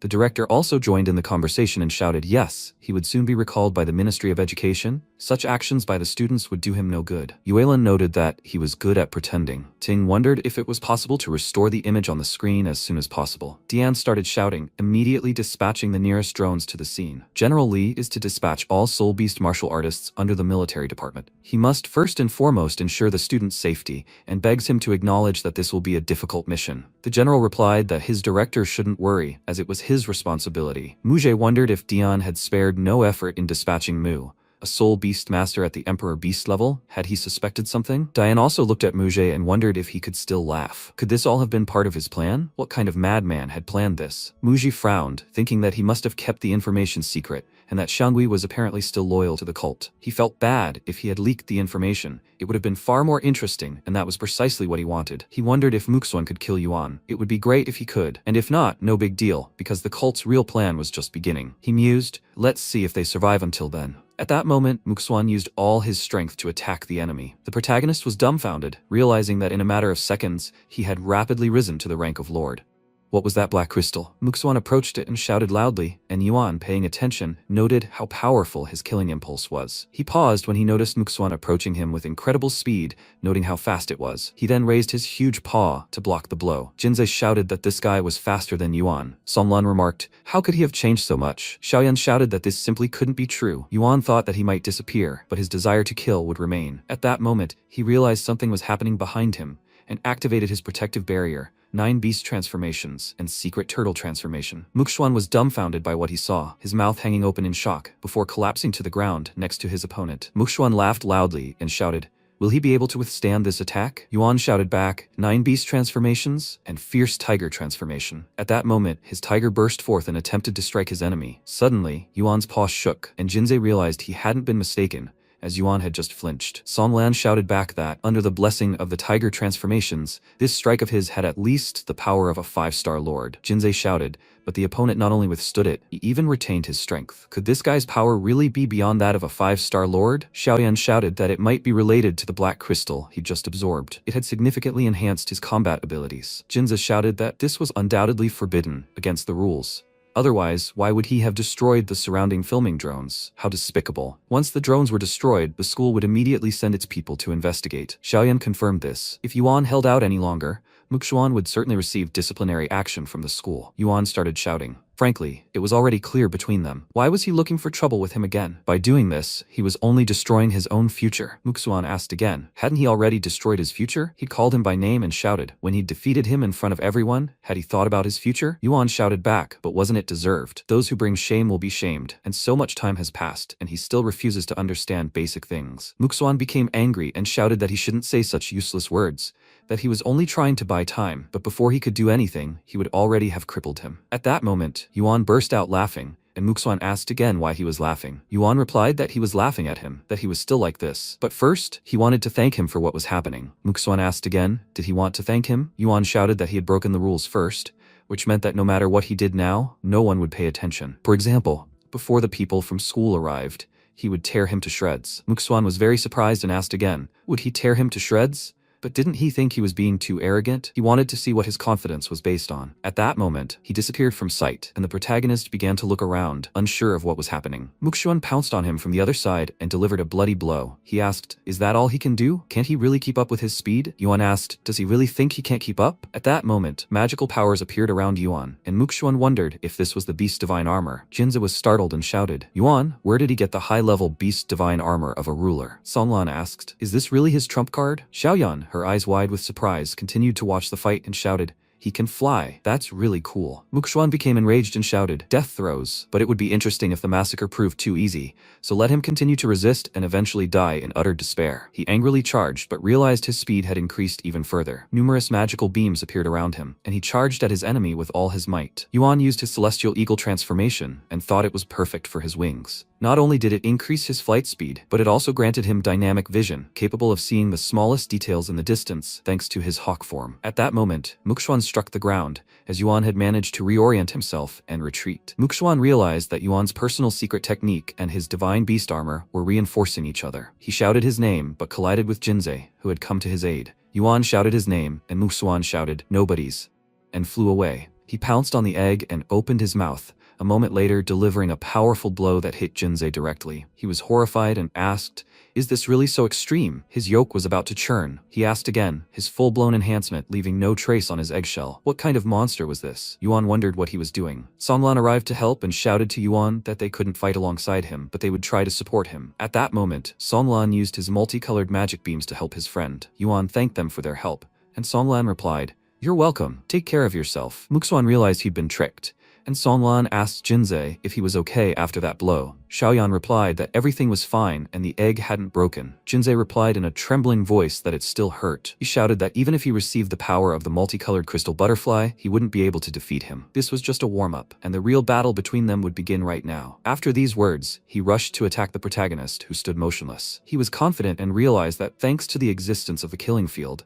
he could sense Muxuan's killing intent in advance, identify his attacks, and dodge them. Muxuan asked again, does he always dodge? So before, he was just throwing words to the wind. Yuan asked again, does he want to anger him? In that case, he wouldn't dodge. Muxuan was dumbfounded by what he heard and tried to strike again, but Yuan managed to protect himself with a protective barrier. Muxuan asked again, is this not dodging? Yuan, he's a turtle hiding his head in his shell. At this moment, Yuan flapped his wings and transformed into a more terrifying beast, after which he immediately attacked Muxuan, who screamed in pain and anger that he would kill him. Muxuan immediately launched a counterattack, and Yuan remarked that losing your cool during combat was a fatal mistake. Hadn't his teacher told him that? He still hadn't learned anything. After these words, he swung his tail and struck his opponent with such a powerful blow that Muxuan was sent flying, destroying everything around him. Jinze remarked that he had done well, and Songlan also added that it was terrifying, but Xiaoyan urged them not to be distracted and to pay attention to what was happening. At that moment, reinforcements from the school arrived with generals. Jinze noted that they had arrived quite quickly, and Songlan said that the cultivators from the army were here,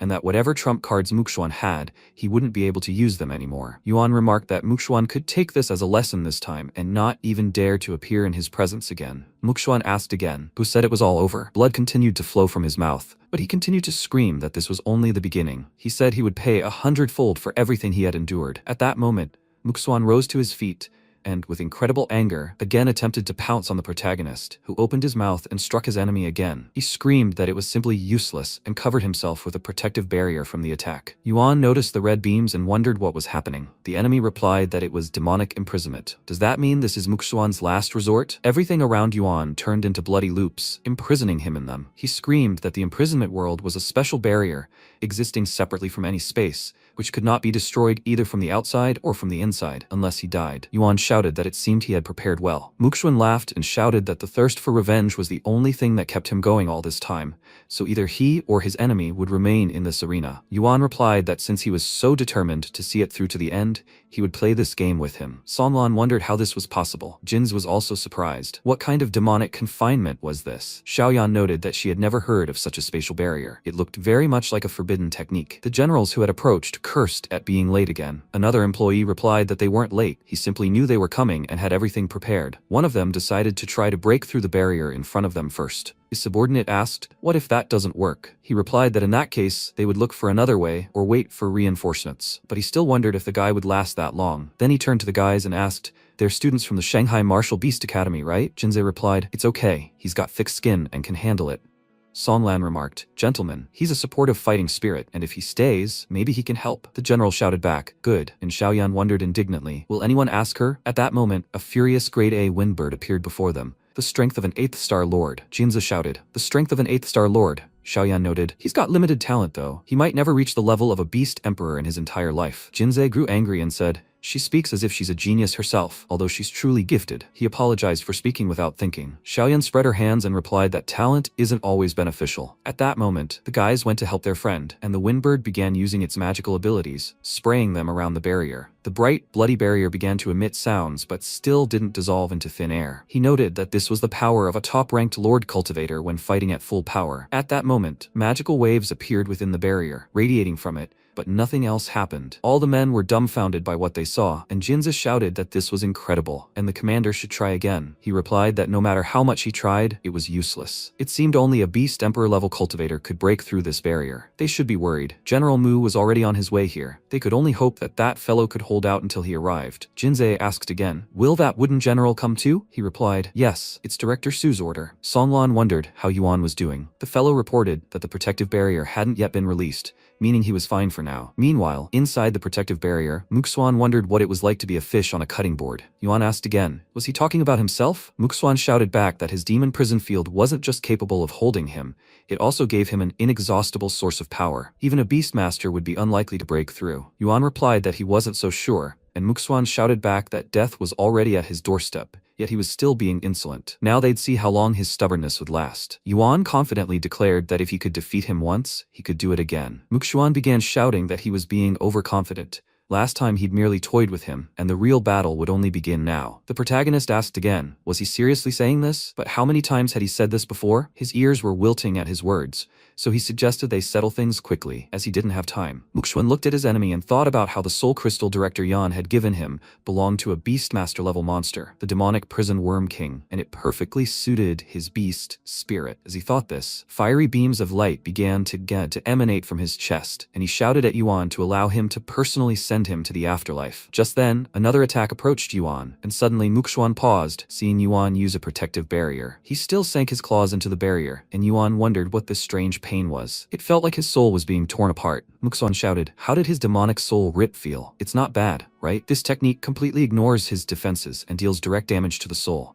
Yuan realized what was happening, and Muxuan, stepping aside, shouted. However, the fact that he had withstood this blow truly surprised him. Now they would see how long he could hold out. Muxuan continued screaming loudly, and Yuan realized that since he couldn't defend himself, he wouldn't do it. At that moment, Muxuan struck him in the chest again, causing his wings to spread out, and Muxuan was stunned by the sight. His attack was redirected to his chest, and he fell to the ground. Yuan smiled and shouted that now they would see who would die first. Muxuan angrily shouted back that he was simply crazy, and the main character declared, if he wants to kill him, then he himself must be ready to die. At that moment, Muxuan dove underwater, then began spinning around Yuan with sharp movements. He realized that Muxuan had been counting on this tactic, since Yuan could predict the moment of his attack, so when it hit him, he wouldn't be able to immediately respond. It was the right move, but it had a fatal flaw. Yuan turned to face Muxuan, who realized he only needed one chance to defeat him, and lay low. A moment later he shouted, Demon Prison, Soul Rupture. Attacking from behind, he decided this was his last resort, when Yuan suddenly turned toward him, and Muxuan, terrified, wondered how he could react so quickly. Although who cares, he'll still hit him. At that moment, the blow struck the protagonist's tail, who continued to attack Muxuan. He wondered what was going on. A moment later, Yuan struck him with his tail, and Muxuan was sent flying. He felt incredible pain, and upon landing, he realized it simply couldn't be happening. Had Yuan miscalculated the trajectory of his attack? But he had already withstood 3 of Yuan's soul-rending blows. With the mental toughness of an ordinary beastmaster, he should have long since perished from the soul-rending blow. At that moment, blood appeared on the protagonist's body, and he apologized for his incredibly strong soul.